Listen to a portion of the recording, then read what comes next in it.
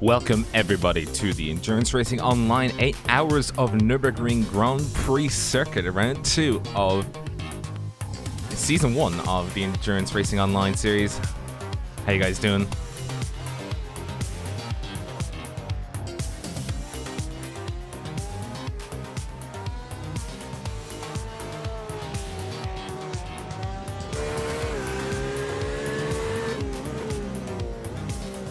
As you can see, we've got cars driving around now doing qualifying. Doing their thing. How you guys doing? Give us a hype in the chat if you're hyped for today.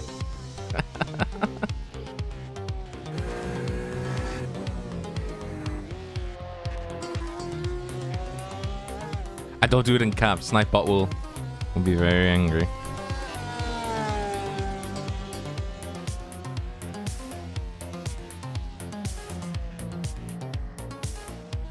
Just about to get started. Well, we're just about to get started. It's 10 minutes into qualifying.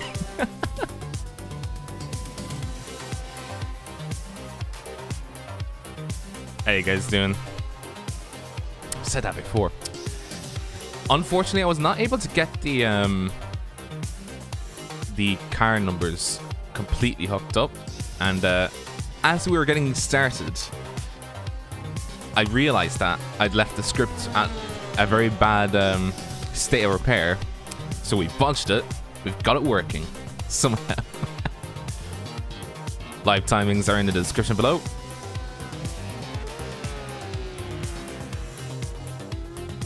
Of course, the series itself is sponsored by Apex Hunters United, partnering with ERO to be able to sell some t-shirts, a cap, and also providing plenty of other cool stuff. And they've actually got a submission for the race today. Wouldn't you believe?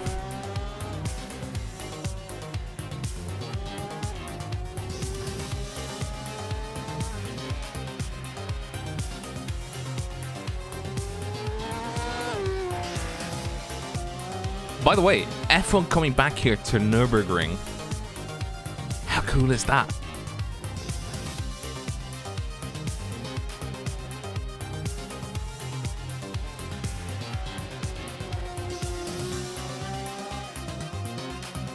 How hyped is everybody that F1 is coming back here to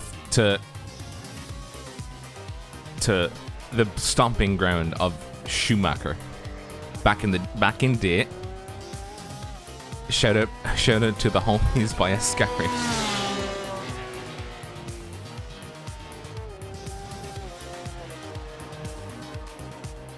Let's have a look at the homies at Ascari actually. Where is Ascari?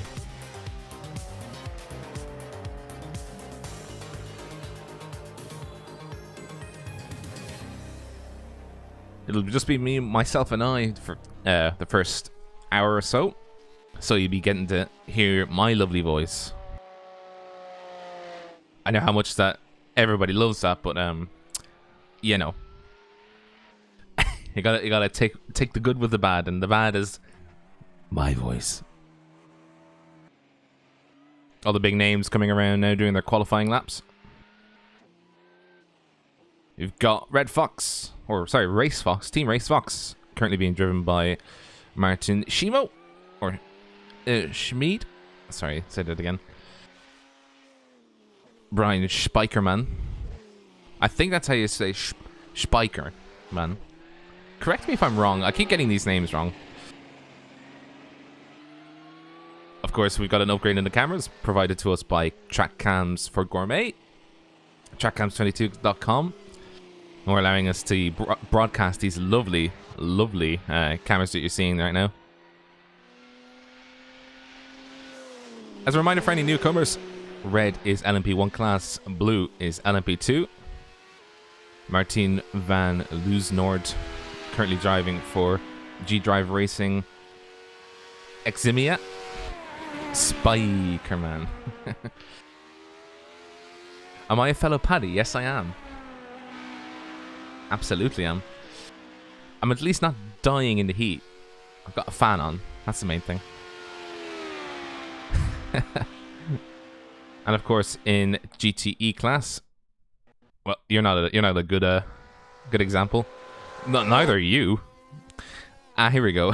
Good example. Core Motorsports 4, Antonio Pikes. In green is GTE Pro. For the sake of the overlay, everybody is considered a pro in GTE class, but there's another little marking. He's not a good example. Here's a good example. I'm sorry, Kyle. Simtards Red being driven by Kyle Wright. They'll have orange on the top of their cars, and that'll dictate. Here we go. Enrico Martin's currently driving for CCTS Esports Gold, who will be driving in amateur class. Any number 300 and above is considered amateur for the GTEs. So you'll have to do your own sort of muxing there, but hopefully the overlay will give you some suffice. And also the live timings will also help with trying to do strategy. If any of you do that weird thing called strategy. What's this weird thing?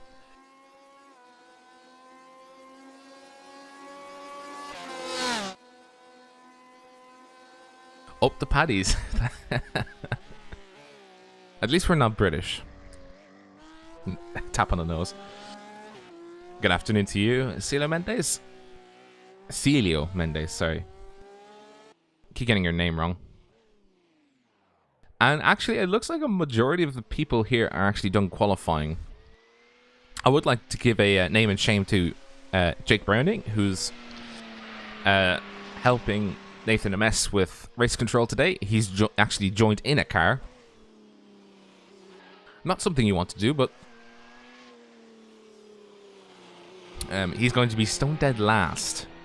So, in the LMP1 class, no matter where you are, as long as you finish ahead of Jake Browning, won't take the grid, you're technically not last.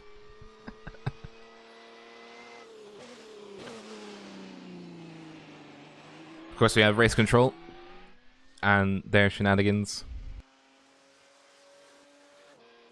And we will be making sure that you guys understand what's going on throughout the evening, what race control says.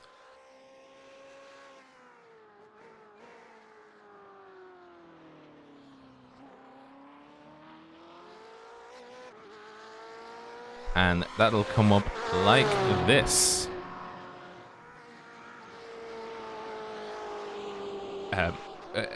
Wait, hang on. Race control did what? Help, I'm stuck here. Don't worry about that. It's just a new intern.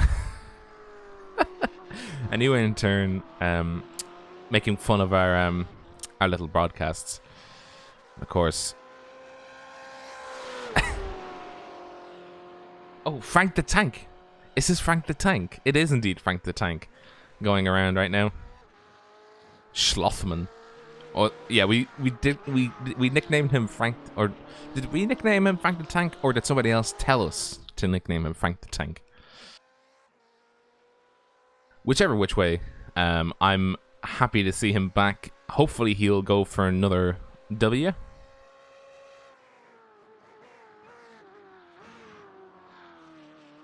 And we hope you guys will enjoy it with us as well.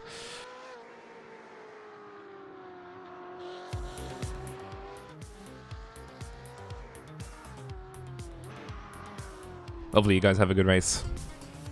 Hopefully you guys don't disconnect. Nathan was having a few issues himself before. Well, a few incidents during the driver briefing. We will go over the quali results now, just in a second. As Frank the Tank goes around on another lap, we'll get to him in just a moment. But all of the LMP1 and LMP2 cars have qualified. For Team Bushfink Racing Yellow, Stephen Kimmins put in a 1:36.481. Shernak for Simtech Motorsport LMP1 did a 1:36.727. Schmid did a 1:37.067 for Team Racefox.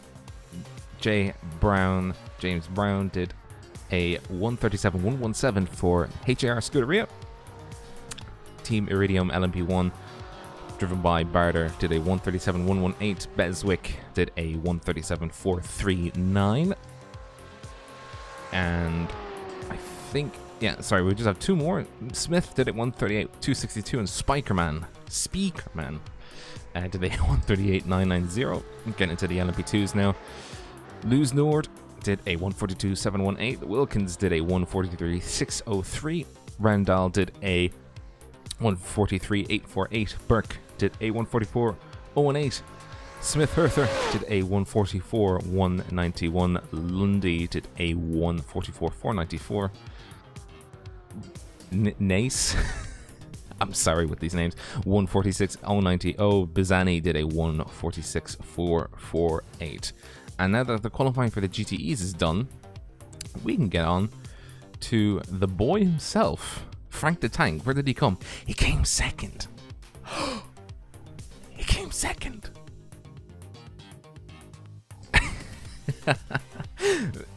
Vecchio for the boys in Apex Hunters United. OP as always did a 148.764, a whole second ahead of Frank the Tank. Well, you know, Frank the Tank did a 149.745. Luxac did a 149.964. Engel did a 150.199. Hessels did a 155.356. Pikes did a 154.40. Smith did a 154.66. Pereira did a 155.43. Nurburgring, sorry, that makes me laugh, 155.49. Sanchez did a 155.97. Baxter did a 156.07. Janko did a 156.55. Morris did a 157.22. Plasman did a 158.51. A 150.943 for Lulupart. Shaw the fourth did a 159.89. Ovira did a 151.213. Engels did a 151.288. 151.266 for our boy in 367. Macedo. Mendes did a 151.439. Littleloof did a 151.605. Wright the fifth did a 151.801. Finally running off. Produl did a 151.841. Tem did a 152.053. And Janjua did a 152.134. We're just getting gridded up now. I am ready for an absolute blast. As you can see, all of the cars on track. Well, mostly all the cars on track. Good afternoon, Robert. Sorry to make you jump there. Oh, Jesus. Wait, were you expecting someone else? It was me, Dio, all along. When did you get here? I literally just got here. Good afternoon, everybody, by the way. I have just missed qualifying, and I'm slowly loading in, so I will let you take the start of the race. But looking like a very competitive field, looking at the qualifying results, so looking very interesting. Yeah, absolutely. We're just getting ready to start. Standa, by the way, standing on all of his hind legs and then some, coming in first position for the big boys, riding alongside the car number 3 of Team Bushlick Racing, Yellow. So they'll be leading us down to turn 1 of Hoghaken as they come around now. They're just about to get started. 8 hours of absolute carnage. Oh, absolute blissful racing is about to commence. The green flag drops, but they don't go. They have to wait until they get to the start line. And off they go, off they go. It is 8 hours on your clock starting now. The TBR car gets screaming away, but the Bushlinks is also... Sorry, not the Bushlinks, but it's the Team Racefox and the Team Simtech Motorsport fighting side by side. Standa versus Schmid going into the first hairpin. What an absolute great start by Team Racefox, getting up very early, maximizing their position gains at the start of the race. And Standa is falling back, but he's sticking in third place. Sorry, Team Racefox coming out of I think that was coming out of Mercedes Arena. No! We've had our first death. I am just seeing it on the stream. Ooh, had all the momentum there. That's the number 7, isn't it? The Simtech Motorsport there. Wow, that's a heavy hit. Let's have a look at that again. I just want to see it from the RaceFox perspective. What on earth happened? Well, he lost control coming out of the corner. Oh! And just never got enough room. And that is a very damaged looking Simtech car, and he's parked it and he's towed it into the pits. As you can see, that car is oof. Well, let's have a look around the rest of the field, because Simtech have taken P2 in the HPD field. The 155 of RSR Esport has dropped down into what looks to be 5th place. I don't know if there's anything there, as Jason Lumbie in the 127 just goes wide there, as they're now going side by side through the Wallsteiner curve, and they're going to be side by side going down to Adfan, and it looks like the 155 of Wilkin will take this position back. Yeah, he will do. So he's back into P4 by the looks of it. Lusenord is in the lead for the HPDs, just going around, no issues. They're going to be careful on the first lap not to get a slowdown. The GTEs, while we're looking at it, looks pretty fine at the start, really. Guyani taking the lead there for Apex Hunters. Carbon Esports have taken P2 away from German Sim Racing there, as Lusick takes it from Slothman as they're coming up to the chicane now.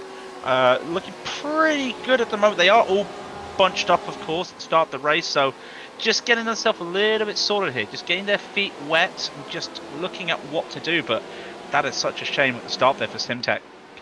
Yeah, I imagine they'll have a bit of damage to get rid of. They're in the pits now for over 120, or not just 120 seconds, 1 minute 20 seconds. So I'm assuming that they've got, well, they've got to tow first, and then they've got to get back up to speed with it all. There's still 8 hours left, so there's still plenty to fight for. As we saw at Silverstone the last time, it's never dead until the flag is waved. Oh, and we do see a penalty. That is a penalty for the 20. I think he's got his numbers mixed up. No, it is. Sorry, I'm looking at. There's 2 Team Iridiums. I must apologise. It's the number 27 Team Iridium that will be getting a drive-through for sign-in. Not sure what. Oh yeah, they what happened was at this, they got a drive-through because they essentially messed up.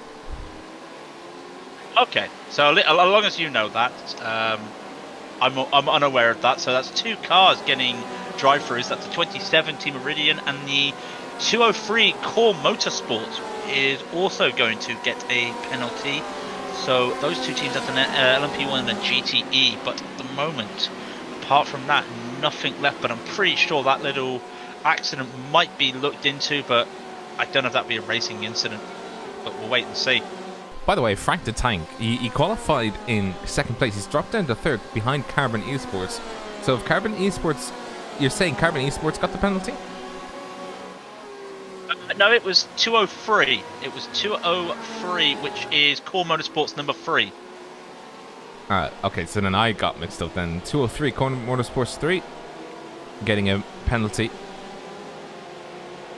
Oh, sorry. Jesus Christ, there's been an accident in front of him. Ascari. Sorry, is that Ascari? It is Ascari. Ascari Autosports. What happened here? Coming out of the chicane, out of the NGK chicane, the car just went. Let's have a replay of that as they come battling with. Who were they battling with? There was a Ferrari getting a slowdown. They're inside the car now. There's a car in front of them, and And you hit the high curb, and you're never going to have a good time hitting that high curb. And that is a bit of a shame. Also, Lundy. Actually, what's happened to P2 at Simtech Motorsport? Has gone all the way down the field. The 117. What has happened to them? Oh, they've had an off at the hairpin, down at the bottom of the hill there. That is the Dunlop curve, and they've just missed their braking. Missed their braking by the looks of it. Tried to turn in. The car just went straight. And yeah, They are off, and they've recovered though back to, I want to say P6. So they've lost 4 spots there, but they've only lost about 3 seconds to the lead. Of course, it's early days, so I mean they can recover from that. There's still, crikey, there's still another 270 laps to go. Really, when you look at it like that, so a long way to go. Absolutely. So we're just having the replay now of the lead up to this incident that you speak of when they spun at the hairpin. I think it was at Dunlop. So they're battling with the 172 Team Iridium LMP2 being driven by Samuel Rendell, and they were coming down to the end. Rendell putting on the pressure. Oh, going wide, onto the gravel, then onto the grass.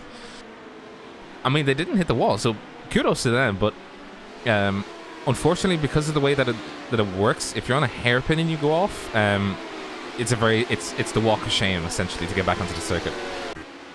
Especially with the gravel there. Just also while we're looking, the LMP1s are starting. It's 9 minutes into the race, or 10 minutes now into the race, and the LMP1s are having their battle through the field at the moment. And now Hoffman is going to take P2 away from Smith there.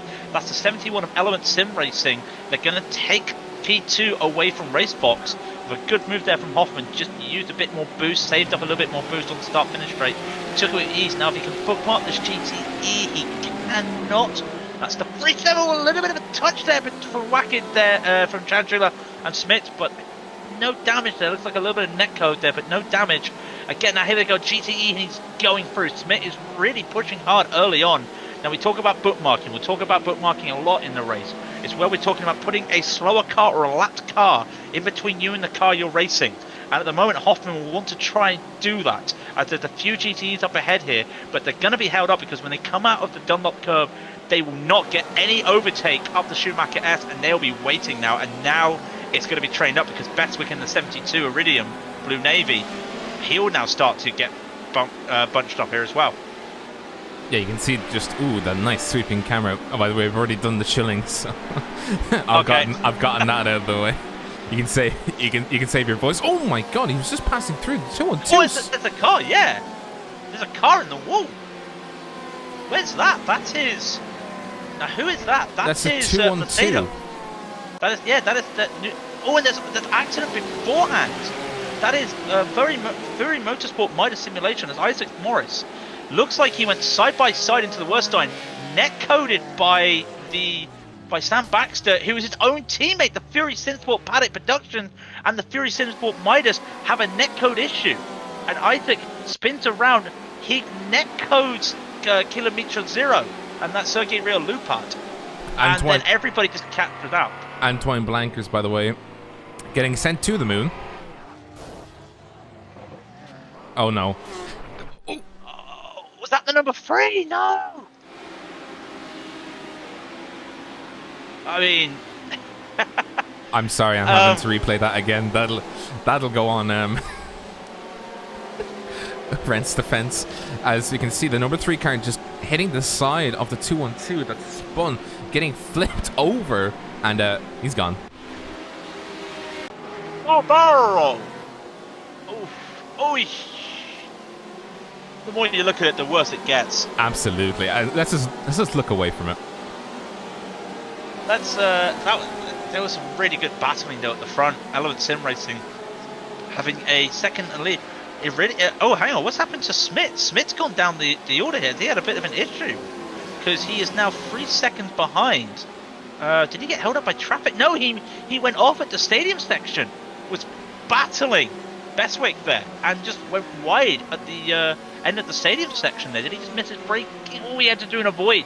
All he had to avoid. Oh, that's oof. Would not want to be in the cockpit of Smith there. Last to first challenge is now done by Simtards Red, by the way. They've done it. They've done it. They've went from last to first with a little bit of damage on that bonnet, but nothing too major, just a little kiss. And that is Prodol in the pits as well for Writer Engineering. Now, what's that for? Writer Engineering has gotten the 60-second stop and hold for dangerous driving in practice, causing an accident with the car number 262.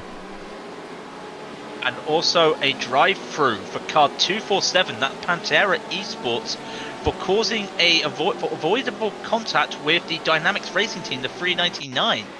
So, did not see what happened there. That's the only two big penalties we've got at the moment, but we will keep you up to date as much as we can.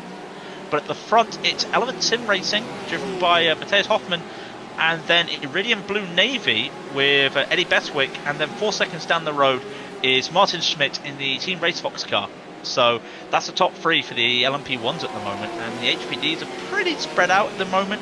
Luzenord is taking a 6-second lead on the rest of the field for the G Drive Racing Exima team, with now Rendell and Wilken for Iridium and RSR Esport respectively, about a second between the two of them in the HPDs, and that could be an early battle there. But when it comes to the pit stops, that will be all that matters, because you know, some teams have 2 drivers, some teams have 3 drivers, there's a few 4 driver teams.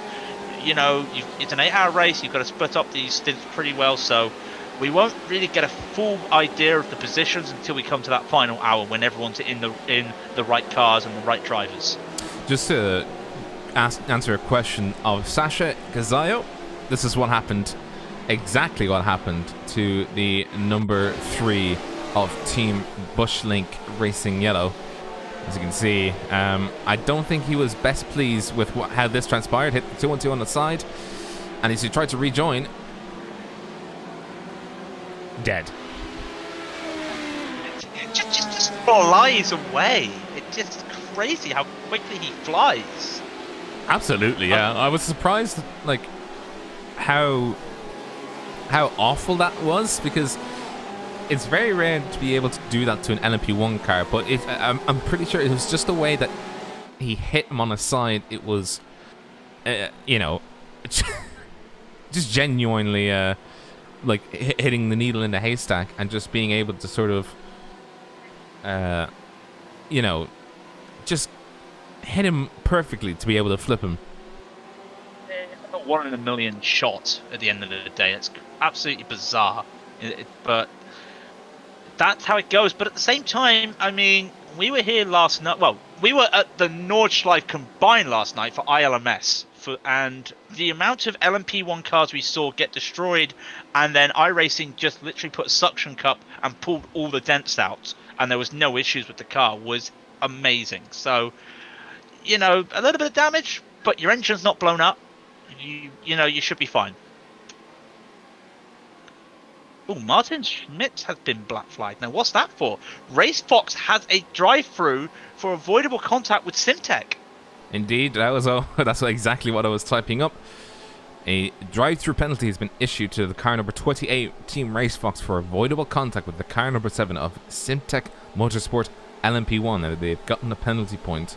Just to give you an update on the plethora, or not the plethora, apologies, it's the wrong word.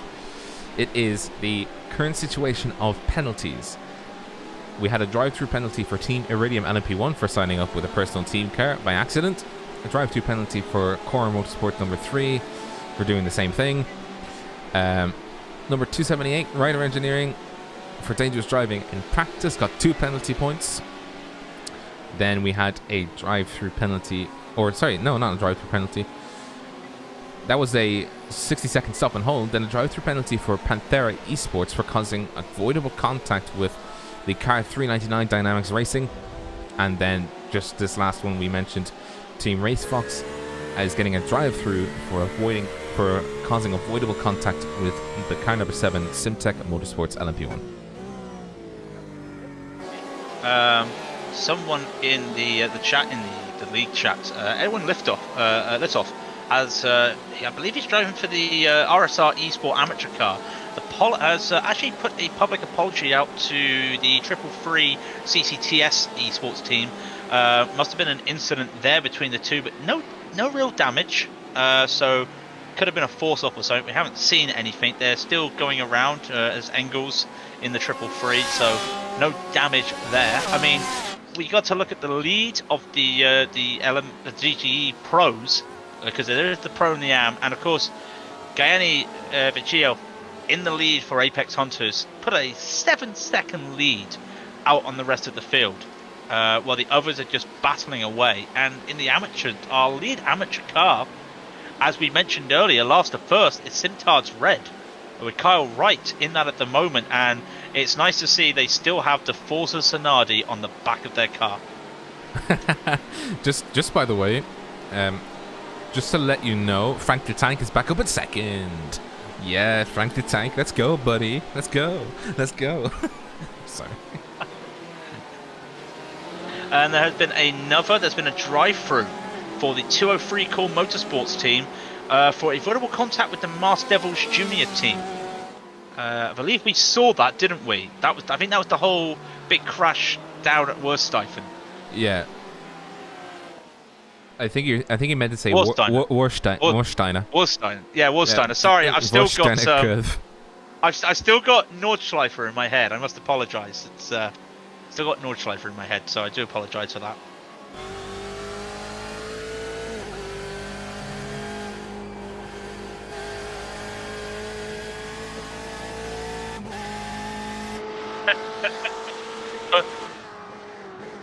All the time. Martin Schmidt comes into the pits. Now that must be for his penalty. Yep, I believe that is the drive-through. Yep. Yeah, it is. So they're going to drop to the back of the LMP1 field. With that, they were in fourth as they crossed the line. Now, hopefully, where is Lusenord? Well, Lusenord is actually coming up to the Warsteiner curve. So they'll come through their drive-through and they won't get meddled up with HPDs or GTEs. So, well, there might be a few GTEs, but should be okay. Just kind of a bit of a gap between themselves and the rest of the LMP1 field, which with their pace may be able to get them back. But yeah, Martin Lusenord just slicing and dicing his way through this GTE traffic. It's the HPDs doing their thing at the moment, and of course we have to address the issue. Oh, is that a? Hang on, hang on. Is that a car just on its own It's packed up. It's packed up. What the hell? That's Reinhardt. Reinhardt had parked the car. He's got a lot of damage to the wing. Now what's happened there? Oh no! Okay, Prodor has gone off at the last turn. Has gone off at the Coca-Cola. He has gone off after hitting the curb. He goes wide. He comes back onto the track and makes contact with Reinhardt. That's the apex exit. Going through on the replay now. We're just seeing it going through the NGK chicane. Oh!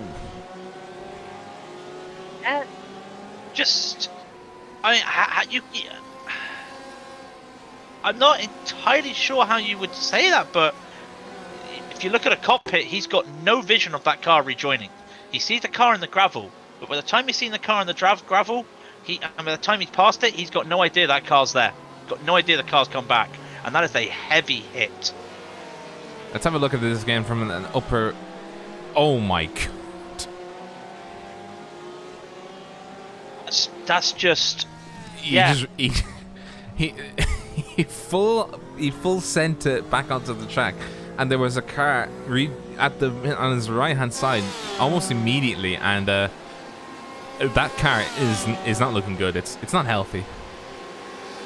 No, that's a shame. That is, and that's the Sims Esports team, and they got taken out there by, who is it? That was Prodor, wasn't it? I forget what team Prodor's in now. That's Writer Engineering. At the second from last there for the GTE, almost making contact with Lusenord there, going down into the first hairpin. Oh, it's a little bit risky there. I think he just needs to calm down. He's making a few mistakes. It's we've all been there in endurance racing. A few mistakes, and you just get yourself out of sorts. Just get yourself back in the rhythm. Get yourself back in. Keep yourself driving. You'll be fine. But oh no, we've had another accident. Oh no! Who's that? Oh my god! Oh, and it's taken out an LMP1. Kyle Wright is doing his thing. Just chilling. you know, just chilling, and then he just gets rear-ended. Oh, the car lost control. Look at it. He was on the brakes. He was on his best to get on the brakes, and when he was on the brakes, he hit the yeah. It looks like he just hit the curb and hit a bit of the grass. Yeah. That Iridium car is not looking good. That's Eddie Bestwick. He is not looking good after that. Like, I'm looking at the car 293, which was, and he just clips the grass once, and then his rejoin. What was this rejoin? Just right in front of us to car 72, and then the sim turns red, gets hit again. The 72 is now out. Well, it now got loads of damage from that move. It's just, there is some. I do expect to see some questions asked. Yes. Questions, and that there are things being said. I believe Race Control is looking into it. So before we had all this chaos, I was going to do some hyping of actually Bestwick is staying out. Does he realise his car? This one side of it looks like a pretzel. Well, not like a pretzel, but like a crushed biscuit or something. I don't know the best way to describe the side. How would you describe the side of that Porsche? Dented. That's the best way I can describe it right now. Go with dented. Also, their livery has not loaded for me Iridium Blue, so it looks like a Porsche livery for me, unfortunately. And same with HCR Scuderia. That's a shame. I think all of them have loaded, like, bar one. Bar one, I think, was one of the Audis, but I think it loaded actually when the race started. But right now, it's only just past, just nearly up to 25 minutes gone. And we've had how many crashes have we had? Too many to count. Too many to count. But it seems sorry to say, it seems that the Simtards have taken a leaf out of the book of, you know, those F1 cars with like the notch in the back of the wing. It seems that they've, if you look top down, you can see that they've done the notch, but they've done it in the wrong direction. It's an improvement. I mean, it looks pretty cool, but it is also damaged, so it's actually not going to help them in this case. Well, speaking of the Simtards Red, that damage has destroyed their lead. They've lost the lead now in the amateurs, the GCE amateurs, to the 317 Blue Chew Americas car. Wakid Jandrila is driving that car for them at the moment. And Stage 1 Racing with Nicky Bokken has taken P2. Kyle Wright is now 3 seconds behind them. But yeah, that's a very interesting damage. Remember how we were joking once before that a little bit of splitted damage at the front of the Ford, and it just makes that splitter look nice because it's got a little bit of an inlay. They tried to do the reverse. You think that though? I don't think so. I think it looks fine the way it is. I'll tell you what, that car, that Simtards Red though, does not look fine the way it is. I think somebody has just gone back. The Bushfink has gone back. It came out of the pits and now has gone back into the pits. What's going on? Yeah, here's a replay. Look. Let's have a look. They're coming out of the pits. And they go around one corner. And then they tow again. What's going on? Here, hang on. Let me go into the cockpit view. Let's have a look. They don't have straight steering. Oh, please don't tell. Their steering is gone. Yep, the steering is not straight, and that's what they were doing. That's what I had a feeling that's what they might be doing, and they tried to take the first corner, tried to take it. That's a lot of lock to take a right-hander, and yeah, he's realised the car is just not worth it, and he's parked it. That is a hell of a lot of steering damage. And sorry, as I was just saying, Giraffe Row coming into the chat to say it's steering damage, a game over for us. So sad to see that happen though, you know, especially given the fact that you were trying to avoid a collision, and then that's just what happens to your car. It just gives you. And the worst thing is, Rob, is they've also been handed a warning. Bushfink have also been handed a warning, trying to get off the track in an unsafe manner, and then causing a collision with Mars Devils Junior team. So that's insult to injury, really. Yeah, insult to injury, unfortunately there. But also, we've had Simtech Motorsport. They have also, after they went flying in the air, they've parked the car. Fury Sim Sports have not returned onto the track by the looks of it. So we've got 3 retirements. 2 in the LMP1s. This kind of looks familiar to last night for us. The Simtech Motorsport LMP1 car and the Team Bush Street Racing yellow car. And then the Fury Simsport Midas Simulation, who I think the horrible fact for Midas Simulation was they were taken out by the other... the original impact was caused by netcode on the other Fury Simsports car. Neither of them were actually fighting. They were just side by side, and iRacing decided, no, you're closer together, and that spun the car, and that just started that whole chain effect that also took out the Simtech car. HCR Scuderia lunging into the rear end, by the way, of the car. I think that is the Carbon Esports car. It is into the exit of Mercedes Arena. A bit close for comfort there, but yeah, it's an absolute shame to see what had happened to Bushfink. You know, that it's just, at the end of the day, it's sad to see. HCR Scuderia in second place at the moment, going wide in Dunlop chicane. Sorry, not Dunlop chicane. It's Dunlop corner apparently. Going through Schumacher S on towards Michelin.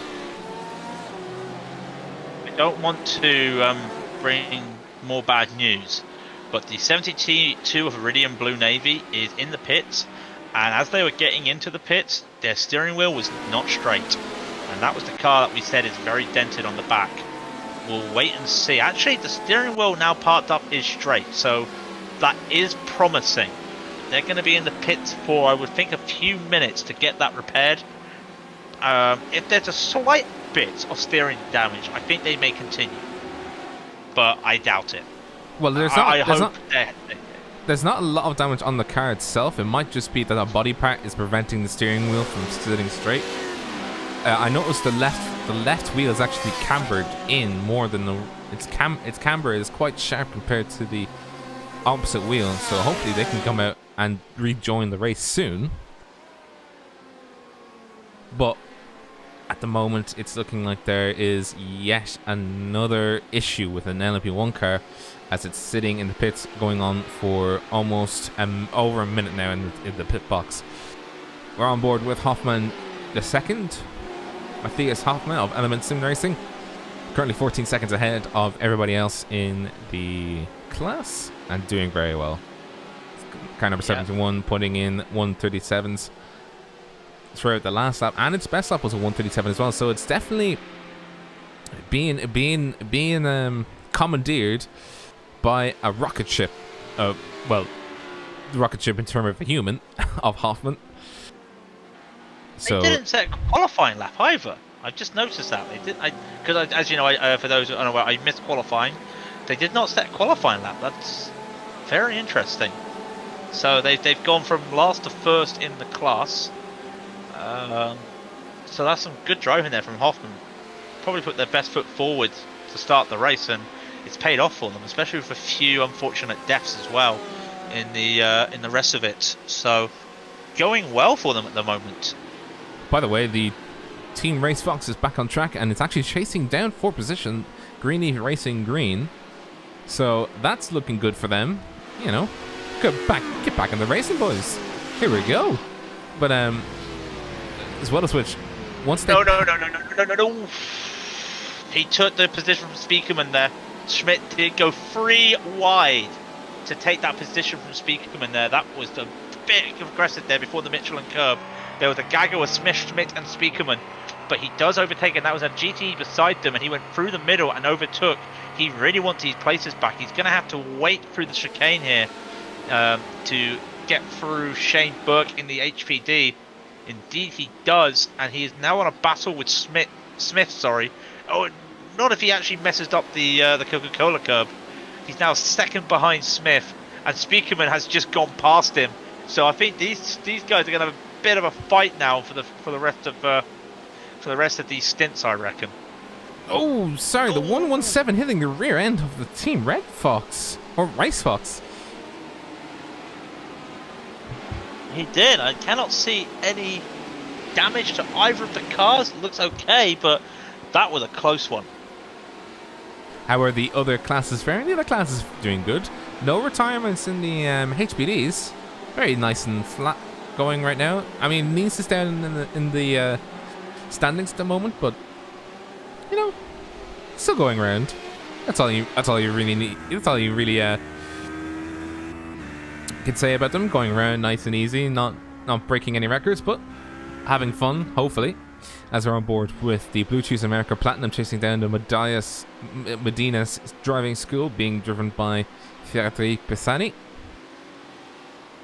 Now the Medina's driving school car was a bit it came under a lot of fire in the first race because it was doing some very no things, essentially, putting it lightly. Would that be fair to say? First race. Oh yeah, we're talking back at Silverstone, aren't we? Yeah, I'm trying to remember. There was some things that happened there. I cannot remember. I think the only thing I remember from that race, unfortunately, was Frank the Tank. I mean, who can't forget Frank the Tank is our boy. You know, the boy. You know, who just.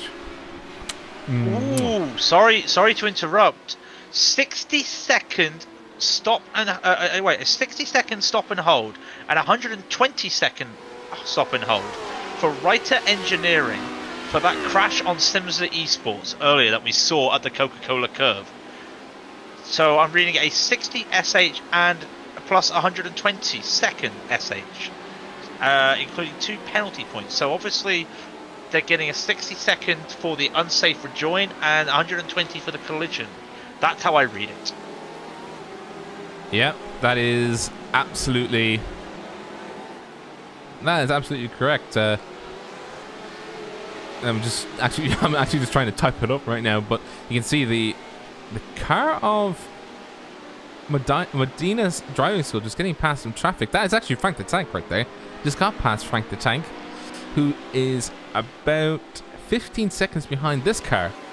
The car of 269 Apex Hunters United Esports, being driven by Gianni Vecchio, who is an absolute steam engine, and I mean that in the best way possible. Like he just goes along and he just goes whoosh, whoosh, out of the way. Yeah. When I saw that Gianni was racing in this series, I just gulped, and I think everybody else in the GTEs must have gulped, because that is a driver you want on your team. Oh, Jason Lundy just going a little bit wide there at the Wersteinen curb, but keeping it on there. But that is a driver you really would like, and it's such a strong field. And he is now what, 15? When he crosses the line, could be 16 seconds. Once again, I have to say, I love this Apex Hunter car. This livery is just fantastic there from the team. It's we mentioned it is the Porsche with a little bit of dust. Some stickers on the back. It looks like it literally has been. It looks like Gisbergen has taken this car from his house, driven it around the desert in Australia, to the airport, to the freight lockers, wherever they go, and taken it straight to the Nurburgring. Because that's how much dust is on it. They've just left it. They've left the dust and they've left everything he's got on it. That's how beautiful it looks. You know, it's all about keeping the car in its original condition. If you found it in that condition, who's to say that you can't keep it in that condition? Barn find? Shall we call it a barn find? A little bit of dust? I mean, that if they could write that on the car, like #barn find, that would just complete the entire set as well. Just being like, oh yeah, we found this in a barn. So, Fury Sinsport 4040 has had 2 penalties. They've been given a drive-through for collision with the Simtard's red car, and then a 60-second stop and hold for the unsafe rejoin that caused the collision for Iridium. Of course, Iridium is now out of the race because of that damage. By the way, just to let you know, there during the driver briefing, it was mentioned that if you got 4 penalty points, you were given a 2-minute stop and hold. So that's where that's where the extra comes from. Good night, Ben. I hope you have a good sleep. Hopefully you can get up in whenever your stint is. Enjoy yourselves, Ben, and hopefully you get enough sleep to make sure you can go around in good shape. So I'm assuming he's in Australia or something because he's several hours ahead. Must be Australia. Yeah, that was down like Australia. Not sure what part, but that would be Australia definitely. We'll just talk about these penalties because Writers, as we said, had a 2-minute stop and hold because they've hit 4 points. With those 2 incidents there for Fury, for the 40-40 car, that puts them to 3 points. So if they get one more, one more and that's it. Yeah. And if you get another penalty point, if you get 5, if you get another penalty point beyond that, you are completely disqualified from the race. Oh, so that means that, Writer have to just be careful. Wow. Rascal in chat saying justice. If that was Fernando Alonso, I think he'd be screaming karma right now. But dip it to engine. Dip it to engine. I call it how I see it, and it really was a dangerous rejoin, and it that's why people always say about dangerous rejoins, because we just saw what happened there, and it's a shame because that really caused some damage there, because I think at the time Simpson were running at P3 or P4, sorry, and where are they now? They're finally out of the pits. 2 laps down from the lead, 2 laps down from the 269, and they're sitting just really in the middle of nowhere. They've literally everyone around them are on different are like laps ahead of them. They're probably one of the last cars. Probably one of the last cars out there. The second last actually, in terms of overall cars still racing. Yeah, the RSR Esports Amateur being driven by Edwin Littleoff. How do you pronounce his last name? Lito LFF. I've never seen the end of a last name like that before. It just goes Luf. Who are we talking about? Sorry, I missed that. Edwin Littleoff of the 305 car. The 305 car? Did I not? Littleoff. Yeah. No, it's I almost thought it was Liftoff. It's Litoff. Can we just call him Liftoff? We'll just make it easier for us because I can't pronounce that. He's not the one that's gone flying. Come on. That's not. Have I done it? No, you haven't. Come on. It's Lightoff. It's Lightoff. There you go, Lightoff. Lightoff. Poor guy. There you go. Yeah, we're just casually insulting his last name. Or Litoff. It's Litoff. Yeah, I was saying it right. You can either say Lightoff or Litoff. So, I was right first time. You're welcome. Now. We do have a few little battles. It's not necessarily for class. Well, it's in the overall class, as it were, but it's necessarily not for the pro versus amateur class. Except for this one. The 206 chasing down the car 272. The Masked Devils Pro versus the Next Level Racing Endurance in GTE class, battling for 7th at the moment, being navigated through by the G-Drive Racing Exemia, driven by Martin van Loosnoord. I like that. Did you say driven? Driven by the G? I said mitten. Oh, mitten. I could do some. No, as in a mitten for your cooker. Yeah. As in that kind of mitten. I'm with you now. Yeah. So, I mean, I was still talking about heat. You're talking about heat and a cooker there. The track temperature has risen. Start of the race, it was about 30 Celsius. It's gone up 3 degrees. It's now 33 Celsius. And, okay, that may not sound a lot, but in the long run, if the track's getting hotter, that's going to cause a change to, well, tyre wear, lap times. I wouldn't say a driving style, not that much. It's now up to 34 degrees, and it is cloudy, so with the sun in, it might drop it down again. You've just got to be careful, but cloudy skies up ahead, so there's some parts of the track that will get sun and some parts that won't, so it's going to be an ever-changing track at the moment.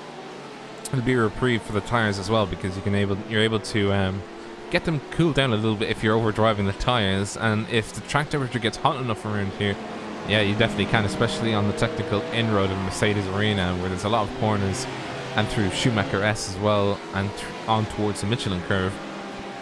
Tires will start to get toasty, and while temperature is good for these tires, it's still a case of, oh dear, I just witnessed a 3 wide. Sorry, just witnessed a 3 wide going into the wrong place, into Michelin curve. Oh no, not Michelin curve. At Valvoline and Ford curve, there was a 3 wide bearing witness to Core Motorsports chasing down Simtard's Red, who passed adequate racing of the 258 car. So I'm just trying to think, who was the HPD that passed him at that time? Because that was so dangerous, because he was on the grass as well, and if he messed up on the grass, that was the 3 of them taken out. Well, I'll tell you who has been in the action with the HPDs. The 127 Blue Tube America's Platinum car had a drive-through for the causing an avoidable contact with Reiter Engineering. So Reiter Engineering has sat in the pits for 3 minutes, has had damage, is basically on their last lifeline in terms of penalty points, and then an HPD comes and hits them. That's not fair. I'm sorry. Being the car while it's down. Yeah, that's not nice. But Platinum, they just served their drive-through quite a while back now to their team, Blue, near the back of the field for the HPDs.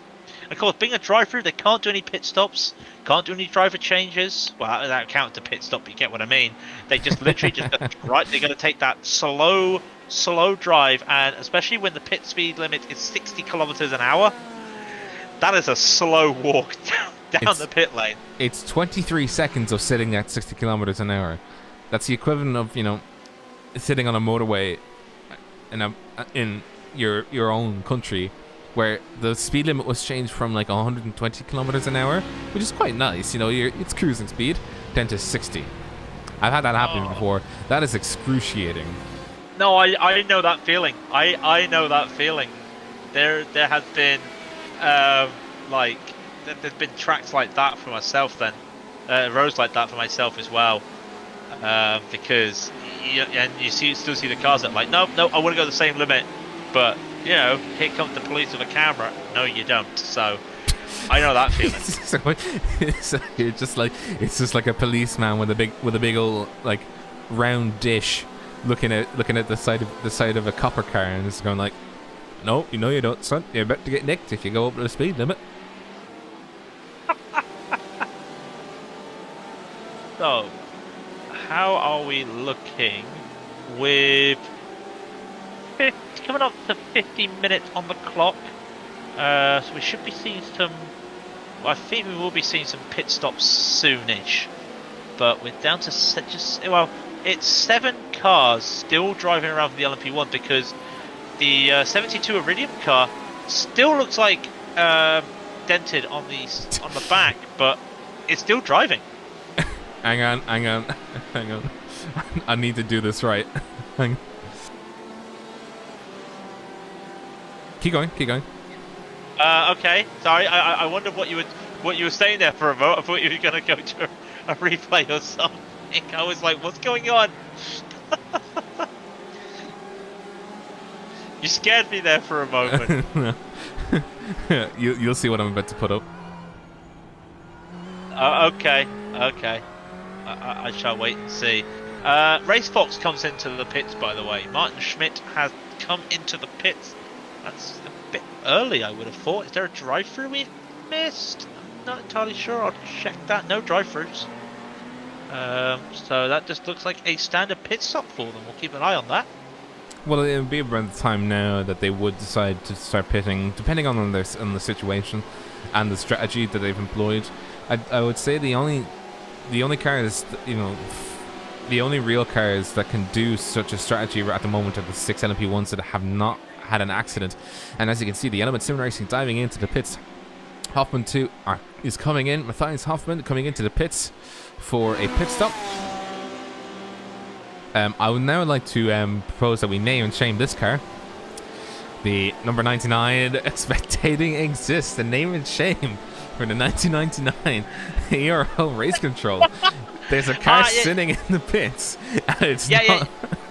So spectating exists, but how do they then enforce black flags so people have to do drive-thrus? Tell me that one. Just spectate. But you can't. If you're race control, you have to be in there. The black flag people. You can spectate and still be admin. You can do that. Can you? Pretty sure you can. I don't think you can. As James Brown comes in for the HDR Scuderias, as Hoffman just leaves the pits, so that gives you an idea of the length of a pit stop. There was 16 seconds between them, and it looks like everybody is now taking the opportunity to take a pit, apart from Iridium, because Iridium is probably already filled up, so that will be the LMP1s going in. I do not see any driver changes at the moment, but I did see somebody join earlier for the GTE, so it looks like we may see a driver change for the Apex Hunter car very short, when they come to the pit, as Gisbergen might be coming in early for Vecchio. Gisbergen? Yeah? Which team, though? We have to mention the team. Apex Hunters. There you go. Sorry. I did say it. I did say it. You did? I was just like, wait, which team is it? The car number 99. Sorry, go ahead. Johnny Vecchio is driving pretty well, let's be fair. Well, he is the PDS guy. I know, he is the PDS guy, but he's only had a few laps. He's only had literally half a dozen laps that have not been 1 minute 50s. So that just gives you an idea of their pace at the moment. To give you an idea, German Sim Racing, they haven't had a time in the 150s. Well, that's because Frank the Tank is a tank. You know, he's got the natural penalty. I mean, don't be discriminating against because he's a tank. You know. Oh, we have had this out before, haven't we? Yeah, he's in a BMW. They're built strong. He's a tank. Yeah, he's a tank. Yeah, that's where the nickname comes from. He's Frank the Tank. But you get a natural penalty because he's just such a unit. I would have loved, because I know they talked about it, and I don't think they have. It would have just been fantastic if they put Frank the Tank on that car, but I don't think they have, and that's a shame. I heard a bit of laughter that they might have done that, but they haven't done that. I'm totally fine with that personally. It's I want Frank the Tank on the car. A little drawing of a tank with Frank the Tank on it. I want that in my life.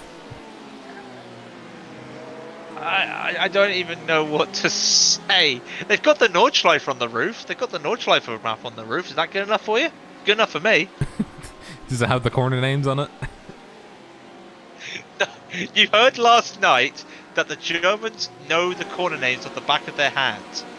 You remember that? We had this talk last time. Yeah, but we're UK and Irish plebs. We don't know what the only thing we know is YouTube Corner, Rebel Tree, Dottinger Strait, the Tiergarten, and that's it. No, go on. You know Hatzenbach. Well, yeah, you know the Blue Pack. Yeah, we know that. But I mean, like, we don't know every corner. There's too many of them. But we know every corner here on the Nurburgring, because it's not a 20-kilometer track like like the Nordschleife. So Yeah, well, the North, you see, with this track, they have all the corners laid out very nicely and being like, yeah, everybody gets their little name. With the Nordschleife, there, it's just like, guess. You're gonna scratch the walls with paint anyway.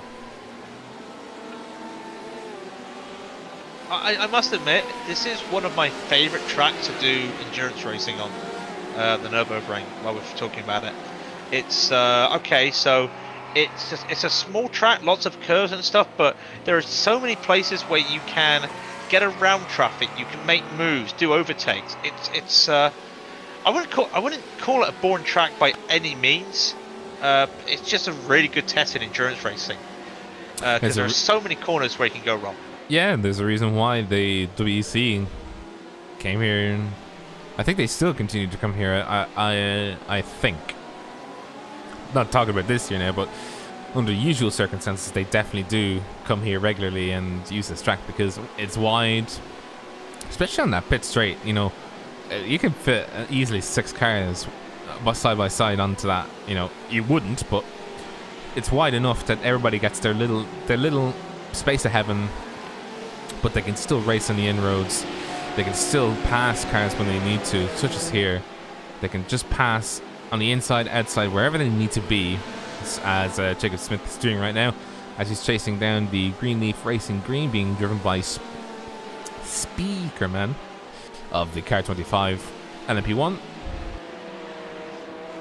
And you know, it continues like that as well, even through, you know, what we would consider narrow parts of the track. They're still pretty wide when you look at them. Oh yeah, I mean, Dunlop curve, it looks tight, but that's a hairpin, and it's amazing how much space you can get there. You can go too wide there, but at the same time, it is probably the most blind corner, and it's one of those corners where if you're sim racing, you really do need VR or triple monitors or an ultra wide. Because if you're on a single monitor, you basically have to know a reference point on the inside of the corner for you to then start the accelerator, because you will not see the exit apex until you're practically there, and you know on a hairpin you have to really just think about it. So it's a really tough corner, Dunlop. They are doing their best around here. We're not seeing much in terms of moves around Dunlop at the moment, so no, that's but kind of handy to see. I think the majority of the moves are going to come from the inside of the Mercedes. No! Hoghacken and Smith and Speakerman have had a crash. Smith and Speakerman have had a crash there at the first corner. Oh no! Smith wanted to make the overtake there, and the car just would not turn. And Speakerman is ready to turn, and he just goes straight in. Let's have a look at this now. Speakerman and Smith going down the main pit straight, and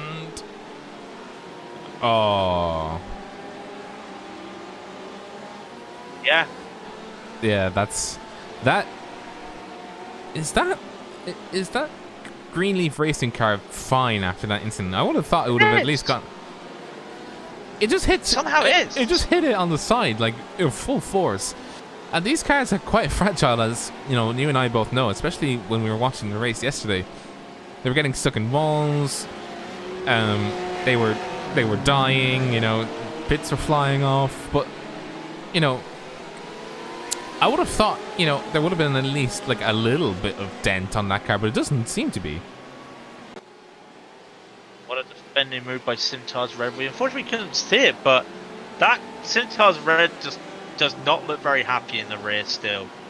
If a car had a smiling face, that would look like a massive frown on the back of that Simtar's Red car. And it's the equivalent of you know the Joker, like, you know those masks for like drama where one side is smiling, one side is not smiling? Theatre masks. Yeah, the theatre masks. Imagine if they were just both not smiling. Both sides were not smiling. This is what that car looks like.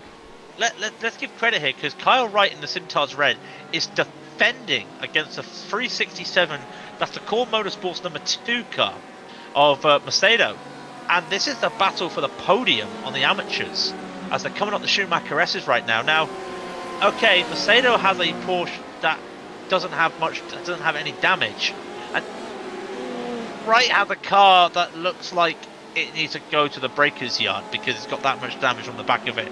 As they come down the back straight, I cannot imagine Wright will be able to hold this. How wide can he make this Ferrari is the question. He's going to be pulling the car in the middle of the track. This is quite wacky. That's very wide. Mercedes does not have the top speed and cannot get past this bodge job Ferrari. I've got to call it really the bodge job Ferrari. That wing, yeah, like you said, the F1 style with the notch in it. It really does look like that.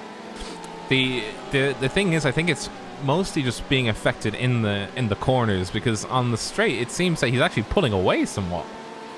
A little bit, even a little bit, but I think it's where the corners are. I think that's where the damage is. Like, that splitter is, it's not supposed to be that open. Ferrari DRS. Well, if the Kyle going wide, coming into the chicane, exiting Mercedes arena. He recovers nicely though, so he's still going. Ferrari DRS obviously having to, remember when Kimi didn't have his drink connected? Do I have the drink or not? Do I have the drink or what? No, Kimi, no. You will not have the drink. In this case, I need to know, is it connected? No, right? No, you will not have DRS. Oh, and Mercedes wants to make the move, and he's pushed him off. Mercedes has pushed off Sajula there, just going through that. And actually, he thought about slowing down there for Goodwin, and I think that's what he's going to do. I think he's realised his mistake, and is he going to? No, I thought he was for a moment, but he decided to keep on going. Oh, because Wright is nowhere near at the moment. That's it. He was going to slow down, thinking the car behind him was the Simtard's car. It wasn't, so he just kept on driving. But he was going to slow down with the looks of it. It was very unfortunate, especially given that Wright was doing a very good job of actually defending his position. So he'll have to carry. I think he's carrying even more damage. Not looking like he's actually carrying more damage. I think it's just the same amount of damage on the rear of the car. How can you get more damage? How can you get more damage? I'm sorry. Well, I mean, I had a Ford like that. I had a Ford like that. Our Ford in the Daytona 24 this year, and our guy overshot, locked up the brakes into turn 1 at Daytona and hit the wall. Had a little bit of damage, and then he rear-ended another car, and there was no extra damage. And I was like, well, with the amount of damage you've caused on that car, I doubt there's anything left to break. I mean, going through the scenic camera shots, you can see that, the rear of the car looks very, it doesn't look very good at all. But I mean, the front of the car doesn't look too bad, except for the little knock on like the bonnet. Two punts and counting. Is that back wheel bit cambered out? Is that like bit towed out there? Looks like it, doesn't it? It does look like it kind of, but it seems that the car is continuing straight on, so at the very least it is drivable. And how long will that last? Not sure, but hopefully it'll last until the end of the race. And of course you can come in for repairs, but that will also take them down the pecking order. But they have the pace to come back up, so it's an interesting decision to make. We are an hour into the race though. So, almost hour into the race. We're coming down to 7 hours and 25 seconds remaining. So just to give a quick rundown of your top 3 in each class, in the LMP1, Element Sim Racing have a 18-second lead on HCR Scuderia, and then the number 27 Team Iridium car is P3. In the HPDs, it's a G-Drive Racing Examina car, with Team Iridium's LMP2 car in P2, and Simtech Motorsport into P3. For the GTE Pros, Apex Hunters are in the lead, followed by German Sim Racing, and then Carbon Esports, and then the battle we've been looking at just recently in the amateurs. It's Stage 1 Racing in the lead of the amateurs, with Blue Chew Americas in P2, and Cool Motorsports now taking P3. So the idea is that now that we have the field splitting out, what the current goal is for these guys, because you're essentially trying to either undercut them or overcut them on the track. As we see, Blue Chew's the GTE car is actually now in the pits, taking the pit stop. I think he's also taking repairs, and he's also taking tires, it seems. So he's the first guy in the pits to make a normal pit stop, and he's also taking tires, as you see in the background, the Blue Chew's America Platinum car taking a pit stop. Yeah, and you gotta be, like I said, you gotta remember that Blue Chews is one of two teams in the amateurs, three teams, sorry, in the amateurs that only have two drivers, and that will help them if they do if they don't switch every now and then, do 2 hours each, it'll be okay. But like I was saying earlier, we won't get a full representation of the positions until we get to like the last 90 minutes, the last hour. So for that time, really, it's basically just keep the car on track, don't do anything stupid, you know, keep the car going, make sure the steering wheel stays straight, and you just got to keep it like that. For as Jangela is out back there, is back onto the track now for Blue Chew. Does lose a few spots, but he's the first of the GTEs to take a pit stop, and really I reckon we'll see some more shortly. Yeah, absolutely. I mean, this is about the time when you should start thinking of doing pit stops, as we see the Blue Chew Platinum trying to get away from the... Sorry, that's not the Blue Chew Platinum. It's one of the other cars. Sorry, I think it's the blue version trying to get away. As you can see, Frank the Tank looking to overtake and lap. That is the amateur of 399, is it? It is 399 of Sven Kalbert, and he does so successfully in the hairpin of Hog Hacken. And say again. I was just looking, sorry, while you were doing that. I believe all of the lead HPDs have actually done driver swaps. Simtech Motorsports haven't. RSR haven't. So only the top two have taken driver swaps by the looks of it. I just want to get a confirmation of that. Iridium haven't. Sorry. So no, actually it's only G Drive and Medinas have taken driver swaps. So Jerome Kiko is in the car now for the 169 G Drive, and they've kept their lead. Even with a driver swap, they've kept their lead. In the Medina's car now is Daniel Nolte. So they're the only new drivers out on the track at the moment. They're the only teams that have done driver swaps for the first hour. I just want to have a look at this again, by the way, because I just saw something that was really not good. You see the HCR Scuderia car, it just no real blinking of lights, no real indication that he's going in the inside, and you know the racing line should be held by the car that's slower car, so the slower class. So you know, really, the German sim racing. German sim racing was doing nothing wrong there, but you know they got a huge surprise when they got the call, but that was almost an accident. One of the things we mentioned last night, and it's one of the rules as well, well not rules, it's one of the like unwritten rules, is the slower class has to be predictable. We always say hold your line and the faster cars will get around you, but at the same time be predictable. And let's be honest, he was being predictable because he came out of the chicane, out of the hairpin, sorry, and wanted to go straight onto the racing line to get up the Schumacher S's. And especially with a car that doesn't have downforce like these prototypes, yeah, you need to get as much of that curb on the outside to get up the Schumacher S's without losing a lot of speed. So that's a really weird move there. You should really be expecting some flashing or some movement, but the GT was just doing his normal thing there. Absolutely. Sorry, I'm trying to get some hiccups out. Can you give me a minute?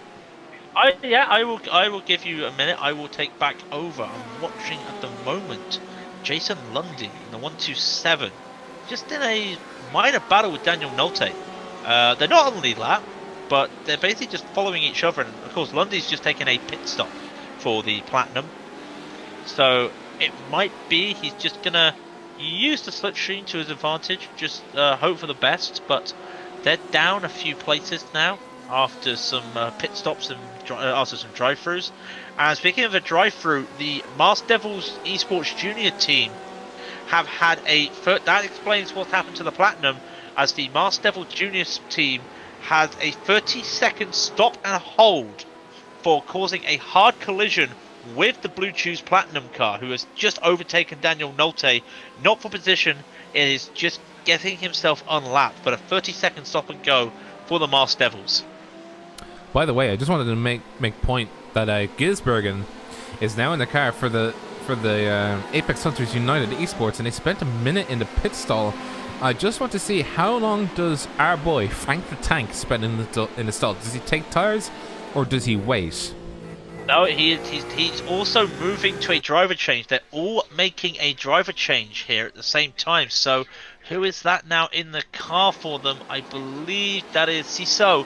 And it's Dominique Cissot there in the pit for them. So let's just have a look, because there was 30-second gap between the two of them. So where is Apex right now? They are coming up to the Coca-Cola curve. So if there was no driver swap, I reckon German Sim Racing would have the lead right now. But they do not. No, they're taking tires as well. Yeah, and again, so we've seen a few. So let's just see the drivers who have the teams that have made driver swaps right now in the GTE. So we said CISO's just made a driver swap there for German Sim Racing. For Pantera Esports, Jack White has come in. We've already talked about Gisbergen in the car for Apex. Enrico Martins has taken over for the 333 CCTS car. Celio Mendez has taken over for Core Motorsports number 2. And Nacho LDR is in for the Masked Devils amateur team. I just want to get... Where is the Simtard's red car? I'm just trying to see where it is. I can't find it on the list. There it is. It's out of stadium. He is out of stadium now and coming up to the Valvoline curve. How do I fail pronouncing that? I was surprised that it didn't take repairs. Do you guys know you have damage to the back of your car? Well, I would assume so. But I think what they did was they used because when you're on the yeah, when you're on when you're on the jacks for your tire changes, the idea is that you get it's half what's the word for it? I'm trying to get the proper word for it. It's half the time dedicated to being able to repair the car. Sorry, I just seen Twitch chat. Not again. Wow.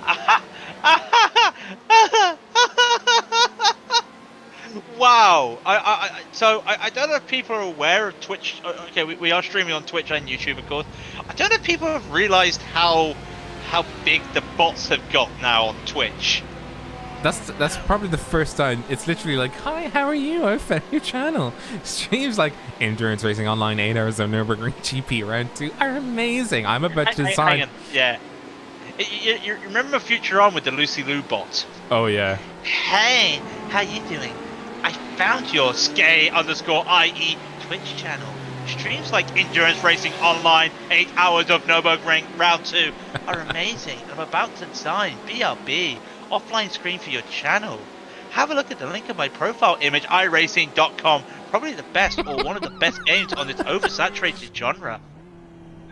Oh, these bots, man, they never cease to make me laugh. Should have clipped that. That would have been amazing. Who's to say I'm not going to clip that? I will. I'll come back to it. I'm not going to be clipping like I did last time during the race. So what do we have? Iridium is actually making their way back up. They're going to be overtaking Carl Wright. So Iridium still with the. So we've just seen that the Porsche that somehow still has damage overtake the Ferrari that definitely has damage. Yeah. Well, I mean, it's quite obvious. That split is not meant to bend the way it is. I mean, I don't know about you, but I've never seen carbon fiber bend that much. Have you? Last I checked, carbon fiber is not meant to bend. Full stop. So that is some damage on the back of that car. So I'm trying to look to see the gap between the lead GTE AM, which is Dynamics Racing Endurance, because they haven't pitted until now, and that is also a driver change as Stephen D. Wolf is in the car for them. So they were the lead amateur car, but only because they haven't pitted. They actually lost 3 spots from the overall start of the race, so they were in a really good chance to win the class by the looks of it, by keeping on. But a few mistakes, and they're near the back. So that means stage 1 is leading the AMs. I have to check that when they come around, because everything's a bit more. It is stage 1. It is stage 1. Yeah. You're correct. Followed by Simtar's Red. How is that P2? Hang on a minute. I'll get this right. Hang on. You see this car on the inside? It looks kind of fine. It's running in P2 right now. Then you have a look at the camera when it goes to the rear. Oh, go on. Give me a rear shot. Give me a rear shot. There you go. How is that in P2? I think there's either an incident or something else that happened. Because they leapfrogged Core Motorsports 2. Even though they spent 8 seconds less in the pits. Wait, hang on. You okay there? Are you okay? I'm just trying to figure this out, because I'm wondering how Core Motorsports 2, they had the similar amount of time in the actual pit stall itself, but they spent 8 extra seconds in the pit lane. Did they make a mistake?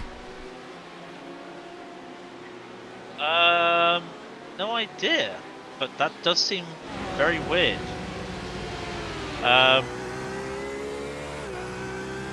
Must have made a mistake. I've not seen anything happening there. I'll see if there's any reports going on. No reports going on or penalties going on. So I have no idea. I'm really confused. You and me both, because I'm trying to figure this one out, because it's a leapfrog and it's a turn up for the books for Tim Tards Red, because they're now back in second. They were leading the race at one point, and then had that unfortunate incident where half the rear is gone. But Carl Wright's still in the car, still driving. He took on new tires, so the meta, well, not the meta, so that's a gamer word, but the strategy at the moment seems to be that nearly everyone except the lead pros are taking tires. So the pros are not taking tires, except for a few situations, but all of the amateurs are taking tires. I'm just trying to think at the moment. 33 Celsius. The track temp hasn't gone any hotter or colder. The clouds have really played its difference there. So not entirely surprised to see no tire changes. Should be able to double stint those tires. You also got to remember that when you're doing an endurance race, when you do sprint races, you're looking at a 80% fuel tank or a 70% fuel tank. So you're forced to make a pit stop in a sprint race. But then when you come to an endurance race, it's a full fuel tank, and that's an hour. That's an hour on the same tires. So you're asked to do 2 hours on a set of tires, and it is doable. And with track temperature at the moment of 33 Celsius, very doable. You've just got to watch out for the end of that run. You might be looking at probably 60% wear at the end of that run. Car number 15, or car number 35 in 15th position in the overall GTE class. It's Sim Tards Red, being driven by Carl Wright. He's got that craft under lockdown now after, well, having being rear-ended, well, twice now. That car is on the rear is looking like it's got like the DRS upgrades that Ferrari desperately need. Because Ferrari are going backwards, but these aren't. This team went backwards and then went forwards again. So, in a good position for a clash of the points. I got to admit, I might have clipped our little "how the hell is he P2?" and look at this on the inside, then look at this on the outside. Oh dear God! Seriously, how is that P2? More to the point, how is it still like putting in lap times that are like not a million miles away from like the lead lap of the main amateur, or the lead amateur, sorry. But they're only so they're only 6.5 seconds. Carl Wright is 6.5 seconds ahead of Celio Mendes, who is in the Core Motorsports number 2 car that is currently P3 in the amateurs. He's got Jack White in front of him. That's Panteras Esports, so that is not for class, that's just for position. So he'll be, in some respects, he might just be using that GT, might be using that Ford just to get a bit of a tow, save himself a bit of fuel, just keep onto the back of that and keep going. So we'll keep an eye on that. Elsewhere, it's pretty much open wide in terms of the gaps, not the racing. It's quite open at the front of the pros. I think the only real battle at the moment is the Bush thing. Is that the 202 is, well, he's got Jandrula in front of him now, but he's got the 204 of Core Motorsports 4 with Antonio Pixie just 2 seconds up the road from him. So getting all these lap cars and unlapped cars in front of him is just not helping him through this at the moment, though. Yeah, the problem with the traffic now as it is that it's so spread out. You're constantly going to get like at least one or two. It's okay if you're a GTE, you can at least claw back some slipstream if necessary. But the problem is if you're a faster car, if you have to let the traffic sort of go around a corner, you're going to be losing at half a second just trying to sit behind them and not crash into them, which is obviously that's what you should be doing. You shouldn't be crashing into people, but to give the people the space they need to race, unfortunately you will lose time. At the same time, if you just saw that when we were talking, Speakerman is trying to overtake two GTEs coming out of Dunlop, going before the Schumacher arrest, and Antonio Pixie has to slow down going up the Schumacher S because of the fact of what Speakerman just did, and he went off at the Schumacher S and almost got rear-ended from Jandrula, and now has Nurburgring on his tail as well, all just because of that mistake, because Speakerman was just being a little bit aggressive with his overtakes there when he didn't need to before the Schumacher S. So now there's a bit of a battle brewing for 4th and 5th now between the Core Motorsports 4 and the 202, which is the Team Bushfink. And you can see him in the gearbox. We've stuffed one into the Core Motorsports 4 car when they weren't looking, and now you can see what the mirrors of the Core Motorsports 4 car can see. The headlights of the Team Bushfink Racing Blue chasing him down and making his life a little less pleasant and a lot more stressful as they go through the corners here. It's interesting to see the line that he takes is completely different to the line that Bushfink is taking. Bushfink is a lot more sweeping of a line, whereas the Core Motorsports 4 car, driven by Antonio Pixie. Unfortunately, he was not on our sheet. He was not on the list of drivers I was aware of, so could not do research into this driver. Doing well though. Yeah, again, a different line into Dunlop, and it's really interesting. Let's just see how they do these curves at the moment. Again, takes a bit more curve. Nurburgring in the Bushfink car takes a bit more curve down the Michelin, down into Warsteiner, and then it's the other way around. It's Pixie taking more curve on the exit of Warsteiner there. So coming up to Bogan, how much speed do they carry here? But there's only 0.7 of a second between these two now. They've got an HPD of Rendell, the 172 behind them, so he will have to yield. Rendell being very safe at the moment. And again, another different line. You see PXC taking a bit more of that sweeping, as we mentioned, and Nurburgring just a little more blockish, kind of like a diamond, like we say in NASCAR, a diamond line, where you literally just cut the apex and then just go straight on again. Yeah, absolutely. And this will probably be the one to look out for now, because this would be for setting yourself up to take on the third position car of German Sim Racing Cyan, being currently driven by Dominique Sissu, who is the teammate of our boy Frank the Tank. Sub Frank the Tank. He's actually in a battle with Matthias Lucas in Carbon. They've sort of caught up again. The gap is 3.6, but he can see Lucas in front of him there. And Lucas can see him in the rearview mirror. It depends which rearview mirror he uses, because you know what the field of view's like. But yeah. Well, the rearview mirror that matters. How about that? Objects appear closer than they are. further away than they are. Sorry, that's it. Yeah. Objects may appear further or closer, depending. We've got Ronnie Heyman, sorry, in the chat saying go CCTS. Yeah, CCTS. I think the yes, Midregion met CCTS. I think he's Dutch, but when he says that. Hey, that was fantastic pronunciation. Thank you very much. That was amazing pronunciation. He's driving with them. He looks like he's driving for them. So, that's how I get. Were you being sarcastic when you were saying excellent pronunciation? I wouldn't say excellent. I was saying that was good pronunciation. It really sounded. I tell you what, it did sound Dutch. Well, I mean, you know, I've been around Dutch people. I know how they speak, so you know, I can at least get the way.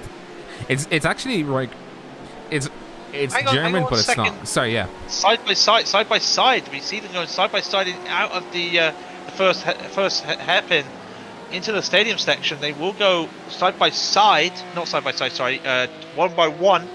That was a moment there for Nurburgring, but could not get a good line and a good exit there, because the apex exit there was a bit compromised by Pixie.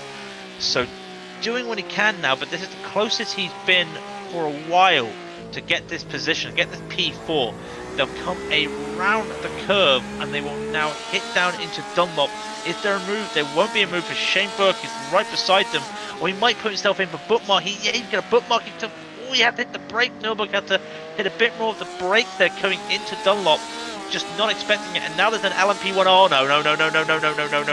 Hold the brakes.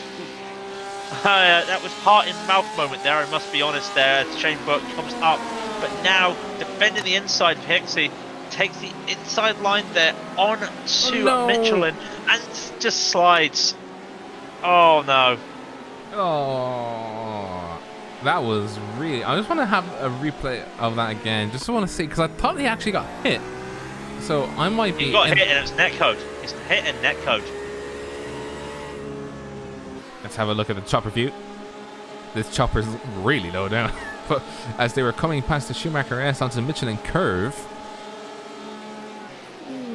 just a slight tap of the rear.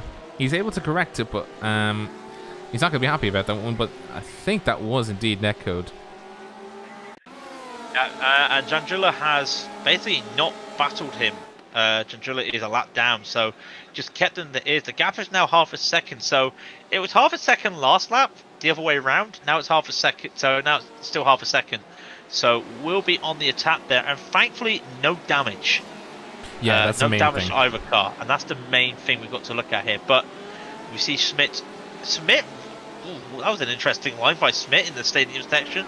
Bookmarks himself between the two of them and has increased the gap by half a second. Not what you want to see at the moment. And okay, 10 seconds behind them. is Padilla in the 259, so that's the core motorsports car as well. Don't need to worry too much about that, but while these are battling, it's all happening around the elsewhere around them. So 2 seconds is also the gap now between Lucas and Ciso. That's Carbon and German Sim Racing. So again, keep an eye on that. We might see a battle heating up in a lap or two there as well. So it's the big old boys having a little bit of a scrap, but a very good one.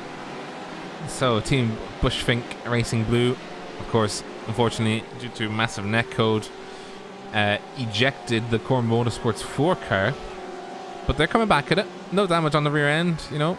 Unfortunate that these things happen, but glad to see that there's no damage on that car.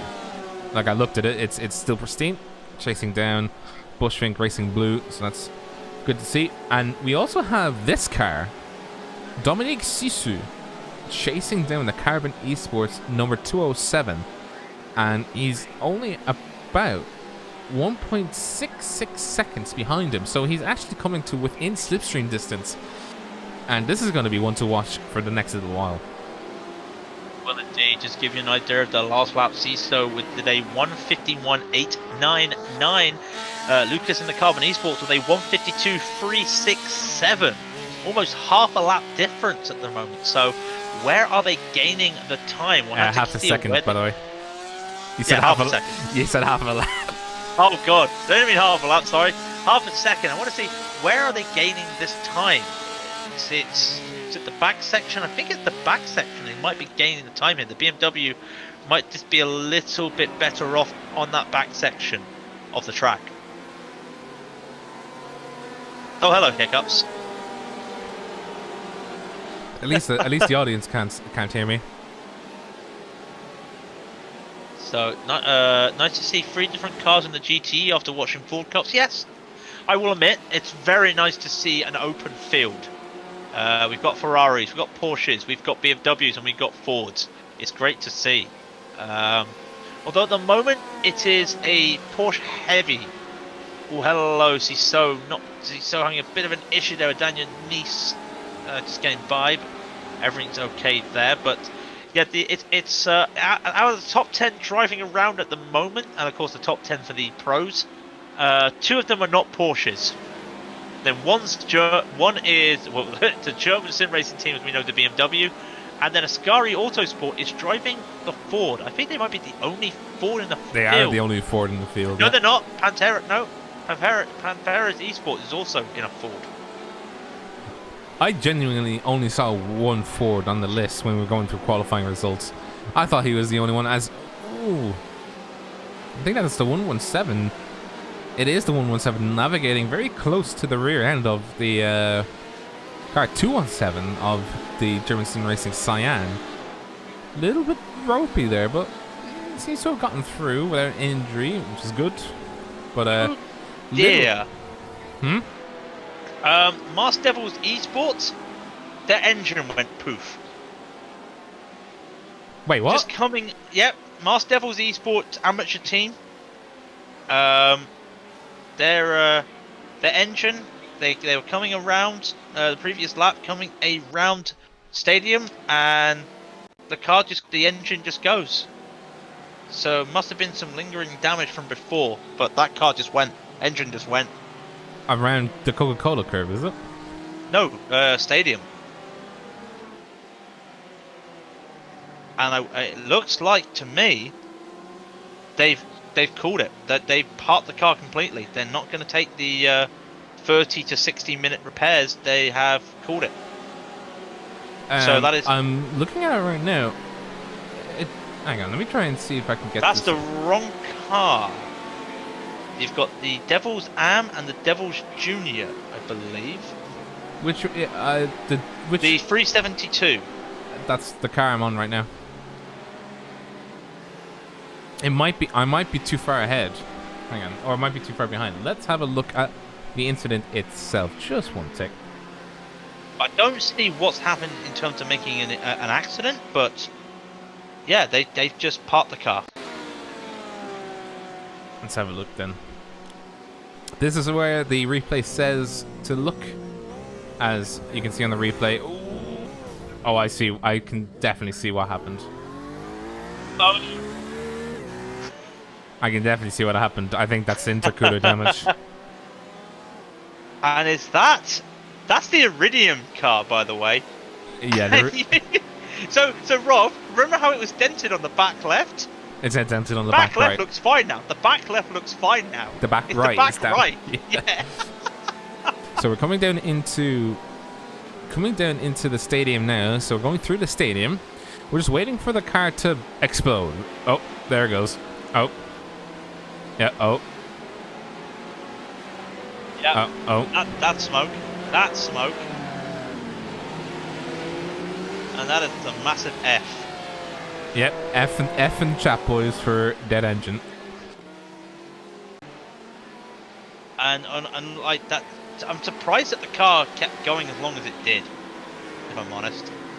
well, I mean, I guarantee it's the intercooler that went on that car just because of the way that it hit the which car was it? The LMP1 of the Iridium Blue Navy.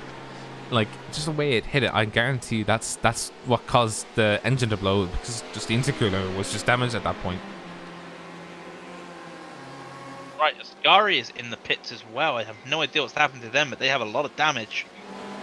They're 5 minutes in the pits already. Hang on a minute.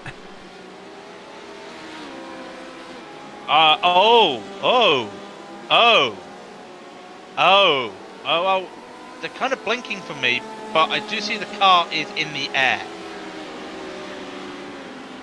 Oh dear. Ascari Autosport, is it? Yep.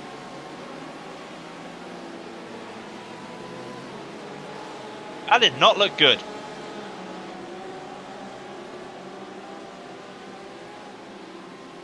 While you do that, I'm going to be keeping an eye on the GT battle for P2. We were talking about it.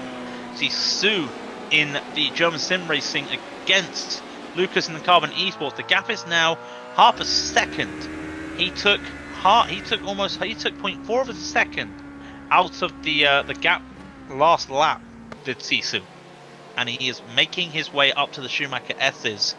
As we're gonna finally see a replay. Are we gonna see a replay? I think we're seeing. Yeah, I think we are seeing a replay. I'm just trying to see exactly, because it said he went off track. So there he goes off track. That's quite off track there. Yeah, he's still going off track. He's rejoined the track. Where exactly did he go into the air? Probably any second now, I'm going to guess. But I do not. Because it doesn't actually tell me if he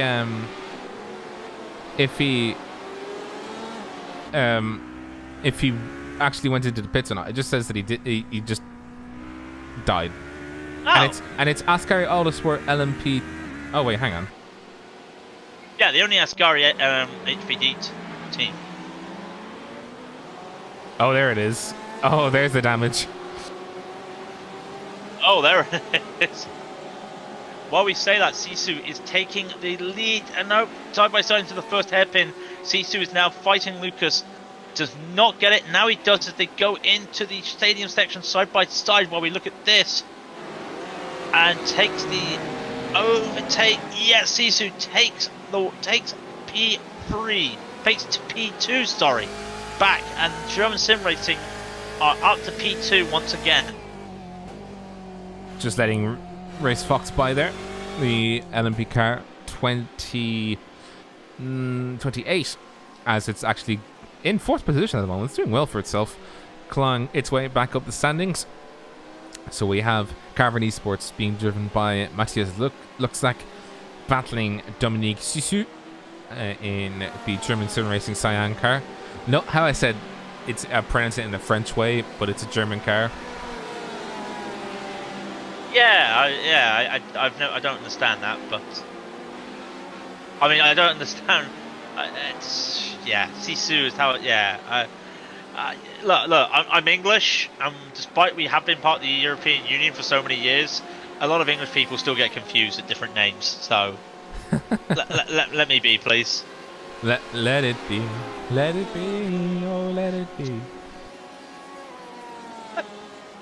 The VR headset crashed. No. Yeah, no, that's what happened to the Ascari team. His VR headset crashed. I saw Nick Pato talking about it in the YouTube chat, and then Justin Smith-Herter has mentioned it in the Discord chat as well. So, yeah, that is what's happened to them. A tech failure, unfortunately. A rogue pair of headphones. S in the chat, boys. I think we've had more That Fs. is a shame. I think we've had more Fs than actual messages at this point. Probably have. By the way, talking of a Discord, here's some shield for you. We have our own Discord, if you haven't realised. Underneath the video on both Twitch and YouTube, there is a link to our Discord. So it'd be nice to grow and grow and grow, as they say.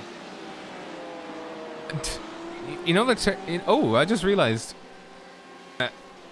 As team over, sorry, just to cut across my own self. Manuel Tolentino says, as team owner of Ascari, I'd like to formally state we endorse triples over VR following the event. Hang on. Now you open up a whole new battle: triples or ultra ride. Now come on. You're out of the frying pan and into the fire. Triples. When it comes to this. Yeah, triples. I'll say triples any day. Ultra wide is good if you're only using one monitor, but if you're using your PC other than for anything plus sim racing, yeah, triples are all the way. Definitely, I would agree with you there. Now, oh, by the way, just as I say, ultra wides are also safe. I'll allow it. I'll allow it. I use a 35. I would love a 49. Yeah, I think everyone would like a 40. If they were getting an ultra wide, they would get a 49. But yeah, unless you're like a streamer where you have to have multiple screens, I think a triple monitor setup is the way to go. Wait, you just contradicted yourself. Unless you're a streamer that needed multiple monitors, triples is the way to go. If you're a streamer, you'll have one monitor above you. The usual setup for a streamer would be the ultra wide, and then another monitor, like a 29-inch regular monitor above it, which would be your Discord, your Twitch chat, your XSplit or whatever you use for streaming. I remember XSplit. There's probably other stuff as well. So just the bare necessities, what you need, but you'd have your big triple monitor just for racing.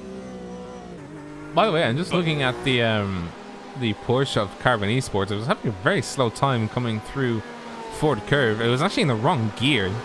I was just noticing that I was playing it back in my head. And I was like, why did it just get so slow coming out of Ford Curve all of a sudden? It was it was such a low gear. It was just slow. Well, as they say when you're on ice, select high gear. Unfortunately, it was the wrong gear there. But these two are still battling. Now, other battles down the field. Robin Nurburgring in the 202 Bushfink Racing Blue had a 2.5 second lead over Antonio Pexi. He's just hit in front, Kyle Wright! Kyle Wright just had a spin, he's just hit Kyle Wright! Oh no! What has happened here? Not Kyle Wright, sorry, it's the Ford of Jack White.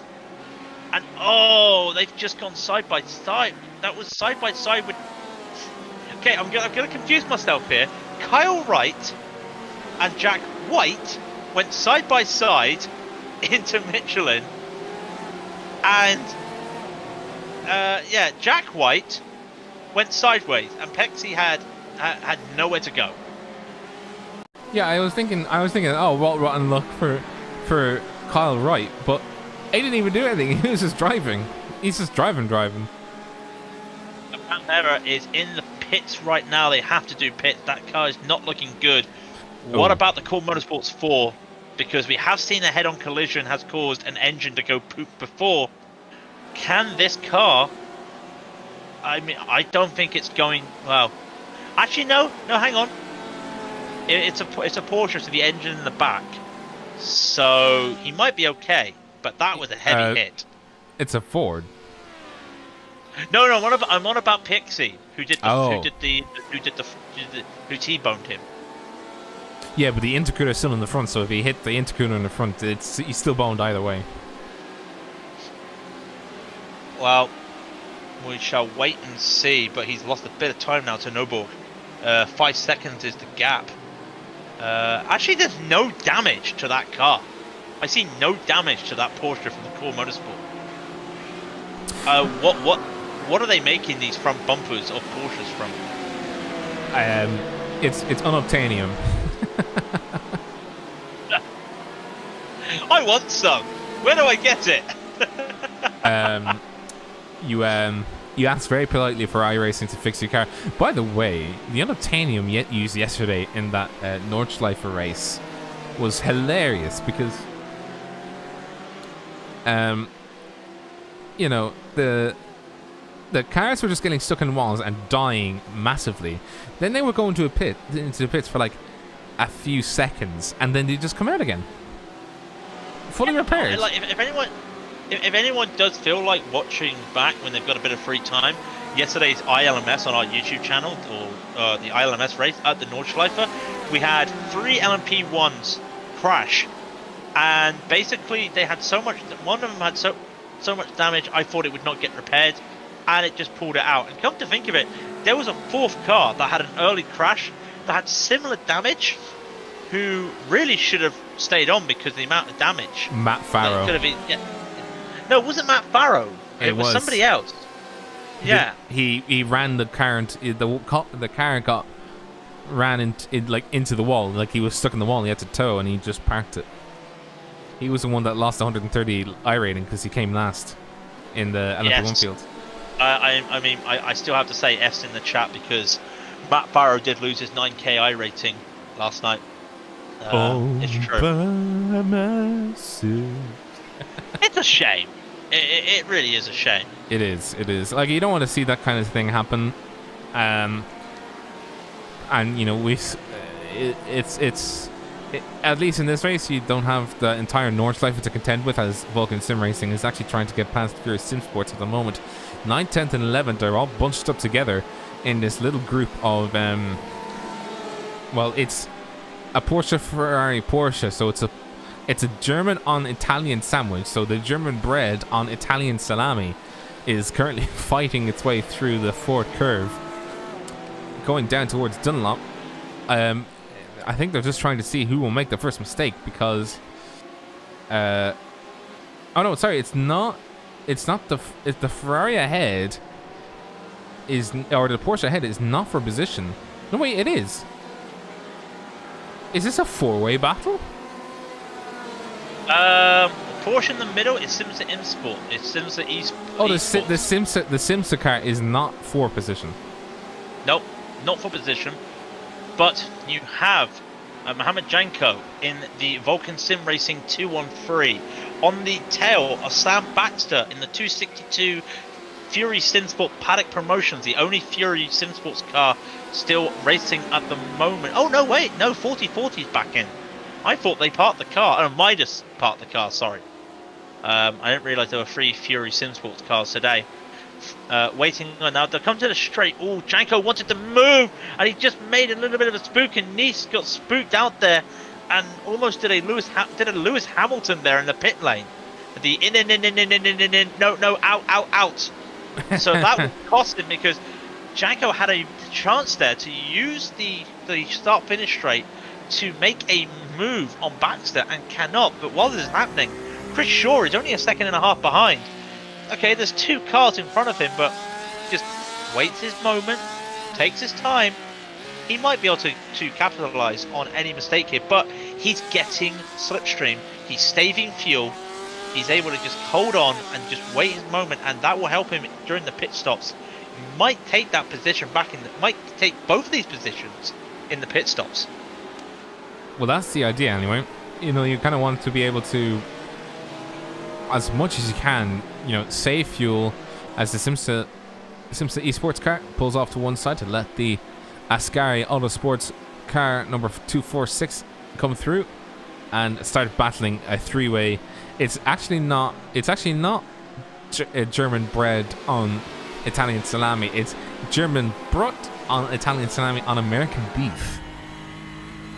I mean, they gotta be careful. They gotta be careful because 2 seconds behind them is Gibsonburg, the lead GTE. So it's not the issue they're going to be lapped, but they're gonna, when they come up to be lapped, it's gonna be a car of equal speed. So it's not gonna be an HPD or an LMP1. So they'll have to keep an eye out on that. It won't happen for a while, a couple seconds. So it might happen at the end of the next lap. But Baxter at the moment holding off Janko. Now, with no car there, does he have a chance to make a move down the start-finish straight if he gets a good exit out of Coca-Cola? I don't think he will. It's not a good exit. In fact, Chris Shaw is going to have a chance here if he gets lucky. Gap is now 0.3, 0.4. Won't get any extra because, well, they're in a train. So they're all just going to be using each other's slipstream at the moment. So even Reinhardt behind them is just like, I'll take this. I'll take the fuel. Sure, trying to take an aggressive line in stadium. Not going to pay off though. Question in the chat from Conley: why have all the teams gone for 200 plus numbers in their cars? It is because of how the classifications are done. Anything below 99 is considered LMP1. 100 to 199 is considered LMP2. 200 to 299 is considered GTE Pro. 300 to 399 is considered GTE Amateur. Yeah, think of like the Dakar Rally, where each number, each 100 is for a different category of car. You know, your cars, your bikes, your trucks, your quads. Your madmen like running. Yeah, the people running the Dakar. Dear God, no. Ooh, Pfeiffer. Was that Piffer? Yeah, that was Pfeiffer there in the that's Aunt Piffer in the Element Sim racing car. Just really trying to squeeze through a few cars there as he was trying to get by to Michelin. A little bit lucky there, but now we see Kweekel coming up behind this gaggle of three, and then it's Shane Van Gisbergen there is also coming out, and we do have an update from Race Control, a warning to the 117 Simtech car and the 293 Fury Simsport 4040. Ferry moved under braking and braked unexpectedly early. Simtech needs to take more care while overtaking. Half a penalty point to both cars. Yeah, that's not the thing that you have to worry out for. It's the accumulation of that over and over and over again. The only car that has... Go on, just say. Sorry, we have seen Janko take P9 from Baxter as he capitalised on Baxter slowing down for Kweekel. So a good move there, actually. What corner was that at? That was at the start. That was at the first corner. Alright, let's have a look. Pretty basic overtake, really. But used that whole slowing down for a lap car just to get the move done. And that's perfect, yep. Nice and clean. Made it on the inside. And he's got the position. Perfect. Yeah, very well executed. Now we've got this issue. Gisbergen is behind these two guys. It's behind Janko, who is behind De Wolf. So we've got the issue that Janko wants to get past De Wolf, and will do so very late. Get past De Wolf. This will allow Gisbergen to get by, but that was very sketchy for the leader. He was in a battle. He was behind a battle he didn't want to be behind. And now Baxter and Shaw gonna use this to use the slipstream, try and get ahead. Oh no! Betwick just pushed him off. That was a bit of a push off, was it? That was Eddie Betwick. I'm not sure if that was a push off or that was a panic. Oh God, there's a car behind me. Let me slide out the way. I'm pretty sure that wasn't. Let's look at the chopper view. Are you talking about the LMP1? Was it? Yeah, the LMP1 just. Oh, I see what happened. I see what happened now. Yeah. It looked like the Fury Simsports car was not aware of the LMP1 coming and just took his regular line. Yeah, but I mean, it's still on the LMP1 car to make the pass. So going on the inside GTs has to be predictable. Yeah. And he should have known. Every other car knew it. Bax has now lost P10 to Chris Shaw. So these cars are battling, but now they're getting a bit pulled apart because there's lap cars dicing in and out of them. So and there's cars lapping that are coming through them as well. Exactly. So the gap is growing between them. So expect it to close up again later on. Janko's now 2 seconds ahead of them. Remember, about 3 laps ago, we were talking about these guys just right between everybody, and now there's a 2-second gap between Shaw and Janko, who are 9th and 10th, with Bax are now a second behind Shaw. So that just shows how much the traffic is just splitting things up at the moment. I'm just trying to see. I think I'm getting confused of where the gaps are. I think it's still reading the Iridium team as like, oh, it is actually on the same lap as the GTEs. That's how far back it is, and it's having to go through the GTE field to be able to catch up to where it needs to be, and all the relatives are off for what we see. What you'll see will be fine, but it's a bit weird, if I do say so. I mean, just looking at that car for the Iridium team is weird. I don't even know what to say about that car anymore. That is like if you asked a kid to design a wing. You know how the Lando Norris helmet this weekend has the S just out of place? Uh-huh. Yeah, that's what's happened with the wing here. They've gone to go for a really long wing, but they've already put their strut down, and they've had to like extend the struts because they've drawn the wing too far. It's an accurate description of what the car looks like. It looks like a child got a crayon and drew the back of it. Go Vulcan in the chat, and people doing the Vulcan sign. Yeah, V I for like Vulcan. That. Yeah, I do like that.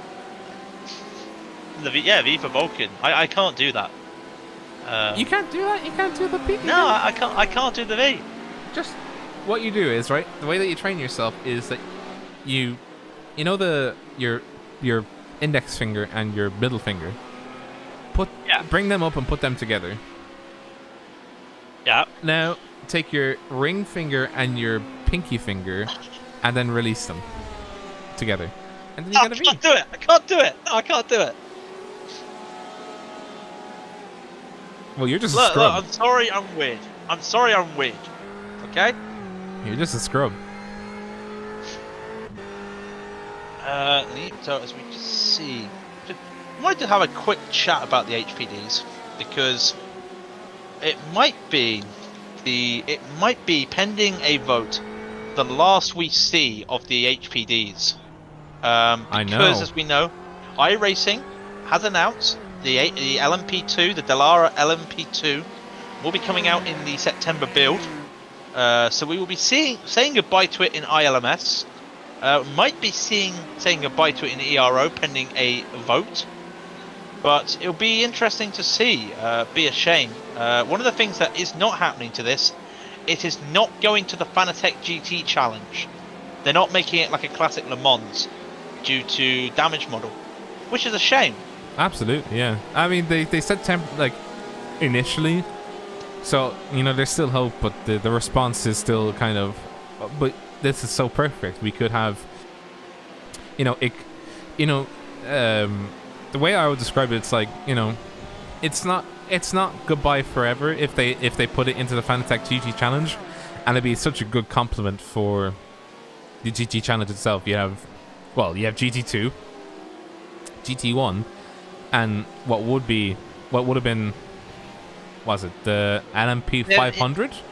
Yeah, the HPD was practically almost a design of what the old LMP1s used to be. When you saw the Audi R8, the Audi R8 LMP1 car going around, it was a very, it's still an iconic car. And yes, if you go to training paints, you do see that type of car. You do see that livery on a car. So it's still a shame. And I have heard from elsewhere that the HPDs some of the people in the Fanatec the GT1 community have basically gone, no, we don't. If we're going to lose the damage model for the GT1, lose the damage model. Let's have the HPDs with us. Let's make it a classic Le Mans, and it makes sense. And sometimes you've got to go by the community. Absolutely, yeah. By the way, just saying, Stephen Leahy says we only take drivers that can do the V. So unfortunately, you've lost your spot there, Craig. I had a spot in this race. I was not aware of that. I thought I would. Do I lose my spot in the commentary booth? Is that what you're saying? Do I have to now leave? Oh no, you're glued to the seat. You can't move. I'm glued to the seat. Well, I'm actually standing up right now, making myself a drink.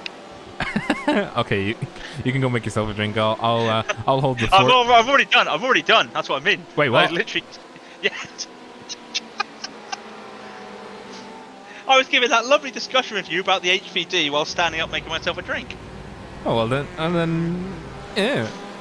By the way, Jack White in the Panthera Esports car, he's back out on track, and it looks like that car is actually pretty brand spanking new. Let's have a look.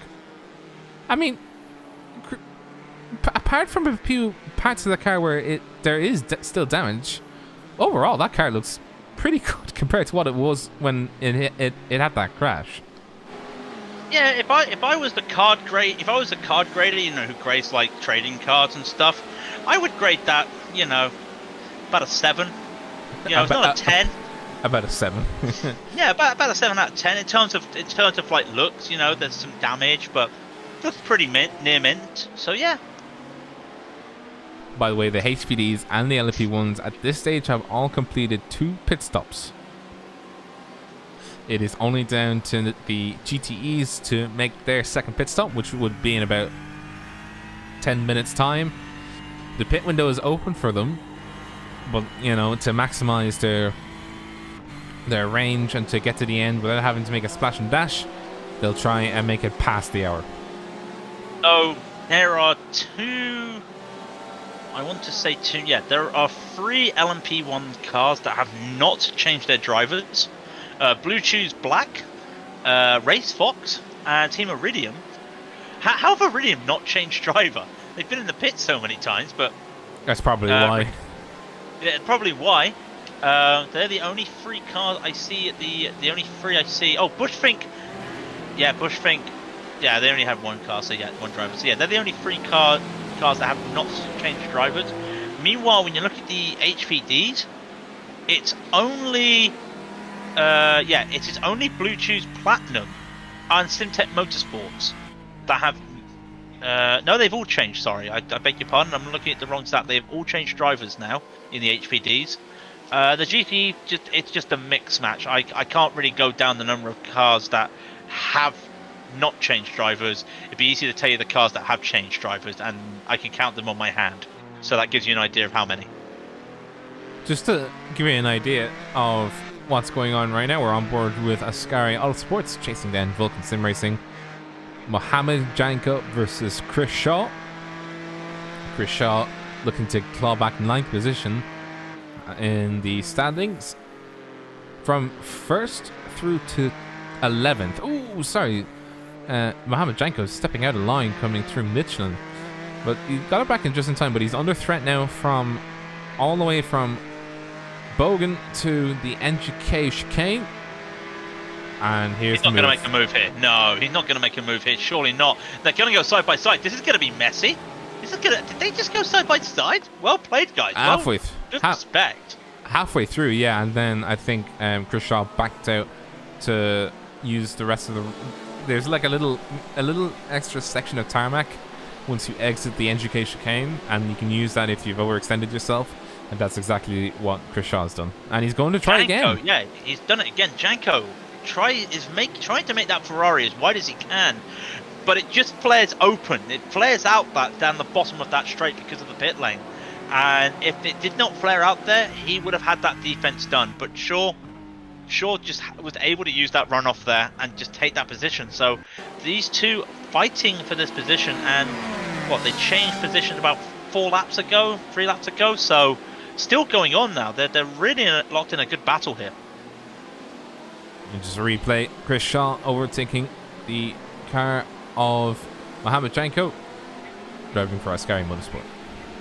And both teams haven't done a driver change yet, so they probably will be changing driver when they come to their next pit stop, which is very shortly, I would think, being that we are now in the 2-hour mark of the race. So expect these drivers to take a move at the moment. This could be a little bit interesting if Kuikul get by. That could have been a little bit of a hold up there for sure if he had to slow down. But Janko in the slipstream again. He won't make a move here, I doubt. No. Keeps it safe through Ford into the Valvoline as well. And now we will see Ken Shaw in the big boy Ford. How wide can he make it? And can Janko get up side by side with him like last lap? Well, I'm just seeing now. It seems to be that the straight line speed of the Ford is a bit better than the Ferrari. The Ferrari was not, even with the slipstream, it's not able to actually get to the rear end of that Ford, which is surprising given the fact that, you know, I actually just want to see the speed difference between the two of them now. So I'm just looking at the car of Chris Shaw coming across the line to take ninth position officially. They're going the same speed. Like, even with slipstream, Mohamed Janko is only having the same speed, or sorry, not having the same speed. He is holding the same speed as the car of Ascari Autosports. But at the same time, does that mean that he's taking a little bit more wing just to help him around these corners? That's what it could look like. I mean, saying that Shaw has gone. No, no, no, no, no, no, no, no. How is that car still driving? How is that car it went 360. It did a full flip and is still driving. I want you to watch the inside of this car. Look at this. This is his view. I don't even know what to say. He flipped end over end. Nope, still going. Just no. I was just saying about wing. Maybe that just answered my question. Have they taken more wing? Oh dear. That's definitely going on Rent's defense now. Oh, trust me, I'm clipping it right now. I just was, that really surprised me. Yeah, I've never seen the car flip end over end. Rob, he's just overtaken him. Overtaken him. This is like, I would like to remind people this is a car that did a barrel roll, got hit into the side. He's now overtaken the Ferrari. Wing. The only thing that damage that he's got is the wing. He barrel rolled, and the only damage he's got is the wing. So Janko's going to capitalize on this. No, he isn't. They're side by side. Yesterday, how is the Ford? Look, the Ford's just got the position again. The only issue is I think that wing is not fixable. He might have to finish the race with that wing. Oh my god, that wing is damaged. I was looking at it on the side and I was thinking, there's no damage on that wing. What are you talking about? Information to pit lane. Information to pit lane. Drive-through penalty for car 333. Avoidable contact to 399. Oh, god damn it. I was going to get that before you. But no, the 333 CCTS Esports had a drive-through, and that would have been a while ago while we were watching this battle that is still going on right now. It's a battle of damaged cars, but yeah, I mean, I had to admit, if Nathan's watching this, can I have a Twitch link channel, because I'm just posting these in the stream links, but that will do. But yeah, that's going to Rents, by the way. I've never seen a car barrel roll and get shunted and just go, okay, I'm driving now. But I will agree with YouTube chat. It could have been avoided. Could have been avoided. Look how bent that wing is. Like, it should not be. It's pulling away. It's pulling away from the Ford. with a wing that bent. That doesn't make any sense. This is a simulator, right? It's not a simcade. Well, according to the forums, it's a simcade. But no, I don't know if it was a bit of locking of the brakes, but Janko probably could have avoided that. But I think he may have locked the brakes. I think he might have just gotten. By the way, I think Nick Pato is very on the ball as well with that. I think he had target fixation. I think he was focused on the blue thing that's in front of him, and he wants to overtake him. Oh crap, he's gone sideways. Oh crap, I'm still on the accelerator. But yeah, could be the issue. So these two still battling. There's for 10th and 11th. They've lost the battle for 9th. That belongs to Sam Baker. He is now 4 seconds up the road after all that. Sorry, Baxter, not Baker, Baxter. So he is up the road. So P9 out a bit. But like I said, these drivers should be coming in for their pit stops. So it'll be interesting to see what, if any, damage Shaw can get fixed on that car. And it will be a driver's change at the same time. More than likely, yeah. We've got 2 hours. That 2 hours have gone. We're 6 hours left. So we're getting comfortable here, really. Do you know, the funniest thing is that I don't feel like after 2 hours I was kind of feeling it. Right now I'm just like, yeah, we're nice and handy. I think it's because Nurburgring is just a nicer track. Yeah, it is a nicer track. It's very nice to see. Now, I'm not getting our hopes up because we've been looking at these battles in the GTEs. German sim racing are actually matching Apex Hunter's lap times almost. Not the last lap. There's a bit of an issue with the last lap, but they've kind of been doing almost the same laps. Dominic Ciso almost matching Gisbergen in some respects. So it will be interesting to see if they can catch up. But it's a 37-second deficit. I'm not hoping on any miracles. But if they decide... Now, how many drivers do German Sim Racing have again? They have 3. So they will be doing more driver swaps in theory compared to Apex. So they might be able to catch up. But it all depends on how they do the driver swaps. Because remember, Gisbergen last time with... I can't remember, it was a different driver. He's got a new teammate this week, this race. They were doing hour stints, I believe, in the last race. This time they've not gone for the hour stints. In fact, what time is it in Australia? Because how is Shane awake at this time of night? I'm looking it up now. It might just be past midnight. Okay. I think so. Yeah. It's 1:45 in the morning in Australia, and that would be like Sydney, I would have thought. More than likely. More than likely. So that's doing good. Now, what battles do we have on the field? We don't really have many battles going on at the moment, apart from the one we were looking at between the damaged cars.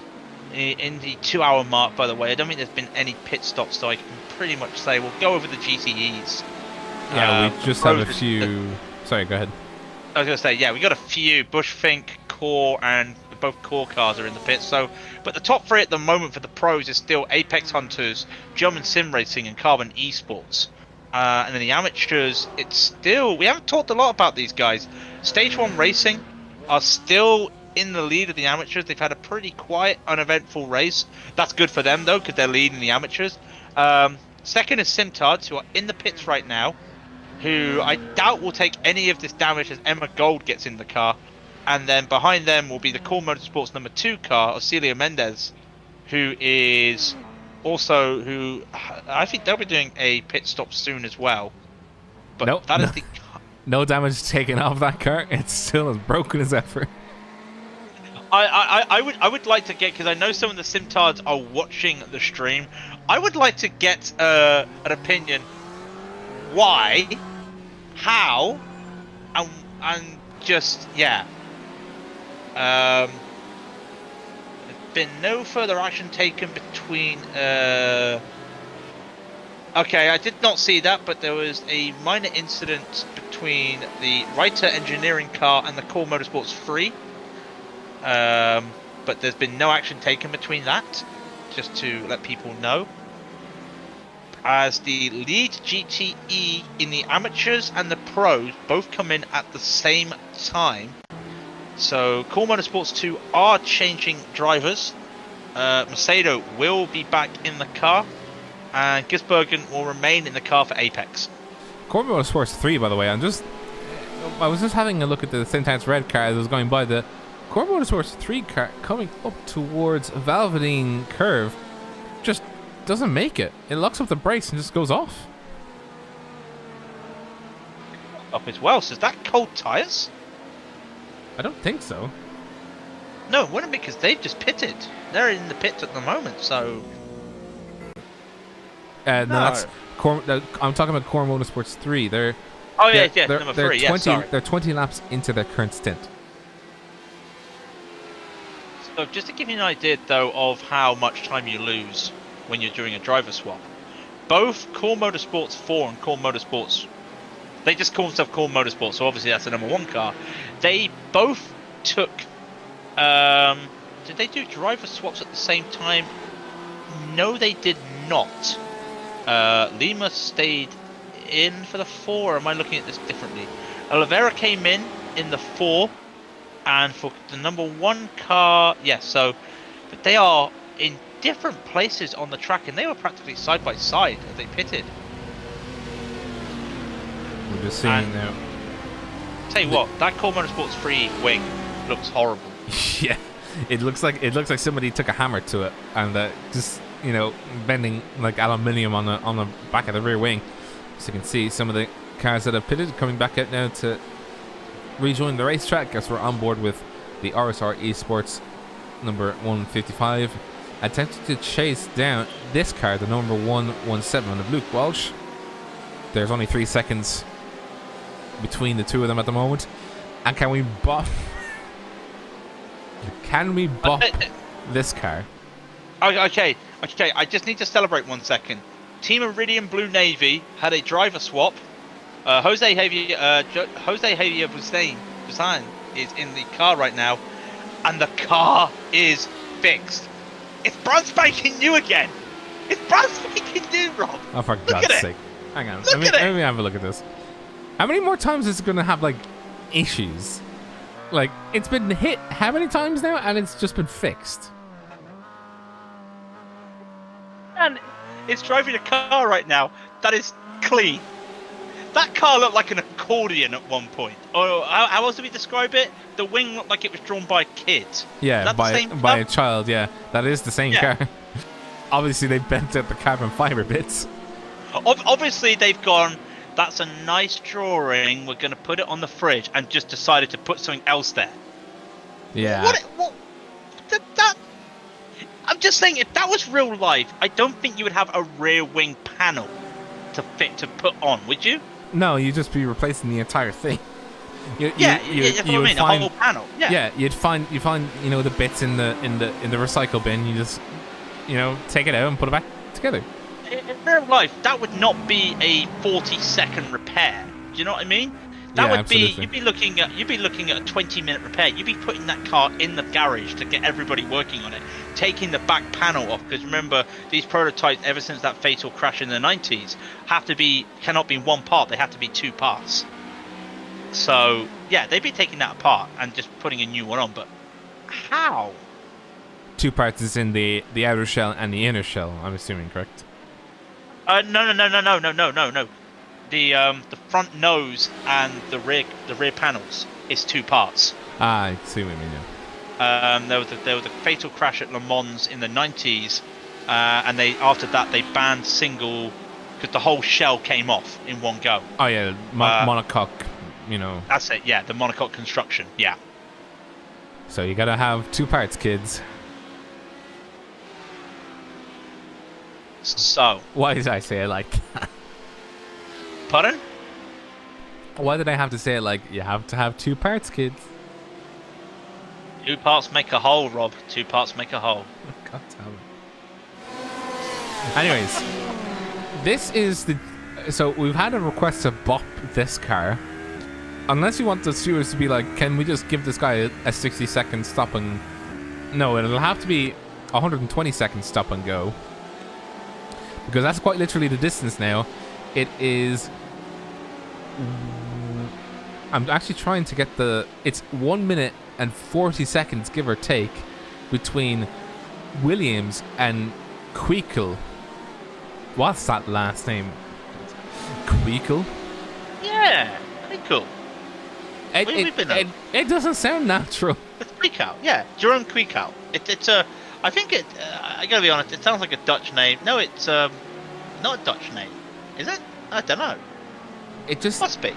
I've never heard of that name before. As the sun starts to set in the background, and the clouds come over and just darken the entire road, we're gonna start seeing some night driving here in the next hour or two. And we're also going, by the looks of it, we might get an interview coming up shortly.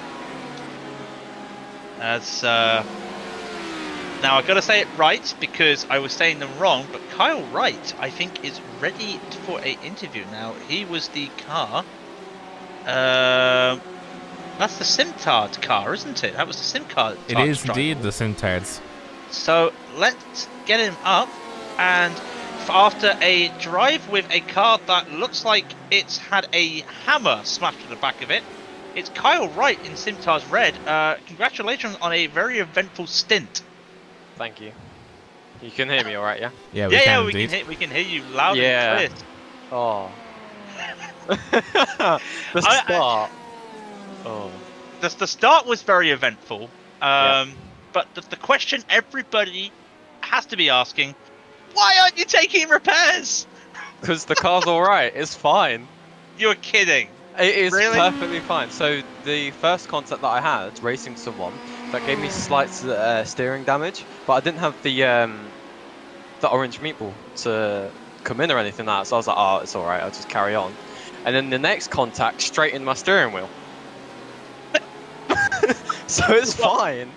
So obviously the first damage would have been a panel just rubbing against the wheel, more than. But yeah, it's amazing. And then of course you had, well, you went around the outside of Jack White, I think it was, and he spun, and then he had a massive crash after spinning. But you've been in the wars, out of the wars, and watching the wars, but you're still P2 in the amateurs. Yeah, I don't know how. But I think we're very lucky because the Ferrari. We're trying to work that out. Yeah, I don't know. I don't know how the leaders have also got a 50-second gap on us. Pass. I want to say they haven't taken a driver swap, but I think they don't. They've only just done a driver swap, so that's the only thing I can think of. But yeah, I don't know how we ended up in this position. I think just very lucky with all the incidents. Rob, have you got anything you'd like to add? The main thing I just want to ask is, what was going through your head when that first incident, the rear end that you had at the hairpin? Because I would have thought that you were just like, I have right road, everything's grand. Why is my car going sideways? Yeah. So what were your thoughts? At the time was, what the hell are you doing? Like, but I was just focused on just driving. I've not seen the clip yet, so I don't exactly know what happened behind and what caused the to be rear-ended. He touched the grass, and that one touched the grass, span the whole car. Oh. But then he also murdered a P1 car. Yeah, I don't know. I was just focused on trying to just get out of their way and let them do whatever they want while just drive on. Is that? Can't we see in the grass again? It is. The Reiter Engineering. Reiter Engineering going off into the grass. The Reiter Engineering with the 4 penalty points. Yeah. You keep it apart from the massive damage. You're keeping it clean in the Simtards red car. You've got Emma in the car right now. So touch wood, everything's going to be looking pretty safety at the moment. Obviously, you're in a position for a podium. I suppose you're aiming for a podium more than aiming for the victory at the moment. I would guess at this stage. Yeah, our focus at the moment is to beat Core Motorsport at the moment because they won the last race, so we're just trying to stay ahead of them. If you need a mechanic, if you need a crew chief to help you with fuel, just ask us. I'll Of be course, sure- yeah. Just make sure you've got the fuel right this time, because that was a shame seeing both Simtard cars missing out on a 1-2 with the fuel.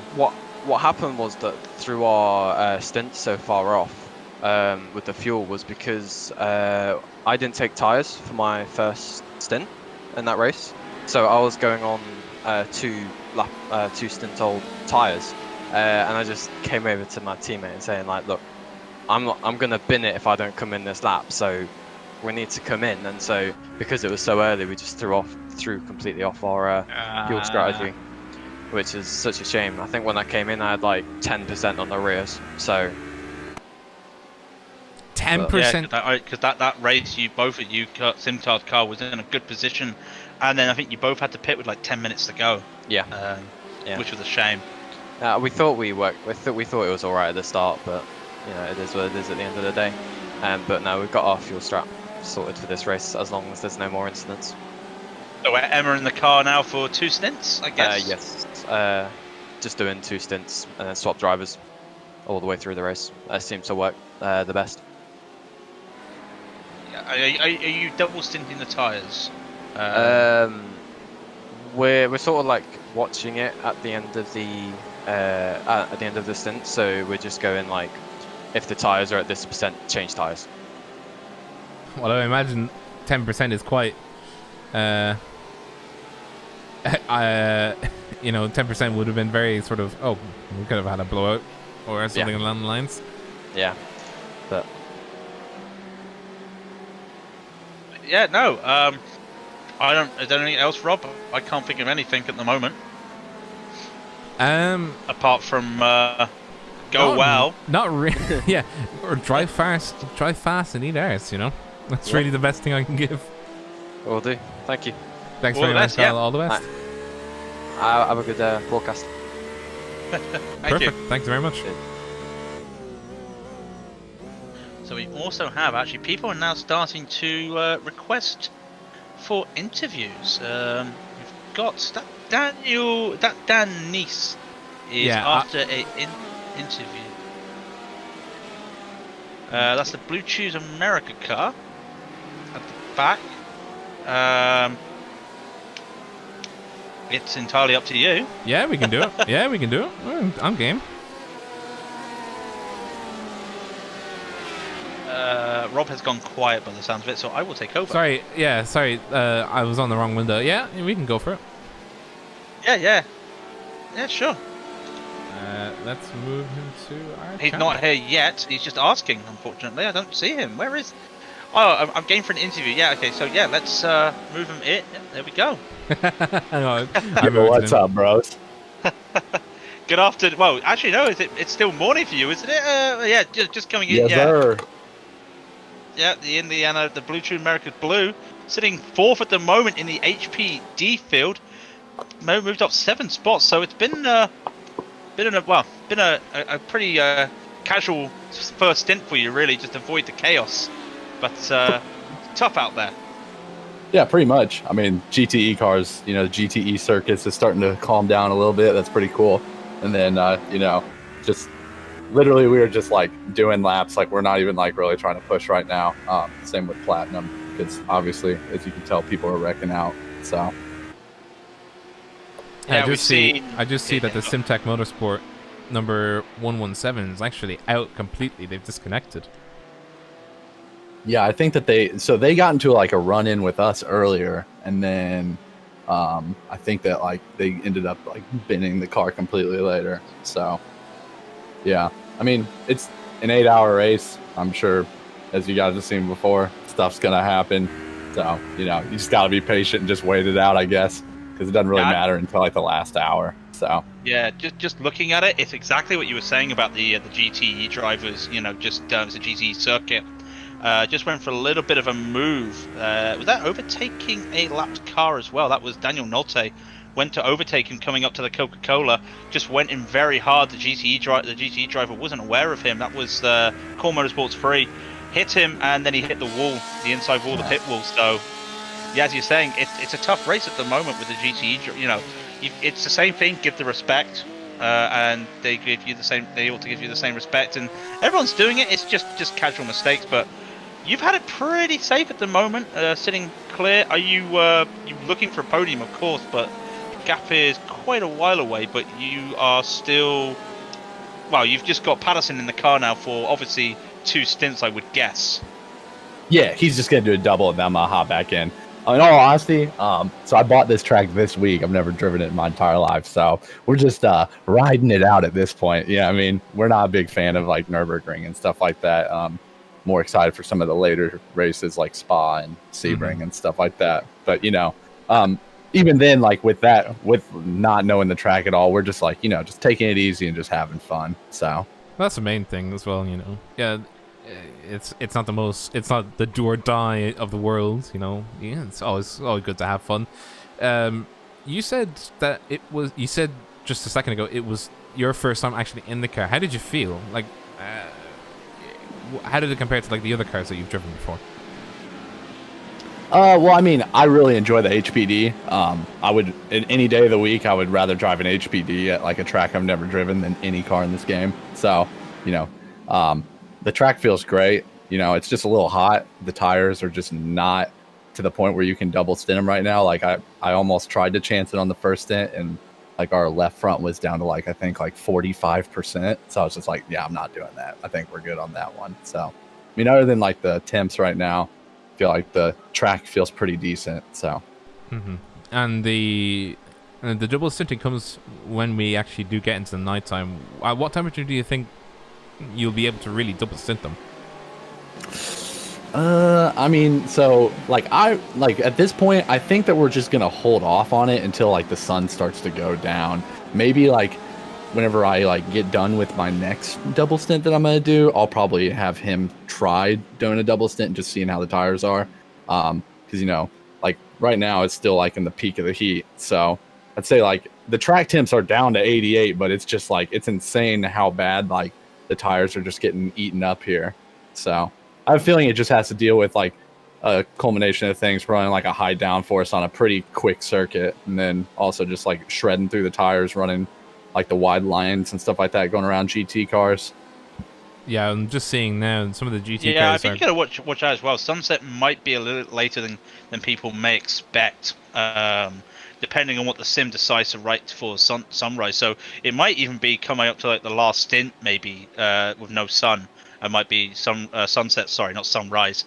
So you might have to, it might be a case of just double stinting at the end there. But we just see Patterson, he went green for you there. The fastest lap of 49.908. I'm not saying you should be, not saying are you jealous because you're all having fun there, but you know that's got to be very helpful as well. Just matching some of the times at the front. Well, not matching the G drive because they need to have a BOP because they're literally out of control.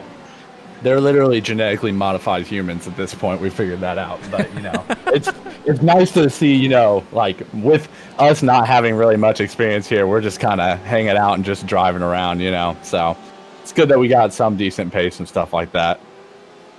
And you can never know, you know, as I think it was actually the Syntec Motorsport. No, it was the Ascari Autosport that had the issue where their VR set went. You know, you could get lucky and, you know, you could spring up another place due to somebody making an error, going off track and having huge damage. So you're not out of the race yet.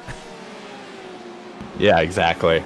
You know, we've got, how long do we have left? 5.5 hours. So, you know, anything could happen in that time. I could get in the car and just go flat out through a turn and just destroy the entire car. You never know. Yeah, I mean, Please don't do that. Please, for the love of God. Yeah, please don't do that. Please don't. We'll feel bad. yeah. Oh, trust me. During our side story, during our 24 hours of Le Mans, so I was driving in like the middle of the night, and my phone, I forgot to like I usually flip my phone upside down whenever I'm driving, but I forgot I had that like on the iPhone they have that like flash thing that you can do when your phone gets a text. And it was like the middle of the night, dark as heck in my room, sorry. And like next thing you know, like I'm just driving and it starts flashing while I'm going through Eau Rouge, and I was like going through the curves back there, and I just blew straight through it. Somehow didn't hit anything, but like it just like scared the ever living crap out of me. It was insane. So hopefully we don't have another one of those happen today. But Well, hopefully we don't. I've been there before with the phone, though, with the iPhone, I must admit. But all I'm going to say again, as Patterson goes green once again, sorry, he's blue for Blue Chew. Hopefully, the next 5.5 hours, it's going to look good, doing some good times, and maybe we'll see you on the podium afterwards. But really, thanks for coming in, and I say go well and hope for the best. And yeah, please don't bin the car. Please don't bin the car. absolutely not. Yeah, appreciate it. Thanks for having us in. And also, shout out Blue Chew, Male Performance Enhancement. Check it out, bluechew.com. Have a good day, guys. Thank you very much, Dan. All the best. Thank you very much, Dan. All the best now. Have a good one, buddy. Oh, damn it. I was going to say have a good one, buddy, but he left too early. He left me hanging. I love all just the finishes. It's almost a moment with Gisbergen going by. That was a bit. Oh God. Yeah. You finish your interview, then your car crashes. No, we don't want that. I'm about to say, that's I like it. It's an American thing. I do like it how they right away love plugging their sponsors, and I'm not saying that as a bad thing. It's great that they want to plug their sponsors because they're the guys that are there on their car helping them out. It's great to see. So I always like that. Just at the end there, yeah. Shout out to their sponsor Blue Chew, and I got to be honest, I did wonder what the name Blue Chew was all about, and now I know. I'm just trying to think as well. You know, is it like I know I can understand what the company is itself, but I'm more so like, how do you come up with a name like Blue Chews? Like, do you just go, we have a chew, or a product that you have to chew. It will be blue. What about chews? I mean, yeah. That's a really good name, though. You know, it is. It rolls off the tongue. Come on. I mean, it also describes the product as well. Well, if it were like, you know, a product that you chew, and it's blue chews. You chew a blue thing. Like gum. I don't even know what I'm saying anymore. Rob.exe has stopped responding. It needs to be restarted. We apologize for the inconvenience. The technical difficulties.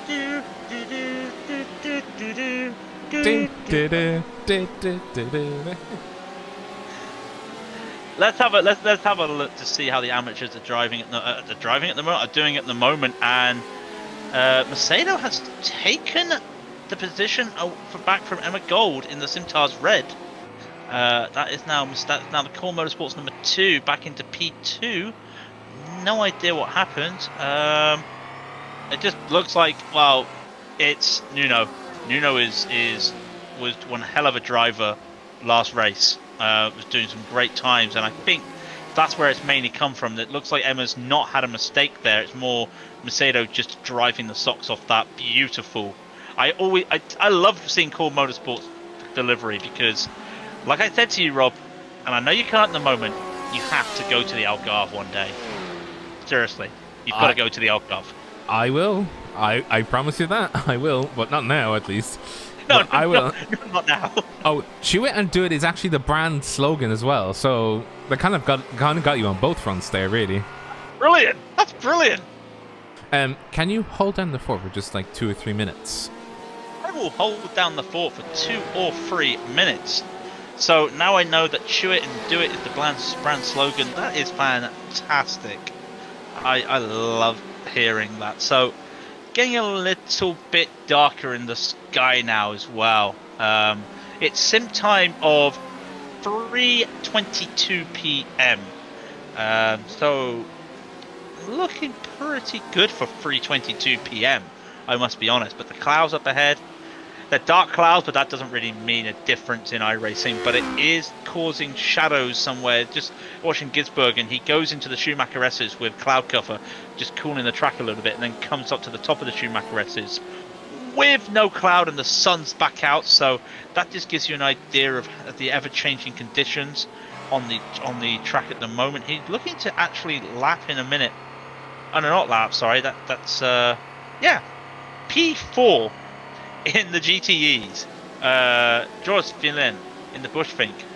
Gisbergen's 5 seconds away from him. So literally everybody but the top 4 in the GTEs have been lapped.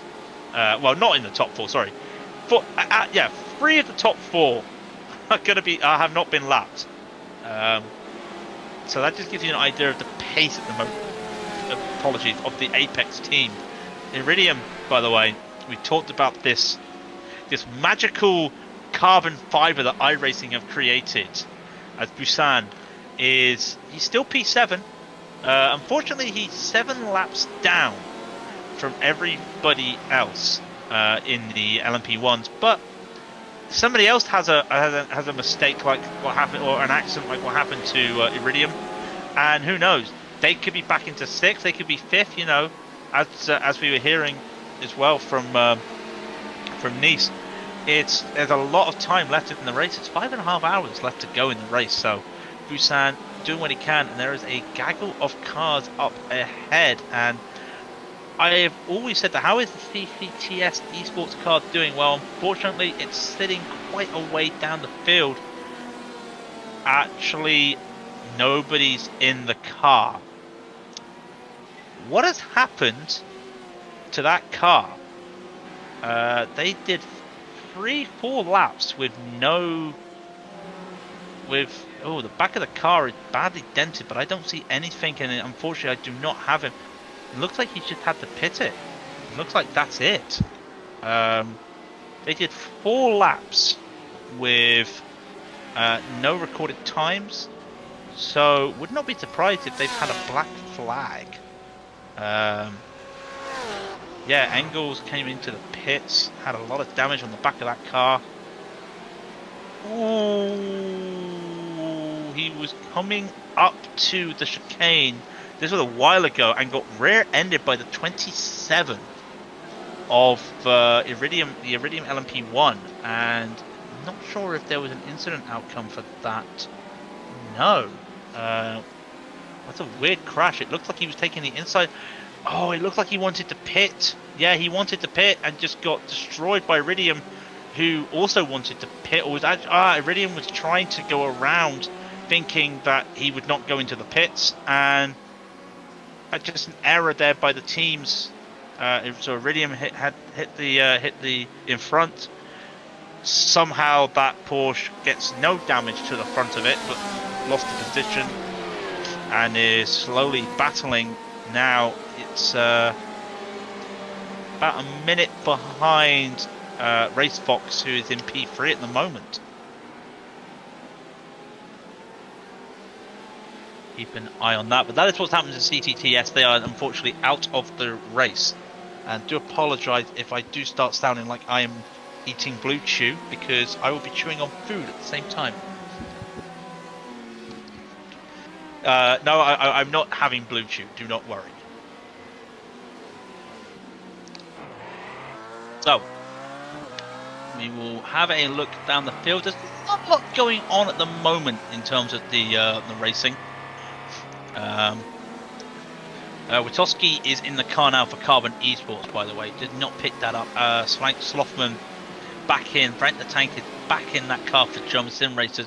Gap between those two is about 19 seconds, but they are a minute behind Gisbergen in the Apex Hunter car, who is just really just having a field day. Their last race, Silverstone, they had a driver at the start of the race and had to work their way back up the field, and I think they got a podium, but it wasn't the victory that they were after. We all know what happened, unfortunately, to German Sim Racing, which was a shame. But apart from that, looking good for them. Again, there's no real battles happening on the field for me to help to make everybody go for at the moment. The only one at the moment we see Ascari A little bit of a gaggle here of Edward Main 262. That's Fury Simsport Paddock Promotions, a second ahead of Manuel Tolentino in the Ascari also sports car, and then behind them is the Stage 1 Rob Newens. That's an amateur car though, so it's a battle for position, but it's not a battle for category. So they will hold off what they can. As Fiam, I mentioned Fiam and how like everybody but the top 4 are not on the same lap in the GTEs. Fian in the Bushfink had Gisbergen 2 seconds behind him. That is the pace at the moment of Apex, and let's be honest, when you've got a guy like Gianni Vecchio, what do you expect, really?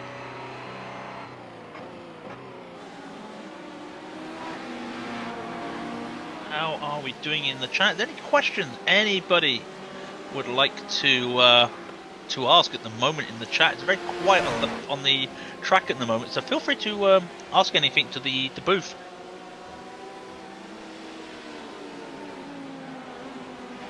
As we keep looking down at the field, doing the best we can to find a battle at the moment, but it's all pretty much spread out at the moment, apart from this battle between 262 of Fury Simsport and Ascari. Ascari had a wing that absolutely bent, that we mentioned earlier, from a shunt. He did a barrel roll. We do have the clip of that, by the way, which will be going places. Trust me, we'll be going places. The Ascari, but not Tolentino at the car at the time, getting flipped over, lost control of the car and getting flipped over, but still proving with a wing that looks like it's been twisted. Looks like, yeah, like one side of it is absolutely twisted. Just battling here against their May in the Midas simulation car. He spun and locked the brakes and just taps the wall. Very good save there. Very good save. He's had a spin. You can't see it at the moment, but Tolentino in the Ascari car coming in around the Dunlop curve, just the back kicks out on him. He loses the back. He spins around. He applies the brakes and just lightly taps the inside wall, but he has lost some positions. In fact, where is Stage 1? Stage 1 went past him.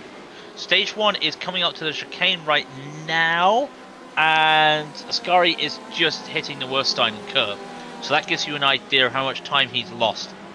So they lose the battle there. They were chasing the Fury Simsports car there, but they will have to live. They will live to fight another day, though.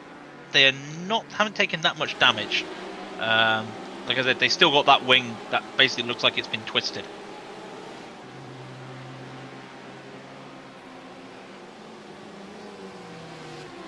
Let's see, 5 minutes 17. Yeah, there's 5 minutes left, guys. 5 minutes left in this race. Don't worry about it. No, it's 5 hours left. Don't worry. 5 hours. I will. Are you back, my friend? I am back. I will let you hold the fort for a little bit as a knock on the door came, and I have a takeaway. Go ahead and enjoy your takeaway, and I am. I'll hold the fort for 20-30 minutes.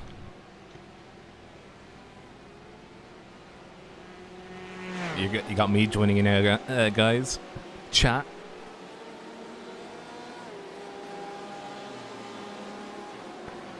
How are we?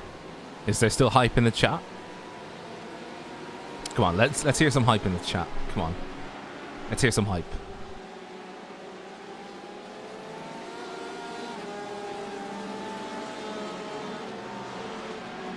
Kyle, okay. Thank you, Kyle. Tino, that is not how you spell Monka S.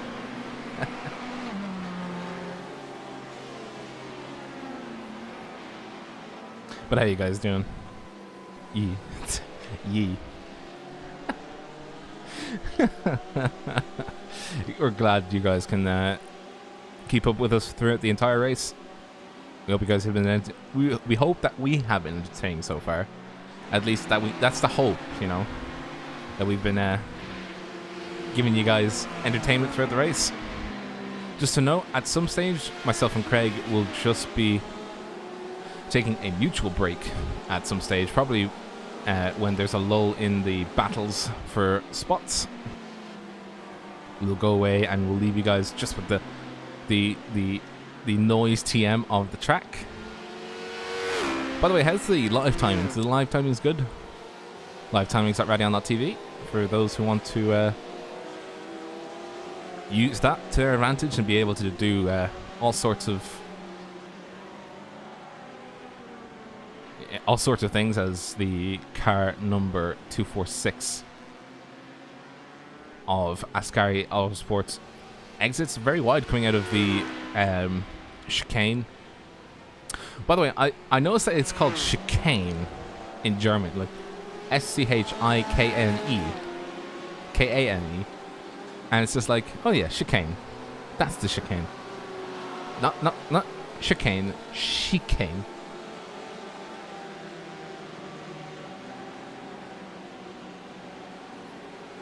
I know I'm being facetious. It's just a little thing I noticed. But it seems to me that the main action going on now is actually this. Adequate Racing 258 is chasing down the car 367 of Core Motorsports 2, Nuno Macedo. It won't be for position, it'll just be for track position overall in the GTE class. And that's where the main strut lies. And as you can see by the boards, you can see just one car is OP, another car is very OP, and one car is OP. It's a sandwich of OPness. OP, very OP, and OP. And I'll give you 3 guesses as to which cars are those.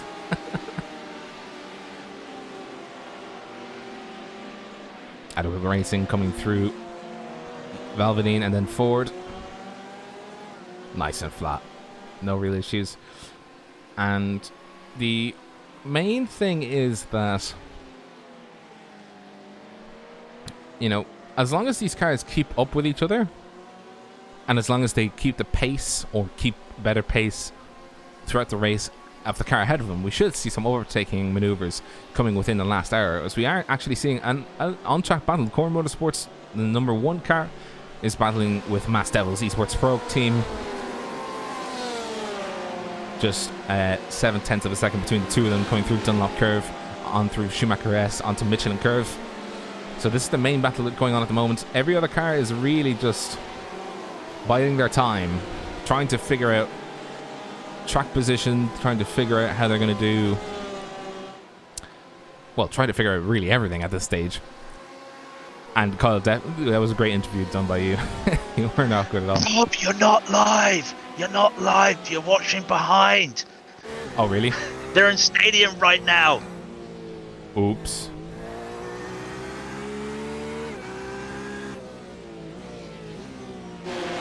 I'll get back to my food. I know, go for your food. At least now I've got it corrected. Well, the gap is still the same, but they're halfway across what I thought they were. See, that's the Radion TV that we know. Professionally making mistakes. 222 subscribers. Thank you very much, guys. If you have not yet subscribed, click that subscribe button, click the bell, and get notified when we go live. Follow us on our Discord as well. You can do that. It's link in the description. You can also get notified. Follow our Instagram. We kind of post there. And in the event that we do, we post there. We post pictures and that. There'll probably be a few pictures after the race of this race in particular, especially the barrel rolls. I'm definitely going to be posting them when the Ascari took to the skies just momentarily and did a Skippy of Star Fox 64 fame. I think it's Skippy anyway, but he did a barrel roll, and not only that, he drove the car straight afterwards. That was a miracle. That car was actually drivable. straight after doing a barrel roll and getting sideswiped was the... I think that was the... Not the Team Iridium. I think that was the... It's not the Element Sim Racing. It's... What car is it? Ooh, I forget what car it is, but it's one of the... It might be the... No, it's not the Iridium. I'm getting flustered now. It's actually the Blue Chew America's black car that was navigating through the two GTEs that we're having a look at through the straight to the start-finish line. You can see... yes, I was correct. You can see the GTEs that are battling in the background coming up now onto the German Sim Racing Cyan. Frank the Tank is back in the car. Good to see him. Continuing to pilot the thing around. He is currently 1 minute and 5 seconds behind the Apex Hunters United Esports car.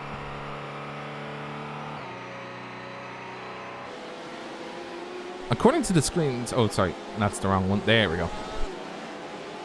According to the screens, every car third down is at least a lap down. And if they're not stopped, I'm assuming the car 269 of Apex Hunters will just lap everybody, like this car has in the LMP2s. G-Drive Racing is just OP to the point where they've lapped everybody at least once, and they're about to lap everybody twice. They are just a lap ahead of the guys. They're over a lap ahead of the guys in second and third place, who are quite near each other. They're about 11 seconds behind each other, but yeah, this is going to be a bloodbath if Luznord has anything to say about it for the LMP2s. But the LMP2s have been going fine. Other than that, you know, we've had a few retirements so far. Out of all the classes, really, we've had 2 retirements. Simtech Motorsport and Ascaria Autosport LMP2 have both retired out of the race for LMP2. But at the very least, the rest of them are... Oh, Luznord going loose. Get it? Because he's Luznord.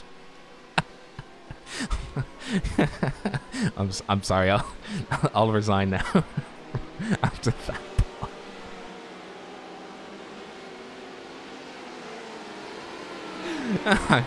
I shouldn't have done that. But other than that, he's been driving a nice, clean race. His last lap was invalidated, but his best lap in that car has actually been faster, almost a second faster than any other car on the road in LMP2 at the moment. I just want to see what lap does he do when he crosses the line. That'll be the main thing. Information to pit lane. Information to pit lane. Drive-through penalty for car 27. Causing collision with car 399. Drive-through penalty for team 27. Thank you, Eduardo, for your contributions. 427, or sorry, it's the 2017 Iridium LMP1. Oh, they've not had the greatest luck so far, but they are now getting a drive-through penalty for causing a collision with the Dynamics Racing Team 399.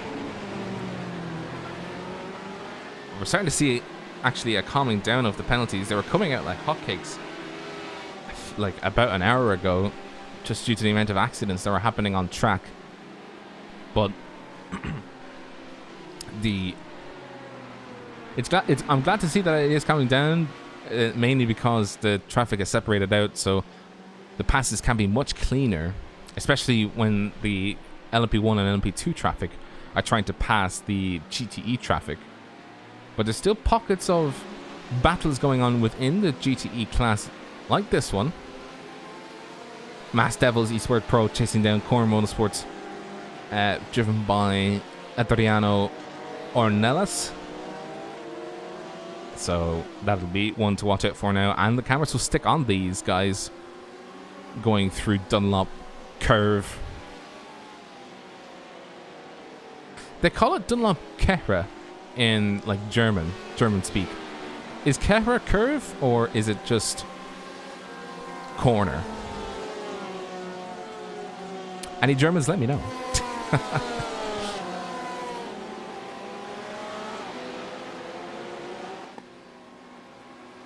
Nice and flat through Michelin, on onto Warsteiner, then onto the Advent Bogen, on towards NGK chicane. This is basically, if the cars were closer together, this would be the best spot to have an overtake, because if you can get a nice line through the chicane, or have a nice line through the chicane, you can basically leapfrog them, get a nice exit out of the Coca-Cola curve. You can then keep them behind you when they come down towards Hoghaken. And we've actually got another drive-through penalty for another 367 Core Motorsports number 2, having an avoidable contact with the 325 Simtards Red on turn 8 on lap 30. They will get a penalty point and a drive-through. So, Core Motorsports 2, car 367, who is actually ahead of them by 30 seconds. So, we could, or not 30, 40 seconds ahead of them. So, we could be seeing Simtards Red being able to come back at them, because it's 33 seconds end to end that you spend in the pit lane. If Emma Gold, who was doing really respectable lap times, 153.8 compared to the Core Motorsport 2's 153.7, if she can push the car further, she might be able to get onto the back end of the Core Motorsports 2. So let's see what the timing is like. Ooh, just sliding wide through Michelin curve does Nuno Macedo. Yep, I'm back, Rob, by the way, just watching it. The penalty was for, we watched it actually on stream when they came down the Dunlop hairpin, and Macedo just went on the inside and just tapped them and spun them. So that's what they've been given the penalty for. So they're now into the pits. Now, where is Simtards Red? Well, they are at the moment coming down the back straights. So this may put them back together. We'll have to keep an eye on this. I think they might get it, but we'll keep an eye. Coming around the chicane right now is Emma Gold. Now, where is the Cool Motorsports car? The Cool Motorsports car is still in the pit lane. It's coming up to the end of the pit lane, so no, they're gonna get away with it. What is the gap now, though? Actually, 4 seconds, 3 seconds, 2 seconds. It's gonna be 3-second gap between the two of them now, so it's closed them all up. But remember that Simtard's car, while it does look damaged, well, it is damaged, while they say that it's driving fine, Macedo is in a perfectly normal Porsche that basically looks pristine compared to the back of the Simtard's car. Well, it's the back end that counts in this case, because I mean, when you have damage like that, I mean, they would have had slow repairs when they were doing tire changes, but right now, if Simtards, if they think they can get away with double stinting tires, they might just leapfrog them. But as Kyle Wright said, you know, the tires is just oof.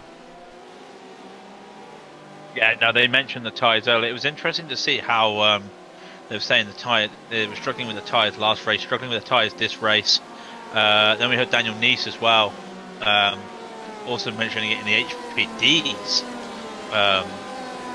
I mean, they've actually got the GTs have got a newer tyre model per se. They've got a more updated tyre model than the prototype cars, but that doesn't change how the tyres are going to react on the heat. And it has dropped down now to 29 Celsius, that's 85 Fahrenheit. So when you look at it in Celsius, that's quite a drop, but when you look at it in Fahrenheit, it's not much of a drop.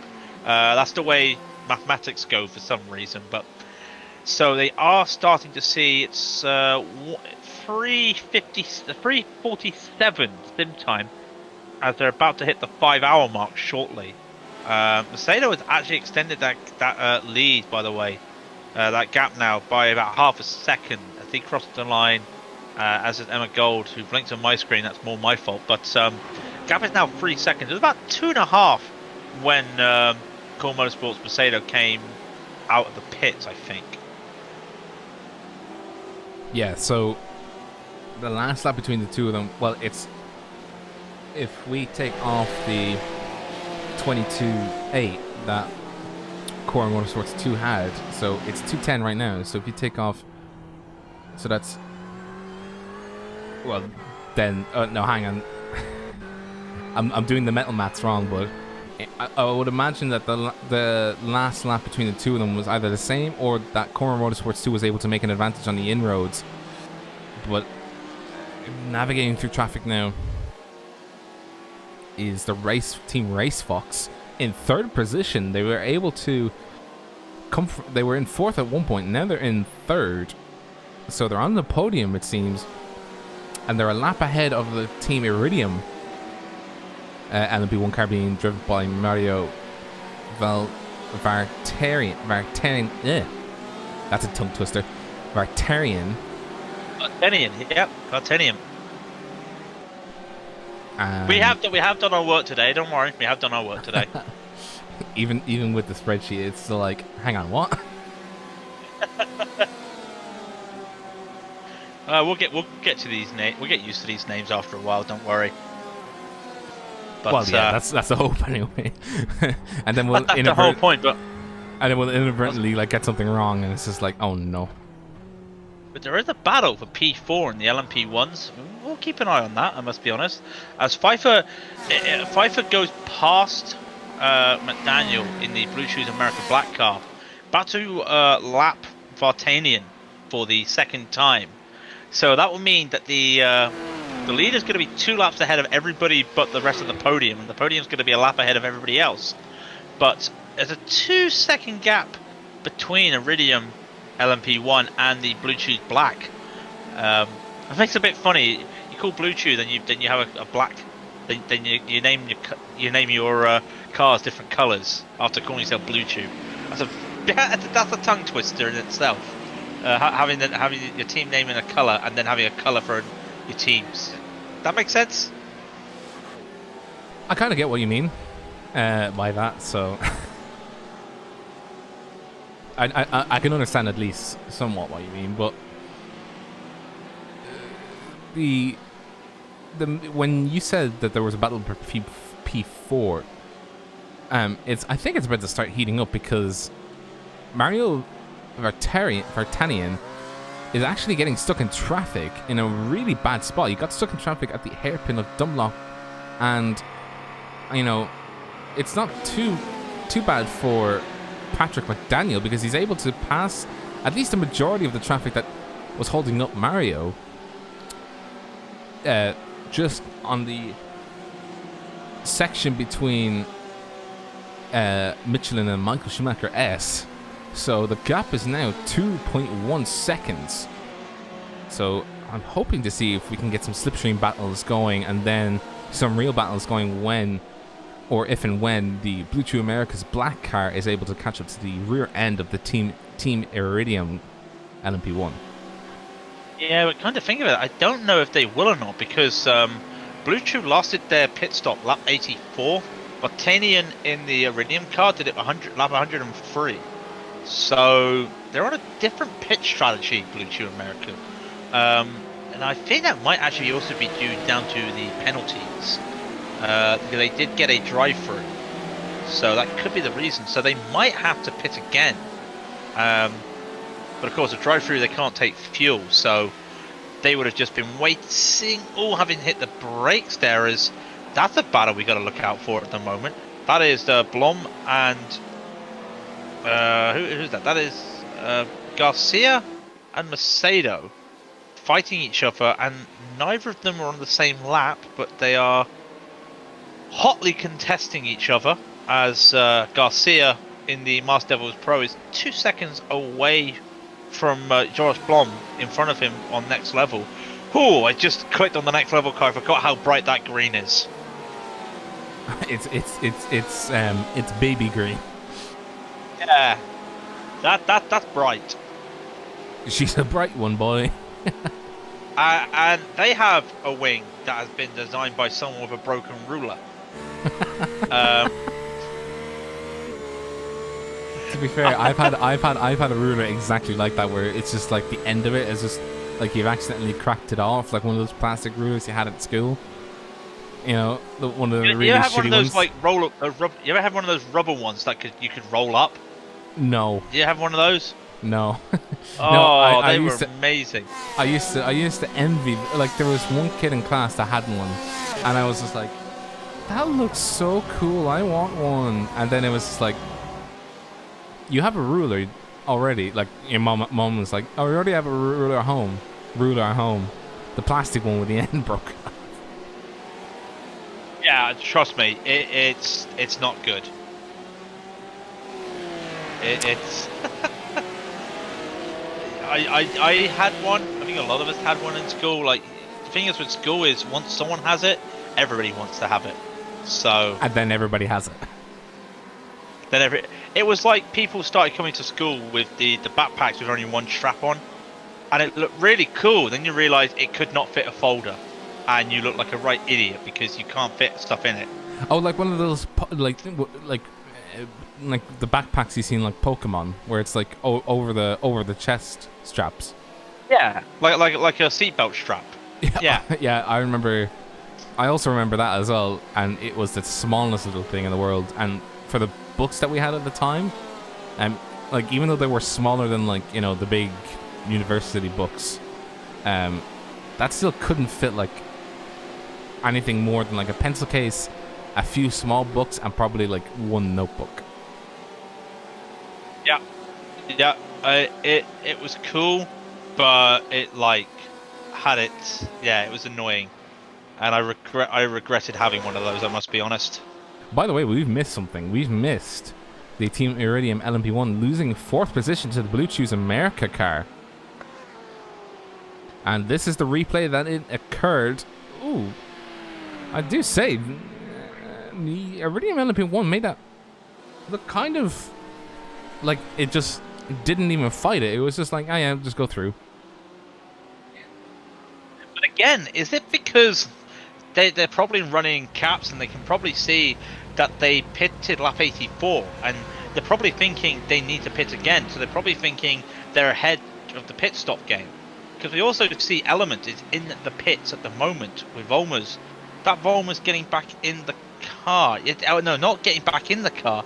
It's Volmer's starting his first stint. And this is the advantage they've had. Volmer's just in the car, and they've only just getting overtaken for the lead. That's quite a gap. Only just. Only just. And I would imagine, I think it's.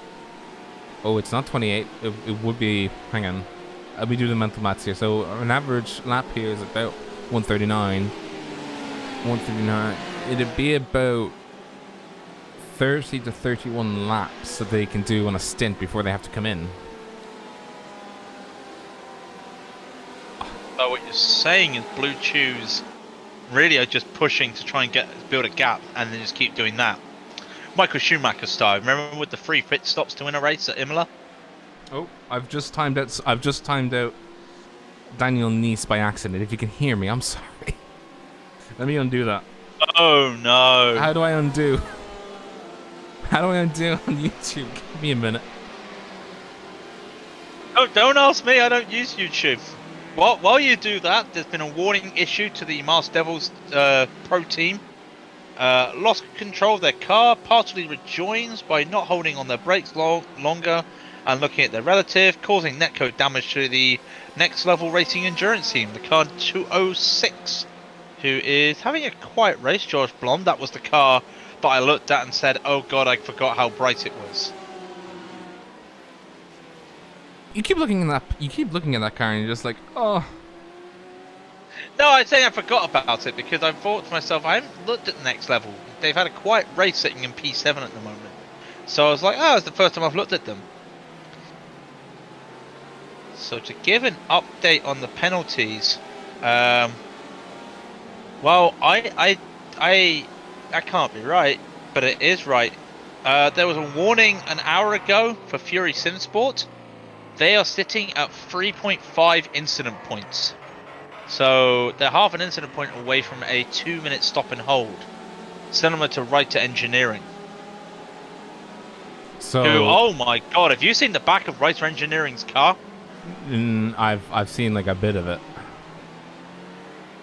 I'm gonna see Yep. it now. The back of it. Oh, he's just done a spun. He's just spun out as well. And I just got the cameras trained on him as well.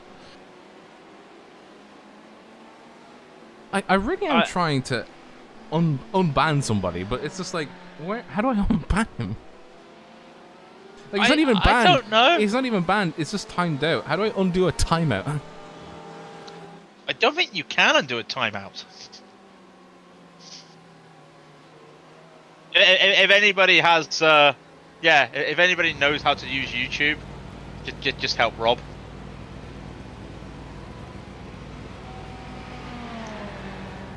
Oh, I'm bad. I'm sorry. I try adding him as a moderator and try and see if that would fix it. But it doesn't. I don't think it has. I like how your way to fix it is, I'm gonna make you a mod. That's brilliant. Oh, can I hang on. Let me try and see if I can stop Nightbot from doing the caps thing, because that's what got him untimed it in the first place. For like 5 seconds.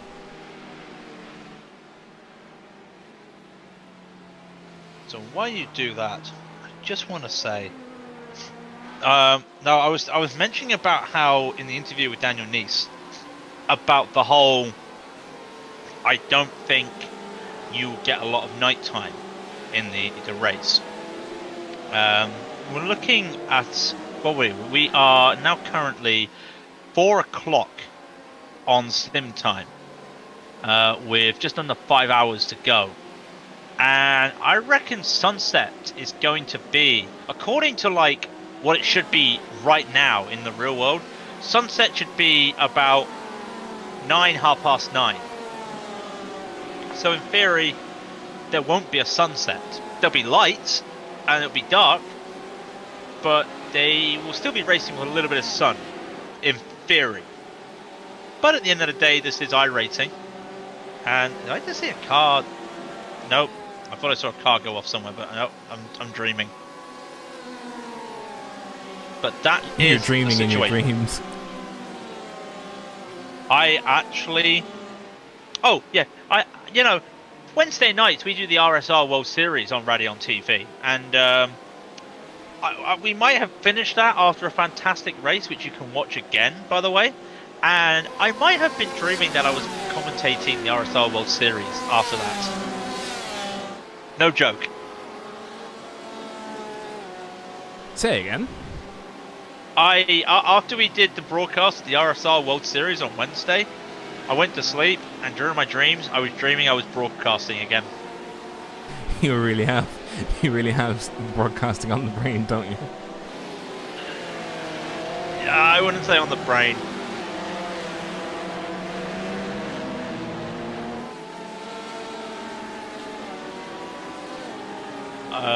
Just looking. Where else can we see? It's pretty quiet at the moment, in all due fairness. Element Sim Racing is back in the lead. Scuderia went for their pit stop. And it's James Brown still in the car. In fact, Volmers is the only new driver in the car at the moment. Everybody's done their fair share. Well, I say that. Kilometer Zero, 237. They've got 3 drivers. They've only had 1 driver drive. And he would be driving for 3 hours at this moment. How can you drive for 3 hours? That would... Have you ever driven for 3 hours, Rob? I have, actually. I've driven for 3.5 hours solo. Actually, I must admit, I did the Charlotte 400, which is the longest NASCAR race, and it was 4.5 hours. And I was sat in my chair for 4.5 hours doing oval racing. Nice. I know. It was. Those are the best races. I'll be honest. Those are the best kind of races. Hey, I mean, I finished the race P2 and I was so exhausted I couldn't celebrate. Oh no! James Brown's had contact. James Brown has had contact. Oh, it's at the chicane. It's at the chicane. What has happened here? It looks like who was that in front of him? Mendez in the Cool Motorsports 3 just hit the inside of the chicane, lost control of the car, and yep, just hits the side of that car. Hit the side of the Scuderia. By the way, we do have somebody to interview. Oh, do we? Yes, we do. Oh, and I just have it on the replay there, the incident. It seems he got away with it, though, pretty handily. Yeah, he is, but that looks to me like we might have a lead driver here at the moment. So let's bring him in. And yes, we do have at the moment, we have been a bit quiet at the front here, but the 71 Elements in Racing, and with us at the moment is Pfeiffer. So a good afternoon or good evening. It's been a pretty easy race for you at the moment. Well, not easy like that, but been a pretty straightforward race. Yeah, it's pretty comfortable right now. We're not taking too many risks at the front, and yeah, it's working out so far. Yeah, I think when you did your pit stop for Volmers to come in, was probably the first time you actually saw the Scuderia car since the start, really. But it has been pretty relaxing. Everyone that's come in to talk to us has been talking about the tyres, and we haven't asked an LMP1 driver. Are you double stinting the tyres, or are you just having to single stint? Because everyone, I can't really give away what they're doing, but everyone has had mixed opinions. We are definitely double stinting the tires. They feel quite good. The last 4 to 5 laps are pretty slippery, but it's manageable. So yeah, we will double stint until the end. We thought about triple stinting, to be honest, but I don't think the tires are good enough for this. No, I wouldn't. I would never triple stint tires myself. So, that to me does sound a bit crazy. I think the double would probably be the safest, especially when you're got such a good advantage and lead at the front. I think double stinting is the safer option. You've been in the car quite recently, haven't you? I think you just finished your stint. So it went pretty well for you, I would guess. Really, traffic. How's the traffic been? At the start of the race, everything was very chaotic, and I think everyone's now settled down. I think you came in with everyone just settling in, so I'm guessing traffic view wasn't too much of an issue. It was pretty manageable. Yeah, it was quite okay. I mean, we started last because we had a qualifying ban for switching cars, and our first driver, Mateusz, was super rapid. Got us into P1, I think, in 6 laps. Amazing work from him, and when I took the car, traffic was quite okay. I had one misunderstanding with an HPD, but yeah, no damage there, and otherwise it's all okay. Rob, anything to say? Yeah, how is the Audi to drive around the Nurburgring? Sorry again? How is the Audi to drive around the Nurburgring? It's perfect. I really love it, and yeah, the Porsche was quite off the pace, so that's why we decided to switch the cars, because the Audi is actually like 1.5 to 2 seconds faster, and the setup we have is just brilliant. You can drive so consistently with so much confidence. Yeah, I love it. Yeah, and that leads me on my actual next question. Given that you guys have had such a commanding lead so far, I'm assuming that you guys are just essentially cruising at this point, really, just to try and bring the car home. Yeah, that's right. Not going too many risks, of course. We are trying to drive fast, but I mean, not dive bombing anyone, taking our time, and I think we still are extending our lead with this strategy, so everything's good, and we will continue to do it, and hopefully it will all be fine in the end. Perfect. How many more stints do you guys have? You have 4 or 5 more stints? I think it's like 6. So Jan will do 2 stints, then I will jump back into the car for 2 stints more, and then Mateusz will finish the race with another 1 or 2 stints. Will there be a splash and dash at the end, I'm assuming? I'm assuming 2. Yeah. Are you expecting the temperatures to get colder as the race goes on, or are you expecting them to stick around the current temperature? Definitely. There was one in practice session, I think it was FP2.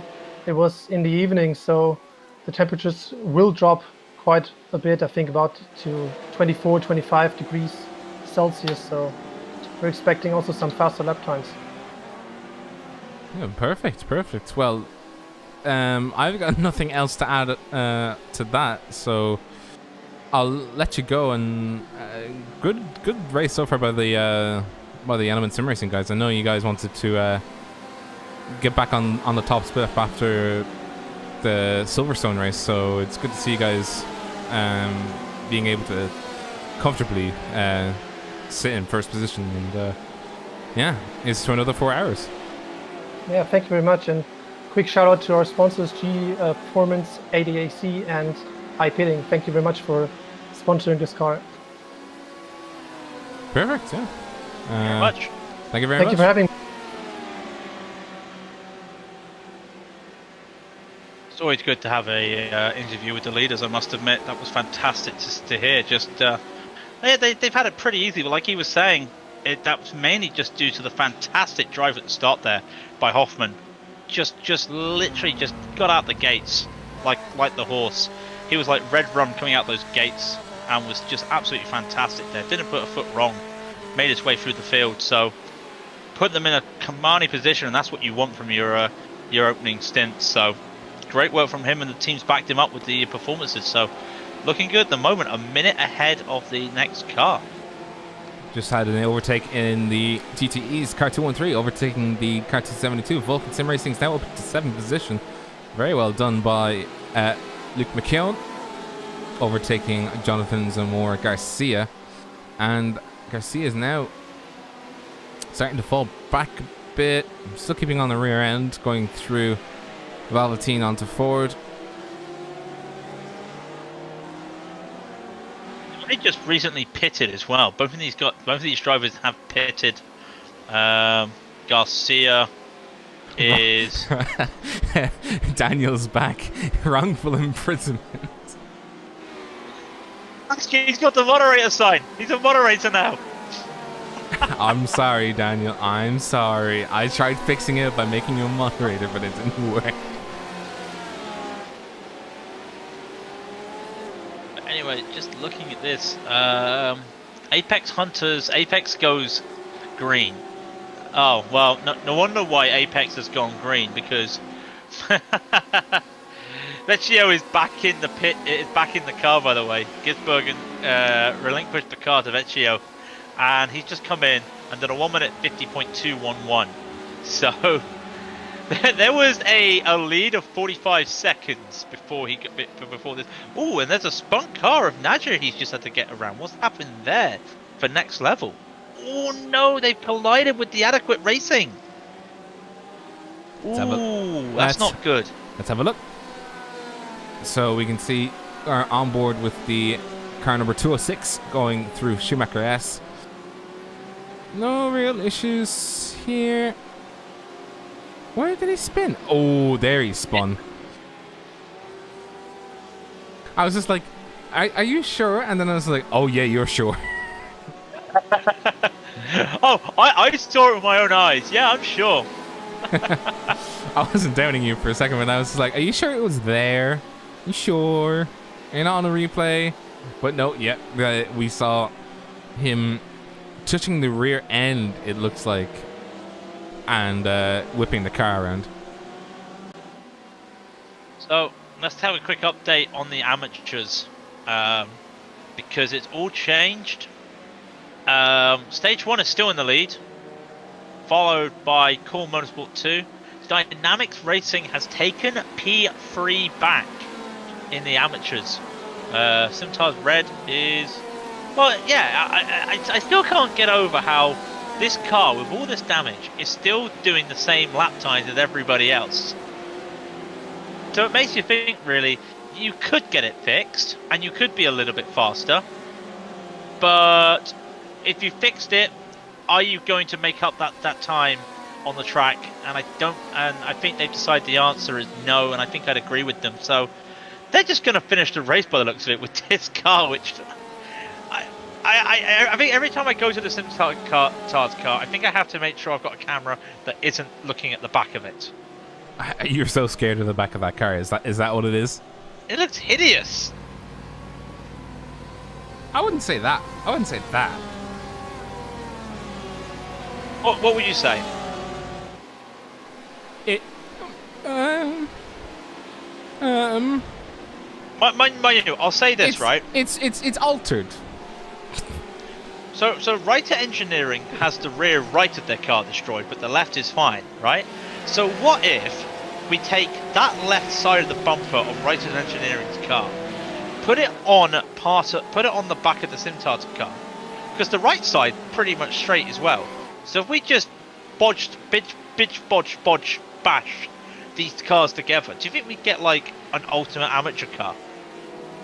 That's, with no damage. I think so. Yeah, there we go. A 1 minute pit stop would be, as Carl's just saying, it'd be a 1 minute pit stop if they took the repairs. And I think now that you've committed yourself, you keep to the commitment because you are lapping identical times almost. So it does make sense to stay out now. By the way, the car number 272 is now been overtaken by the car 259. So Mastel's dropping down into 8th position, Core Motorsports in 7th, and Vulcan Sim Racing is up into 6th at the moment. So they're doing pretty well in terms of positions, and they're on the same strategy as the other two cars. So, as far as I can see, they're racing for position at the moment with no real difference in strategy.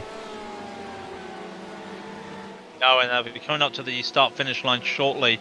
So hopefully there'll be a bit of a straight here for Garcia in that Mars Devils car to try and make a overtake. But he's not got a good exit coming out of Coca-Cola. We will see what he can do.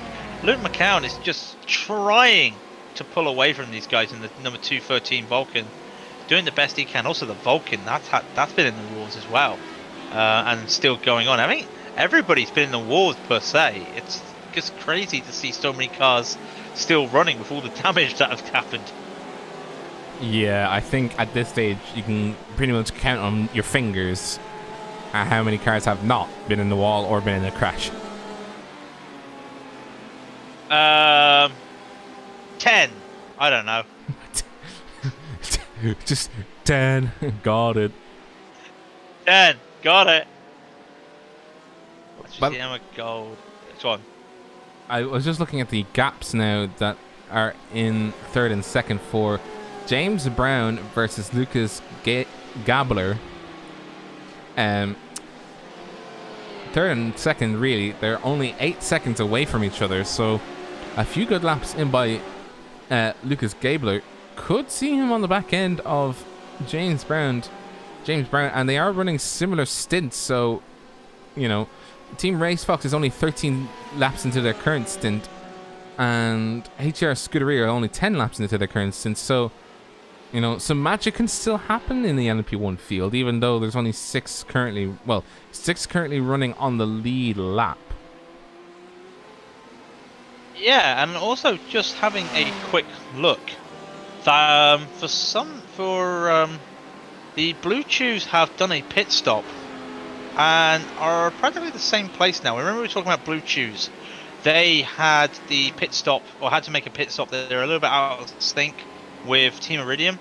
Well, they've got that all fixed up. They've both pitted at the same time now, at lap 112. And Blue Chews are still up ahead. Mind you, Iridium did take a driver swap by the looks of it on that time. Hugh Barter did come in, whereas for Blue Chews, I think they stuck with McDaniel. Yeah, McDaniel is still in there, so that would help them out there, especially with the fuel issue. But a 5-second gap between for the two of those. So these LMP1s are still, McDaniel having to go 3 wide there for a moment. It looked like he was going to take the very late line there. I think the car that's having the quietest race at the moment is that Race Fox car, Lewis Gabler. Well, they did have a drive-through. Yeah, but apart from that, it's been pretty much straightforward for them, hasn't it? Yeah, other than just that, nice and it's quiet. been nice and quiet, yeah. And to be honest, it is actually starting to get nice and cool, as in it's not been too many incidents. There's still racing going on, but not a lot of death, so that's good to see. It was crazy to start the race. How many cars did we look at the incident outcome, and within literally the first 20 minutes, we were having 6 drive-throughs and a stop and hold. And then literally for like the next 40 minutes, about 3 more stop and drive-throughs with a couple stop and holds. And then it practically just got quiet for the next, well, that was 3 hours ago. So that just gives you an idea. Everything just, it was a very hectic start.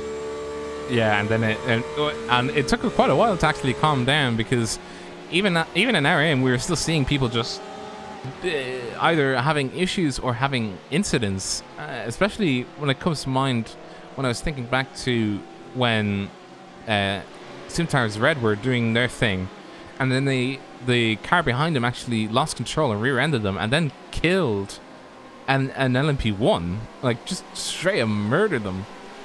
Oh, I think Simtech, wasn't it? It was Simtech. Yeah, they retired because of it. It was. There was just a few things, and of course, remember we had the Writer Engineering had their issue, and they are, for those just to keep up to date, they are 1 penalty point away from a race black flag. So just really keeping it safe now. Not going for any crazy moves or crazy mistakes. Mind as I say that, they almost drive into the back of the 304 there. We can't be cursing them like this, man. No, I don't want to curse anyone like that. But no, we lost a Simtech Motorsport car. We lost a Fury Simsport Midas Simulation. We lost Team Bushfink Yellow. We lost Mars Devil's amateur team, Ascari Autosport. Blue Chew's GTE team we lost. We lost Simtech Motorsport, and I think at the moment they're the only ones we have lost. Medinus, didn't see what happened to them, but they're 10 laps down from everybody and just driving their own race at the moment. I'm not sure what happened to them. Do we know? Neither do I. I have no idea what happened to them, but I know what happened to this guy, Cody Smith, Pantera Esports, having a bit of a slide coming out of the Dunlop chicane, or not chicane, sorry, the Dunlop hairpin.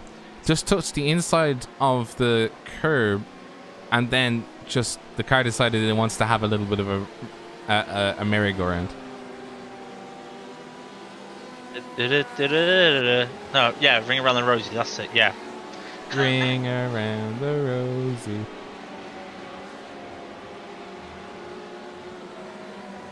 So at the moment, it's pretty much spaced out. Give me an idea of the gaps. I'll give you the gaps on the GTE category, as Gisbergen and Viecho have really just amassed an unassailable lead. 53 seconds ahead of the next car, which is German Sim Racing, and then it's 40 seconds between them and Carbon Esports. Then it's about 25 seconds, then another 30 seconds, then 1 minute, and then you've got Core and Mars Devil still battling, and they're probably the closest cars in the entirety of the race that are fighting for a position. That just shows how everything is spread out at the moment. Massive gaps everywhere, but we did say that, and we will say again, we will not get a true representation of the positions until we come to that final hour when everyone is making their last pit stops and driver swaps. Yeah, the next closest gap is actually for the second place in the AMs, would you believe it? Simtires Red have actually pulled up behind the Dynamics Racing Endurance team. Emma Gold was actually it was exactly 8/10 faster on that last lap compared to Stephen DeWolf. And it looks like she is actually closing the gap even further now. It's only 2.2 seconds, 1.949 seconds. It is getting close. I just don't get how this car with damage is still faster than a lot of other cars out on the track. It's bizarre. In a good way, of course, but it's absolutely bizarre. But they are catching DeWolf. 2-second gap at the moment, doing their best. DeWolf in one of the only, I think there's only 2 BMWs. They go into the pits, and that's they're on different pit strategies then, because Gold pitted lap 99. It's now lap 110. So the Wolf is pitting on lap 110. The last lap 73. That's going to be different pit stops for them. There's a 10 lap difference between their pit stops. How is Vulcan, by the way? Well, Vulcan's doing very good. They're in 6th position at the moment. After having a bit of an issue and then fighting their way back up, they're now in 6th position. So they've been doing very well. They're holding a gap of about 3.5 seconds to Core Motorsports behind them. So doing very well as far as we're concerned. Yeah, managed to show off the strength of a Ferrari that isn't a Formula 1 Ferrari by pushing over a BMW, a Ford, sorry, and still driving like nothing's wrong. It's fantastic. I'm still so amazed that the barrel roll car just went. You know the like when they're in like movies and cartoon movies and they're like somebody's being resurrected and it's just like, oh, that was exactly what that car did when it rolled back over. It was like, oh. There's a little bit of touchiness just coming up the chicane right now. We've got Ornelas and Garcia in a battle for the GTEs, and Ornelas is holding his line and defend, but he's having to defend at the same time. He has to let an HPD go by. And he lets one HPD go by. He gets to the chicane as an HPD almost going to run into the back of him because that's just the nature where it is. As Stephen Calvert comes out onto the track. Now, that is the dynamic. So they have done a driver change at the same time. So they're going to be quite a way behind. As they were the battle for Simtars for 3rd place in the GT AM. So that's their third driver, or second driver to get in the car. But that's going to be that's a minute difference compared to Simtar's red. So and on cold tyres he almost goes off at Ford. That would have been not exactly good, me talking about him and then cold tyres throwing him off, but he's down at the Dunlop chicane and Simtar's red are literally almost behind them as they're coming up to Ford now. So that just gives you an idea of the time you lose in the pits during a driver swap. It's also worth pointing out that they actually spent an extra 35 seconds in the pit stop, in the pit lane.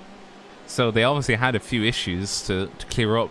So it is worth noting that Simtar's red might be able to leapfrog them on position alone now, because the extra time that Dynamics spent inside the pits, and because Simtar's red don't have to repair that damage, even though it looks horrible, or won't repair it, or they won't work. Well, they more so they don't have to, so they don't.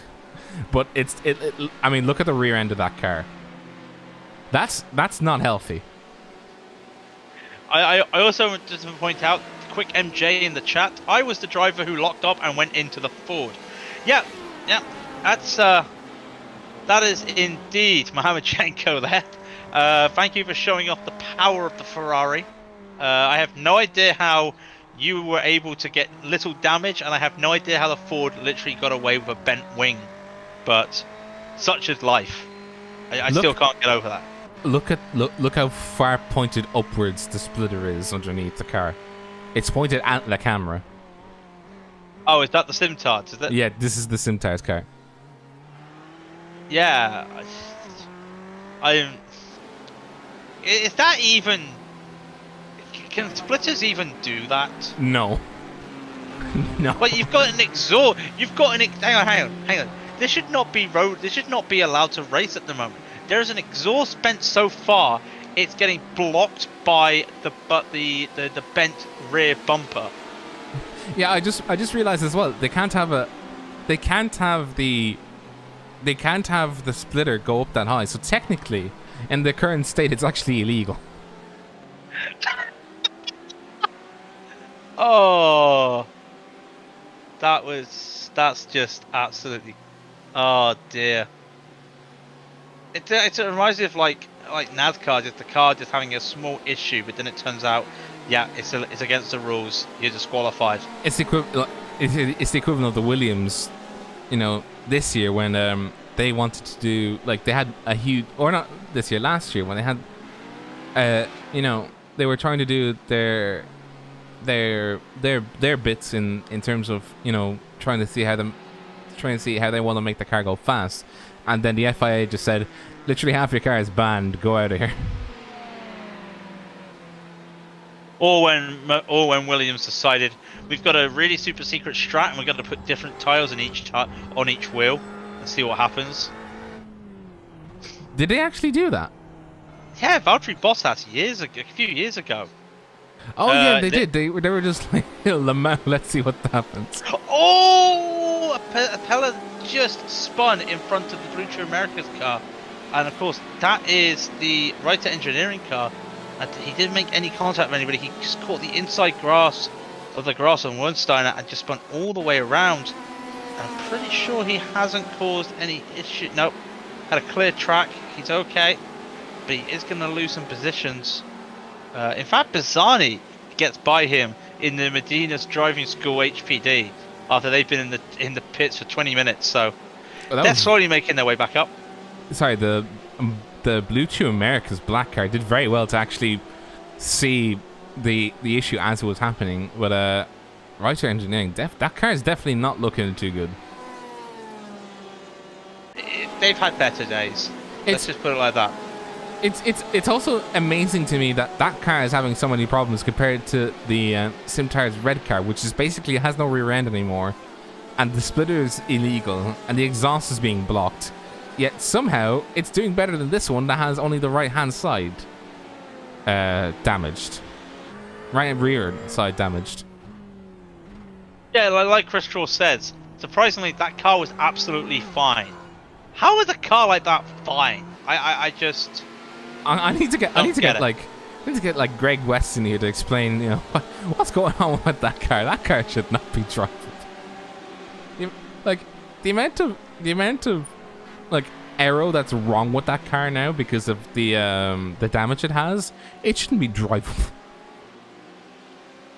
Yeah, but there has been a minor incident with the Iridium car and the RSR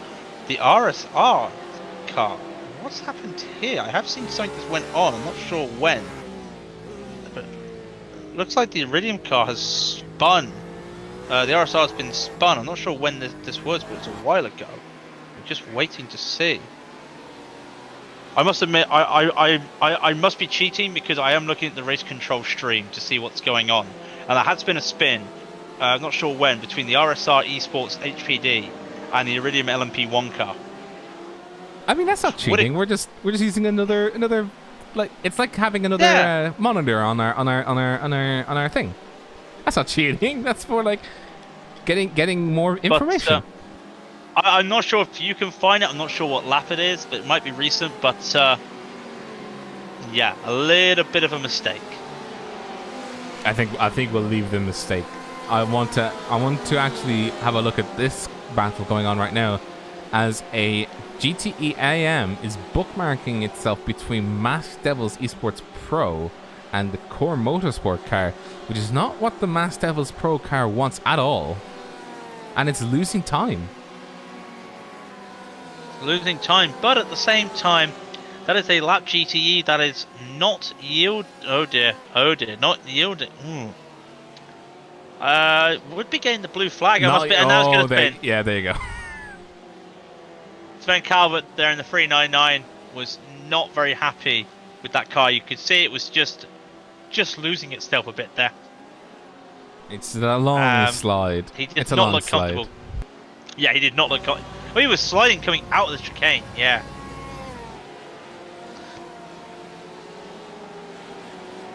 But of course, Garcia had to slow down for that, so he's lost time on the Core Motorsports car, unfortunately. It's a second and a half, so it might just be outside the slipstream range, but at the end of it, if he can put a few good corners together, he'll be back on the end of them. They were fighting very harshly in the Mercedes arena when the cameras were switched to them. It was very close to having another accident, but they were at least giving each other a little bit of room. Not a lot, but a little bit, and like an inch, literally. Give him an inch and he'll take a mile or something along those lines. So stage 1 racing is still the leader in the amateurs, and it's crazy how we've not talked a lot about this car. It's just stayed in the lead after getting it at the start of the race. Started 45th on the grid because it did not qualify. It was banned from qualifying. Made up 17 places overall in the GTE category, but for the amateur, it's in the lead. Where is it right now? It's coming down to Ford and Core Motorsports, who's in P2. They are so far behind. They're at the chicane, so they're almost going to be lapped by the lead amateur team. We could see every category have the leader lapping everybody. Yeah, that would be. I'm trying to think. Have we ever had a race that ended up like that? Where, well, I think we've had like I think one race where the leader had lapped every single other car, and then stayed there. The only thing I remember was Josh Mills at Imola ILMS in a GTE car, lapping practically everybody but the podium, and that was it. Yeah, I mean, I would imagine that would have happened in this race. At least a few lap cars. But right now, if I switch to the top 7s of each class, everybody but the top 3 are lapped in the GTEs and the LMP1s. In the LMP2s, almost everybody's lapped at least twice. Loose Nord and that what's it called? The G-Drive Racing Eximia is just there's no other way to put it. It's just going away. It's just driving away, and everybody's just like, what do we do? I think we need to like have a community bop where we just tell everybody to vote, and just be like, vote on a car that you want bopped. I think this would take the first place. I was just to say, Greg Wilkin is now in the car for the RSR after that long stint from Nathan Block, who had done it for about almost 60 laps. A really good run. But funny enough, the RSR Esports car isn't going to lose much time on the field because Josh Patterson in the Blue Choose Blue, these guys just having, as they were saying earlier in the interview room, having a nice quiet race and their first real race around here, just enjoying it. They're coming into the pits now anyway, so they'll lose that P3 that they've inherited from the pit stops. But also making their way up now, Team Iridium. Very shortly, I think they might get by every HPD and they might be back in the top 10 overall. And that would be great to see them recover like that. Even though they're 10 laps down from the leaders in the LMP1s, but at least they'll be ahead of everybody else. Mm-hmm. But they'll have to unlap themselves twice around the G-Drive car as a note. So they'll have to unlap themselves and unlap themselves again before they're actually on ahead of the LMP2 and the GTE fields. Oh, okay. Right, so that's not happening for a while then. No. It won't happen for another hour, I don't think. I mean, let's see. Iridium's doing a 142. G-Drive's doing a 144. Yeah, that's not happening for a while. Yeah, I was actually very surprised how close the lap times are between the LMP1s and the LMP2s. Like, the LMP1s on average are doing about, well, missing the flyers, it's around a 140 lap. The average of the HPDs are about a 145, missing the flyers, and that's only 5 seconds over an entire lap.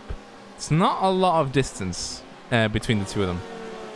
There's not a lot of places to put the boost on. When I used to drive the Audi around here, you would boost coming out the Wersteiner curve. You would boost a little bit going up the start-finish straight. Oh, yeah. And you would boost coming out of the Dunlop if you knew you had clear air. And that was literally the only places you would boost. So there's not a lot of places that even the automatic boost can pick up for you. So 5 seconds doesn't surprise me when you look at it like that, because there's not a lot of places with how technical this track is, and it's a very nice track. I'll never hate it. It doesn't surprise me as I say that. No! Iridium just got hit by another car. Oh, Not no, a heavy hit. Not a heavy hit, but the Fury Motorsports car coming around Coca-Cola, it was spinning before he even started the curve. He tried to deja vu it, and, well, on their screen, he doesn't hit him. But when you look at the when you look on board on Busan, there's a noise, and actually, yeah, there's a little bit of a dent that then quickly goes away. But that's, I don't know if they've got damage or not, but replay damage says yes, no. Yeah, that was that was very close to them having a third edge of their car. Oh, well, I do see that there is damage to the front left, so it's now the front left that's got damage. Oh. No, actually, that's damage that they've had for a while, I think. Yeah. That's literally damage they've had for a while. I think that was unrepairable from all their excursions earlier. Now all they have to do is to get the front right damage, and they'll have a four of a kind. I'll retract. Fine. Oh, a four of a kind, yeah. 4 sides of the car damaged. Oh dear. Well, Racebox, Gabler's in the pits, and it would not surprise me if Gabler might be. No, he's only done 56 laps, so I don't think he'll be handing over to Schmidt right away. But let's wait and see. Lucas Gabler doing a pretty good job there in P3, still in the car by the looks of it. So gonna continue. These guys race apart from that stop and go at the start of the race. Again, they've just been pretty much doing their own little thing. Not a lot of racing, well, not a lot of fighting, just using the pit stops to their advantage, really. About 20 seconds behind the Scuderia's team. That'll be a bit more now, of course, because they're taking the pit stops, but all to play for still. We're coming up to 4 hours as well. Yeah, coming up to the halfway point. It seems to me that the halfway point is where a lot of the strategies will come into play, where at the start, well, I mean, they'll come into play anyway, but at the start of the race, it's more like trying to get set up for the end of the race, more than likely. And now we'll see the decisions being made, the big decisions being made of pit stops, when to stop, how much fuel do we need, do we take tires, do we not take tires, and how do we maximize our chances at gaining positions toward the end. I think that will be where the key will be at this particular track at the halfway point. Yeah, there is a small gaggle of cars still. 9th, 10th, 11th and 12th. Still we've got Justin Naja in the Next Level Racing team. He's half a second ahead of the amateur leader in the Stage 1 Racing of Rob Nowens. A second behind him is Edward May in the 262 Fury Stinsport Paddock Promotions. And then 4 seconds behind them, 3 seconds behind them, is Mateus Milano in the Kilometro Zero car. So a small gaggle is forming, and 3 of these cars are just all bunched up at the moment, just enjoying the drive. And it is a shame we're not going to see a lot of nighttime, because it's probably the best time to see pack racing. The best time to race is with the striped sweater. I gotta be honest, I remember doing Daytona 24 this year, and I came around NASCAR 2, looking down the straight, and I just saw a massive line of lights coming out of the bus stop, and I thought, that looks so beautiful. And we were all thinking, That looks beautiful. And then our next thought right away was, hang on, we've got to get past all those cars. Oh, drats. He's basically reminding yourself, it's like, oh, they're so beautiful. Wait a minute. Yeah, it literally was like that. We literally thought, oh, this is good. Oh, by the way, Nuins has overtaken Nadja just on the exit there. Now, what was that? Due to a slowdown? Or no, just Nadja went a bit wide. So Yeah. now this is a battle for class between Nadja and May. And that'll be for the top 10 position in the class. So, battling on, gotta get around these cars. And actually, Nadja's had to take a wide line because the LMP1 trying to get by. May's gonna be on his back. They're not gonna be doing anything stupid up the hill. Excuse me, they'll wait for the hill. And now they will try and hold up. But of course, May's had to lift a little bit there. So he didn't go into the back of Nadja. So, just wait on. Nuins in front of them's gone wide there at Michelin, but recovered. And now it's just going to be a straight battle here. Can May make the overtake on Nadja? That's the idea. Well, I mean, the idea would be that, they do go side by side going into the hairpin. Who backs out? It will be... he's coming for seconds, trying to make sure that he can undertake and come back around, but he doesn't seal the deal. So, Fierce Spin Sports now is up into 10th place overall in class. Good move. Good move. And gets away from them. And Milano is now catching them. Gap is now 1.7. In fact, you look at it, next level did a 156.663 that last lap. Kilometer Zero did a 153.6. In fact, out of everybody in this battle we've been watching, that car there, the Kilometer Zero, is the faster out of the 4 that we've been watching. So it looks like he may be able to get it, but at the same time, if you've got Fury Sinsport of May defending Nadja, it will, as he blinks again, and he keeps blinking. Let me speak. You can blink after I spoke. That's the strat. Just keep blinking in the straights. Yeah. If they keep fighting each other, you're gonna get held up, and that's gonna bring Milano into it. And for fuel reasons, for fuel and tactics, that's not what you want to see. That will just hold you off. But we do. No, I thought we had a issue. I thought we had a incident outcome, but no, nothing yet. We'll just wait and see what else to happen. But it's pretty much straightforward at the moment. These 4 are just going around, waiting for the moment. Everybody else is pretty much spread out. Yeah, I'm looking at it now. The 3 cars, the 262, the 206, and the 237, they're all on similar stint times. The 206 and the 237, so the Next Level Racing Endurance Team and the Kilometer Zero, they both are on the same number of laps on this current stint. And Fury Simsport is only 2 laps newer in terms of tires. So they, within reason, I would say that these 3 are definitely fighting for position now. No amount, unless they change up their strategy, which would be very risky, even at this halfway stage. We're just coming up to halfway stage now. They would have to plan ahead essentially to the end of the race and make sure that the strat they do pick is not gonna mess them up when it comes down to the final hour.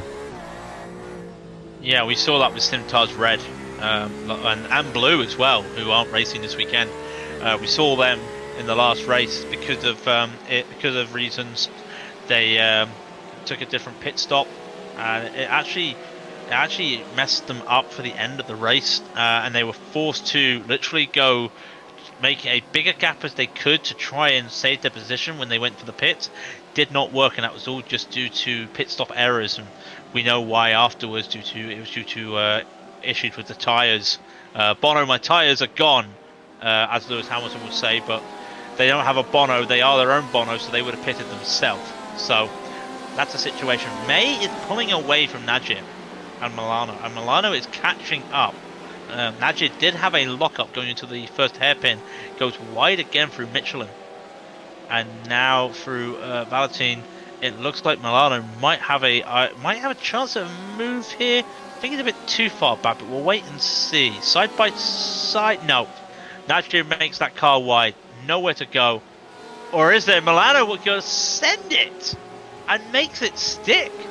Well, that was interesting. That was a very brave move.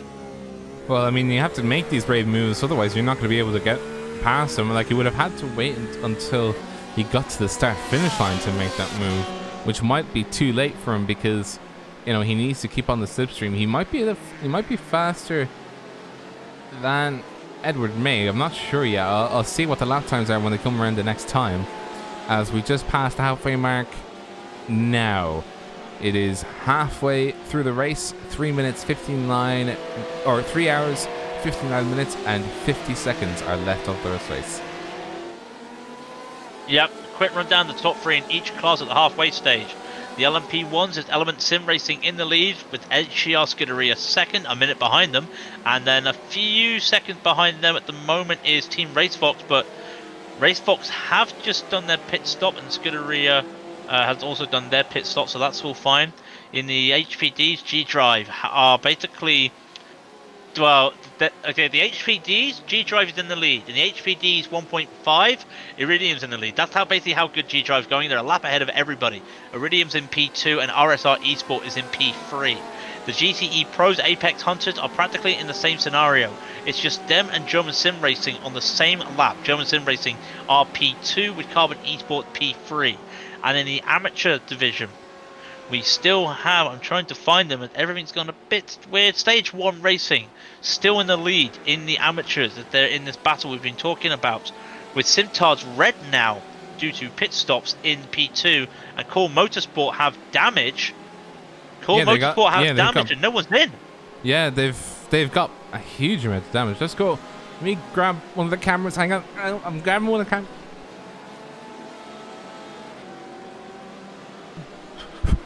Getting down to the car. Let's get up and nice and close on. Boom. That is not a pretty looking car. And I cannot see, it's blacked out for me. But they are out. Let's have a look. Go on, show me the replay. I think they were taken out by the sister car, according to chat. Thank you, chat. Hashtag Bengo. Appreciate it.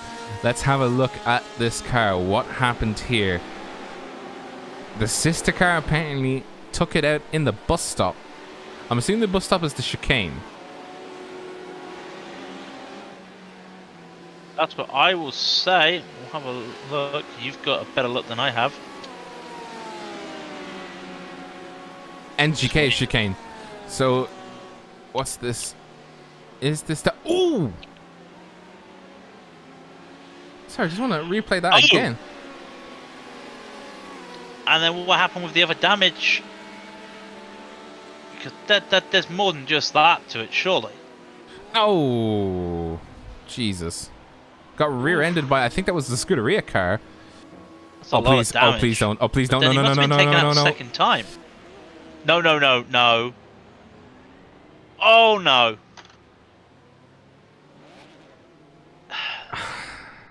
Here's the rejoin. Once again, this is why you've checked for traffic. You don't rejoin a car. In the middle of a chicane. They've all finished. I think they're done. I'm not entirely sure. No one's in the car at the moment. I think there's plenty of damage. I mean, that's 2 crashes in as many minutes. So I think they're just gonna sit the car out and just wait until the damage is repaired. It's still there. So an incident. That is a warning to the 259 Core Motorsport team. That's the Core Motorsports 1, not the one we've just been looking at, for defending dangerously against car 272. So yeah, a bit of aggressive defending there.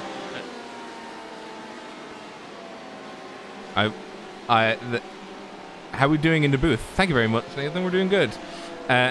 car is broken according to Mendes, but yeah, it's not where you reach. Yeah, is a dead, Chief. But what's That not is dead a shame. what's not dead, sorry, is what's not dead is battles, because Kilometro Zero is still chasing the car number 262 of Fury Motorsport. He's not letting it go. The Fury Motorsport is still trying to hold on to position as. Is that an LMP1 just rejoining in front of them? That's Patrick McDaniel, who's gone. Oh, he's had damage. He's lost the. No, he hasn't lost the car. He hasn't had damage. He's spun. He lost the back of the car there, but avoiding that looks like the next Stage 1 racing car, who went a bit wide. It looks like he lost control of the car. Yeah, just lost control of the car and almost collided with the leader of the GTMs. Well, at the very least, it wasn't game over for him either there, because that was very close to rear-ending that GTE going wide. Yeah, that's whew. That would have. I think they would have needed some Blue Chew after that just to calm them down. I can't believe you said that. Yeah, I you know what? Now I know this. I've just got ammunition. I've got ammunition now every time. Fantastic. So we were saying though, like we were saying, the 237, the Kilometro Zero, is now on the back of Edward May, the 262 for Fury Sim Sports Paddock Promotion. Half a second gap between the two of them. And they come down to the Dunlop curve. Let's see what lines they're doing on these old tyres at the moment. Quite a wide line for May. It looks like he's locked up. Yeah, he's locked up a little bit because he went a bit too far. Milano did a really good line there, waiting for the Race Fox car to go. Now, have they had to lift a bit, May? No, he's fine. Didn't get held up much by Gabler going by. Milano's still looking for a move, and they've got to be careful. And it looks like, I can't remember saying this, it looks like the Michelin curve is the corner that everyone's struggling with today. I don't understand. That's the pretty basic curve, isn't it? Not necessarily, no. I wouldn't say it's a basic curve. I would say it looks basic, but it can actually reel you in if you're not careful. So the inside is quite sloping, and the exit leads into it. Oh, it's almost side by side as they were coming into the Coca-Cola curve. But returning to your point, or your question was, is it simple? I would say not the way that you think. It's deceptively simple. You can very easily make a mistake on the exit because of the banking of the internal. So when I say the internal, I mean by when you enter the corner, it banks quite a bit slightly, but it's banks just enough so that it upsets the car. And if you're not careful with it, you can actually let the car rear loose, and that can actually slide away from you, and it can actually turn you around. Or what you can do is you can come in too hot, hit the banking of the curve, and then the car just sort of ejects you out wide. A bit like it's a bit like what's it called? It's a bit like the carousel at Nurburgring, the Nordschleife version, where it just ejects you if you put a step wrong. Yeah. And you were saying about that back sliding out. We did see that with the Blue Chew America's LMP1 car, so that does make some sense. That's some good insight as well. I actually find it one of my favourite corners on the track, actually. That whole combination. I'm never good with the center S's, but once I get to Michelin and Valtine, I just find it really easy, and I just gain some time. It altogether, it is a tough corner, but when you get it right, those two corners together are so nice when you hit it right. As we see, this battle's still going. Milano needs to make a move, or wants to make a move against May. Nowhere to go, and it's two Porsches, so similar thing. Oh, he's not sending it through the Coca-Cola. No, he's holding on. That's fair enough. And Rob New is in front of them. Now, it's not a battle for for a category, as Nguyen is the amateur leader. But you'd think that they'd like to catch on to him, and in fact, May is on top of him, and using that slipstream to his advantage, because that's probably his best form of defense right now. It's getting the same speed as Milano. We actually have an interview request from Matthias Schmidt. Or Martin Schmidt, sorry. I got his name wrong. Martin Schmidt wants to interview. Right. He's not heard you. We'll bring him in now then. As we say, it has been a bit of a quiet race, but still, after that early hiccup at the start, we do have the RaceFox team sitting in P3. We have Martin Schmidt with us. Good afternoon. And good afternoon, guys. How you doing? How are things? Yeah, we just found out that we are on a kind of a bit different strategy below in tires than the other LMP1 guys in front of us. So we're currently a bit, how do I put this? Sorry, my English is a bit rusted in, to be out of honest. position. Out of position. Yeah, and so we're calculating our strategy right now a little bit. So maybe we can start an attack at P2 in the late hours, but we're not quite sure if we can manage our tires that well. We have had Element Sim Racing. They are double stinting their tires. Are you double stinting as well? Nope. Are you? Okay. I'm not going to comment this any further in terms of, you know, but the point is, if we can manage the tires as good as we hope we can, maybe we'll even be able to catch Element, but that will be later on in the race, and so we're not quite sure. Our goal is to finish on the podium. P3 would be good, P2 would be great, P1 would be absolutely awesome, but we're still calculating and we're not quite sure if we can make it that far. Never say never, though. Sorry? Never say never. It can always still happen. To be honest, the goal at the start was just to get through this 8 hours. And then after like 1.5 hours, we realized we're fast enough for the podium. And that there's only 2 cars we are racing. Because we're a lap ahead of Team Iridium, I think. Those guys yeah. quick as well, but I think they had some incident earlier on. I'm not quite sure about that. Yeah. I mean, that's the other Iridium team, but yes. Yeah, the one in P4, obviously. Yeah. Yeah. So this is currently the thing that keeps us busy, besides driving, obviously. So far we had, as you said, a really kind of quiet, lonely is the wrong word, because you're constantly lapping some GTEs. It's like you never have a lap without a lap car.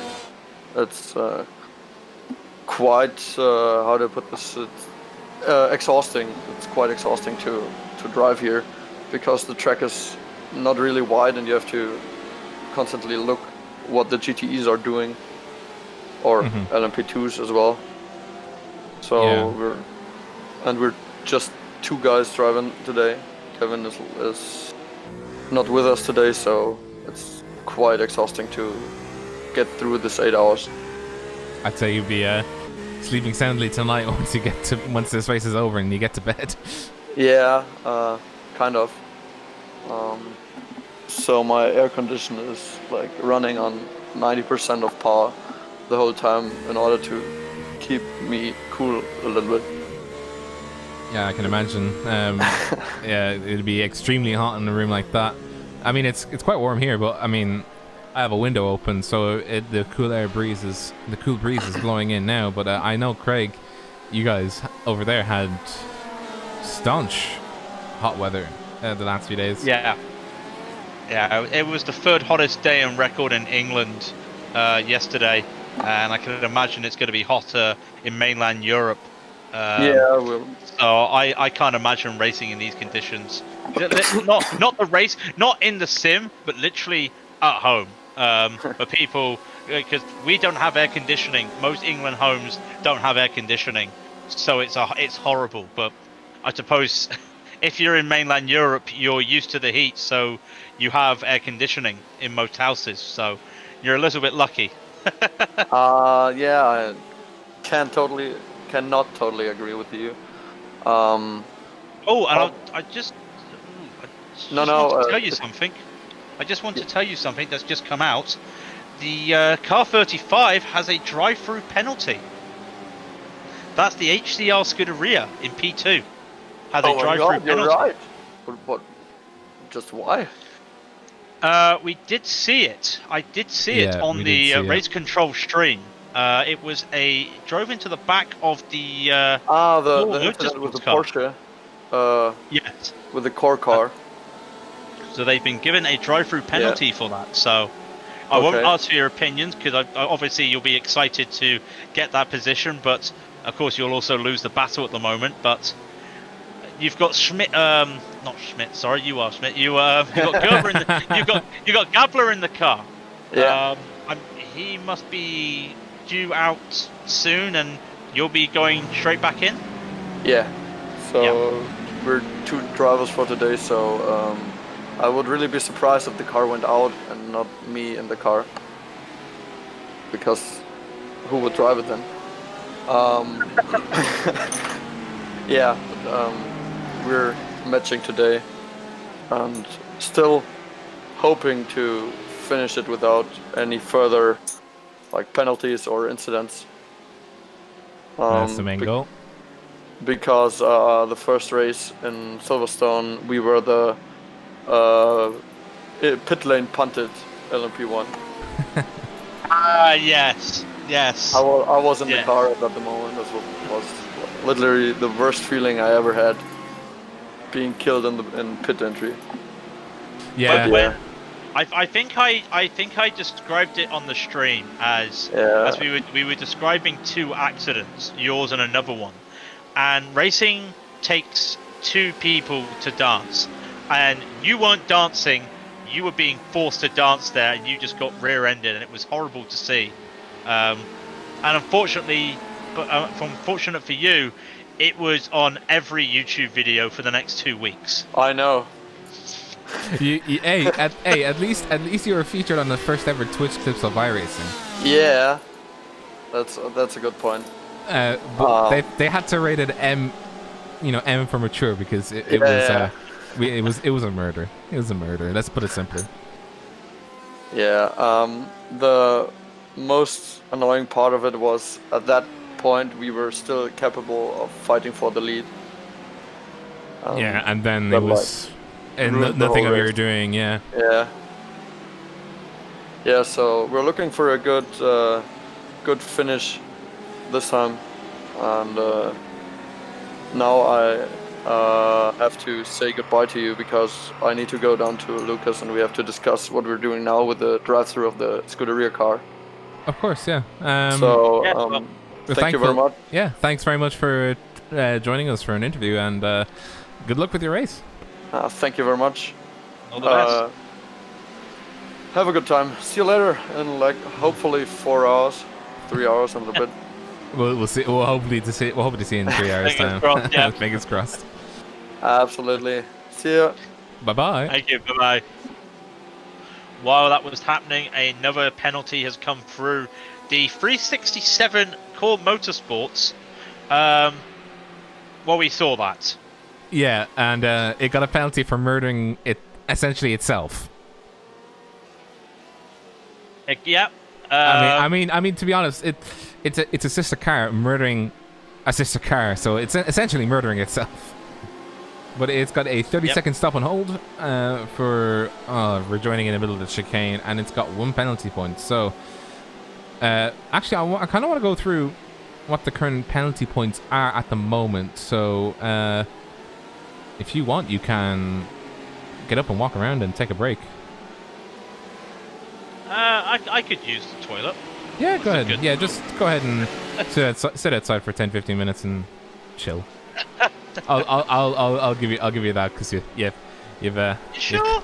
Yeah, No, I can go on. I can go on. I mean, it's halfway point anyway. You might as well. Fine.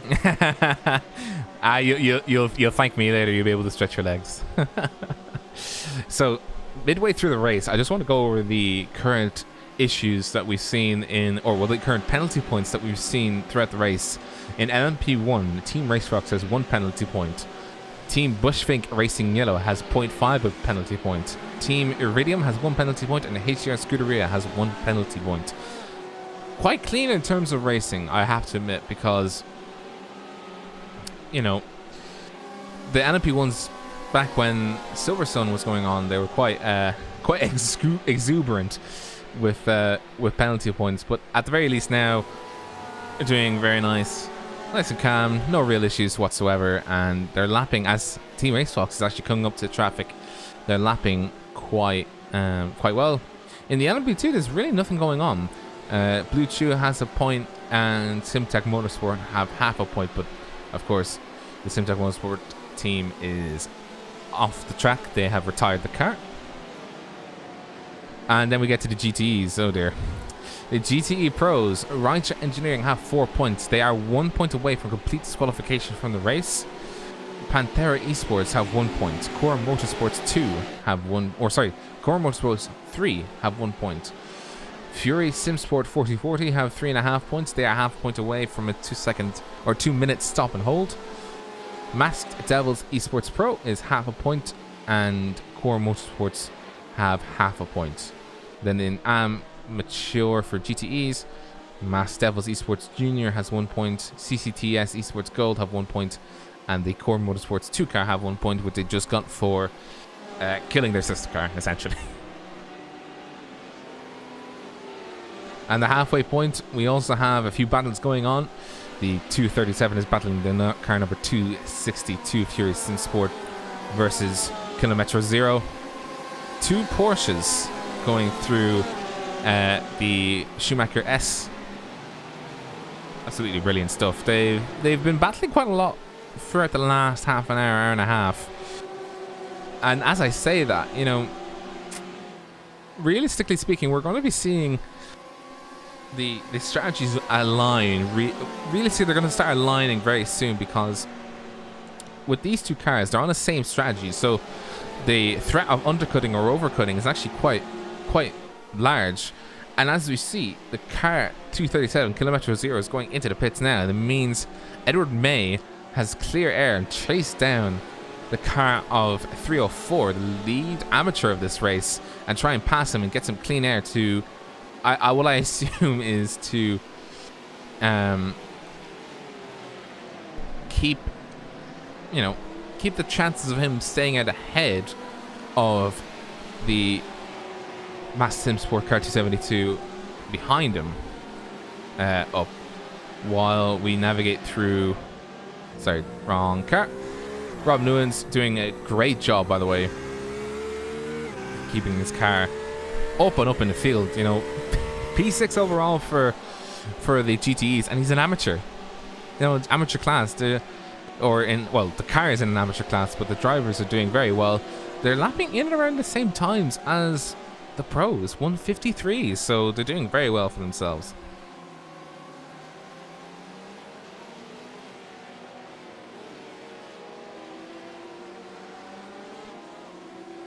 Just looking down the list, see if there's anything else. There's really nothing.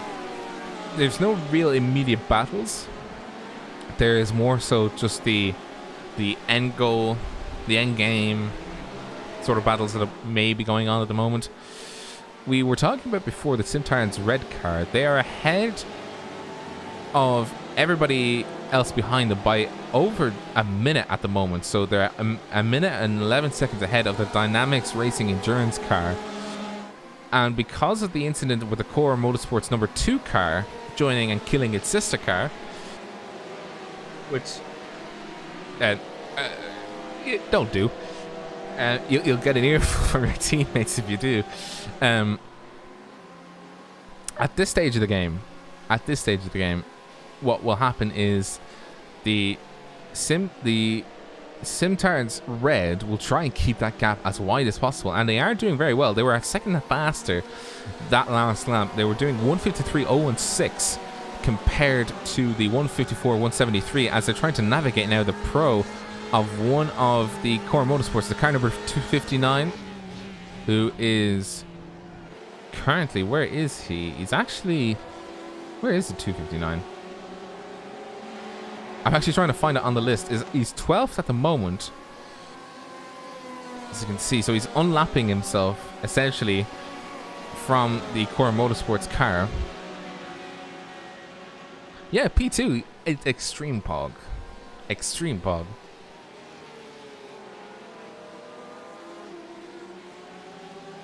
But of course, the main goal here now is to make sure the gap is as wide as possible. 1 minute and 12 seconds is the gap between Simtards Red of Kyle Wright and Sven Kalbert of Dynamics Racing Endurance. And it's always gaining. I'm already seeing it sort of gain up to 113s at the moment.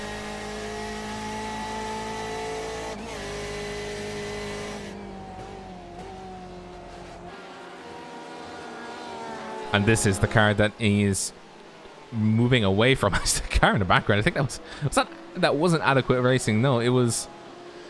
Oh, what car was that? It was a Porsche anyway, just sliding through the NGK chicane, almost coming off the track. Oh, it's the baby green Porsche that Craig was oogling at before. I'm back, by the way. Hello. Oh, hello. Yes, I have been oogling cars. Do you mind? Damn, you heard that. You weren't meant to hear that.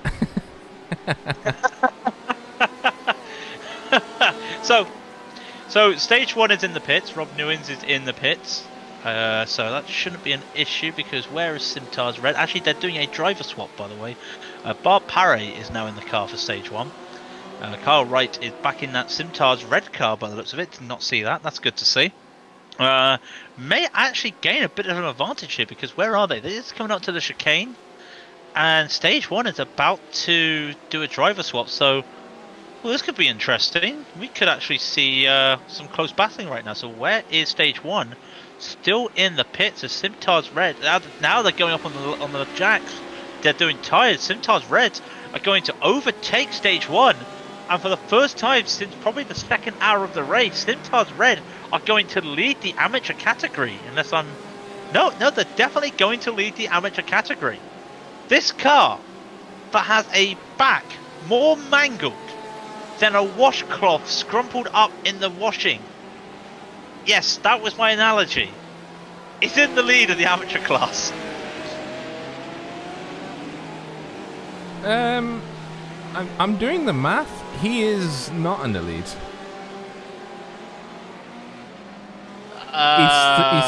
He was a lap down and he's just unlapped himself. Are you serious? Yeah. The number right, you take over the next 3.5 hours. Yeah, because I was just looking at the math and I was just like, he's still in 12th position. He's still in 12th. Hold your line. Still in 12th. Still in 12th. Hold your line. But the number 304 car, the stage 1 red, the stage 1 racing red, was actually so far ahead of the next amateur down that he basically had a lap in hand, so you could just take a free pit stop essentially. Right, so like I was saying then, so in other words, this car whose rear it's more crumpled up than a washcloth crumpled up in the laundry is in P2. How's that? There we go.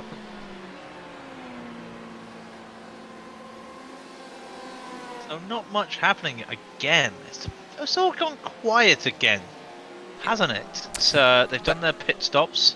Torrentino's in the pits. May and Milano, I think, have just pitted recently. So those guys are still going in. Let's be honest.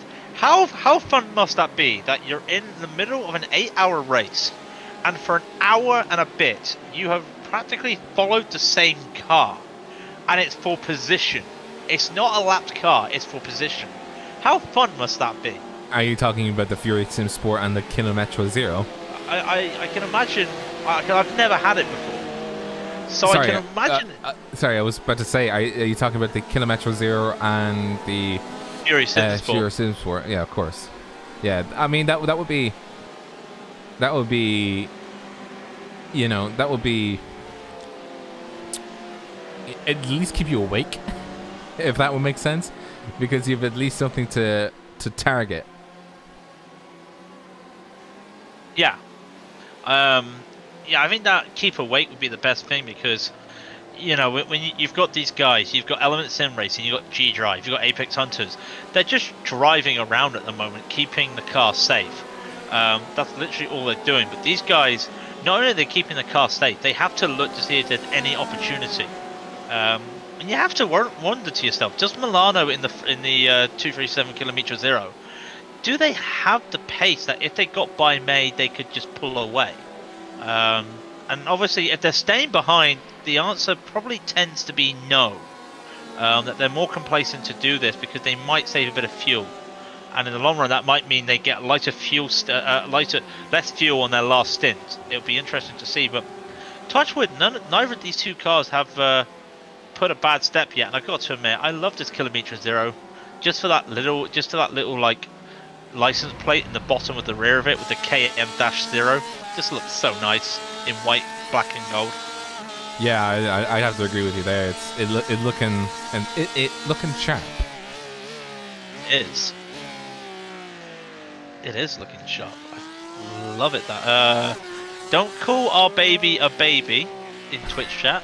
That was in reference. I called the car a baby, like a baby car, I think. And I think it was one of not the Sim Sport cars, but one of the core motorsport cars I called a baby, like the baby car killing the bigger car. Oh, well done. Yeah, that's good. So we've done penalties. We've done that. So we see. Now, you know how they were talking about this whole situation with Scuderia with the drive-through penalty? So Scuderia is now... Sorry, Racefox is now 11.5 seconds up the road from James Brown in the Scuderia. So they didn't lose that much time. Well, they lost time because they're no longer in second place. But it's not like they've lost out in any battle for P2. If anything, it actually closed up the battle for P2 in the LMP1s. So there is a blessing, there's a silver lining in it, if you can say so. Just 12 seconds down.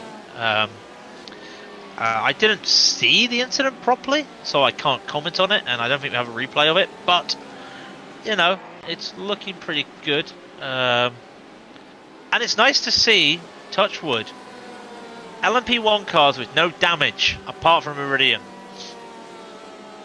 Yeah, but I mean, like, to be fair, the damage they have, I think, will not be fixed, so they kind of have to just run with it at this point.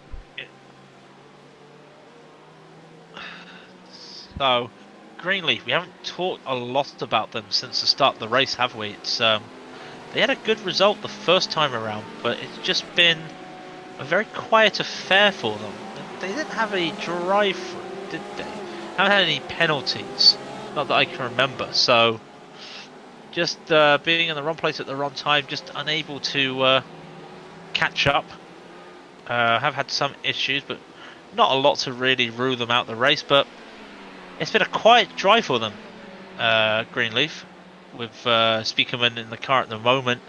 They're 30 seconds behind Blue Chew America for P5. So, I mean, when it comes to the last hour, as we keep saying, maybe there'll be a battle there, but we wait and see. But I think they've got something up their sleeve, if you know what I mean. I think they might have a chance for a top 5 at the end of this. Well, there's only 7 LMP1 still driving at the moment after the chaos at the start of the race. the Iridium Blue Navy you're talking about, correct? Yeah, sorry, Blue Yeah. Navy. Yes. Yeah, I was just like, but Iridium is already in the top It's, 5. oh, hello. It's had more damage. Again, Has it had more has How- it got more damage, or have I it, just... it does have more damage. What? Yeah, that's just How? happened. How? Oh no! First corner, it broke to take the line, and the GTE just went into the back of it. No, Millard and the RSR Esports went into the back of it. Let's have a look. I've got to say that's on Iridium. Let's have a look. We're seeing the replay now. The 2 Iridium cars. Oh no. Yeah, that's not what you do. That's not how you rejoin the line. Cannot rejoin the line like that, and unfortunately, I've got to say that's on the 72 there. Still going. Hey, this car's been more bent before, so it's fine. I mean, if we're going back to our describe the wing game, it looks like they've taken a straw and just decided to, like, you know, bend the straw and try to, like, use it again. It's a zigzag at the moment, so yeah, that doesn't look good. Panthera is dead, apparently. What? Panthera is dead, according to Timo Ripon. Let's have a look. Oh, what's this? Give me. What's happened to that car? Oh, nothing at the moment. Oh no! Okay, let's have a look. Coming out of Ford. All right, we're just coming up towards Ford now. We're at Velveteen, then into Ford. Fine still. But, oh my god, that netcode. Look at this netcode, man. Look at this netcode. He's sitting on the, like, he's sitting on the right hand side, and I just I'm watching it myself in 4. Oh my god. There is literally a person between them. Maybe 2 people. Oh, Fury Simsports is off the track. Fury Simsport has gone off the track. Let's have a look at this. One. They've just gone off at Coca-Cola. Let's have a look. Going through the chicane. Nice and easy. No real issues to report. So to be just in a... Oh, they took a very wide line and they kissed. They kissed the dirt gravel. And they've lost the position. They're down in 9th position now. So they've lost the position to Kilometro Zero. So Kilometro Zero is now up into 8th. Chasing down 7th. And those were the 2 guys that were chasing each other. And now the gap between them is 12 seconds. A bit different to the 1.2 seconds that were between them before. But that was a good battle just shaping up there. But unfortunately, May, as he blinks again, he's now really defending that position against Kessler. Now he's 5 seconds, 4.5 seconds ahead of Kessler. But I'm still, like, in shock at that netcode. Yeah, that was horrible netcode. Like, yeah, I don't even know what to say, because, like, when you look at it full speed and not look at the netcode, you think, well, what are both teams doing, you know? Like, none of them being predictable, but then at the same time, well, that should not be a crash, because iRacing decided that it should be netcode. That's a shame. Yeah, they're having a chat in the YouTube chat right now to see who had the most crunched car. There's no denying that this is the most crunched car. That because it's like, look at the back end, and B, it's still driving somehow, and they've not taken repairs. That's sinking. And they're P2 in the amateurs. Yeah, like what the hell? Let's just say that again. They're P2 in the amateurs. I don't understand anything. I don't understand how that car can still drive. The arrow was a bit. Oh, by the way, their arrow was a bit. They didn't get away fully cleanly. Do that barrel roll, by the way, Ascari. So they barrel rolled and went in for repairs, but after that they were A barrel roll. yeah. We do have Frank the Tank on screen in the German sim racing. By the way, P3 GT. We keep getting these. I beg your pardon? A P3 GTE crashed, apparently. Okay. But that was by Loco Luco, and he was cheering on GSR, so I put the camera on GSR. Very quiet race for Frank the Tank. Not like the charge he had at Silverstone. Still the only GTE on the lead lap that isn't named Apex Hunters United Esports. So doing a good job in that respect of keeping up, but Bushfink is quite a way away from them. In fact, actually, I wouldn't be surprised if GSR lap Bushfink shortly. Now you got to remember that about 2 hours ago, that these two were fighting for P2, and Sisu managed to overtake Bushfink to take P2 back for GSR. So that's literally the pace they've been going at the moment. GSR really good, but you've got to put your hats off to Bushfink because they started in 9th position and are now 3rd. So they've done a great drive up the field in all due fairness to get that 3rd place, and a very a well-earned 3rd place at that when you think about it. Ooh, sorry, we're just watching the replay. I think this is where Carbon East. Yeah. Oh no. Yeah, this is where the crash happened. Carbon Esports got rear-ended by, I think. Oh, what car was that?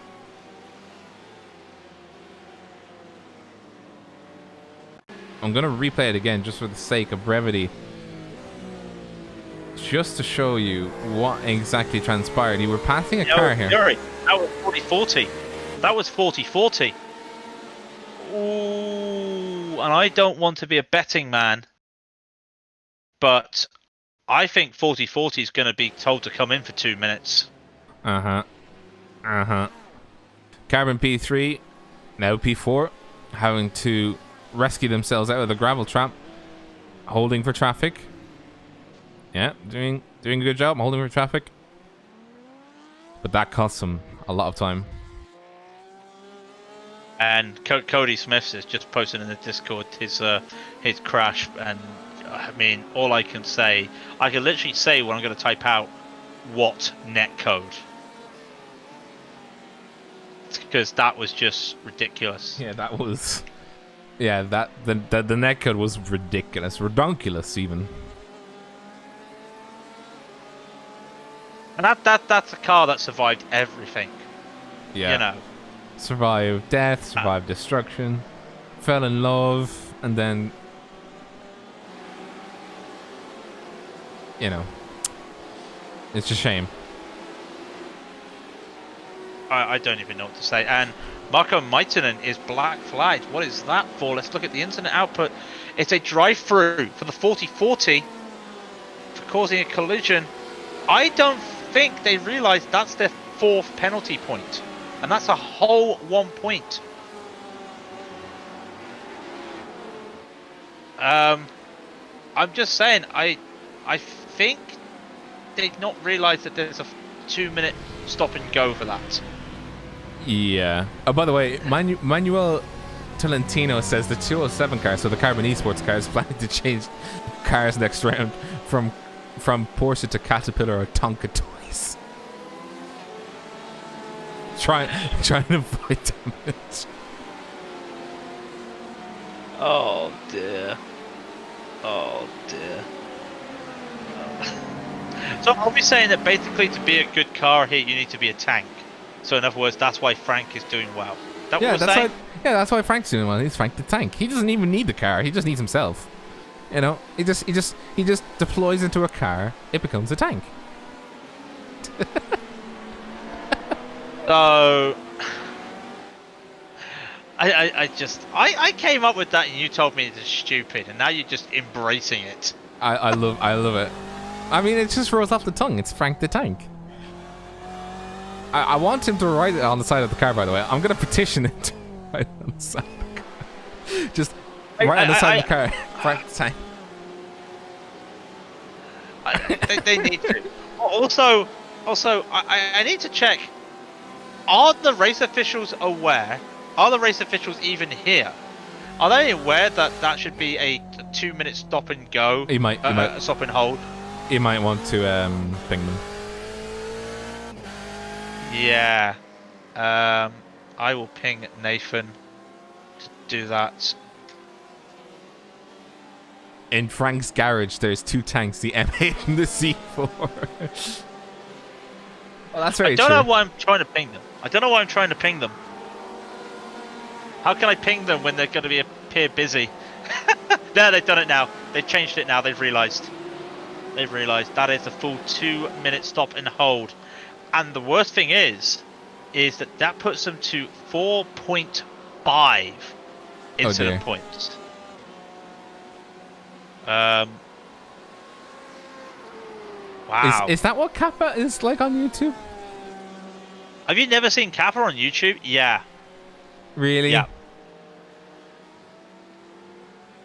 It looks like an off.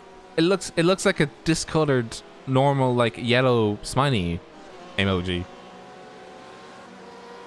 Like it looks. The way I would put it, it's as if they got like an old time photo. Like, you know those old photos, like Polaroid photos, where the colors weren't too good. Like a first generation emoji. Yeah, yeah. That's what it feels like to me. It looks so weird. What is that Kappa? Meanwhile, if you're in the Twitch chat, could you just type Kappa so we can prove that it's okay? Because we're seeing a weird version of Kappa right now and it's scaring us. Mommy, why is the bad man having a weird Kappa? Why is the bad man having a weird Kappa? This sounds like he's having a child or something. Ah, there we go. Loco Luco gives us a proper Kappa. The OG Kappa. The top of the hat Kappa. Top of the morning to you, Kappa. Oh no. I've done it now, haven't I? And Timo is here. Timo, how are you? Oh, by the way, forgot to mention, every car has been lapped in the race. Element Sim Racing, although they did lap everybody and then they decided to pit. they lapped Racefox and then pitted, so every car is not lapped anymore. So every car was. Racefox have a reprieve. A reprieve? A reprieve. Oh, I don't know. Oh wait, I see what's going on. Timo's using Twitch and YouTube. So he's saying, hi Twitch, Timo. Hi YouTube, Timo. Also, fans out. Niels is a big fan of the Elements in Racing. Well, I mean, they're doing pretty good, so I'd be a fan as well. How is the Iridium doing, by the way? They've got the bent wing fixed, and they're now 10th overall in the race, and they've got to get past 3 HPDs. Sounds easy, but it's not. 2 of them are 2 laps ahead of them, and the other one is 4 laps ahead of them. So, yeah, good luck. That's going to take a while. I'm trying to listen out. The Audi is so quiet that when I was trying to listen for it on like this like view cam, it was so quiet I could barely hear it. I couldn't hear it over anything else. Also, just some news from Twitch. Message to the booth. Racefox was lapped because they pitted 3 laps earlier. Well, that's fair enough. I mean, yeah, fair enough.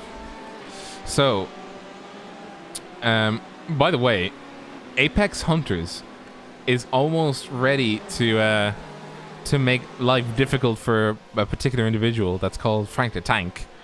But hopefully Frank the Tank does not get lapped. Otherwise, the wrath of the German sim racing community will be felt upon him.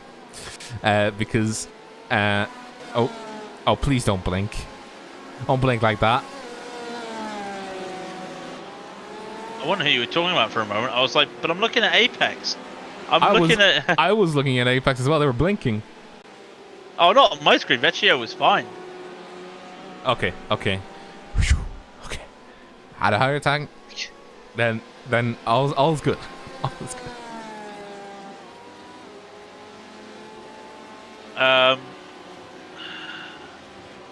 What do we have to say? Follow us on there's not Twitch much and on. to say. I was about to shill. Well, let's chill because we got a few people in here. Probably some new people as well. So if you've never seen us before and it's the first time you've seen us, I know there's a few Germans in this race and streaming it, so I'm just stick to English. I don't really know German. Hello, guten Tag. Or Guten Tag, guten Abend. Guten Tag, guten Abend, mein Freunde. We are ready on TV. If you haven't guessed already, we will be. If you do enjoy us, do hit the subscribe button, hit the bell. Hit the bell. I hate that. Hit the bell from YouTube. I don't know why. Follow us on Twitch if you do. Join our Discord. A link underneath the video. It's a very nice Discord. We will be back. Well, when we're recovered from this, we'll be back tomorrow evening with a little passion project of ours, the Fanatec GT1 challenge. Hashtag make GT1 great again. And we will see them going around Monza. And let's just have a quick talk about that because it's Monza without the first chicane. Oh boy, that could be fun. I'm not gonna lie. Yeah. It'd be like when they did the NASCAR around the historic oval track at I was thinking of that today. You were thinking of that. Yeah, I literally thought about that because there was a clip. There was a famous clip of that was around everywhere, where because NASCAR, I think a NASCAR league went to Monza, combined Monza with no chicanes, so they go full speed through past the first chicane. They go around the Grande curve. They missed the second chicane, despite they go do a little bit of an S, and then they hit Lesmo. Now that's crazy. And they're on about the NASCAR, they're on about the stock cars not able to go 200 miles an hour and then hit the brakes to do turn 1 at Daytona in a couple of weeks. And here we are on iRacing, and they're going full speed almost through Monza before they get to Lesmo 1, which is a worse corner. It's all about taking the bravery pill and sending it. So it's yeah, but that's going to be interesting because the joke of well, you know, you survived the first chicane at Monza. That's gone. That's gone. You basically just have to survive the Curva Grande, and like then try and see if you can survive at the new first chicane per se. So I'm just thinking back. What happens if you have to do another lap? Like, as long as you get past the first chicane. Oh, Jasper Lawrence had a spin. He is facing backwards after the first corner. Just took too much of the inside grass on the first corner. He's sideways, but he look at this. He's waiting for the relative, and he's having to let a lot of GTEs go by right now. And would that look like me on a postal round trying to run across a busy road? Just got by. Now I don't want to see what the rest of this incident is looking like. Oh no. He got by, but I was literally looking at the relative and thinking, he's not going to make that. Let's see now, does he make... Oh, he's thinking about it, letting the GTs by. Oh, a very nice car. Well done. Whoa. He made it back on track. It's just a spin. It's just a little spin. And now James Brown for Scuderia has taken the lead back from Lucas Gabler, sorry. And I did see Schmidt apologising to the number 213 car. So I'm not sure what happened there, but have they lost a bit of time there? I think they lost a little bit of time, but they've lost P3 and are now in this battle for P2. And it looks like it might have been, I do not see anything sadly, so it might have been a small mistake there, but they're now chasing the Scuderias, and with 3 hours left in the race, or just over 3 hours, once again it's game on as they've caught themselves up again, and they're almost on identical pitch strategies right now as well. There was an issue 1 lap back. Here we go. Yeah. Oh. Got it just in the nick of time. He locked up going into the Michelin curve. You can see it on a replay. He locked up completely. And I think he was trying to avoid that HPD and locked up the wheels completely and hit the LMP, or not the LMP1 car, he hit the GTE car and came under threat from the HER Scuderia and then got passed. Yeah, that was unlucky. Just from their point of, and they're actually losing time now. Do they have any noticeable damage? I don't see anything. Do you? Say again. Do they have any damage? I don't see anything on that 28 car. I think there might be a little bit of damage. I mean, the right front's slightly damaged, but I mean, other than that, I don't think there's too much to write home about. So really, the Scuderia is just literally being what the real Scuderia can't be, and that's fast. I think the I went there. The Vulcan Sim Racing GTE has bent steering. That's right. I attacked the Ferrari. What are you going to do about it?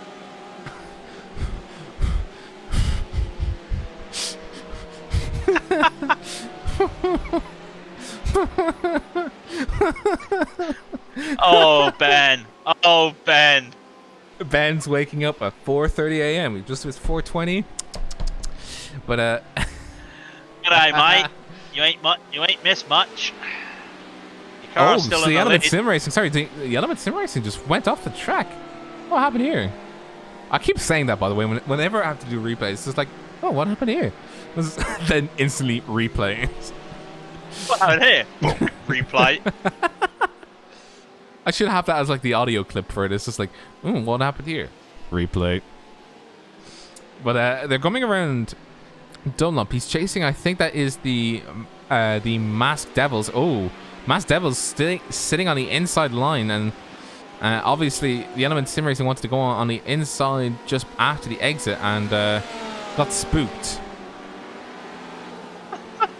Sorry, I'm watching that, and we can have a quick discussion about that in a minute. Tolentino in the chat saying that Ben could go back to sleep and they'd still win. That is literally what Vetcho and Gisbergen has done in that car. We haven't talked a lot about it, but that incident there with the Element Sim Racing, that's just a common occurrence in any race with these two classes. There's no point trying to like say so and so's in the fault there, because that is literally a common issue when you come out of that corner when you're an LMP1 or an HPD trying to overtake a GTE. So it happens. Yeah, absolutely. As well as with the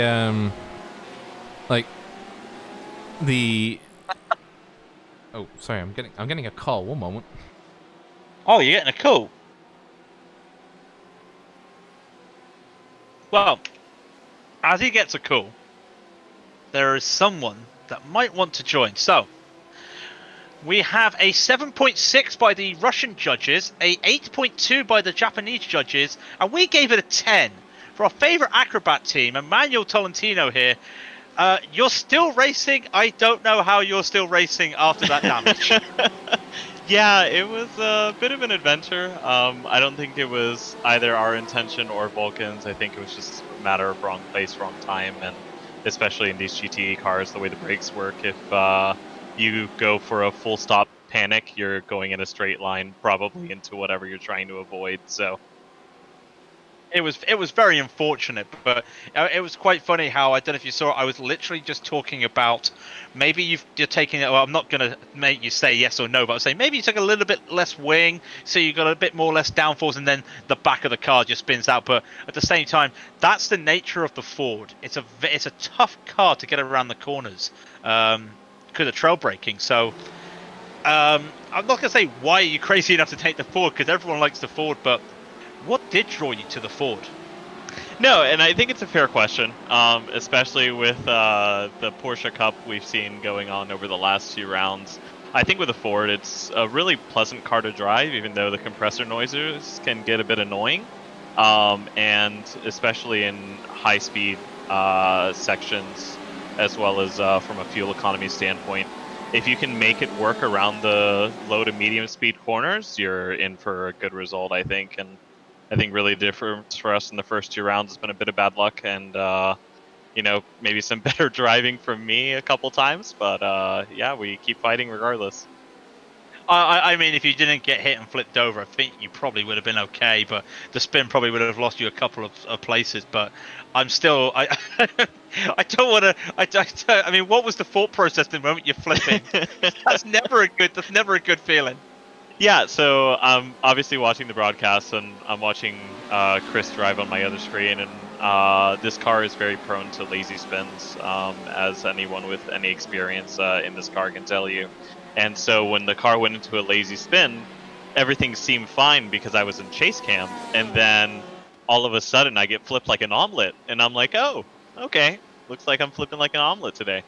Unfortunately, it was a few hours past breakfast for me. I probably could have used it, a little bit earlier, but it's what it is. And luckily, we were able to get away without steering damage. Yeah, I mean, I think we were all amazed that you just literally righted yourself, had a little bit of wing damage, drove on, and got the position back. I think that was the crazy thing. But I just love that flip like an omelet. That reminds me of Ricky Bobby. Yeah, I'm flying in the air. This isn't good. Yeah, and I think that we didn't quite realize the extent of the aero damage until I got in the car and we had a full tank of fuel. And you guys may have seen on broadcasts when I came around the last corner of the first lap, and I was pointed perpendicular at the pit wall. But after that, we came to an agreement with the car, and it's been relatively smooth sailing from then on out. So when you say an adjustment, I'm guessing because you can't do any in-car adjustment apart from traction. So do you change the traction control or something, or just taking a different approach to the corners? Because I remember driving the Ford at Daytona, and that thing's a beast. Old man. We actually had it. I actually crashed the car out on the exit of turn 1 at Daytona. When I finished the turn, my steering wheel straight, I'm driving on with no problem, and the car just decides no and just snaps left out of nowhere. So have you just tweaked I'm guessing you've tweaked the traction control just to help? No, really, it's not so much a change as the in-car controls, which absolutely are available to you, and particularly with how this car applies power out of the corner. Their adjustments to boost map can be hit or miss, as well as adjustments to traction control. But really, it was just a matter of modifying the approach. Maybe I don't need to brake as late as possible in every corner. Maybe I trail brake 10 meters earlier, lose half a tenth, and I'm still alive. So. And it saves you a bit of fuel as well if you take a bit of an early braking point as well, which can help you. I mean, you're sitting 14th overall. Got a couple amateurs in front of you, so about P12. So yeah, not the result you were looking forward to, but I suppose you're excited for the rest of the rounds coming up later on, which do look very handy for the Fords. Yeah, I'd say this is probably the weakest track to have the Ford at, but with the next round being September 5th at Le Mans, we had an extremely competitive car, which we ran for the 24-hour back in June. So I'm feeling pretty solid about our chances to do well, and hopefully our LMP2 team is able to switch to triple screens by that point. So. Oh no!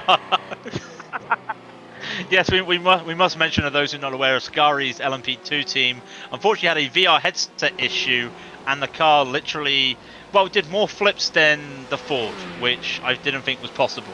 But they did it on their unfortunately, own. Yeah, unfortunately they didn't land on the wheels as effectively as we did. It looks like they may have come in contact with a couple solid objects, but it is what it is. It is what it is. So obviously you'll be back in the car shortly, I would guess, as Shaw is finishing his stint possibly. Yeah, so the interesting thing with the Ford's fuel economy is we're not entirely sure how many more stops we need, since we seem to be able to go longer than everyone else. So we're still playing it by ear, and we'll see what happens. I love that. I love hearing Americans say "play it by ear." I don't know why. I just thought that was an English thing. Well, I wish you the best of luck, and don't do any more flips because. Yeah, I think we're paid up on flip for Yeah. the month of August. Yeah. We'll revisit in September. Yeah, 1st of August. Yeah, we've done enough flips. It's been a pleasure, guys. You guys Well, are doing an awesome yeah. job in the booth. Thank you very much, and go well. And we look forward to seeing you finish the race in one piece on 4 wheels. Thank you very much. Take care, guys. Thank you. Just as I say that, he just gets Jim Kessler right in front of him. That's twice now. That's twice we have finished an interview and there's been a car just spinning out in front of them. I don't know what. Is it something I've done? Am I just a curse? I don't know. I mean, I am cursed with the commentator's curse. I know that much. But while we were talking, having that beautiful interview, an incident was given through, and Carbon Esports were given a drive-through penalty. To basically give you the reasoning, I can only explain it to you as unnecessary messaging, and that's all I can say. So a drive-through penalty for the Carbon Esports. That was about 6 minutes ago.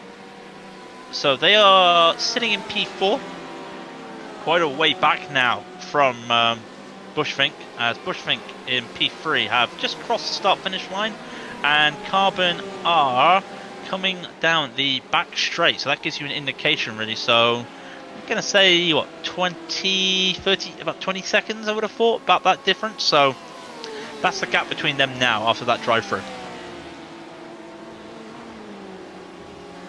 Rob is still on his phone call. I will take us through proceedings. We are less than 3 hours away here. We still have the iconic Simtar's Red. Iconic now just because it's been driving with that much damage for probably 6 hours and still doing fine in P2. Stage 1 is still in the lead for the amateurs. Meanwhile, we've got Apex Hunters doing practically everything that they need to, just really quiet racing, doing what they want at the front. But we do know that there will be a driver change coming up soon, which will be Ben. That will be Ben will be coming into that. Ben Corrett will be coming into that when it's what time did he say it was? It was 4:30 a.m. and that was 15 minutes ago. So it's not even 5 a.m. and here he is racing at the Nurburgring in a Porsche when they're about a whole lap ahead of everybody and just casually taking his time. So yeah, everyone believes in him, and I think if anyone has done endurance racing, they will know what it feels like to be awake at that time in the morning and to do a stint. I've done it, and it is a weird feeling getting about 4 hours of sleep to literally get back in the car, to wake up, get back in the car and just drive. And the worst thing is, where it was for me, I had to drive with nobody telling me what to do. Literally, I got in the car, said goodnight to someone, drove away, and I had to wait until literally 30 minutes before my stint ended before anybody was there to say hello to me. So, Ben, I'm pretty sure that's not going to happen to you. So, but don't worry. If you want, just keep the stream on, keep Raddy on TV on. We'll give you some entertainment. You know, we'll help you out there. So we keep on going. We'll go back now. We were talking about the GTEs. Apex Hunters in the lead with GSR, Jones Sim Racing, and Team Bushfink in third. In the HPDs, it's G-Drive, which are now 2 laps ahead of everybody. That's not a typo. That's not a typo in my also queue. They are 2 laps ahead of everybody in the HPD field, with Iridium's LMP2 team in second place, and RSR, who is only 22 seconds behind, behind them in P3, with the Blue Shooter cards in 4th and 5th for Blue and Platinum respectively, and the LMP ones, it's Element Sim Racing all the way, doing their double stints on the tyres, and it is proven to be helpful, with HCR Scuderia back into P2 after their drive-through penalty, and RaceFox just holding at the back there in P3. The gap is now about 13 seconds, so that's your top 3 in every class at the moment. So how are we feeling, guys? 2 hours and 50 minutes remaining. Everything's still to play for because this is an endurance race. So how is everybody doing? Are we still alive? How many people have been watching this since the start? That's what I'd like to know. Who has been watching any of this coverage from the start? Because if you have, you're crazy. As we see Hugh Barter, Hugh Barter in the Iridium car, just going a little bit wide in the first corner, in the first hairpin. No damage per se. He allows Robin Nurburgring in the Bushfink car to not drive into the back of him, playing it safe. We have seen some unfortunate accidents today. Simtech Motorsport had a massive crash early on in the race. Fury Simsport joined them at the same time almost. Well, Bushfink also joined the Mars Devils amateur team, had a weird accident. Then Ascari Motorsport, we were just talking about, a VR headset failure just caused them to die. It was a spectacular barrel roll. Blue Chews America did not see them crash out, but I did see the CCTS esports team crash out. That was never good.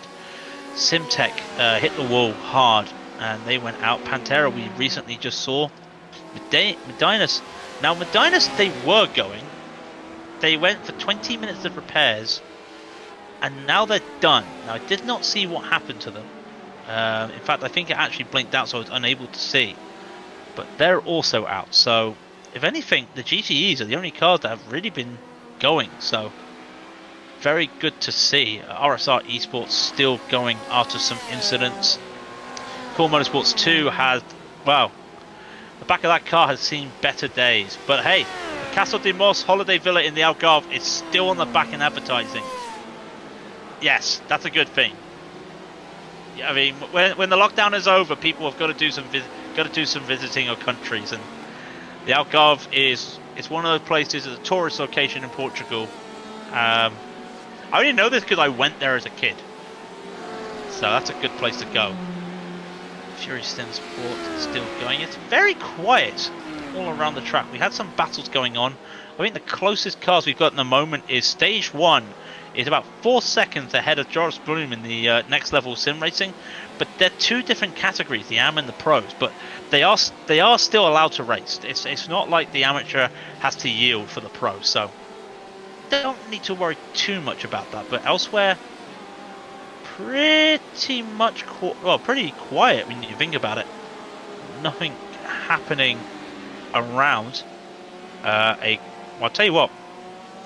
We will bring in the one of the OP drivers here, and I will just call it. We have the car, which is practically OP, and we need to see if we can put ballast on one car and one car only. As we say hello to Martin van Loosenord, and well, it's pretty much a Saturday drive for you two, isn't it? You know, keeping it nice and easy.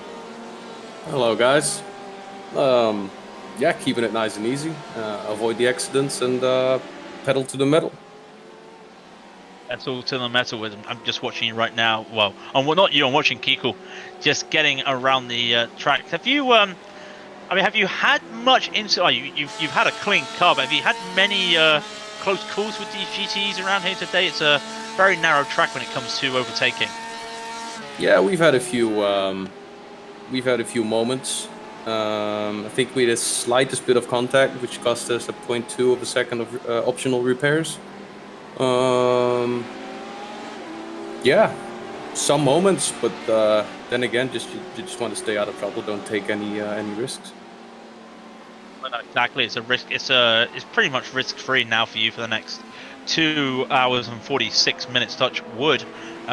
One thing I will say. Now we know you're an HPD driver, of course, in the G Drive.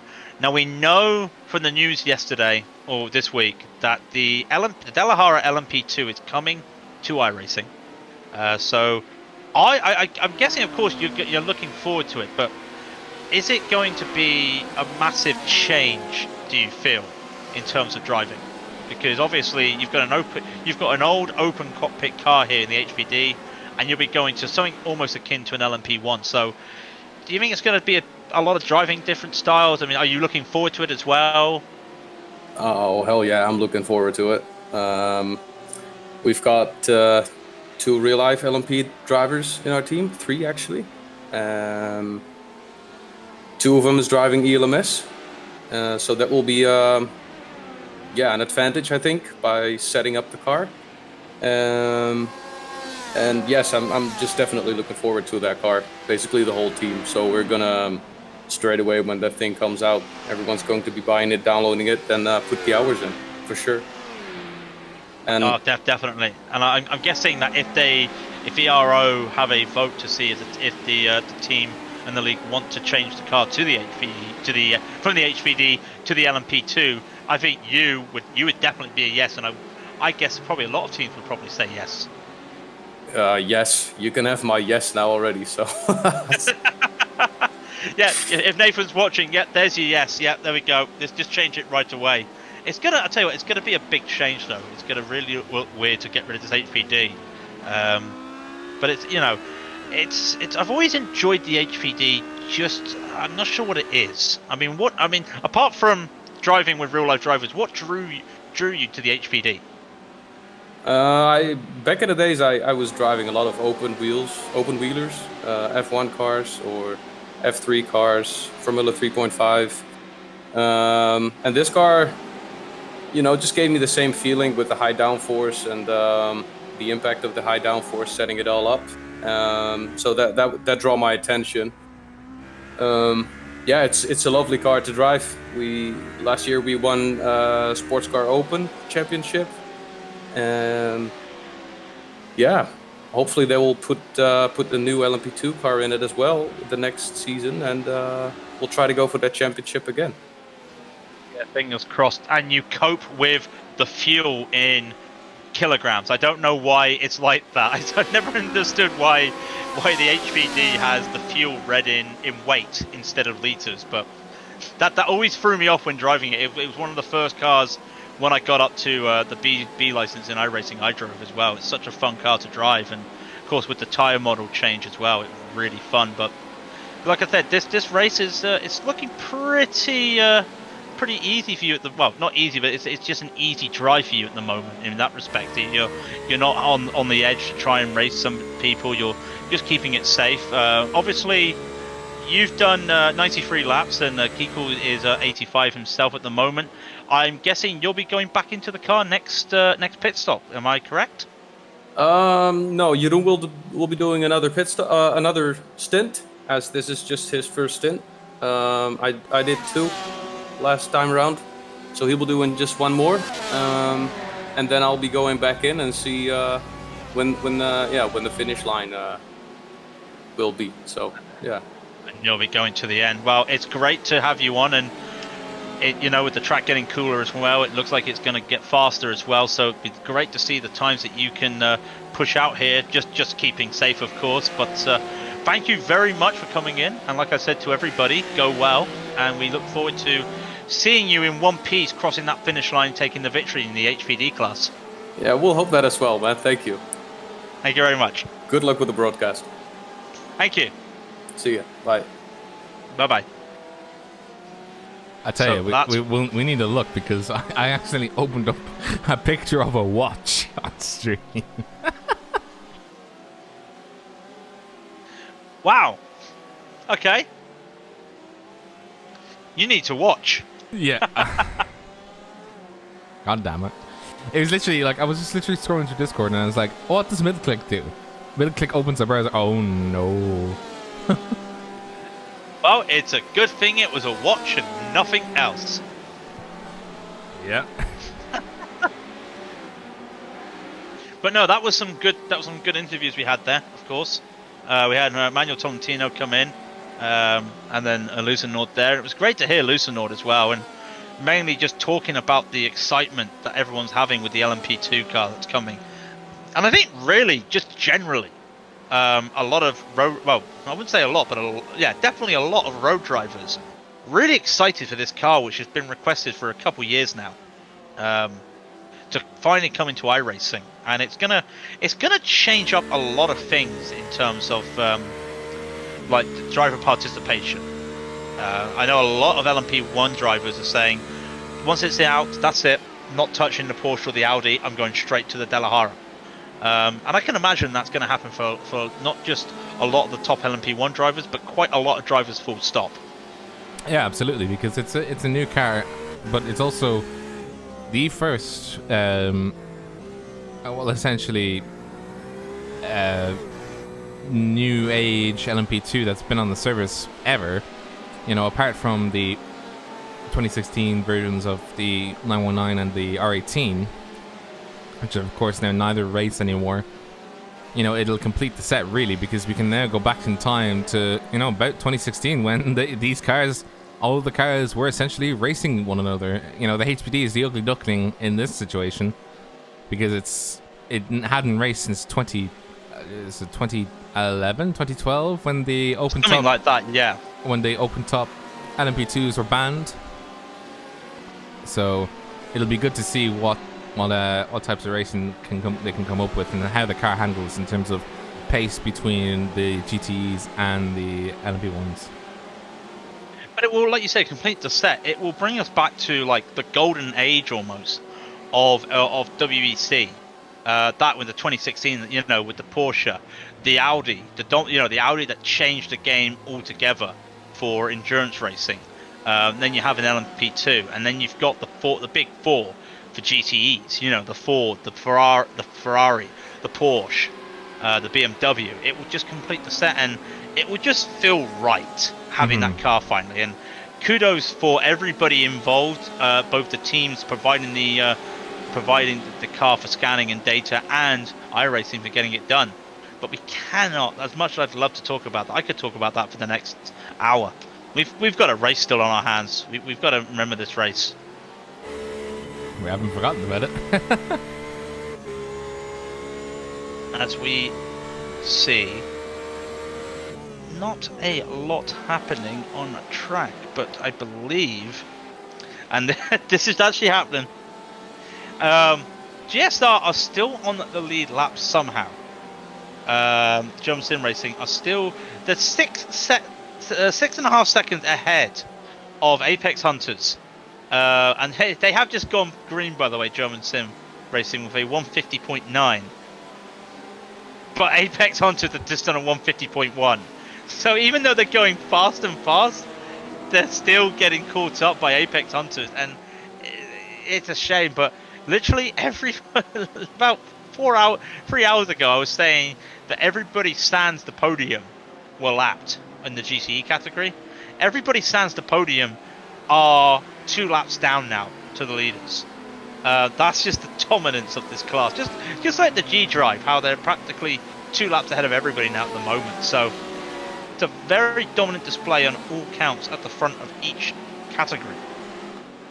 Yeah, absolutely. I mean, at this stage, you could theoretically say every class bar the LMP1s has now got,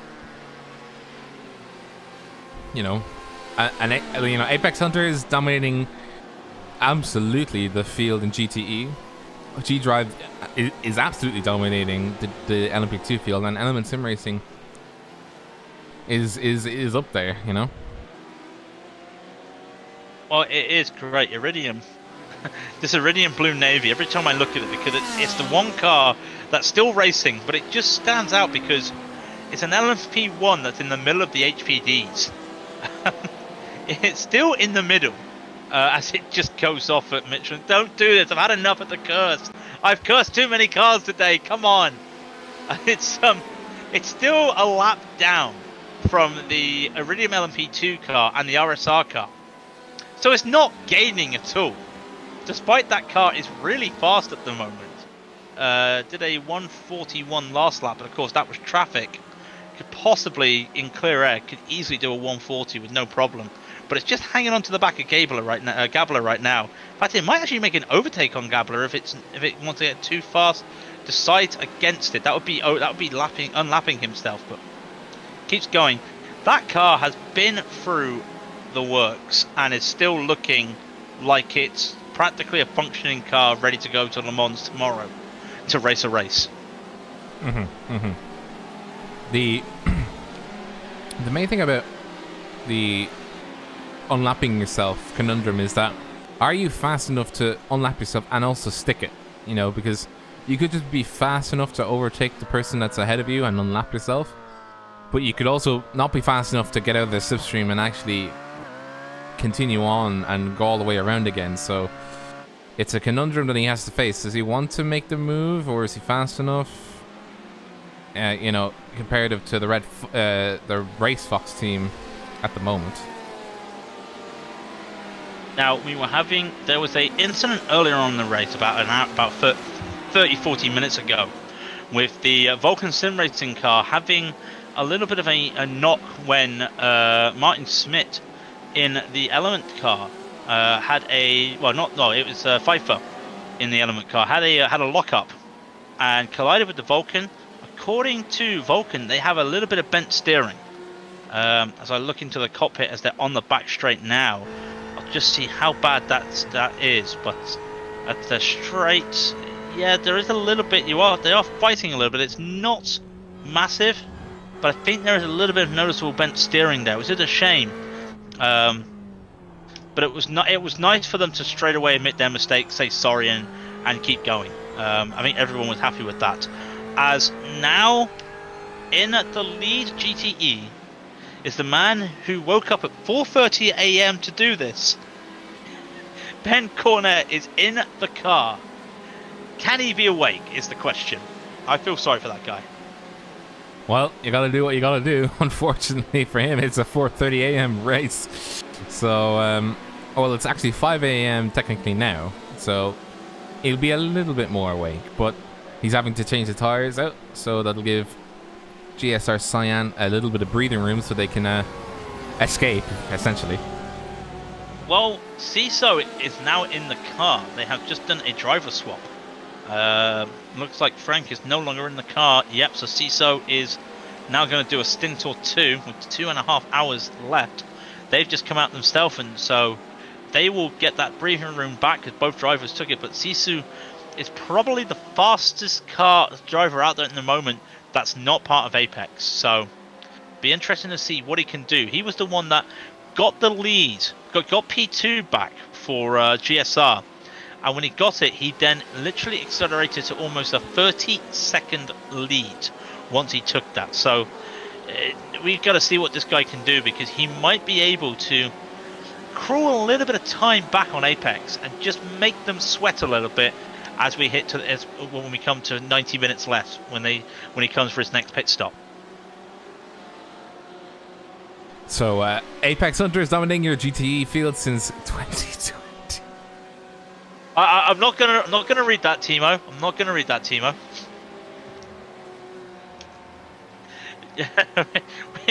we get it, but I'm not gonna read it.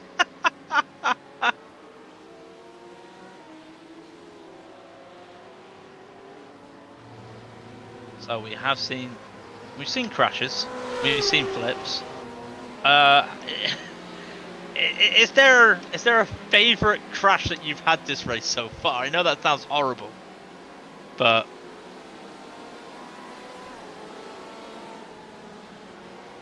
I mean, it's true. We won't. Why does Lull get fucking held for review? What the fuck? Oh, are you still on about your YouTube issue from earlier? Yeah. Yeah, no, just right now, Timo Ripon just types in LUL and it got held for review. It's like, hang on a minute. Just Lull. They're censoring Twitch emotes, I tell you. It's a conspiracy, man. I seen it, man. But we were talking as well.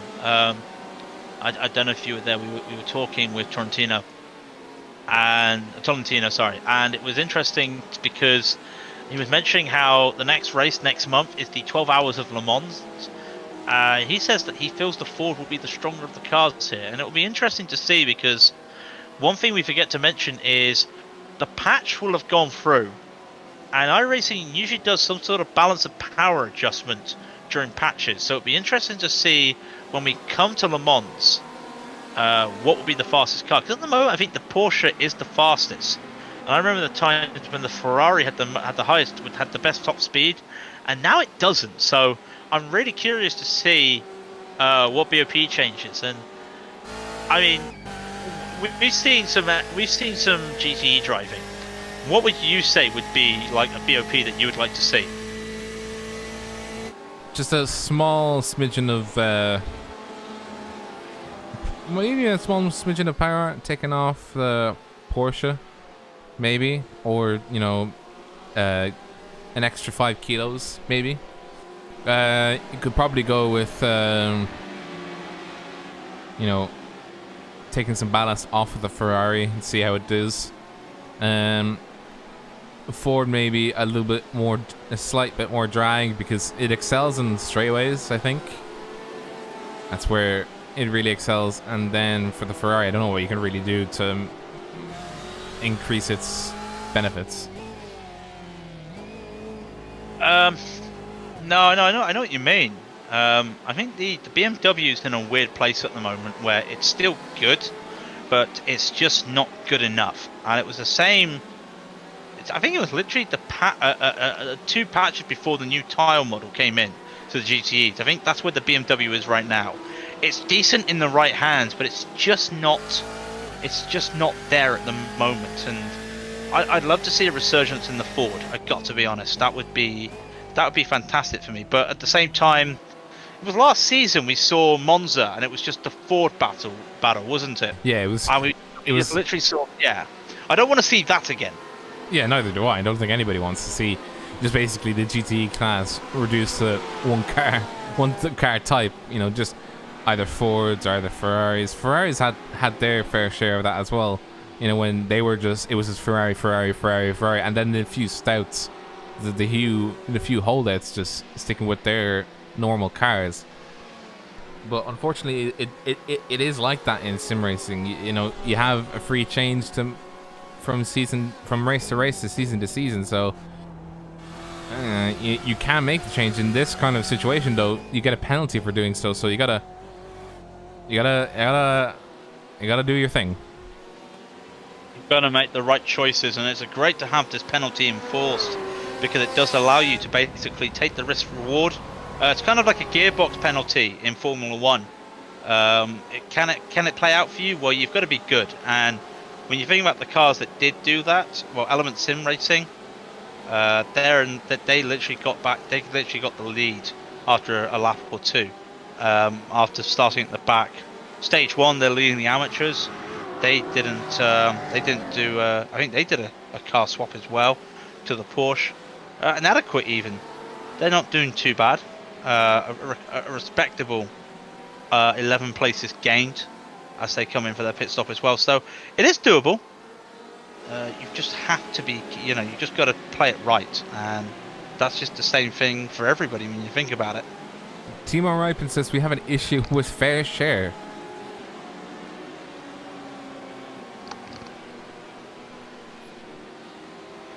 Timo is saying we have an issue with fair share, apparently. Or not we, but they, I think, are having issues with fair share in the car. How can you have an issue with fair share? I don't know.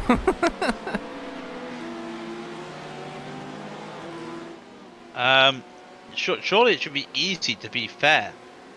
I mean, you've both driven enough. Everyone's driven enough laps, apart from Timo, who isn't really racing. So I don't understand that. I mean, Timo, do you know how to cut a cake in half so everyone gets a 50-50 share? Is that what? I don't know what the issue is.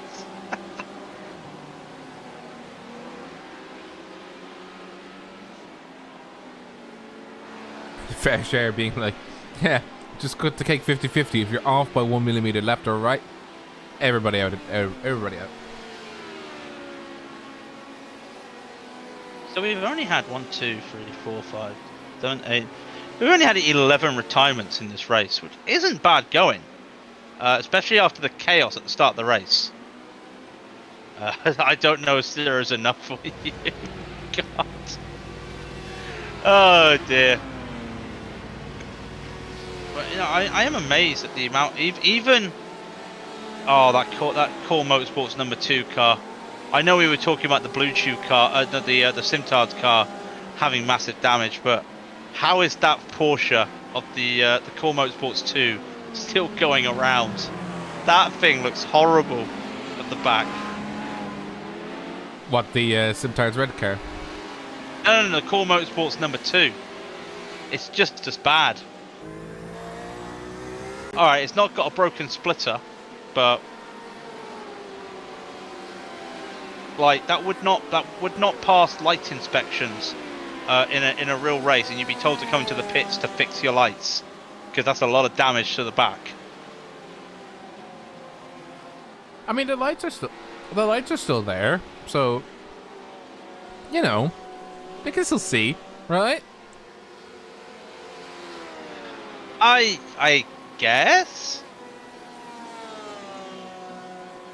I mean, okay, so the Simtards Red would definitely be called into the pit, because while the lights work, one of the lights is literally pointing the wrong way. We just realised that with how much damage that bumper has. One light is not pointing the right way. So add that to the list of things that's not right on the back of that Simtards car. We've got a splitter that's basically bent up. We've got an exhaust pipe that is literally blocked by a broken bumper. We've got a wing out of position. We can see into the engine, and now I've realised one of the lights is pointing the wrong way. Oh god, yeah, it is actually. it's not pointing straight backwards. Actually, I've also noticed another thing. Is the broken bumper is obstructing the tow hook on the back of the car. Oh yeah, that would not pass inspection. No, they come into the pits for the equivalent of Parc Ferme, and they just get told, yeah, what happened to this? I mean, yeah, like, yeah, it was fine where I got it, honestly. I don't know how I got this damage.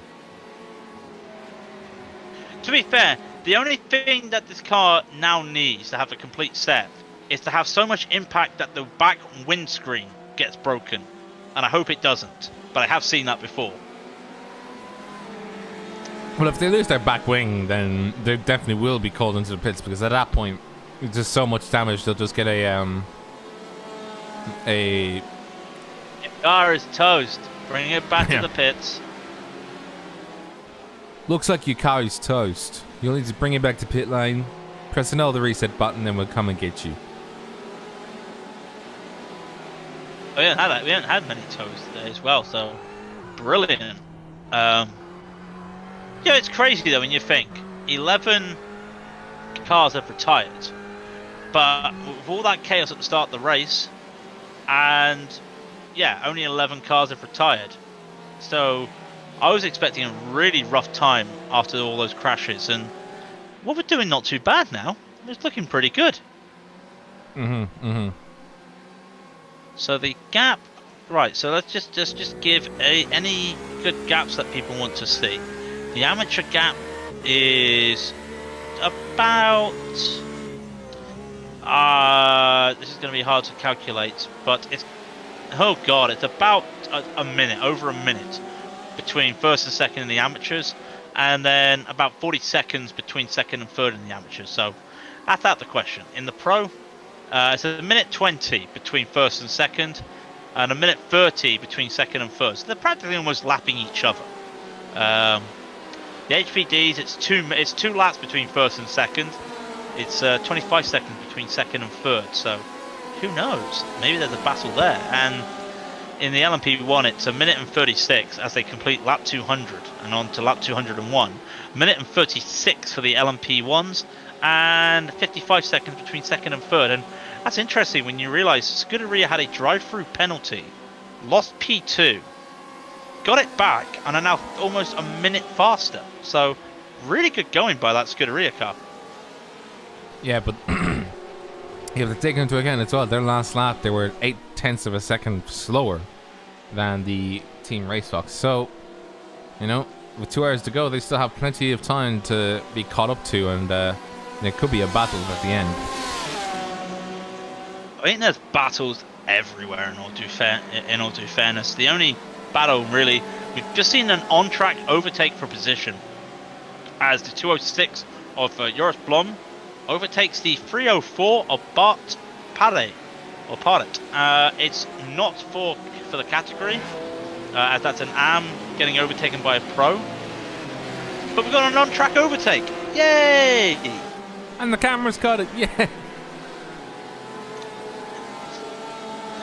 But there is a 4-second gap though between Blom and Baxter, which is the next level racing team against the Fury Simsport Paddock promotion. So, what I want to know, and I'm gonna have to get them in for this, is Fury Simsport has the Midas Simulation car, and then they've got the 4040 racing car and the Paddock promotion car. They've all got Midas Simulation all on the car.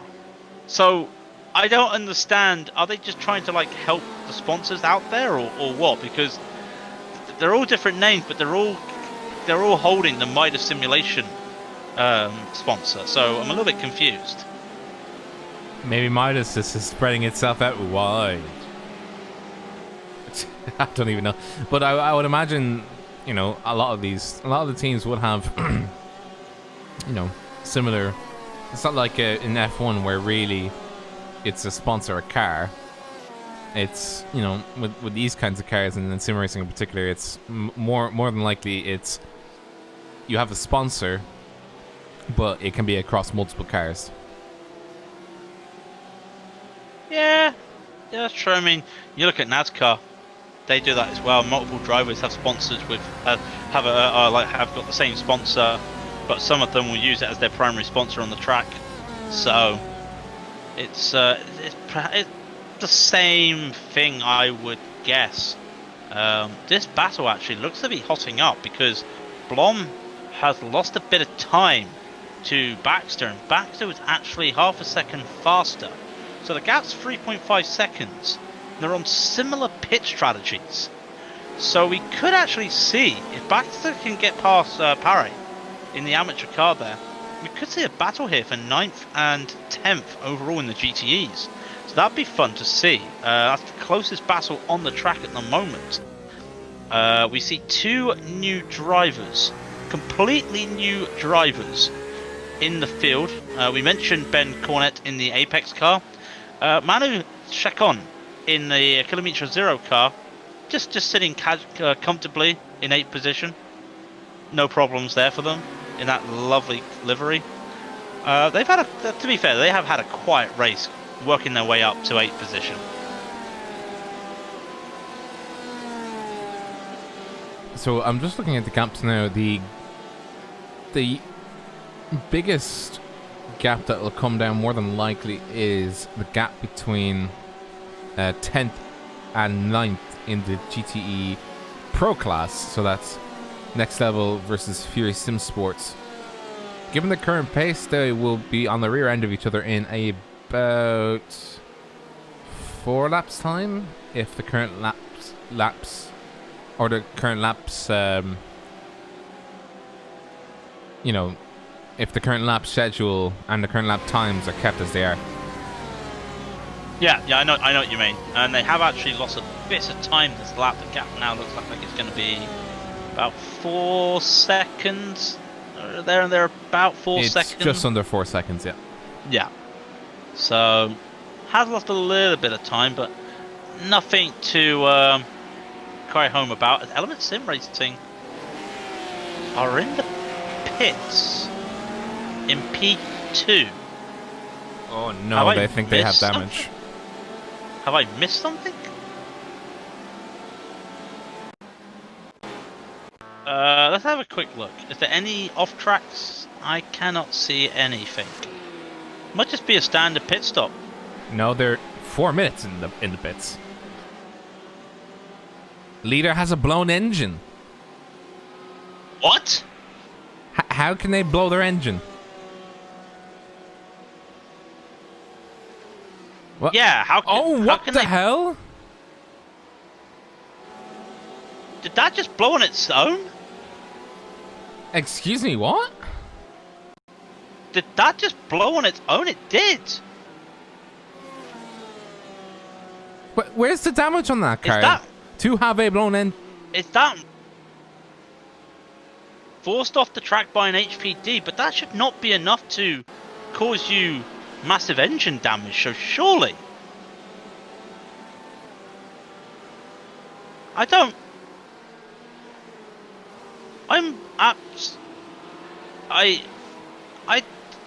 Oh, the car jumped. It might be the intercooler underneath causing the engine to blow, or well, iRacing damage. Oh no! This changes everything. I'm a little bit lost for words. Yeah, I'm amazed, honestly. I honestly thought like floor damage, you know, bit of floor damage that might have done it. You know, I've seen it before. If you bottom out, you can damage the engine, but not like that. That is heartbreaking. In the lead of the race, and just the engine goes. Don't even know what to say. Yeah, neither can I, to be honest. Was that HPD in the background? Hang on.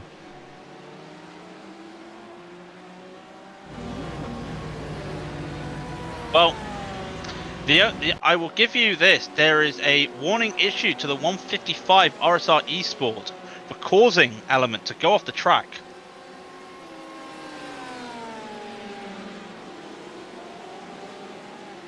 Is it this? The only thing we...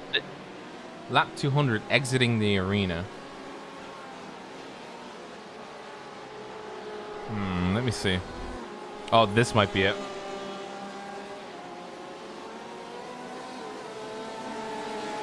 Yeah, this is it.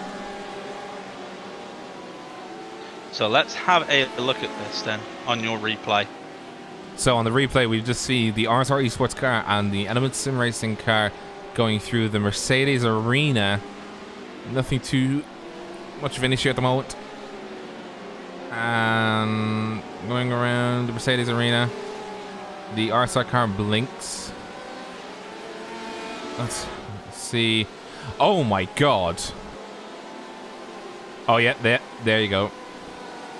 Oh yeah, that's going to cause a lot of damage. That's a shame. Oh, that is a shame. And they've parked it. It's game over. Yeah, that's going to be a 30-40 minute. Yeah. Not much to go there. Right. Let's bring in someone. We had a quick talk about these guys earlier. We've been watching them all the way, and I can finally get my question answered. But it's hello to Edward May in the Fury Stint Sport Paddock Promotions car. Good evening, Moore. I mean. Good evening, guys. Be here and looking forward to whatever question it was. Well, so everybody's called different things. Paddock Promotion, 4040, Midas Simulation, but you're all driving a car with Midas Simulation on it. What gives?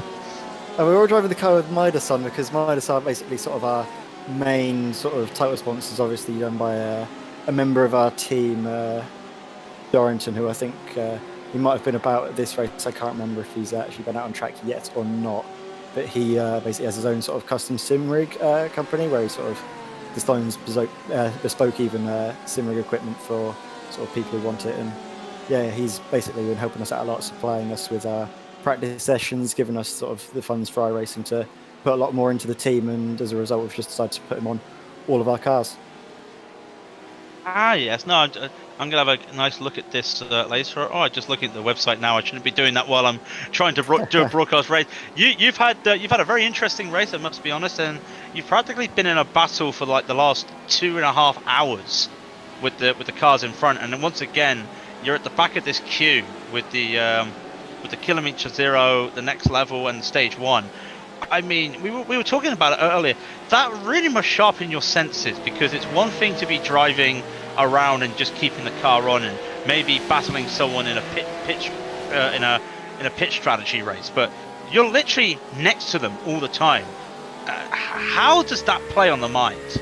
It plays a lot, obviously, because I've just come off of the back of doing a triple stint. I had to take the tyres from 3 stints, and they got really shot towards the end, so we took a call to coming a little bit earlier and now go till the end. So we'll imagine some of the cars in front will be having to take tyres, so we'll hopefully by the end of this, Sam's been putting in some really, really quick laps and he's been catching the guys in front, hoping for a P8 at the end of this. Obviously don't want to use it too much, but yeah, it's been really, really tricky, especially on my mind. I found that the metal fatigue was starting to set in a lot with trying to get around this track. It's a nightmare with all of the sort of LMP1s and 2s when it's such a tight, twisty technical circuit that demands a lot, not physically but also mentally. Yeah, it's one of my favorite tracks to race, but when you come to multi-class racing, it is hell. And I can remember doing a 6-hour race here in an LMP1, and that was just enough for me. It was just exhausting. So I can imagine it as well being in the slower class. But I mean, you are looking handy there. You start actually. I think you're one of the only cars apart from the leaders that are in the same position you qualified in at the moment. You started 11th and you're still 11th, so going on well. And I'm guessing as well with the track temperatures. I know you just mentioned you triple stinted. I mean, now it's 22 Celsius. I mean, do you look again for a triple stint, or do you think you've tried it and just stay away from it? Well, at the moment, I'm thinking the plan is we might take the tyres to the end. We're going to see what our pace is. We'll have a look at the next pit stop, really, and take a call on if we take tyres and go flat out until the end, or if we're going to manage the tyres, take obviously less time in the pits and have that time for us by the end of the race, which is, it's going to be tricky to see what everyone else around us is doing as well. You can't just race with the blinkers on, so to say. You've got to look around and see what everyone else is doing, and that's obviously a thing that I'll imagine you guys are having trouble with as well, the commentating for. It's going to be up to like 8 hours now, and I don't envy you in the slightest having to keep track of everything. I've done commentating on the Nordschleife for 4-hour iRacing events, and oh my word, that takes a lot out of you. So I can only imagine what you guys are going through for going on for 8 hours now.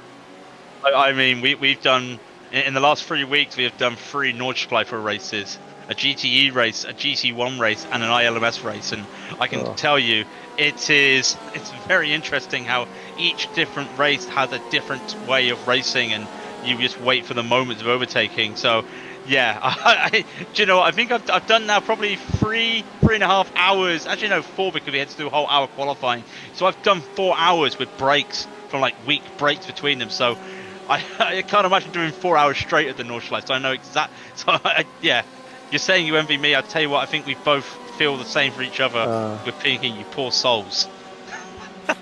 Yeah, definitely. It's no easy job, so I appreciate all the work you're doing. But yeah, this race is definitely going to be shaping up to be a good one. I think I can see that Sam's actually closing a lot on Bart in front, who I think is still yet to take tyres. So we're going to be hoping that the manoeuvre's going to be done. But we've been racing all of these guys from start to finish. We know that even when it seems like, oh, maybe it'd be in best interest if one of us is let through each way or the other way, we just keep fighting, and I'm sure it's great for the broadcast. Yeah, it's been looking great. I don't know if you've got anything to add, Rob. More so, I think I have like one question, and that's it. My question is that has your strategy changed throughout the race, or have you stuck steadfast to it? Well, it changed at the start. We initially thought of just going sort of doubles all the way through, and obviously because of how the fuel would go, the last stint would probably be sort of 1 and maybe sort of a 10-minute splash and dash. So we were thinking of just taking sort of 3, not 3 or 4, I can't remember how many tyre stops we were planning on doing, but once every sort of second run of it. So taking fuel and then taking tyres and fuel, then taking fuel and tyres and fuel. But as the race has gone on, we've noticed that the tyres have been performing a lot better than we thought they would have done, and a lot better than what we were seeing in practice, probably down to just the amount of rubber that's been laid down. And we've taken a decision, obviously, to go for the triple stint during my stint, and I think it's paid off. Obviously, down at the moment, we've dropped down to 11th place, but you can just see now how Sam has reeled in the cars in front, and we're going to be hoping now to put on a little bit of a show for you guys. Well, we see the 262 and the 304 are fighting each other at the moment. Well, 262 being your car here at Sim Sports, but the main target is the car 206 ahead of him, the next level racing endurance. According to the stats, you guys are on actually the same stint number, so you're on 11 or 12 laps each at the moment, just about to go on to 13. So it'll be essentially a race to the end unless a last minute change in strategy occurs between either of you. Yeah, I think as well. It's a similar story with the car in front as well. The 237, the Kilometer Zero car. I think they've stopped for a similar strategy to us and are probably going until the end. But you can see, I think Manu was initially when we first handed over was around about 8 seconds up the road, and now that gap's sort of shrunk down to 3.7. So it's really working out well for us, and I'm just going to be keeping fingers crossed. You can see that Sam's already just got ahead of Bart and is now going to be setting his sights on the ones in front. Yeah, absolutely. I mean, only 1.3 seconds ahead, so he's got little inklings of slipstream. So let's hope, well, for you at least, you're hoping that he can seal the deal and then essentially run away and try and extend the gap as much as he can. Yeah, I've got faith in Sam. He does have a little bit better equipment than me. That's always the excuse I like to throw at him, is that he's got better brakes and pedals than me. I've obviously running on just a single monitor and Logitech wheels and pedals from the old faithful, and it's been serving me well so far, and I've got no plans of changing it anytime soon. Yeah, that's perfect. Anything else, Craig? No, I think that's all well. I don't want to hold you up because I can imagine it would be very tense at the moment. I bet you're raring to get back to your team and just cheer them on through these battles, because that's what I know. That's what I'd be doing right now myself. I'd be my heart in my mouth as well. By the way, this would be, especially after doing 6 hours. You're 6 hours in. You're now trying to get past cars, full position on the track. All I can say is go well, and I hope to see you at the end of the race, all on four wheels and crossing that line. Yeah, thank you very much. I don't think I'll be around after the race because I'm going to be getting quite tired. I've just obviously a lot of work, and I'll probably be actually hopping in the shower after this because I'm sweating like an absolute pig. But thank you very much, guys, for all of what you've been doing behind the scenes, and yeah, very much appreciate it. Well, thank you very much, Edward, and all the best. Absolutely. I'll echo that. All the best, Edward. Yeah, thank you very much. See ya. Fantastic, and I will say, yeah, there is. It's nice to see again what we mentioned it before. British companies, just small little British companies making sim equipment for everybody. It's just nice to see. So it's great to see that happening. Yeah, and as well as which, local supporting local is usually, local supporting local is always a good thing to see, even if they're only within the same country or not within the same sort of area. Wow, they do have some good stuff. Right, I should stop looking at that. My bank account would like me to not look at that. So let's get back to the racing. Bank account says no, you need to save money. As we're watching Baxter, now half a second between him and Blom, and like we heard there from Ed, from May, we heard that they're on different tyres, different strategies at the moment, so this may pay out for them because the tyres were pretty good, about half a second faster last lap. So it won't be now. Just take your time. Don't need to go for anything crazy. And if anything, he may wait for another lap and just go for the move into the first corner or in 2 laps time. So we'll wait to see that. It's the same thing because Blom does just have a little bit of slipstream with Chacon there, with Manu Chacon in the 237 with the Kilometer Zero. So be interesting to see. It's a really good strategy playing out here, and I think these tyres might be the key for them just moving up the field and getting that P8. Yeah, absolutely. I mean, the idea is that if you're Baxter right now, the idea is that you should be getting past the guy ahead of you, and then once you get the chance, run away as fast as you can. As I was saying before, you need to run away as fast as you can. Otherwise, you're going to be stuck in the mud, and you're going to be able to move anywhere, and you're going to be under constant threat from the car that you just passed. And around in Nurburgring, the main start finish straight is a lethal one because you can just get caught extremely easily. Yeah, and you mentioned it as well. The focus that you need in this situation. You gotta remember, this isn't a sprint race, so this is an 8-hour race, and they're just having to hold on. So while we just have a look at that, we need to address this situation with the leader crashing out of the race. Actually plays a very interesting format because that means we'll be going at least 1 lap less than what we thought we would go because of the situation. So Scuderia have got the lead by a minute to Racefox, then everybody's 2 laps down. So this means that Blue Chew Americas, out of nowhere, are now racing for a podium spot. They're in the podium. And Iridium, 16 seconds behind them at the time of when they crossed the line last, are literally now now themselves contesting for a podium spot. They just fought 16.5 seconds, get a P4. Now they're going to go for the win. And how crazy is that going to be? Not a win, sorry, a podium. Yeah, and as we were saying before, it's completely ludicrous to say. Well, I mean, we were thinking, yeah, they'll win. You know, they'll have it in the bag, and then it's just like, oh wait, hang on. Hang on a minute. I'd like to retract my statement. I was a liar. They don't. It's crazy. Now, I want to give a shout out to Ben Cornett, because let's be brutally honest, he's woken up at 4:30 in the morning. He's only probably had about 4 hours sleep. He is driving, half awake, and I gotta be honest, he's lapping good.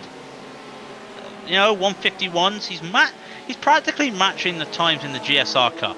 Now, the GSR car is slightly catching, but it's not enough for them to start worrying.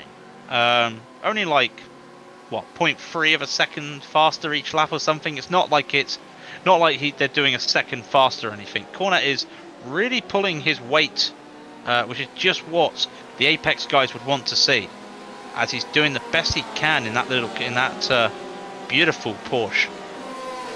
Yeah, absolutely. I gotta say, I keep saying isms like that, like absolutely and all that.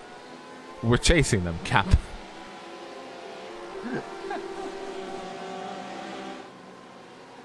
We're chasing them. Can you stop using the cap? If anyone has never seen the Kappa remote in YouTube chat, one day just go and try it, and then you'll understand why I hate it. It looks so ugly. I have no words to say to that. It's yuck. It's Now we have. Yeah, well, not. I think we were thinking about the same thing. I was looking at the not yuck of the 262, the 206, and the 237 cars battling it now for a 3-way battle for essentially 8th place at the moment in the Pro Series of GTEs. The Kilometro Zero is trying to fend off the Next Level Racing, who are trying to fend off the Fury Simsport, as the Fury Simsport is looking at the rear end of that car. There's some writing on it. Hang on. Have you not seen the writing on the back of the Next Level Racing team? No, not yet. Hang on, I'm gonna try and read it now. It's in Dutch. I can't tell you. It might be just saying, "Don't kiss me" or whatever. Oh, there's a car off on the side of the road. That's the Kusek in the Carbon Esports. That's the P4 car. They've had a moment themselves. I think that's a Simrig failure. No, not now. That's a Simrig failure. Look at the cockpit. That is a Simrig failure. The wheel is still turning right for no reason. As we can see, nice left-hander. Turning right. Yeah, he's out the car. Oh no! And if you see the steering wheel continues to turn right. It continues and keeps going right. And they've had to tow him. That has completely gone. Oh no, that's the first hardware failure I've ever witnessed. I mean, we've had the VR failure, but yeah, look, even when he's in the pits, the car wants to turn right. When he's towing, that steering wheel wants to go right. That is a sim failure. That is a shame. That's brought this man back into life, the Masked Devils, who have now taken P5. I bet they didn't expect to see that. That also puts Core Motorsports 4 into P4 when they cross the line. That's amazing. It's going to be an interesting battle. And of course, Core Motorsports 4 had that moment early on, or midway through the race, where they T-boned somebody. No, the next level racing spins in Ford. Let's have a look at that again. Sorry, they were battling the Fury Sim Sports through Velveteen Curve and then onto Ford Curve. Side by side, they were going. Oh, I think that... Yeah. Was that netcode? It was, but I think at the end of the day, that's a racing incident. It looked like Next Level just could not get around the corner and started venturing out. So I would put that was down. netcode. That was a racing incident. That was a racing incident. But now, Fury Sim Sport chasing down Kilo Metro Zero, and if Carbon Esports can't get back out on track, they're going down. They're already in 7th place. Vulcan Sim Racing is now up into 6th. Well done to that little car. And Well, I gotta say, Carbon Esports, Bukowski went into the car. He's now out of the car. The car is on the track, the jacks, and is getting new tires. So it looks like they're ready, but they've got to look at the repairs, and I think that's what they were looking at. So it might be a while, because that was one hell of a hit. yeah, and the car, and a failure of a wheel like that, that is extremely unfortunate. The car just going, hi, I'm gonna turn you right now, and I'm gonna continue turning right, and you're in the wall. Oh man, like I said, I don't think I've ever seen hardware failure like that before. No, neither have I. That's actually the first hardware failure I've ever witnessed in a race. I've seen clips. I've seen clips of stuff before. Yes, it was Mateus is just confirming that they did have hardware failure. Actually, that was Mateus who actually had the crash. Just a simple yes, and I think I can feel his pain through that. And yeah, he's put a video of it, but we have seen it ourselves. That's a shame to see. But like I said, it brings everybody up a spot, because I don't think they'll be able to get out in time. Where are they now? Still in the pits. So they're going to go another lap down. So yeah, this means Shannon, Baxter, Blom and Parrott, they're all going to gain a lap back. And they're going to go up a place. This would be great for them. Yeah, especially given the fact that they were fighting down in 8th, 9th and 10th. Oh, yeah. Now they're all sort of up in the world now. They're all sort of up a place, and as we said again, when the Sim Elements car had to retire due to a did they retire? Yeah, they did. When they had to retire due to their blown engine failure. Even though it's just gone past 6 hours into the race, you can never say never to these kinds of cars. Something really bad can happen, and in this case, it was a hardware failure. That is a shame. So we've had a VR failure, we've had a hardware failure. I mean, I don't even know what else to say. And they've retired the car. Are we sure about this? Yeah, they've disconnected. Okay, that's a shame. That is a shame to see. That was one hell of a hit. I don't know if you remember Sam Wilson during a Road America endurance race, where he discovered there's a 2-button combination that on the Fanatec wheels that will change the mode that your wheel is in. And without knowing it, he accidentally hit this 2-button combination on the start-finish straight, which turned his hub into the PlayStation mode, which basically cut his wheel out, and he did a sharp left. Oh yeah, I remember that. But nothing like that. I mean, if you want to talk about memorable hardware failures, we have to talk about. We have to talk about David Gibbons and his fire. Wait, there was a fire? David Gibbons on the last lap of a race at Laguna Seca, came around the last corner, his wheel disconnected, and he turned a sharp left into the wall, and then his wheel was on fire. Oh, Jesus. Oh, okay. Okay. It is still one of the most popular Twitch clips on iRacing. I'm gonna have to watch me some of that now. Yep, I will. I'll have to find it. It's a horrible clip, especially when it was back when he had the play seat and he was in a rig. Yeah, that. I mean, that must have been extremely fucking scary, just seeing the wheel go on fire. I mean, let's see if I can find it still in Twitch clap, because it's one of those things that it was still like one of the most popular clips.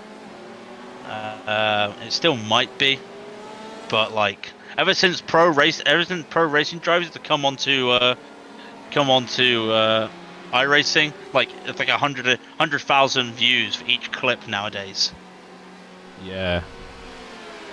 It's in chat. Is it in chat? Oh. I might have to approve it. Hang on. Is it in chat? I can't see it. What's he saying? It's in chat.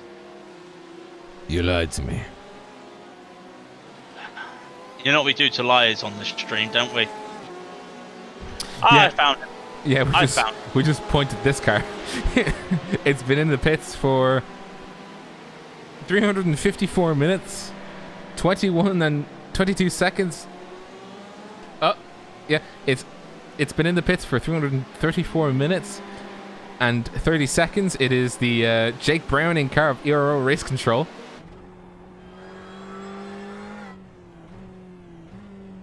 Oh god. I have linked that. Yeah, Race Control is still in the line for a top 10. Yeah, but I mean, it's that- 10th. It's literally the last place.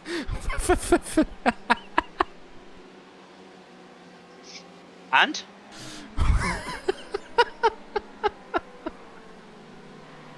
I'd just like to mention. Yeah, I mean, yeah, it's still. It's still. Yeah, it's a top 10. He gets points for that, doesn't he? But barely. There's still points. If he gets points, I swear.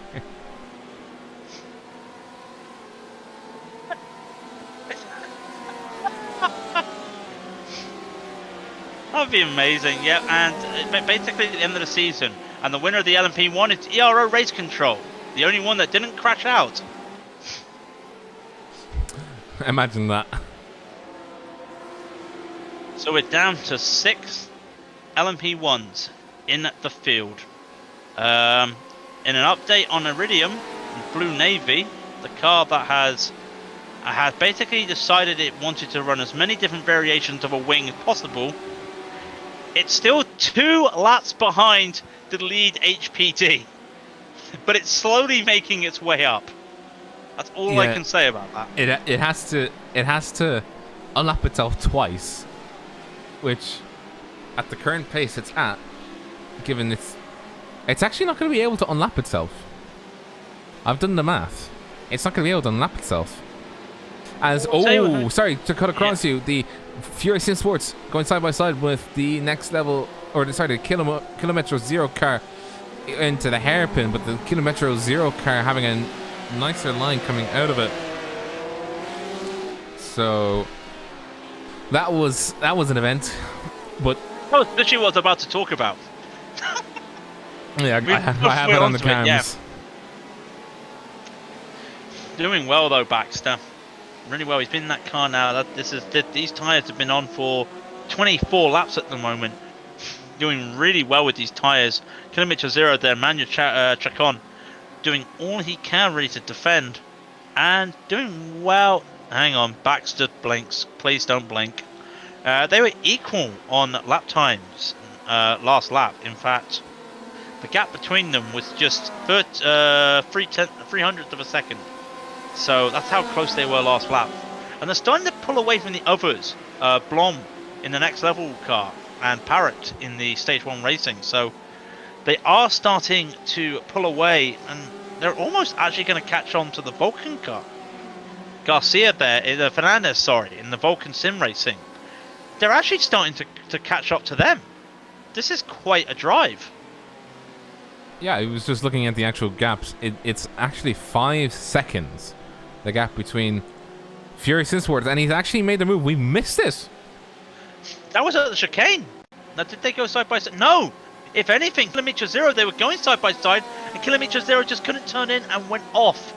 Had to take evasive maneuvers and go onto the gravel. So they have lost a position. And hang on, that's the Vulcan car that's the Vulcan car spinning. And what's happened to the Vulcan car? They've had contact. They've had contact. No, they've locked up. They locked up and got caught in the back by the Core Motorsports car.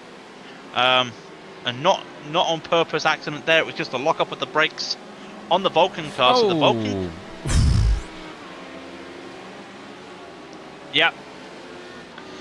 So in the space of 3 corners, Sam Baxter is now 6th place.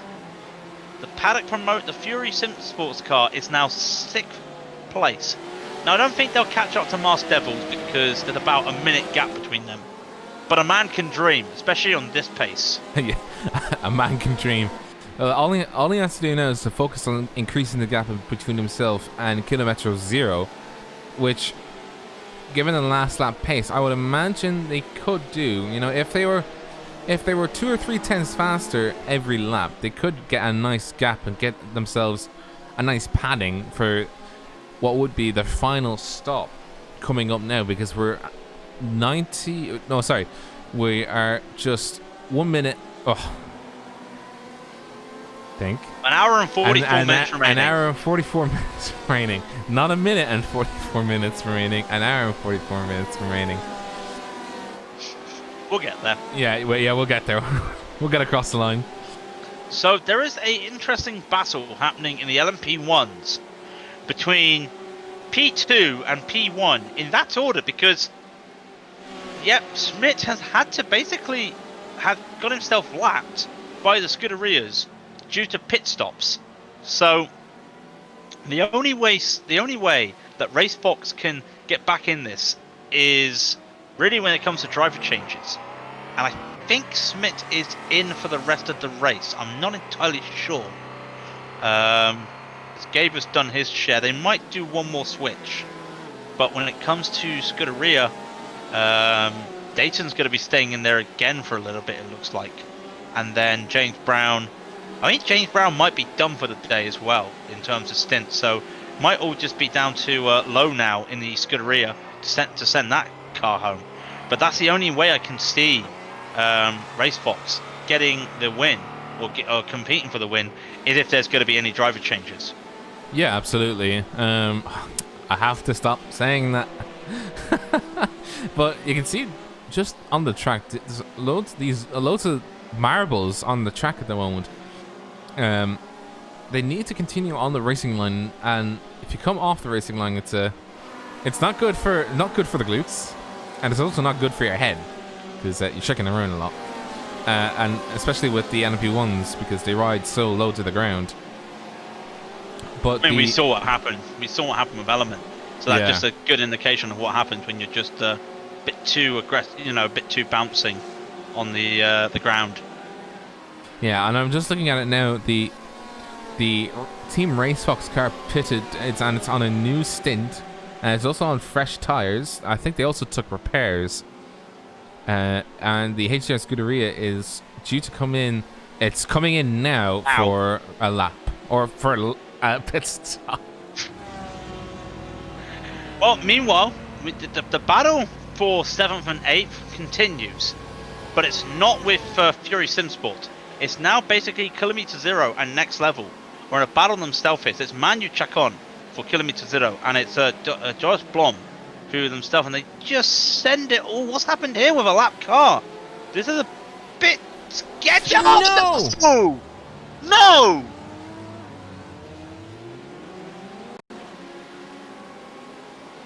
What? I just witnessed a murder. What? 259? What's going on? Oh. I.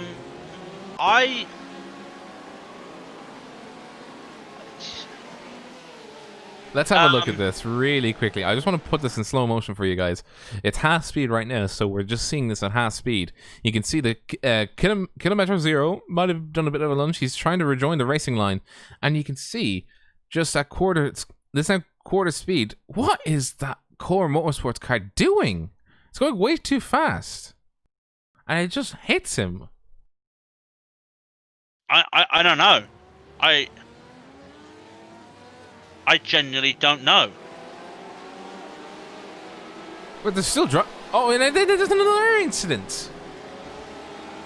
There's another incident past that. We missed it. We were focusing so much on that one core incident. Have a look at this. Look at this all the way through. All right. This happens. This crash happens. Then Kilometer Zero rejoins the track, and then he gets hit again.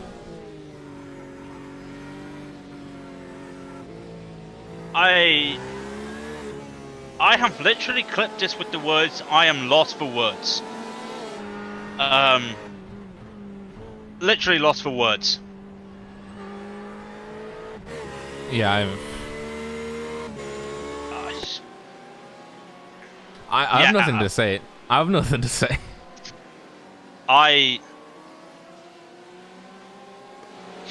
Yeah. Let's try and pick ourselves up here. How do we pick ourselves up after that? Oh, we look at this car. Car number 262, showing the Sim Sport. Doing very well for himself. Lapping at 152s right now. He's faster than the car ahead of him by 0.4 of a second. I mean, it's not going to matter that much, but at least he's got a gap now of 5 seconds behind him. So that's his comfort zone. And I think he'll be happy with that. And we had sorry, I've got something stuck in my throat. I know that feeling. Yeah, we had Edward May coming in and discussing with us how the strategy could be changed, how he was thinking, what he was thinking, what could they do really, and I think it's all paid off really, but it's kind of also luck of the draw as well in that regard, because they were very lucky that the incidents happened when they happened, because they were able to just naturally capitalize on it and then spring themselves forward up into 6th place. It's really good for them. They might not be able to gain any more on track at the moment, but in retrospect, 6th position is good for where they started, really. Well, yeah, when you think about it, everyone climbed up. Remember, stage 1 has made 19 places up. They started 45th on the grid at the back due to a car change rule, and they made up 19 position. They're currently 20th overall in the overall race. That puts them 8th in GTE. But they are the lead amateurs, and they've really driven well in this amateur. I know early in the race, Simtards could not work out why these guys were up ahead, and their speed has just been fantastic all race. And Simtards Red looks like they're going to have to, well, they're in a little battle here at the moment with Ascari and Chris Shaw, who, let's be honest, they have had their fair share. And every time I look at this wing on the back of the Ascari, I think to myself, have they had another spin? Then I realise I've totally forgotten what their wing looks like. So I just keep looking at it, thinking to myself, yeah, is there more damage? No, it's just me. So might be an overtake here. It's a pro going to overtake an amateur of anything, so shouldn't be too much to see. But we keep saying it, and I will keep saying it, and I've even said it to them. How the hell is that car P2 in the amateurs? I just don't get it. How's that car still driving? Well, it's coming into the pits now for the second to last stop.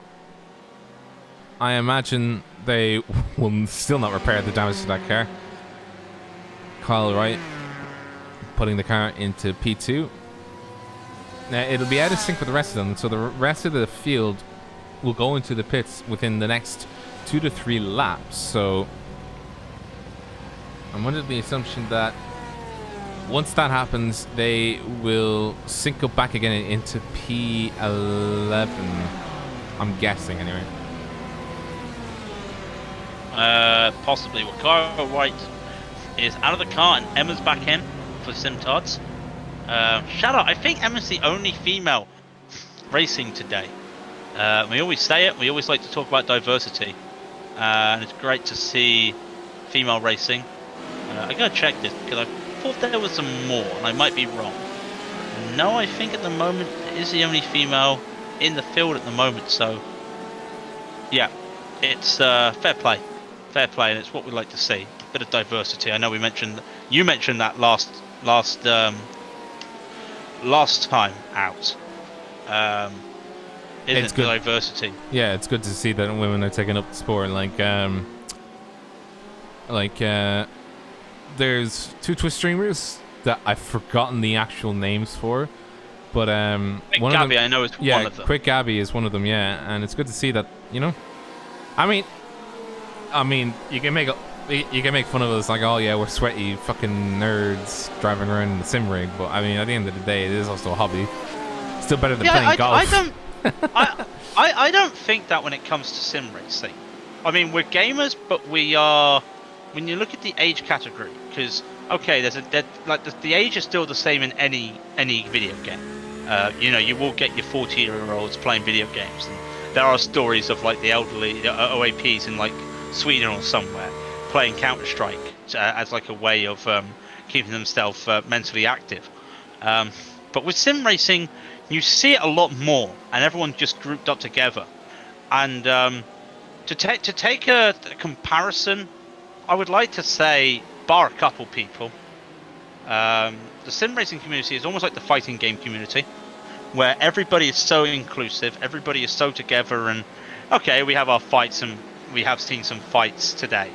But it's all, at the end of the day, I don't think anyone's going to literally come out of a race and go, I'm never going to look at you again, you're toxic, you're not going to see that, you know. Because at the end of the day, we control everybody. Everybody controls everybody in that respect. So, and especially, you know, if you make a mistake, that's a big one, people are going to see you, and, you know, you're going to have that stamp on you. Some people have had that before, you know, some people have had that in the past. And some probably do deserve it, and some probably don't deserve it in that respect. So, one of those things, no, the leader of the HPD just got shunted. No way. No. It's a Core Motorsports car. Not the same one, but I think that was an accident. I'm not sure. When was this? Did you see it? No, I was looking at how. Was it at like the Mercedes Arena? Yeah, it was at stadium. Yeah, Mercedes Arena. Let's have a look.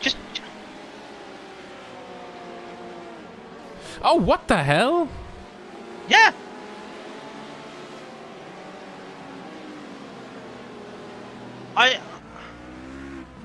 Yeah. What? Why?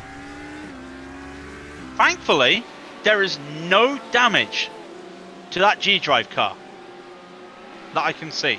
No visible damage. Why did he slap the brakes? Rob, if I knew that, I'd be a millionaire. I would have my own sim rig, a direct drive wheel. I would have like state-of-the-art motion rig and everything. If I knew that, I'd be rich. I don't know.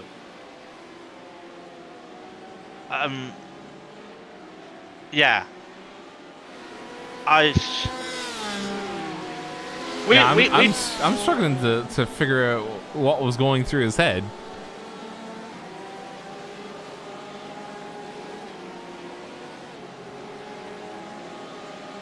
Anyways, we have the Apex Hunters in the pits. Oh no, they're just doing their pit stop. A little bit delayed. Don't know what happened there, but few seconds extra. Never hurt anybody. Why the hell not? You're a lap up on everybody. You know, take your time. Yeah. Timo Ripen. They've lapped the 999 car again. I mean, that's despicable. You can't be an LMP1 and get lapped by GTEs. Come on. Yeah. Everybody, when we say boo, type boo in the chant. Yeah, say boo to this car. Boo.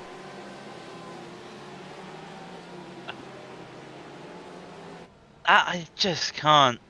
Boo to this car. It's in the pits all race. Boo. It doesn't even have a livery, for crying out loud. Look at it.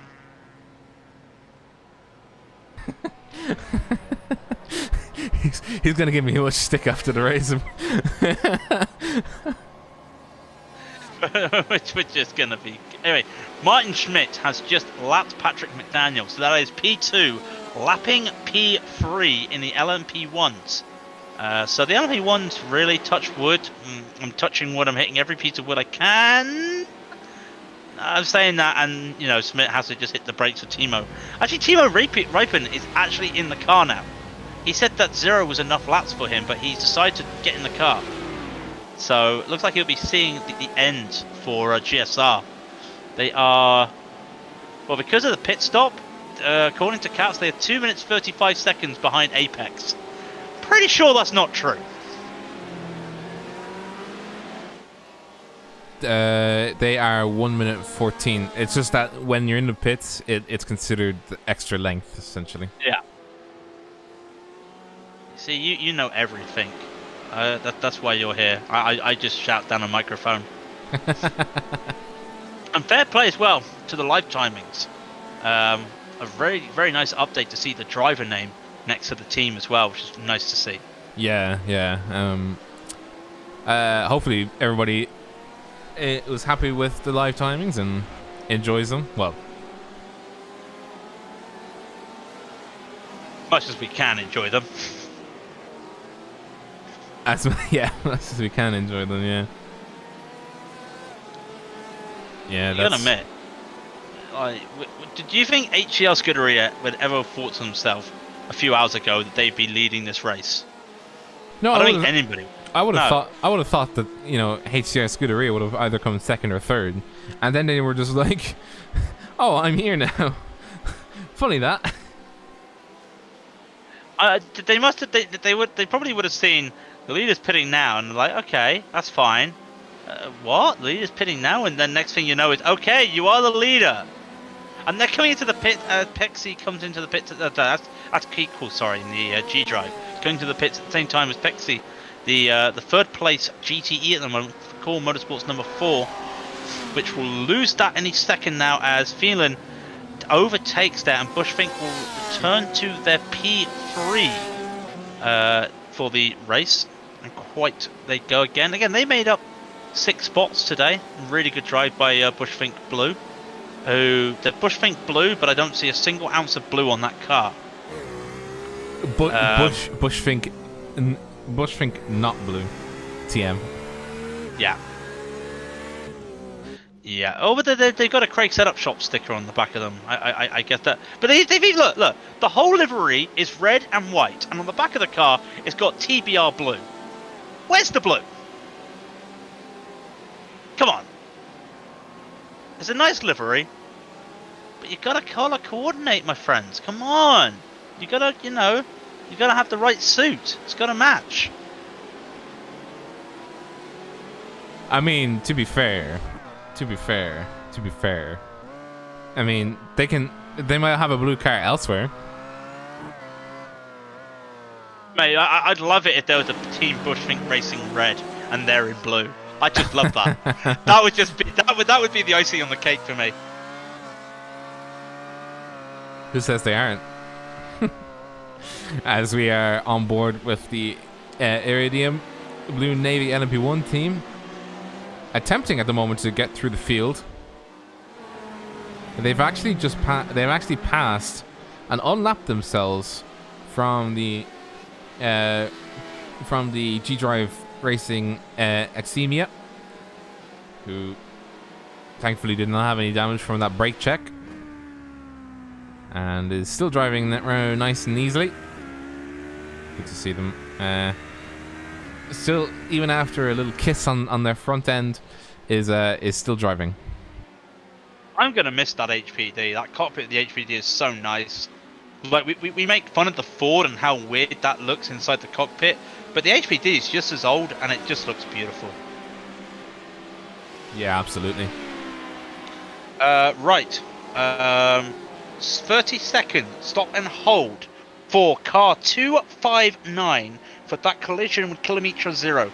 A 30-second stop and hold for Core Motorsports following that accident. And 1 penalty point as well.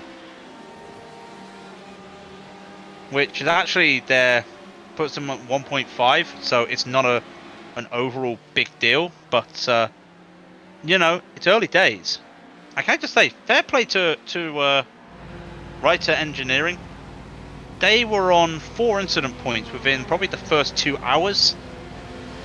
They've just been casually going along now. Nothing too serious. So, well, I mean, they've just been doing a whole load of spins.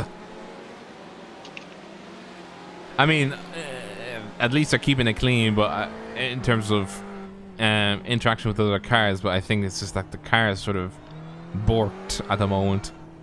the car would fail inspection. You've got an exhaust pipe sticking the wrong way. You've got a bent splitter. You've got the panel so bent it's obstructing the brake light, and the tow and the tow hook is also being obstructed by the splitter. In fact, the splitter is merged into the tow hook. Oh yeah, I saw that just at the last minute. I was able to actually spot it out. Okay. Yeah, that's totally fine. Totally. I mean, it's totally fine in one sense that, you know, the bodywork is now no longer passing inspection. But I mean, it's also still better than the other car that's completely damaged and still running somehow. Don't insult Simtards. They look lovely. I mean, they're lovely, but I mean, they also call them Simtards. It's just the fact that wheel looks like it's towing out. Every time I look at it, it's like that wheel does not look right. But there it is. 13th place overall in the GTEs. Currently P3 in the amateurs because Dynamics have yet to take a pit stop. They pitted lap 179 and Simtard pitted 198. I hate to say it. I think Simtards might need to do a splash and dash. I think they will. They will have to do a splash and dash. There's no way about it. It'll be a 7-stopper for, I think, most of these cars. It's just a case of if Dynamics have a splash and dash, you know, of their own, I would say they would be in a pretty bad position because they'll go on cold tires with a little fuel just to get to the end, with Simtards being on fresh rubber up until the end, essentially. Yeah, and I need to keep an eye on Fury Spin Sport. They've just pitted. They've done a good job. I think they'll be Baxter using the same tyres again because they were one stint old, those tyres. Well, yeah, he just got them brand new when he got into the pit. So it's behind Kilometer Zero again, but Kilometer Zero is pitting. Chacon is still in the pits right now, and they've actually had some damage, or yeah, the rear of their car looks horrible. But then again, they did get killed, so that's understandable. Nicky Bowden going into the car for the Stage 1 Racing Red, so I'm assuming he'll go to the end. And yep. Fury Sport passing the both of them, back up into the 6th position. And a good move then. Yeah, the damage on the back of that Porsche. Well, it's just dented the middle. No wing damage, no splitter damage. Everything looks in place. It's just that they've decided to make the back of that Porsche, change the design of the back of that Porsche, which is a shame because that's probably the prettiest Porsche out there at the moment. Which one, the Kilometer Zero? Yeah.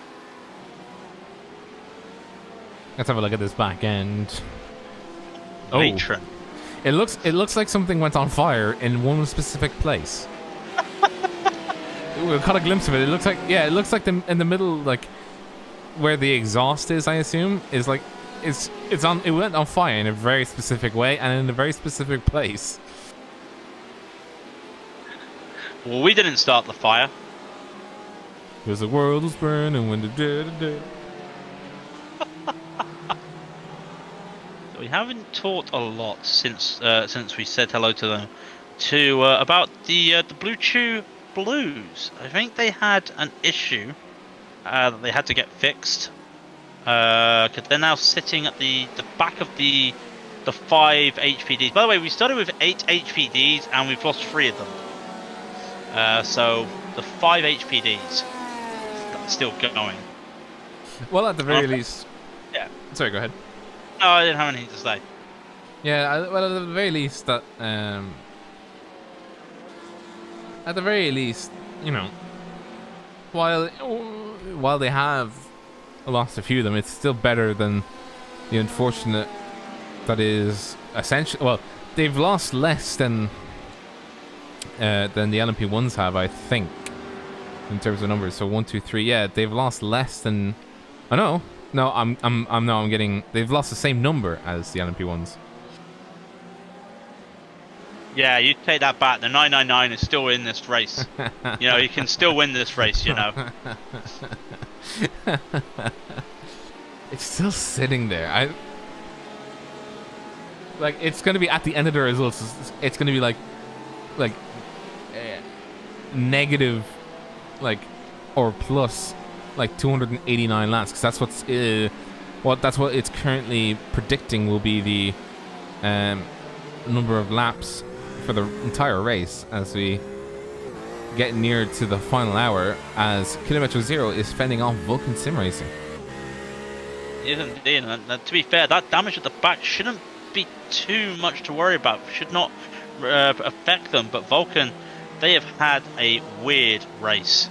From flipping a car to having damaged themselves to fighting back. So I think at one stage a P5 was on the cards for them. Fighting now for P7 as Chacon goes a little bit wide through Dunlop, as they'll go one by one up the hill, up to the Schumacher S, the famous Schumacher S. And now will they make a move up Michelin? Well, nope. Chacon makes that car a little bit wide and some good moves there. Maybe go for a late move, stick his nose in there. He stuck his nose in there. Now they're side by side going into the Valentine curve, but he cannot make it stick because the inside would then belong to Chacon. Got to be careful with Emma Gold right behind them. She doesn't want to get involved, but she doesn't want to also get held up. Some defending here from Chacon. He goes to the inside. Now he's going to be on the outside of the chicane. McCone has to make a late braking. They do. They almost touch, and he gets away with it. That's some very good close racing there. They both get on, and Emma Gold really, she doesn't want to make the position unlap herself, but she is the faster car there, and she's just playing it safe. She didn't want to hit the brakes and cause much damage at the back, so she'll just pull off a little bit right now and just let it go. I don't think there'll be any move for position here, yes, but that Porsche really isn't looking very good, actually. It's a bit down on top speed from that. Well, I didn't think it'd be that much down and damage on speed. It might be due to the fact that the splitter at the rear is damaged. It means that, well, that's my explanation, but then I have yet to explain how the rear splitter on the Ferrari isn't making it undrivable, but it's just the way that it's hit it is causing issues with the top speed, or making an insane amount of drag underneath of the car. But it's still to be determined how damaged that car is. Here we see the. Oh, hang on, there's an incident. I was going to do something. A warning for ignoring blue flag and an unsafe pit entry for the number 27 Team Meridian car. Now that was. I think we saw that one, didn't we? On lap 225. Now what happened on lap 225 then? Well, we didn't see it on the cameras. Now we only saw them just passing through GTE traffic. So It's more so, I think, when they were trying to pit, you know, I'm just trying to think of something, but it's more so, you know, if they're trying to keep up and not get lapped and then just make a dangerous pit entry, I would imagine it would have been done through the S's. And another decision. No further action taken for the Core Motorsports number 3 braking mid-turn in the Mercedes stadiums, in the Mercedes arena section, which caused the G-Drive HPD to rear-end them. No further action taken.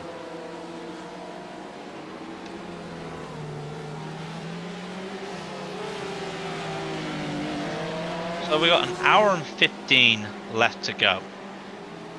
And you are right, I cannot see the Iridium Blue Navy team catching the G-Drive car. I can't see it. They're still 2 laps down. That will be... No, there's no chance now. An HPD can go around the same pace as the LMP1, so that's done. We'll just write that off.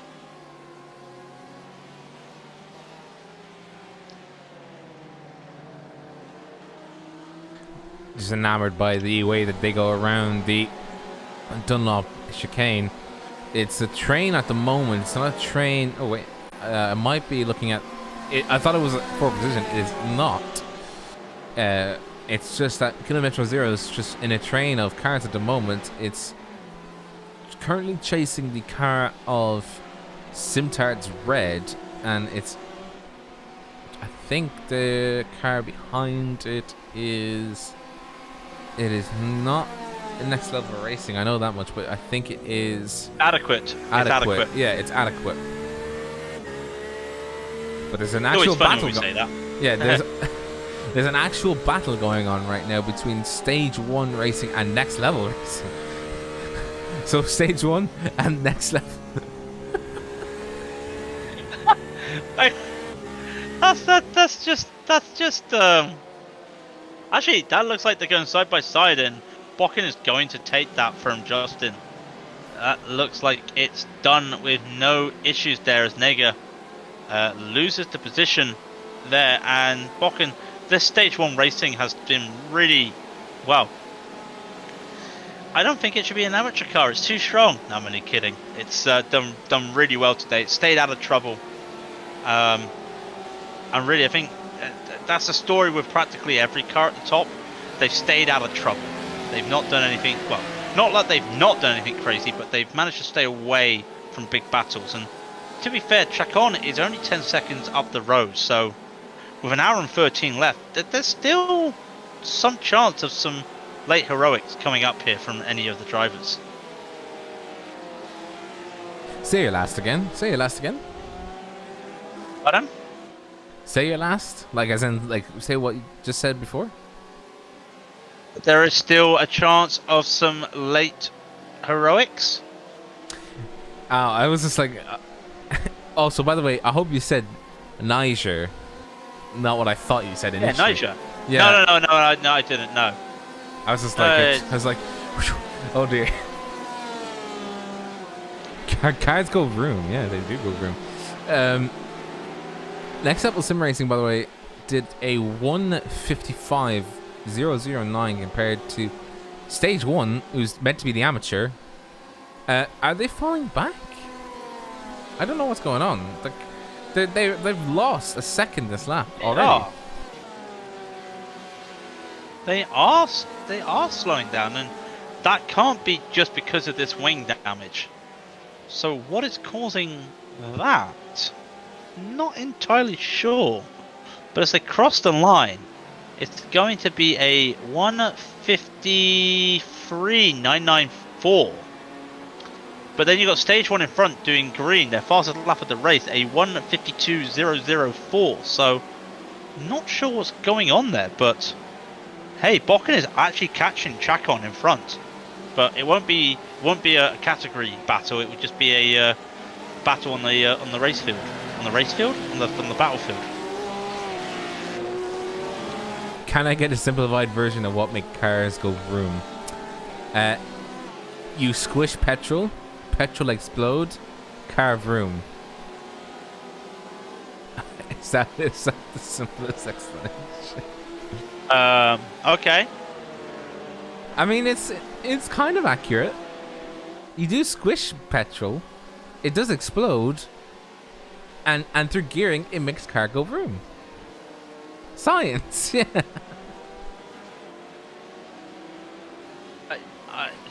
Yeah, science. We'll stick with that. It could be aliens as well. Aliens could have created fuel.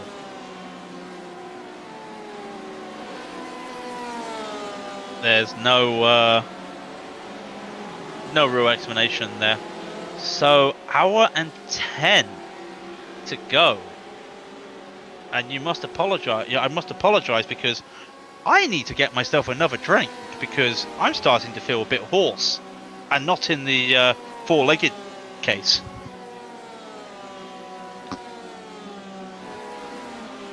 I think we really have started to hit the wall of, oh god.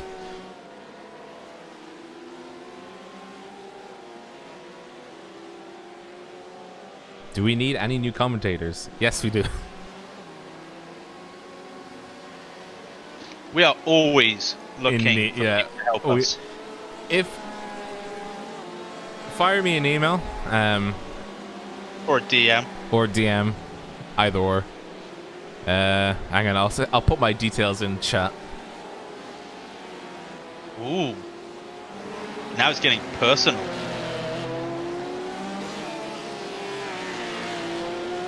But no, Rally on TV started grassroots, and we are still grassroots. That is the key to this. It's a grassroots it's a grassroots operation, and credit to Rob, really. Credit to Rob.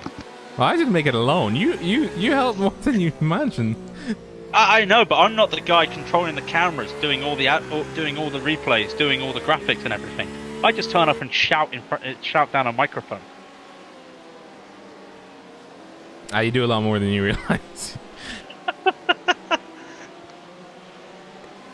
I will take that as a compliment. I will say thank you, but you should really compliment yourself. I'll hit myself on the head. Ow. There you go. Well, that's not complimenting yourself.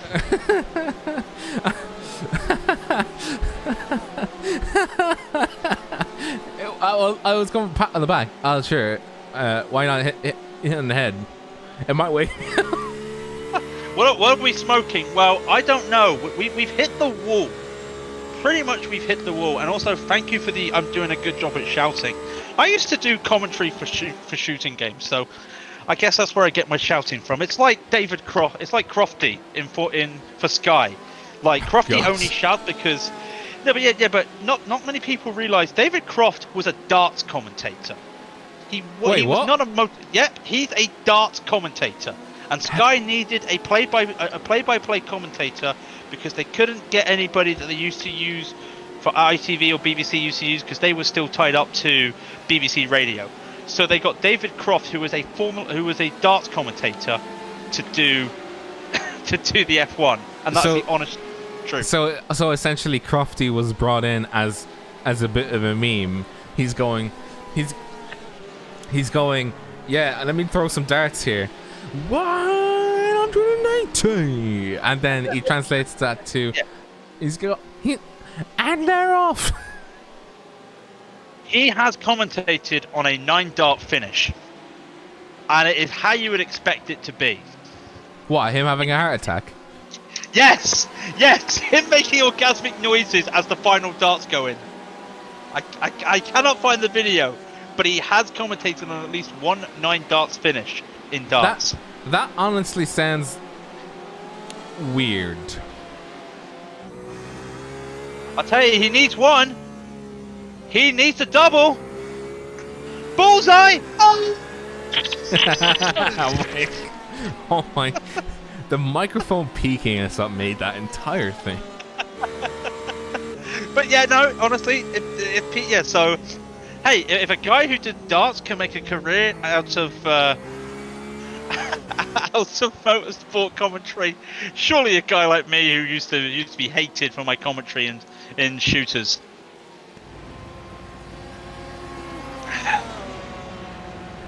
Him reminiscing over that just made him sad now. I don't have the knowledge as I used to do. You know, I never had the knowledge. I just turned up and shouted on what I saw, and the spectators loved me.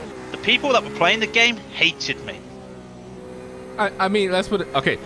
Okay. So let's put it this way.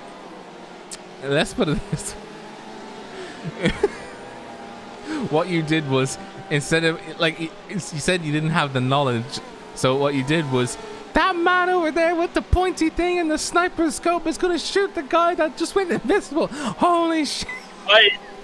I will have to link you to a couple people did some great. Our first big exposure when Twitch just started. I don't know why I'm saying this with an hour to go. We've got racing still to go. Twitch just literally put us front page for the first time ever.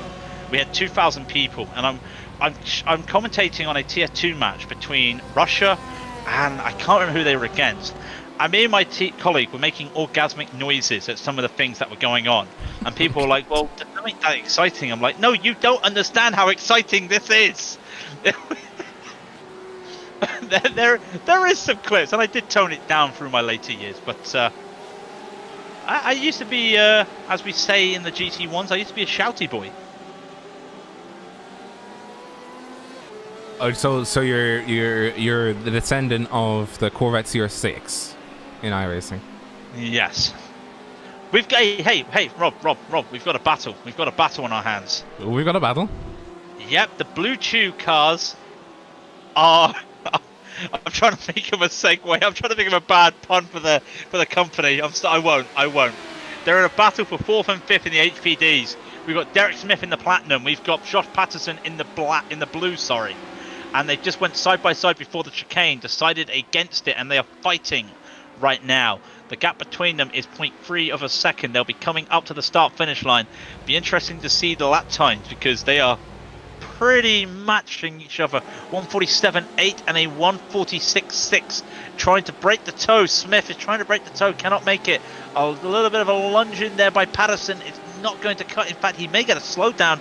He might get a slowdown. He gets away with it there. But holding on now. They don't want to take each other out. But at the same time, do they, you know, that they want to battle for this? There's an hour left. They've both got a pit stop left to do as well. It's going to be really interesting to see this. But two teammates, they are Blue Chew, and they're chewing it and doing it. I got it. They're chewing each other's air right now. Get it? Chewing each other's air because they're behind one another. Damn it. So we'll watch that battle, but at the same time, is there any other battle happening down the field? There is not. And actually has Core come no, Carbon Esports, they parked it, didn't they? So they haven't come back out. Yeah, they parked it, yeah. They were tired. So the last car still running, let's give them some respect, is the 305 RSR Esports Amateur Team. And they are still running. They won't be last in their category either. And fair play to them. They've had a few incidents, they've had a few spins and hits and stuff, but they've kept going. They've kept going, and fair play to them. They might be the last car still racing, but hey, they've not given up, and that's the important thing. The bush funk. I beg your pardon? The bush funk, as in the funk. I think what you mean is this car. Yeah, they do have blue on the car. Look. Yeah. You were making fun of them though. That the TBR car didn't have blue on it. It does have blue on the car. The wing mirrors. What? But no. Yeah, it does. Look at this. Look at no, this. But I know. I'm not saying no to that, but it's like, I'm sorry, but I would still like. That's still blue. I know. Look, you know yourself that if you're gonna have a car and you're gonna call it a color, you at least make the accents of the color instead of just like wing mirrors and wing tips, right? You know that. Yeah, but I mean, like the Robin, Manatee. What? Robin, make the tires blue next time. Yeah, make the tires blue. That'd be fine. But it's just weird how you got a red car, all red, and then you've got blue written on it. It just seems weird to me. As we're still watching, the sun is now coming down, and the sun is coming down at the Vataline curve, and it's fantastic to see. Josh Patterson and Smith are still battling. Now, I guess they are seriously battling. Sorry, Robin. It's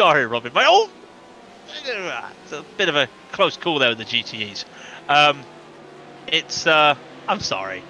I just expect to see. Maybe I'm used to other teams where they use like the whole color accent to change the color instead of like, in all due fairness, proper real life format like in the WEC where each car has like the little wing, like you've got the wing mirrors in a different color, like you see in WEC. So maybe that's on me, but yeah, I should look more carefully. But the fight between these two, I think that's the only fight going on right now and it's just gone past the final hour. We are in the final hour of the race. Information to pit. Hang on. Can I do it? Go on. Information to pit lane. Last hour of the race. Rescue operation ceases in 30 minutes. So, we had a question. What happened to the people who are behind 152 laps? Narrow it down. If I'm brutally honest. Strauss.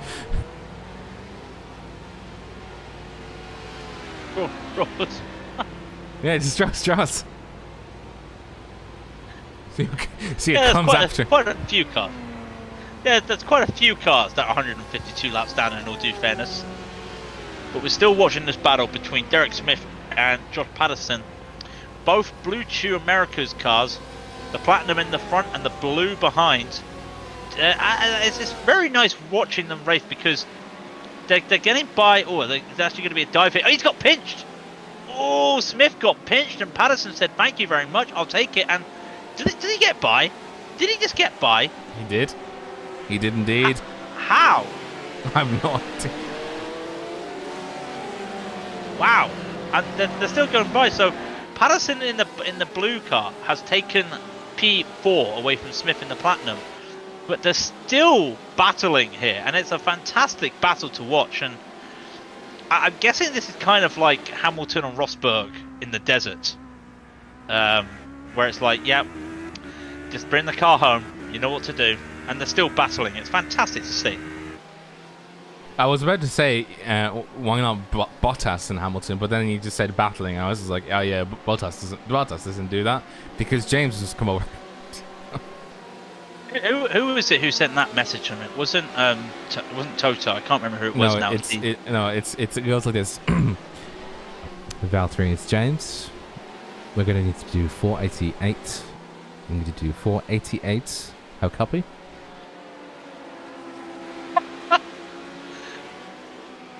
And you tried doing that on the other line. Leave me alone, Bono. I know what I'm doing. Yeah.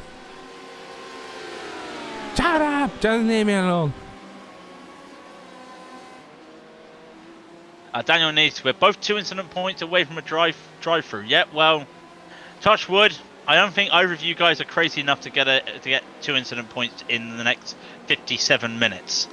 But if you do, just let me know what drink you want me to put a drug in to knock you out, because I can possibly do that, or I'll just give you a drink. Because that'd be very impressive to get 2 incident points at this stage of the race. They could crash into each other very easily. No! Just did you say that platinum spins in the arena section? Oh wait, so they have a back. Rob. Oh, they have a drive-through. No, they spun. Smith was trying to catch Patterson because Patterson was starting to pull away. Caught a little bit of the curb on the inside of the Mercedes Stadium section, and yeah, just spun the car. Actually, only lost about 4 seconds. That's definitely a black. sideways. That's definitely a black flag though for drive-through. He's lost control. He was 2 incident points away. Oh, you're saying that oh no, not that type of incident point, is it? I think they mean. No, they meant on track incidents, like in game. Oh. Yeah, he's got. I think he has a drive-through now. Don't do this. Don't do it to me like this. Did they have that on? Yeah, they have incident points. Penalty 60, and then every 80, and then every. Wow. Yeah. Okay. I mean, it'd be pretty hilarious because you just have people just crashing into each other. Oh, we never had that today, did we? No. Haven't seen that today. Does he go into the... Yes, he does. He had a drive-through penalty. So he's gonna take the drive of shame, as we will keep the cameras on him, all the way through. Yeah. No. Yeah. Look at this car. Name him, shame him. Oh, and Nissa's one away now as well. So that's going to be fantastic. I've never seen a battle for 4th and 5th where it's decided on incident points. But here we are. And he served his penalty. He didn't even have time to grab a blue chew. Come on. Yeah. I'm going to fucking buy one of them. Just to see what it tastes like. No, Rob! No! Do you realise what they are? No. What are they? Male stimulants! Oh, are they? Oh. Oh, Yes! okay. Oh, okay. Daniel even told us that! I thought they were stimulants as in, like, chewing gum stimulants. Like the... No! Oh, okay. They're that kind of stimulant. Oh, okay.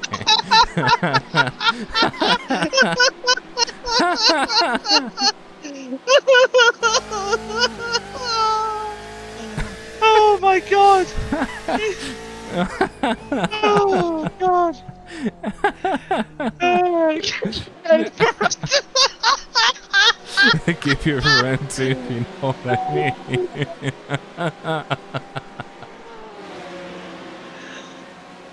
Dear. Okay, we needed that. We needed that. For God's sake.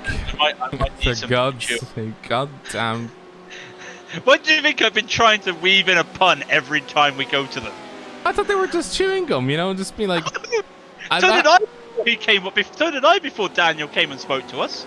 I was still thinking, like, there's chewing gum that you can buy that can give you, like, like coffee, like caffeine or whatever when you chew it. I was thinking it was something like I thought it was something like that kind of stimulant, because that's all I know. Like, stimulants is in, like, steroids or stimulants in terms of caffeine pills, whatever. I must admit, I thought they were like, when I first heard of Blue Chew, I was thinking either gum or chewing tobacco. Yeah. Do you know what I mean? Yeah. I was thinking that. Yeah, like menthol chewing tobacco or whatever. Like. Yeah. You get me. David, goddammit, he lives in America, and David in Twitch chat. It's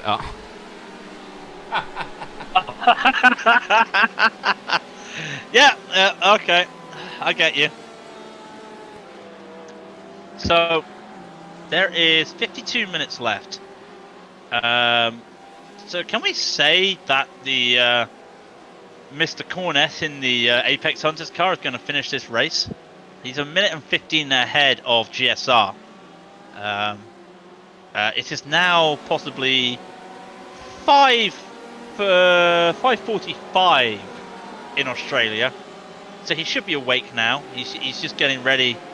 I don't know what the procedures are in Australia, but I think at 5:45 you start getting the barbecue ready for breakfast. I'm not entirely sure. You have to get the fucking VB long neck.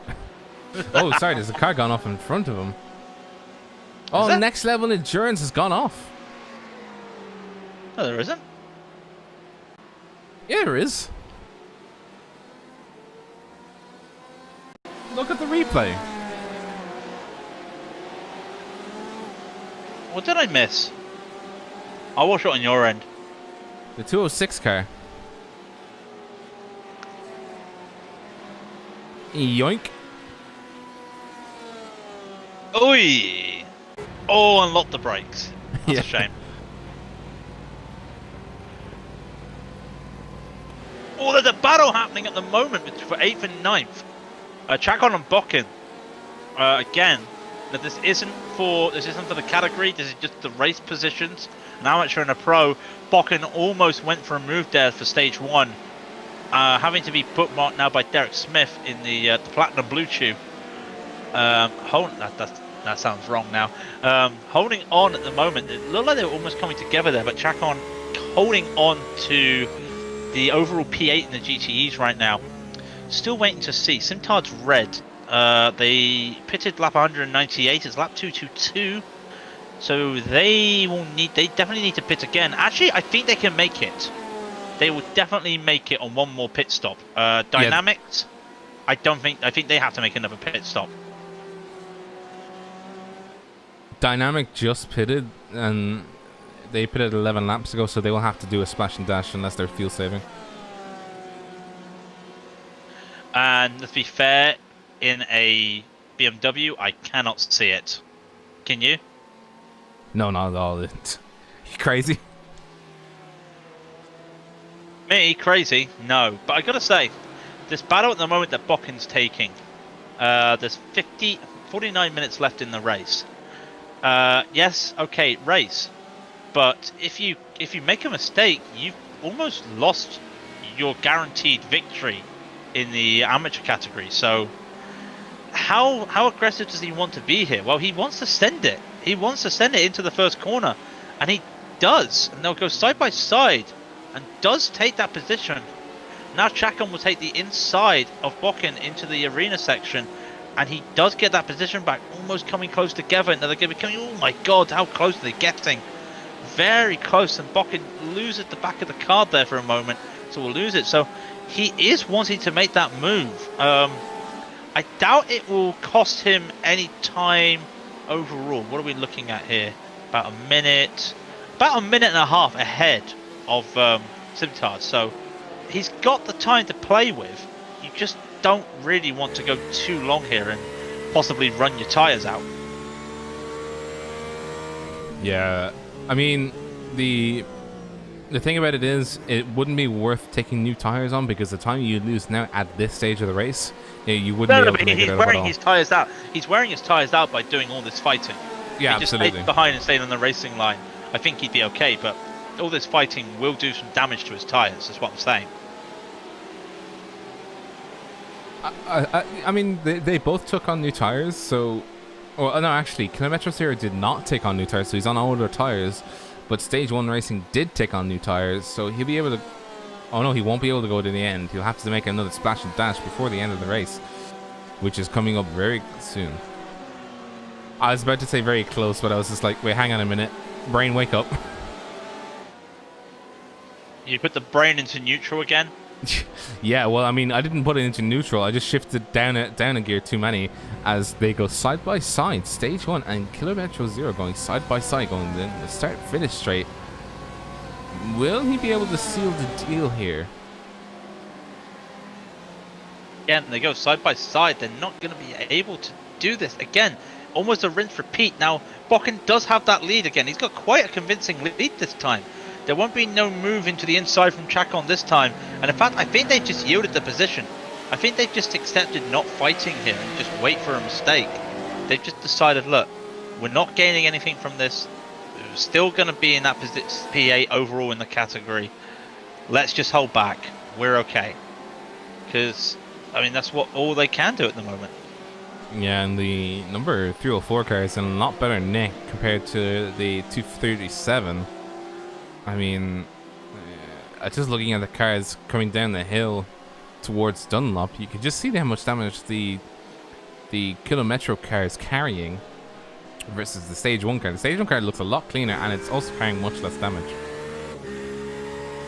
Yeah, and it looked a bit better on the straights as well. Another battle we need to be keeping an eye out on.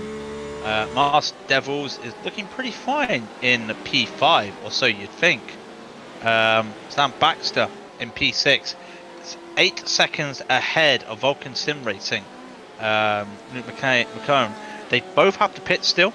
I don't think you would gain or lose 7 seconds in the pits, but with 45 minutes to go, that is a gap that is obtainable for Vulcan if they want to get P6, and that would be a very well-deserved P6 if either of them get it. So wait to see on that one. It's only 7.5 seconds, and Vulcan are actually going green. They did a 151.517 last lap, with Fury having a 152.9. So, like I said, very gettable.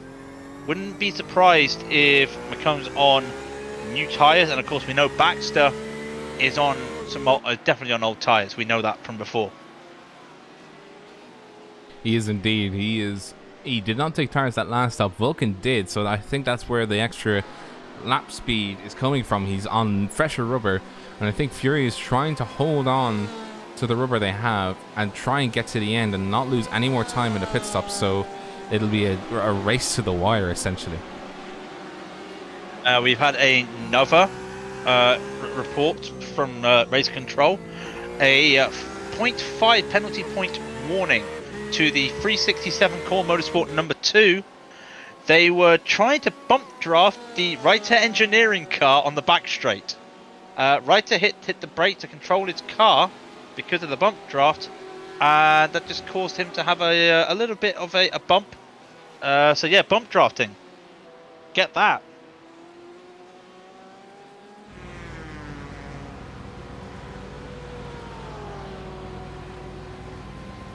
I'm still trying to hear what I figured out. What every time that we pass by the pit road, I hear like a rumbling sound, and it's like I can't remember what that is. And then I looked down, and I was just like, oh, it's the pace car. The pace car's engine's been on for like the last 8 hours. This is not Siberia, sir. You don't need to keep your engine running. My God. Think about all the baby kittens. Yes, all the baby kittens. That is. Yeah, what on earth?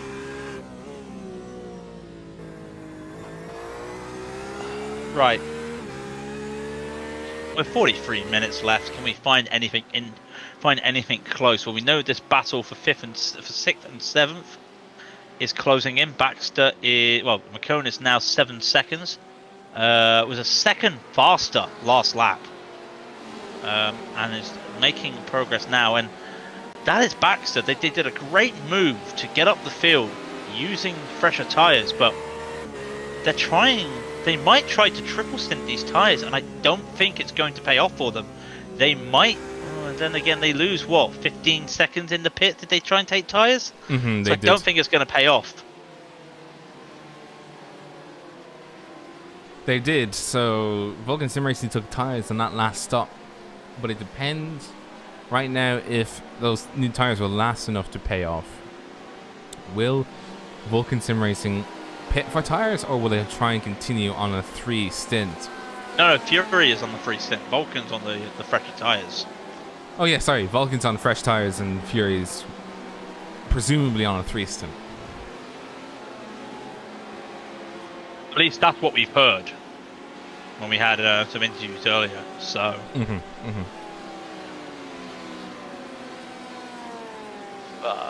But McCown is now 6 seconds. The gap where they gained half a second there.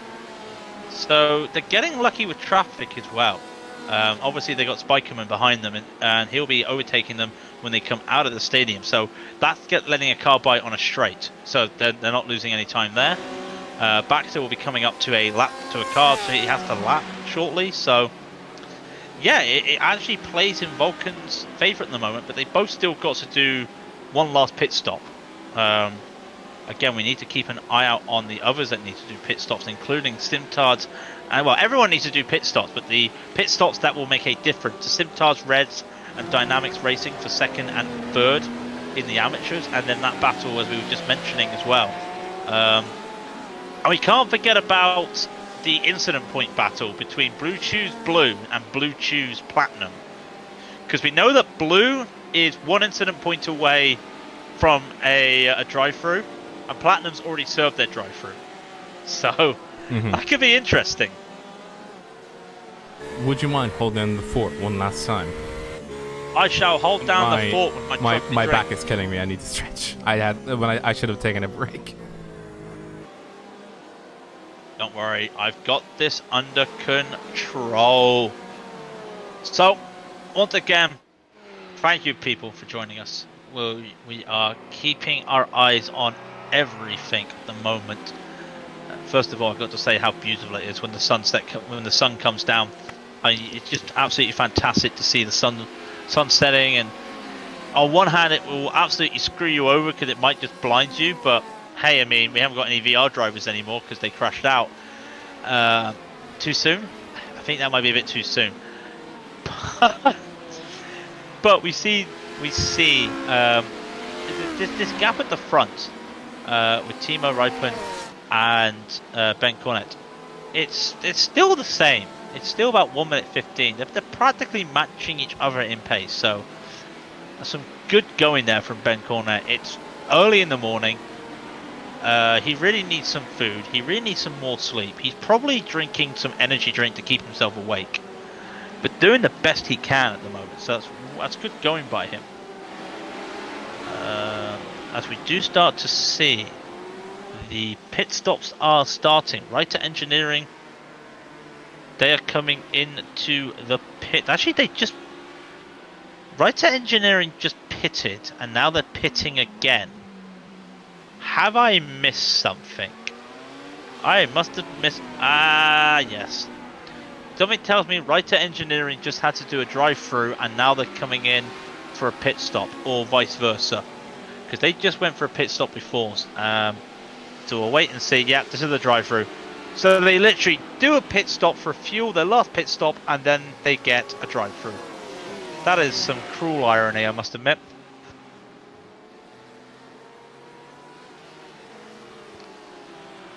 Coming out behind the 367 of Macedo. They'll be going side by side just around the stadium section. Technically, Appellers is the lead car there. There are a few laps between the two of them, but Macedo with the stop and go they've had, but he'll let him go. But of course, blue flag rules. If you are faster, you can unlap yourself, so we may see that later. Looking down the field, and G-Drive has now established a 3-lap advantage over everybody. And there he goes, just lapping Van Lozen, and that might be 4. That's just been absolutely dominant by the G-Drive guys today. Coming out of the stadium section. I don't know if it's stadium or arena. I've always called it stadium, but I think it's meant to be called arena. I'm sure there's going to be someone from Germany that's going to correct me there. I might be wrong there, but someone might correct me, and you can shout and abuse me if I'm wrong. But also, we need to talk about the leaders, HCR Scuderia, because we've not talked about them at all. Let's be brutally honest. The only time we've talked about these guys is when they inherited the lead. It's an unfortunate loss when Element Sim Racing crashed out. So they inherited the lead, and they've not really done anything in the race. And I don't mean that in a bad way. They've not had to be aggressive. They've not had to make fast moves. They've just kept themselves going. No damage. I mean, not even a penalty. Been nicely done by the two of them. Well, not the two of them. Actually, is it 2 of them in that car? I think it's 2 of them in that car. I cannot remember. Yeah, it's the 2 of them in that car. Dayton Lowen. James Brown 12. I can't believe there are 11 different James Browns, but I suppose it's quite a popular name. But nope, Scuderia. They have a 1-lap lead over P2, which is Race Fox, but pretty sure that's due to pit stops. Not entirely sure. No, actually, no. It's already a lap lead. Could be 2 laps if they're not careful. Blue Chews Black still P3. It's a shame because the LMP1s just split out pretty quickly, and with all the accidents there, when you lose four of the six, well, at one stage it was only 3 of them.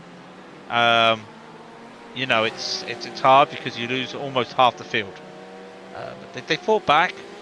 Greenleaf's done a good job just holding on, but again they've fallen to the pace. Just some really good pace out there today. Iridium Blue Navy will not get past the lead HPD.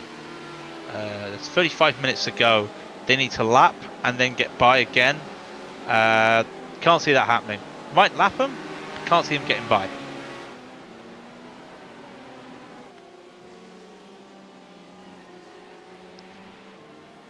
Back to this battle we mentioned earlier. Kilometro and Vulcan Sim. Oh well, no, we mentioned it with Fury Sim Sports, sorry. Dan Baxter and Mars Devils, wasn't it? Or something, I cannot remember. But Kilometro Zero, Manu Chacon is falling down. The gap now between him and the Vulcan of Luke McCone is now 3.7. Another 0.3 of a second gained by Vulcan that last lap, and you can basically see the Kilometer Zero car in front of him now, and it's probably just a little bit too far for Chacon not to see him, but he's got to know right now that he's catching up, so got to be careful. Gap is 3.3, and of course coming out of the Michelin the Michelin curve into the Warsteiner and you see the sunset. It's a lovely sight, but I can't imagine it being very nice to drive in with that sun right in your eyes almost. Is the sun right in the eyes? Yeah, literally just in the corner of the windscreen if you're on triple monitors. So I can't imagine that'll be fun. They're lucky it's just that, because I don't want to imagine if it was lowered down. But you know, sometimes when you're in the chase camera and you're in different cameras, that sun is really in your eyes.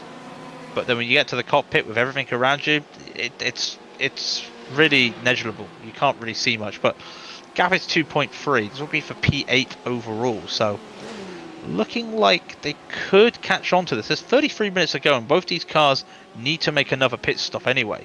As we say that, German GSR have done their last splash and dash. Raytheon, will be staying in the car for this. They have taken that pit stop. They have been lapped. In fact, Cornet is now 8 seconds in front of them after lapping them. So they will have to pit as well. But hopefully, touch wood, I'm touching my wooden desk here, that they ought to remain calm and keep the lead once they pit, and hopefully nothing bad happens to anybody. Well, to anybody really at this stage of the race. Anything is bad.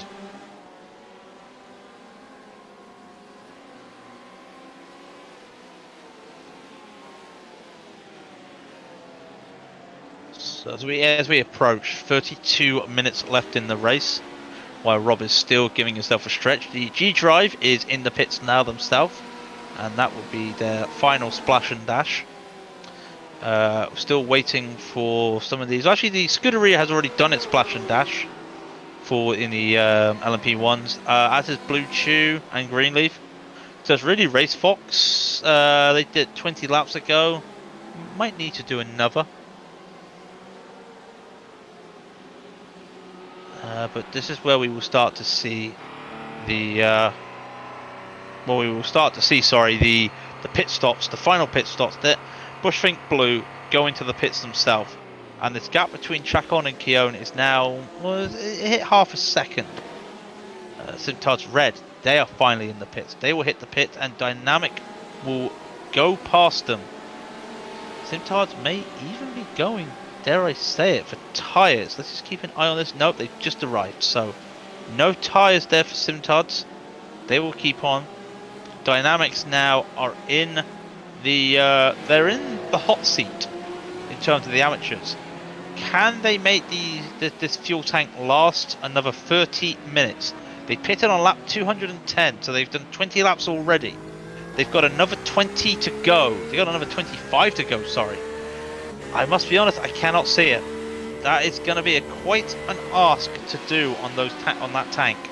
But if they can, they might be able to just sneak P2 in the amateurs and deny Simtard of yet another good result. Well, it's still a good result being on the podium, but that'd be the second race in a row where the fuel strategy has, hampered Simtards. So we will wait and see.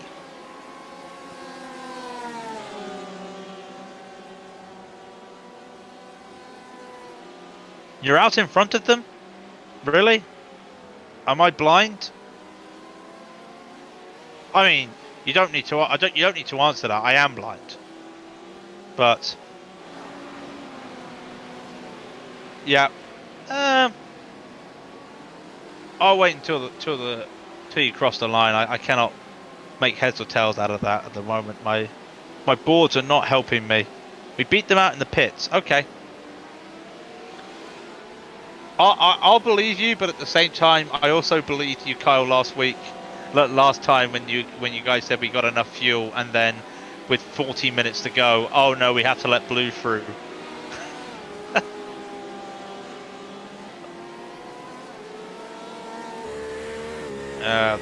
They crossed the line, and I think you might be right. What do you know? You're right. Dynamics are behind them. 1 minute and 19 behind them. So yes, you did beat them out the pits. I apologize. I thought that was the pit stop that could decide the race, but no, everything's fine there. Touch wood. Stage 1 is still just well ahead, over 1 minute ahead. But McCone has taken that position from kilometer 0 as they start to fall down, and you have to think that damage to the back, as we said before, damage to the back of that kilometer 0 has caused the splitter to go up. Okay, so they're losing time. But then explain the Simtard's red car and how that is still going, despite it practically has no splitter anymore.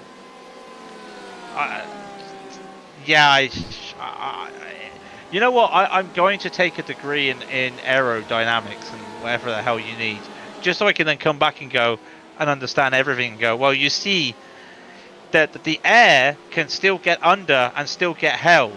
Whereas this one, there's nowhere for the air to be, just some weird stuff like that. I might have just been right in what I say, but yeah. Kyle says you don't need a splitter. Well, they've raced almost 7 hours without a splitter, with this car looking absolutely mangled, and it's still P2 in the amateurs. I'm just saying, if you want a fast car, smash the back of it up.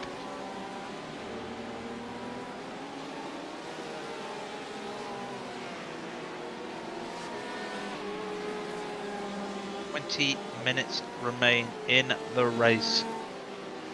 What battles are we looking at the moment? Not a lot, to be fair. With Chacon having that damage to the back of his car, he won't be able to catch up to McCone. The leaders have done their splash and dashes.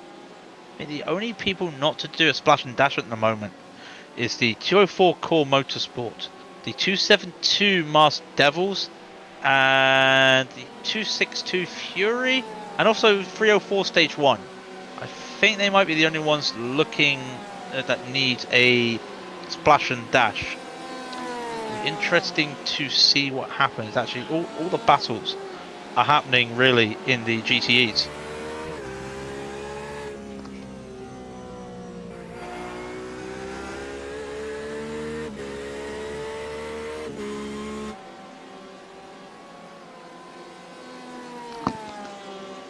Hope you've enjoyed it. I'm just trying to find something to watch for us all at the moment. I'm letting my build up to P10 in Pro Class and 11 overall. Oh dear. And as I just go to kilometer 0, Manu Chacon has lost it coming out of the chicane. and this is going to be he's got a lot of space there, so he's lost it in the chicane. Has righted the car, but that is not righted the car. Has straightened the car up. That car went sideways for quite a while there actually, but it was lucky that they had the grass in the pit lane there. Just went to watch that just as it started happening. Very interesting to go there. They've lost the time there, and it's actually allowed the next level racing car with Justin Najir to 10 seconds behind. Both cars still gonna make a splash and dash. Both cars damaged. They both have wing damage. Well, not wing damage, sorry. Kilometro has the rear damage and the split damage. And oh yeah, when you compare the two Porsches, a Porsche with no damage to the splitter, and then Kilometer, that really is a lot of damage to that splitter. That's opened up the splitter. It's not bent like we were talking about the Simtard car. It is literally opened up. So yeah, you can understand why they're losing time.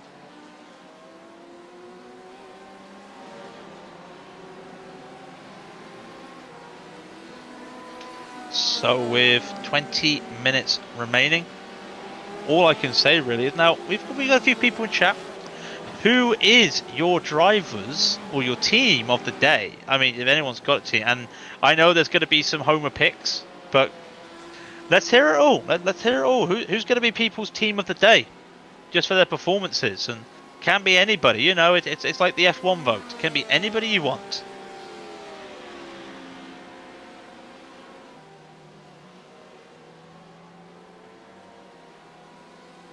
I gotta be honest, I do feel that Stage 1 do deserve some praise for how they've managed to get up the field, so they would be on my list of teams of the day. Some great work there.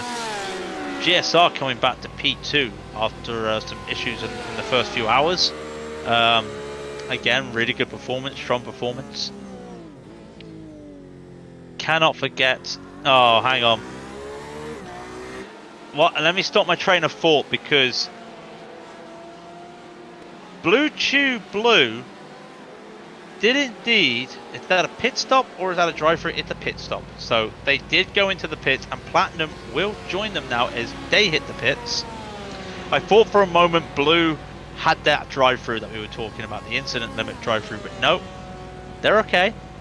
They're gonna keep P4. They're gonna keep P4 in the HPDs. But last I heard, they were one incident point away from getting a drive-through, so gotta keep that safe. I must be honest. Daniel Neese says that G-Drive should get the team of the day for being genetically modified by the Dutch government. Now, can we prove the Dutch government's done this? We need to prove that. I think the opposite of that is, can you disprove it? No, I can't. There you go. There you go. Welcome back, by the way. Thank you very much. I feel like every time one of us comes back, it's like test match special for the cricket. Where literally they have multiple people do. They have two people commentate at one time. One does colour and one does play-by-play on the radio. But because they can't both swap at the same time, every now and then you'll have the colour guy give analysis of what's happened while the new person comes in for play-by-play, and then randomly the colour would just disappear out of nowhere.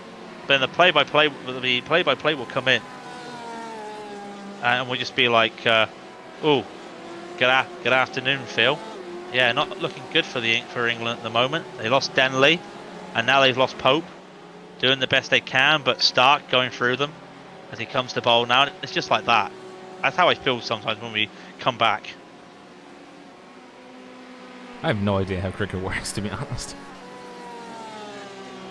But the commentary, you don't listen for the cricket, you listen for the commentary on the radio. That's how you do it. It basically, you listen to the radio commentary just because they're literally all together, and like, I've got to put up with you for 5 days. Okay, let's make the most of it. Right, so who needs to do a splash and dash? I think everybody has done their fuel for the end of the race. Am I right? Most of them have, yeah. Yeah, Fury Simsport just coming in. So Mars Devils, Kilometer Zero, they're the last cars. Oh, and Core Motorsport, they'll need to come in. Apart from that, yeah, everybody's practically done their pit stops to send them home. Stage 1 have not done their splash and dash. So apparently, are they? Yes, that's true. I would reckon next lap, a Stan Baxter comes out in front of them. So Bokken needs to be careful because that's not for position. But still, making up 20 places overall in the GTE field altogether, you've got to applaud Stage 1 for that.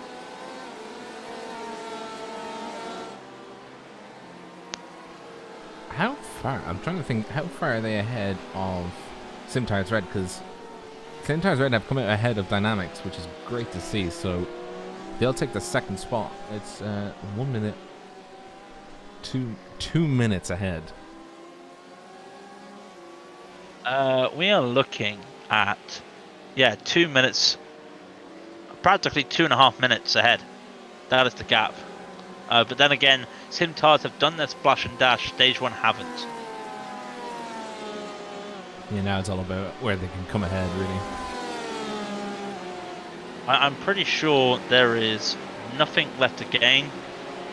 The only position I can see that will change from on-track issues would be if Blue choose Blue, get that last incident point and gets a drive-through. That's all. That's the only thing I can see that can happen now. So I think everything is set in stone. Almost. It's not set in stone. We've made the mold, and we're about to pour the plaster of Paris in. Bushwing P9 to P3. Could be a good. That's a good one. I was saying, who would be your team of the day? I would think.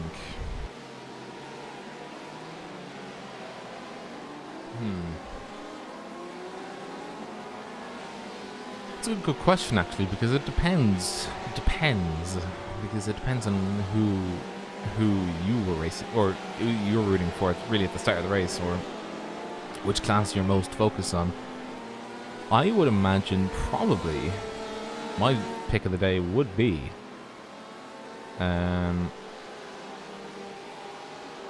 Bushwing, probably. Yeah, I mean, we both gone for GTE cars, and it's been such a good battle in the GTEs. That whole middle battle where we saw for literally 2 hours 3 cars all racing together, was just amazing to see. You don't get to see that a lot in endurance racing. Usually they're so spread out. You change positions via pit stops and driver changes. So to see on track battles like that was just so fun to see. But that just shows the how strong this GTE field is. Okay, Apex Hunters have literally just gone away with it. They've just been on another level today. But it's just been really great to see everybody else just perform so well and so competitively. Yeah, and let's see now.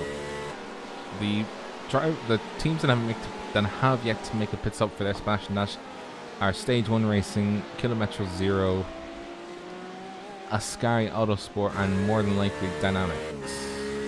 And the rest, I think, can go to the end. I think Dynamic have pitted. No, they haven't. I'm wrong. They have not pitted. As I was saying, that Stage 1 has actually come in for this splash and dash. And that is going to be a splash and dash. Only 17 minutes, so should be pretty quick for them. Just literally in and out. 5, 6, 7, 8, 9. Yep. About 12 seconds in the pits. I would have thought 13, 14. Okay, yeah, I can't count. There we go. 15 seconds in the pits. I was close enough. I mean, they'll finish 9th overall, and Kilometro Zero just passes them. But, you know, you always want to finish up ahead, up as far as you can if you can get it. And we're just coming down towards the last 15 minutes. 15 minutes at this stage last time we were talking about the horrors of GSR having a disconnect with Frank the Tank. It's not happening today, thank God. We have had our unfortunate issues, but you get that. Unfortunately, you get that every now and then. There it is, stage 1 there. I lost P7 for a moment, then realised that on my screen it was still stage 1, but they're nowhere there now. There's a 10-second gap between Baxter and Keown, but with 15 minutes to go, I can't see that closing, but he can almost see the car up ahead if he had a long enough straight, but we're talking like a Fuji straight, so done the best they can, in all due honesty. I'm still sure that Kilometer Zero will have to pit. It'll be 15 minutes and they've gone 34 laps on the current stint. Oh yeah, they have to pit. If they lose the car again in the chicane, and yep, here they come. Good timing. Coming to the pits. Ascari Autosport will probably need to pit as well. They're on 31 laps. Just seeing if they do take the pit stop. Oh, they're not even on the right part of the track. Yeah, not on the right part of the track. I lost track of where they were. It just looks like, how long have we been? We've been live for 8 hours at this stage. Well, you have. Yeah, I have. So, hopefully this is Shaw coming into the pits now. Hits the chicane. Again with the late braking, and no, he doesn't. He probably will. But then again, they were talking about this long braking and extended braking, saving fuel. They're not sure what they've got in terms of fuel, so they might literally just do a tiny splash and dash, and I mean tiny. But they are doing quicker laps. Oh, and that's Busan in front of them in the LMP1, losing it at the hairpin. What happened there? Oh, he clipped the inside. Yeah, that's always going to happen if you clip the inside of the hairpin.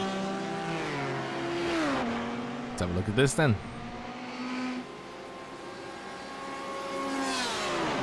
Coming onto the inside, into the hairpin, side by side with the. Oh, yeah. Just the car says no, and they've damaged the car again. Oh dear, well there's only 13 minutes left, they can't do any more damage. But this battle, we were talking about the forward here of Ascari. I'm pretty sure they need to pit again. But yet, they're fighting for P10 right now, or would it be P9, I'm not entirely sure. With the Next Level Racing team here, Justin doing everything he can to defend, will make that car wide. Been going pretty fast at the end here, this Ascari Motorsport. Now I wonder, they cannot stay out on this fuel. But then again, what, they were 5 laps, they pitted 5 laps later than the last car we saw that had the pit, which was Dynamic. So you know, this is another 6 laps if you look at 2-minute lap time almost. So that's some saving. It's doable, but that is some saving. And right now, if they're battling, they're not saving fuel. They'll also save fuel from the slipstream, though. It just depends on how much fuel they have saved over the entire stint. I wonder how much they have saved, but they're not going to be going down inside. They're going to take this position away. So Chris Shaw has taken Ascari Motorsport. Okay, that's it. That's definitely a cut of the course. He just, the portion in front of him of. That's not for position. Who's that? Oh no, wait, I'm far behind in my thing. Sorry. Once again, the replay strikes again. Replay. Yeah. But we have seen an eventful race. I'll tell you what, the fireworks were launched before anybody was ready today. The first 2 hours of this race were chaos. I know we've mentioned it before. It really was quite an interesting race to start with everyone jostling for positions so early, and then just sitting back and just taking control of their own race. And that's really just changed everything. And I'm just looking at Chris Shaw right now. He's 3.5 seconds behind Channon, who's in P9. Don't tell me he's got a chance to take that. Surely they have to pit. I mean, they could be gambling as well. They could be gambling on the fact that the race goes to 290. Wait, hang on. The race won't go to 290, I don't think. They got to do 11 more laps. Yeah, but the time will run out before that. Yeah, you're right. But they're not pitting again. And in theory, there will be 6 laps left for them.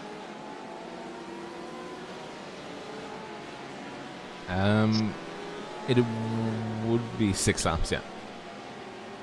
Yeah. So, I'd like to know what that Ford's running on. That'd be some great driving by them, in all due fairness. Well, to be fair, if they managed to catch a GTE and then be able to pass him while saving fuel, I mean, kudos to them. They did 33. They're doing 33 laps on this current stint by the looks of it. Yeah, they pitted lap 209. Before that, they did from 209 to 175. They did 20. Oh god, they did 24 laps. Can I do maths properly?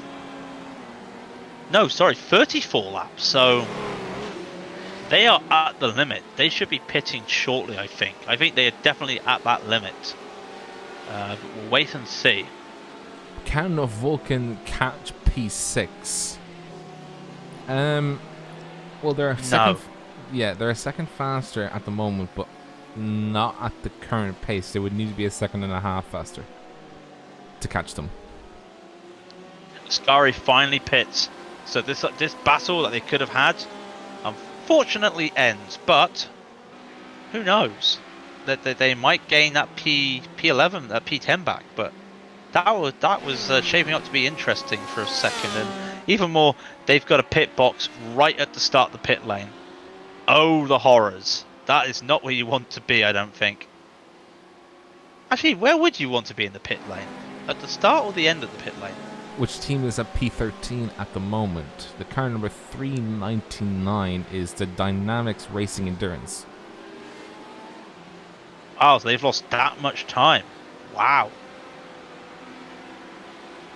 That's a shame. They've yet to pit as well, so they'll need to pit again for a very quick splash and dash. Fury is in P6 at the moment. Yep, sitting in P6. Got that locked up prop, basically, touch wood. Had a good race, actually. That tyre strategy they pulled off was really good. I mean, the risk of the triple stint was that was a bit of a risk.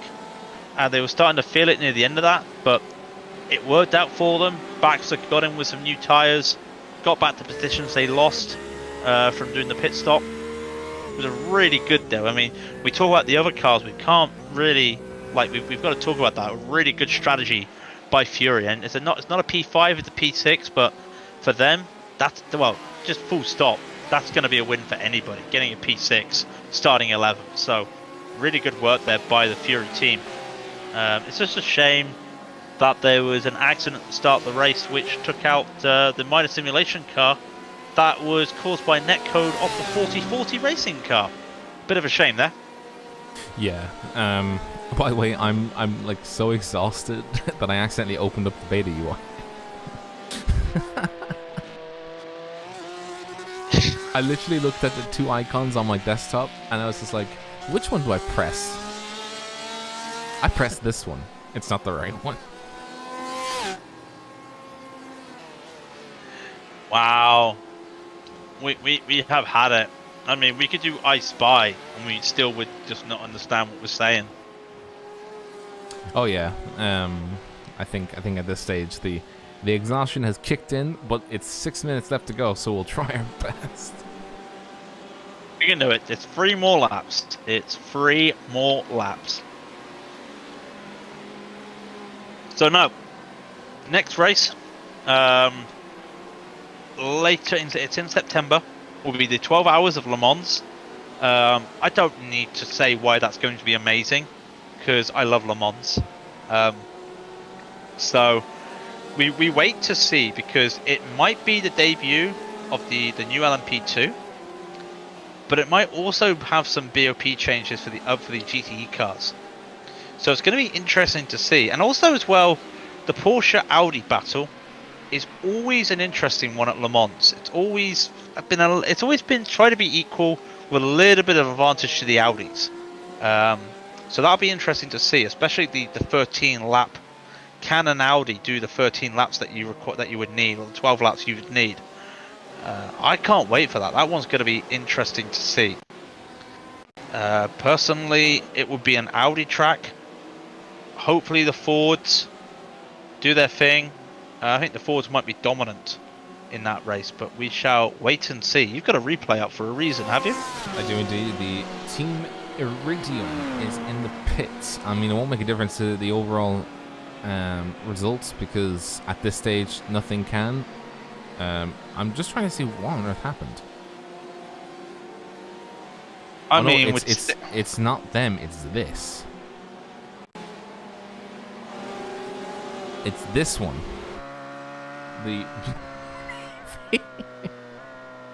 Oh, the poor Blue Navy. It really is not having a good day today in terms of crashes. I mean, that car has been in the wars. It's coming into Dunlop. Oh, squeezes by. Okay, that's fine. What's the issue? What is the issue? Oh, that's the issue. Oh my god! Yeah, that a car shouldn't be doing that. And yoink, and the boing. Wow. So yeah, Busan is in the pits, and how do I describe that wing? I've used every analogy to describe a wing today. It's broken. That's about the same. That the back of that car looks the same as how the car looked after the first incident. By the way, yeah. By the way, they finally damaged the front right, so they've damaged every piece of car. They've got the four bits of the car damaged now. How? I mean, is there an award for that? Get P6 and destroy every part of the car? I'd give them an award. Well, yeah, so would I. But that would be so mean to them. Just be like, here, have an award. You crashed so many times. Yeah. You crashed. Congratulations. Congratulations. You crashed. So, my counter is reading 283.95 predicted laps. We are on lap 283. Dayton Lowe is coming around Dunlop, overtaking Jason Lundy in the HPD there. I will get past Sergio Ballesteros as they come up to the Michelin curve.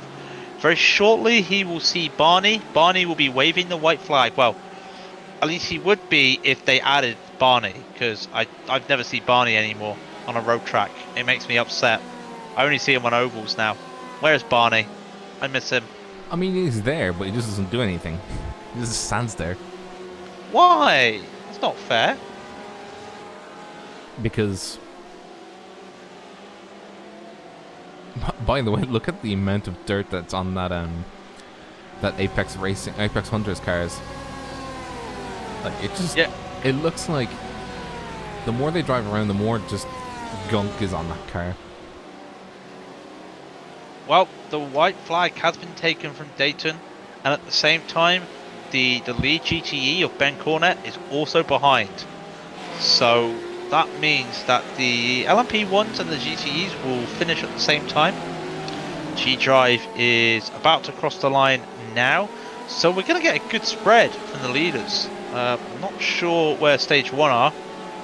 They're actually going to be overtaken before the end of this lap, so that'll be good. We'll get all the leaders in at the same time, so that'd be good to see. Well, I hope so. Apart from Timo in the GSR car is going to have to do another lap. He's 21 seconds ahead of Dayton. So yeah, the winners will get to see straight away, but everybody else will have to wait.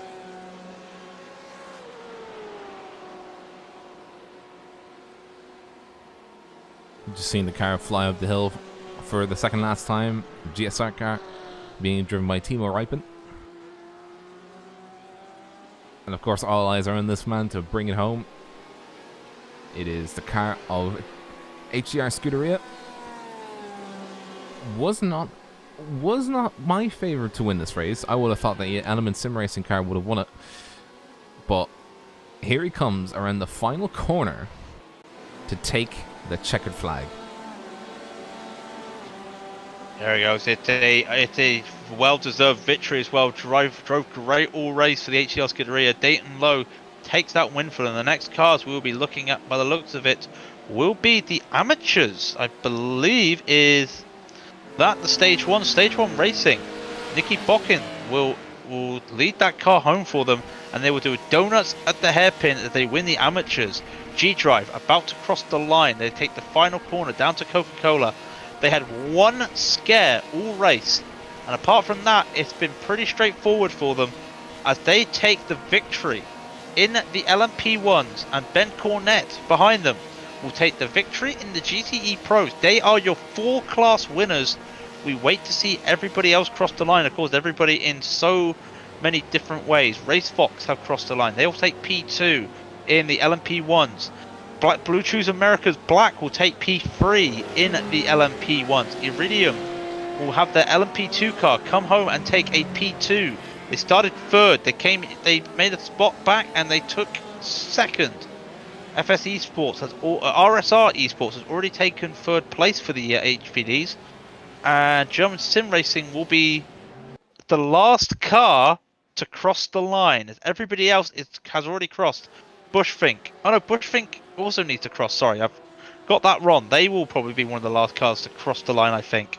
But German Sim Racing comes across the line. They'll take P2 in the Pro. Where is Simtars Red? Well, I've literally just looked at Simtars Red. They've crossed the line and they've just been killed again by a LMP1 doing donuts. Everyone's doing donuts at the finish line. Well, that was a great race by everybody. I think what we'll do is we'll go through the results and then end it off there, I think. Let's do it. Well, our voice is hoarse, but we still got this, ladies and gentlemen. So I'll just go down the list as I go. So HCR Scuderia will take the overall victory and take the win in the LMP1s.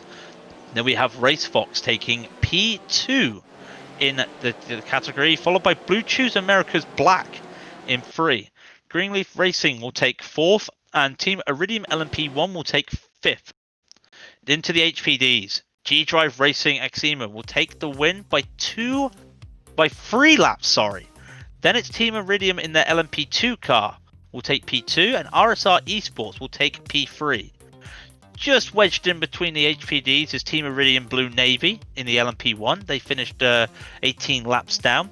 Back to the HPDs. Blue Choose America's Blue, followed by Blue Choose America's Platinum, rounds off the top 5 in the HPDs.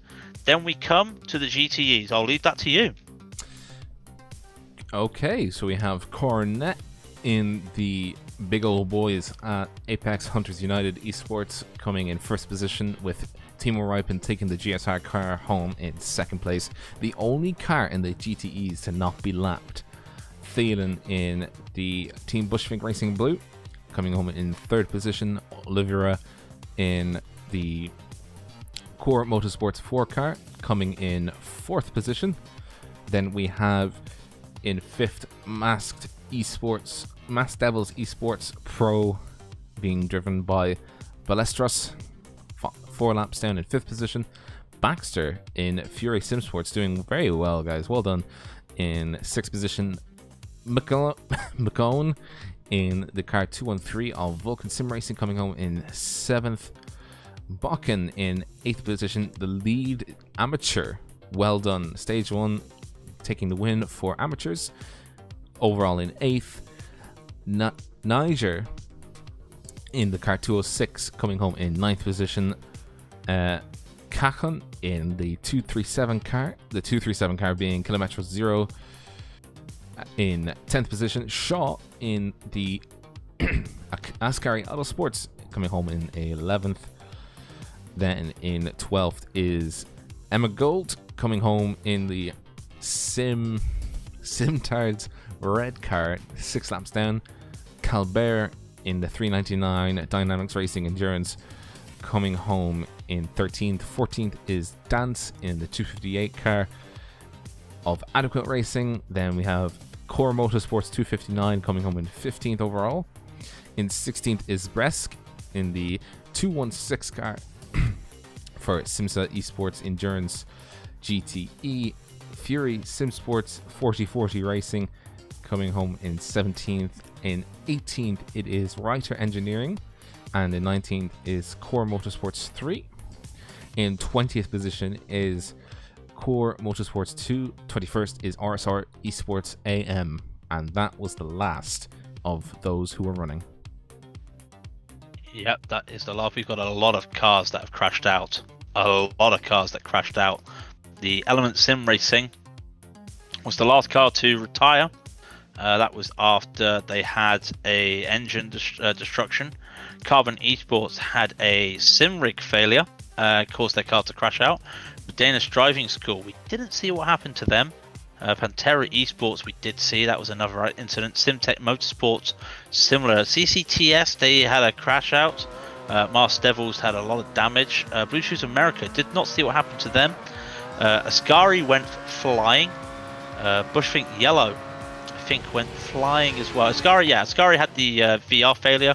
Bushfink went a crash similar at the same time with Fury Motor Simulation, who all died at the same time, and then Simtech Motorsport also died. So a good result all around, and I will drag a couple people in because I think it's time to say congratulations. Yeah, as absolutely. we see with us right now, we have the winners of the HPD class, the G-Drive Racing Eczema team. We do have with us right now Jerome Kiekel and Martin van Luzenoord. Congratulations. It was, well, we thought it'd be a nice quiet drive for you to finish up, but you had a little bit of drama near the end of that race with a car just hitting the brakes a bit out of nowhere. Yeah, that was a hair-raising moment for sure.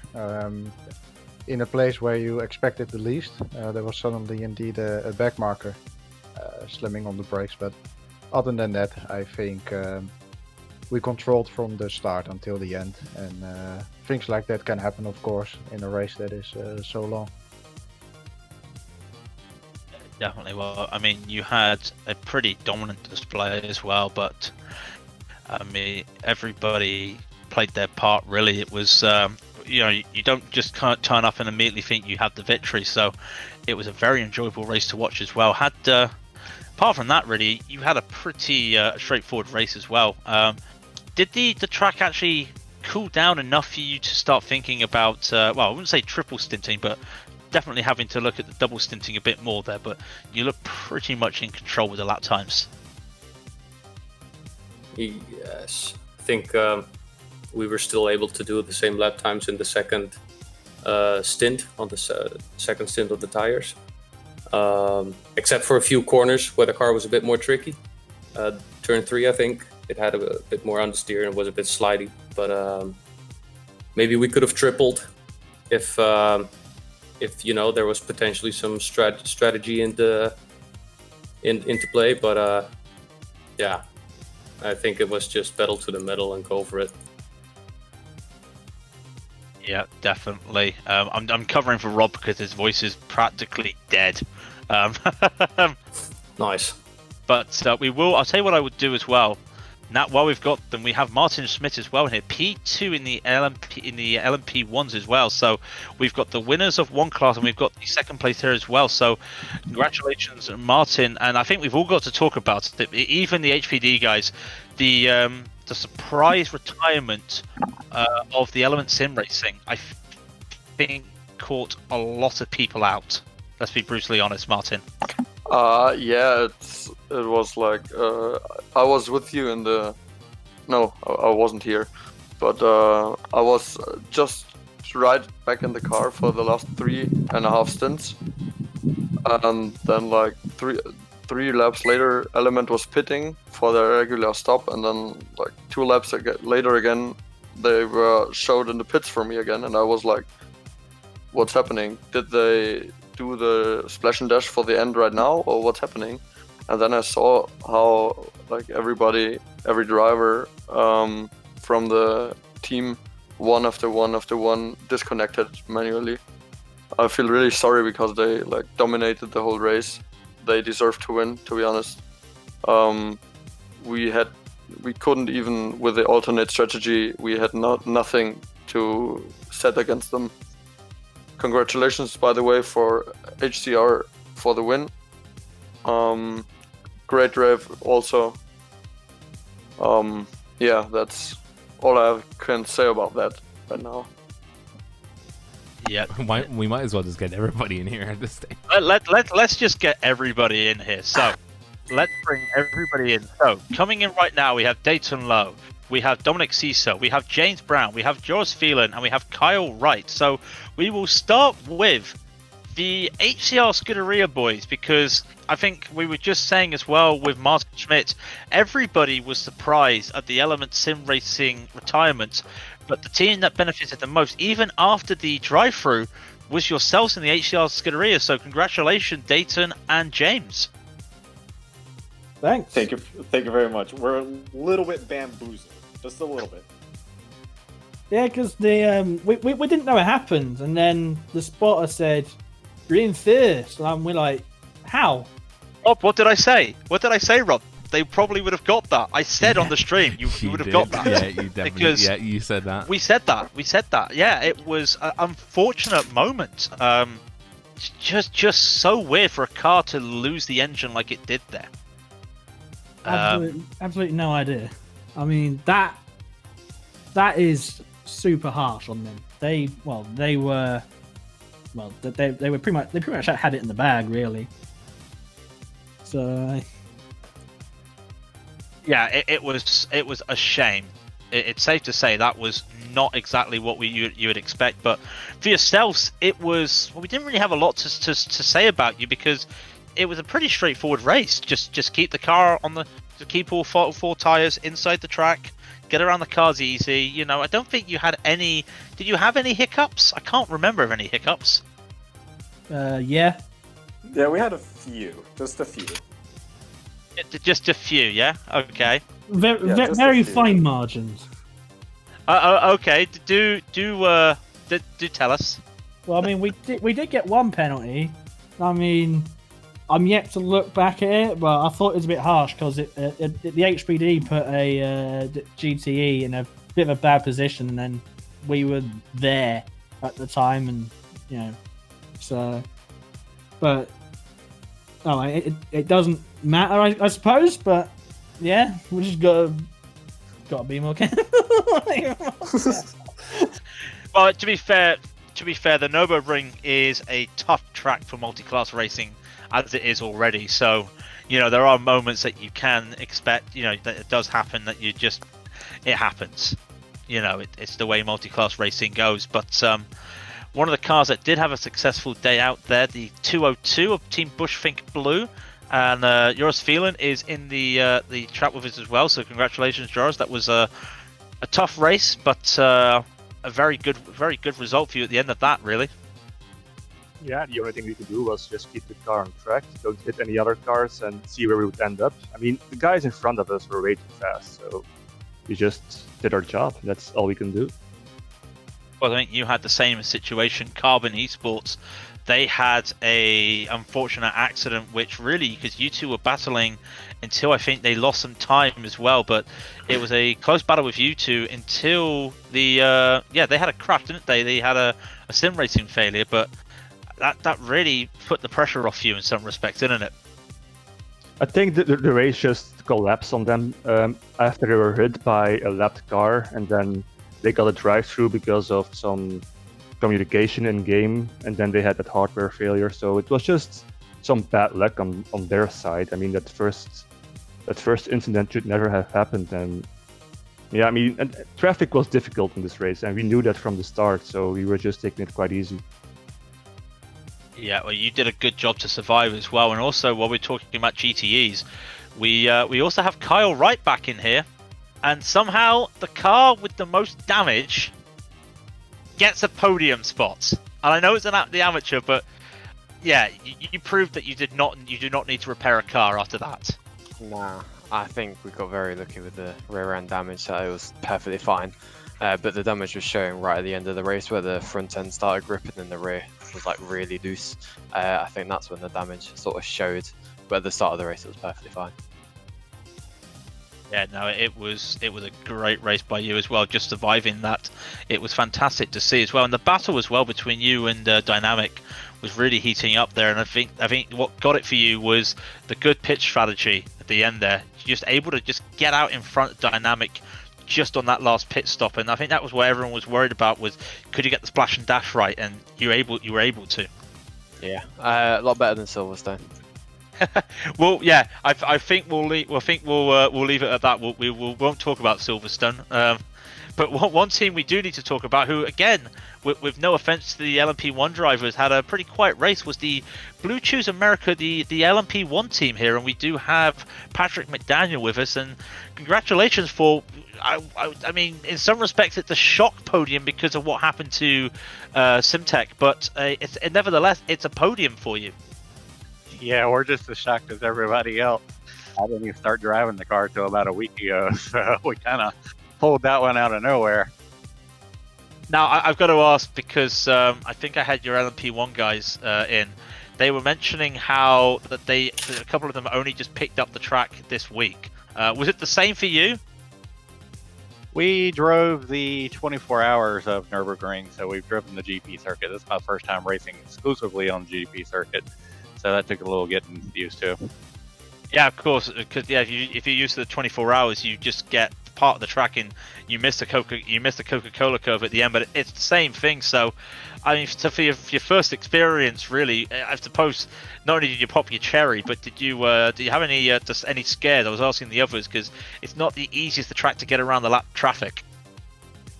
We had some Code Brown moments for sure. I had to take evasive action several times, but we kept all in one piece. I think I only made a little bit of side contact with one car the entire race, and that was him turning into me, so pretty good overall. It was good. I mean, I would love to see some more action, but like I said, it was just Element Sim Racing was just so up ahead. We just presumed it was just a done deal, and then out of nowhere, did they crash, and that was it, unfortunately. And it was a shame to see, but like I said, I think everybody was shocked at it, and it wasn't the positions we thought there would be, but everybody still managed to just a battle of survival. So I will say congratulations. And while we were just talking about the amateurs before you, we do have now Calvert Svenin, from Dynamics, who came P3. And really, to be fair, it was a close battle in terms of strategy, Calvert, for the battle between yourself and Kyle in the Simtards car. So a bit unlucky there that the fuel strategy didn't turn out for you, but a P3 nevertheless is a good result for you. Yeah, it really was. Unfortunately, it was a very poor start, a little bit bad luck with the braking there, but overall, coming back from the last place to P3 is pretty amazing, I guess. Only been driving iRacing for 3 months. Very glad to get the opportunity from Dynamics to race with them. To get the experience from Steven the Wolf and Jeremy Hustles. It's been quite a learning curve with the car and the tracks. So it's been my first time on a Nurburgring GP, so it's, yeah, quite amazing. I don't know if you've got anything to say, Rob. No, not really. I mean, the main thing was that it was a great race once they got going, but obviously there were a few choice moments that definitely did race on my purse. Yeah, I think everyone can agree. Everyone can agree it wasn't the best of starts by everybody. Let's be brutally honest here. I don't think anyone here had any issues at the start, but it kind of looked like World War III out there at the start of the race. I think everyone would agree there. Yeah. Absolutely. Absolutely. R proves that. The LMP1 start was absolute carnage. With me, by the way, taking out the what was it, Simtech car. But if you watch the replay, it was pretty unlucky situation there. He came across the track somehow because I lost it a turn earlier, and then he turned right kind of into me and blamed me afterwards. And I don't. We have to rewatch that again because I'm not quite happy with the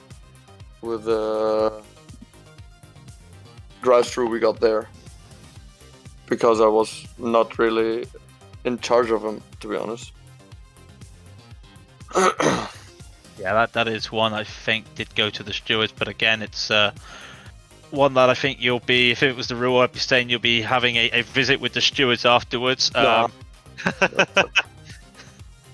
But no, it was, in all due fairness, everybody, it was a great race, and 8 hours is never easy to get through, especially on such a demanding track. So all I'm going to say is, who's ready for Le Mans in a month? Because that is going to be, well, in my opinion, anything that's Le Mans is fantastic. So I might be biased, but I think we all can. I bet we're all just raring to go for Le Mans now.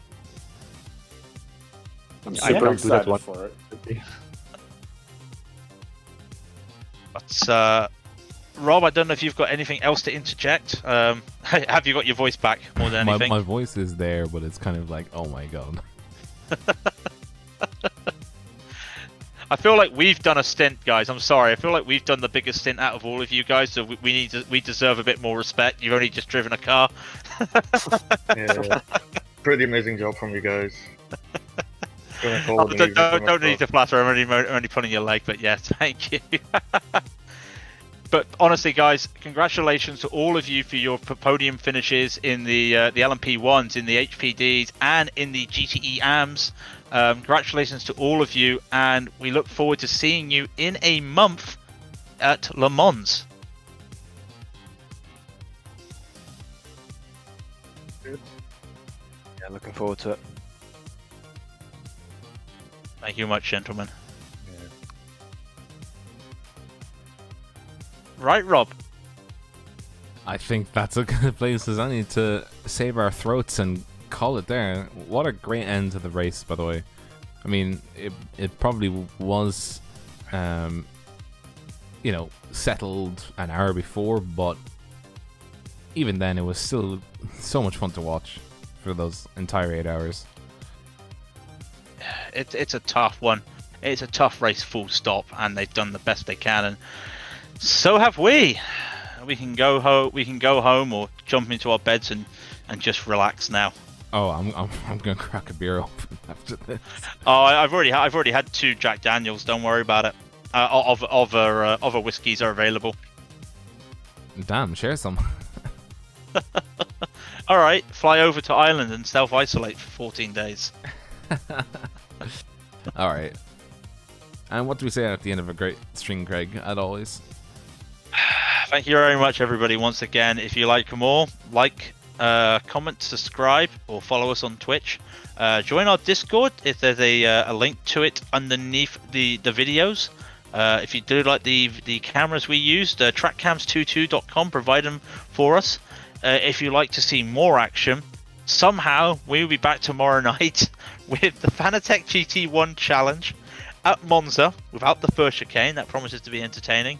Or else you will see us next Wednesday for Le Mans, 90 minutes of Le Mans in GT3s. But once again, thank you so much. And if you've joined us for the whole 8 hours, you are just as crazy as we are. So I'm going to go to sleep now, and hopefully I've got a voice when I wake up. But thank you very much, everybody, and good night.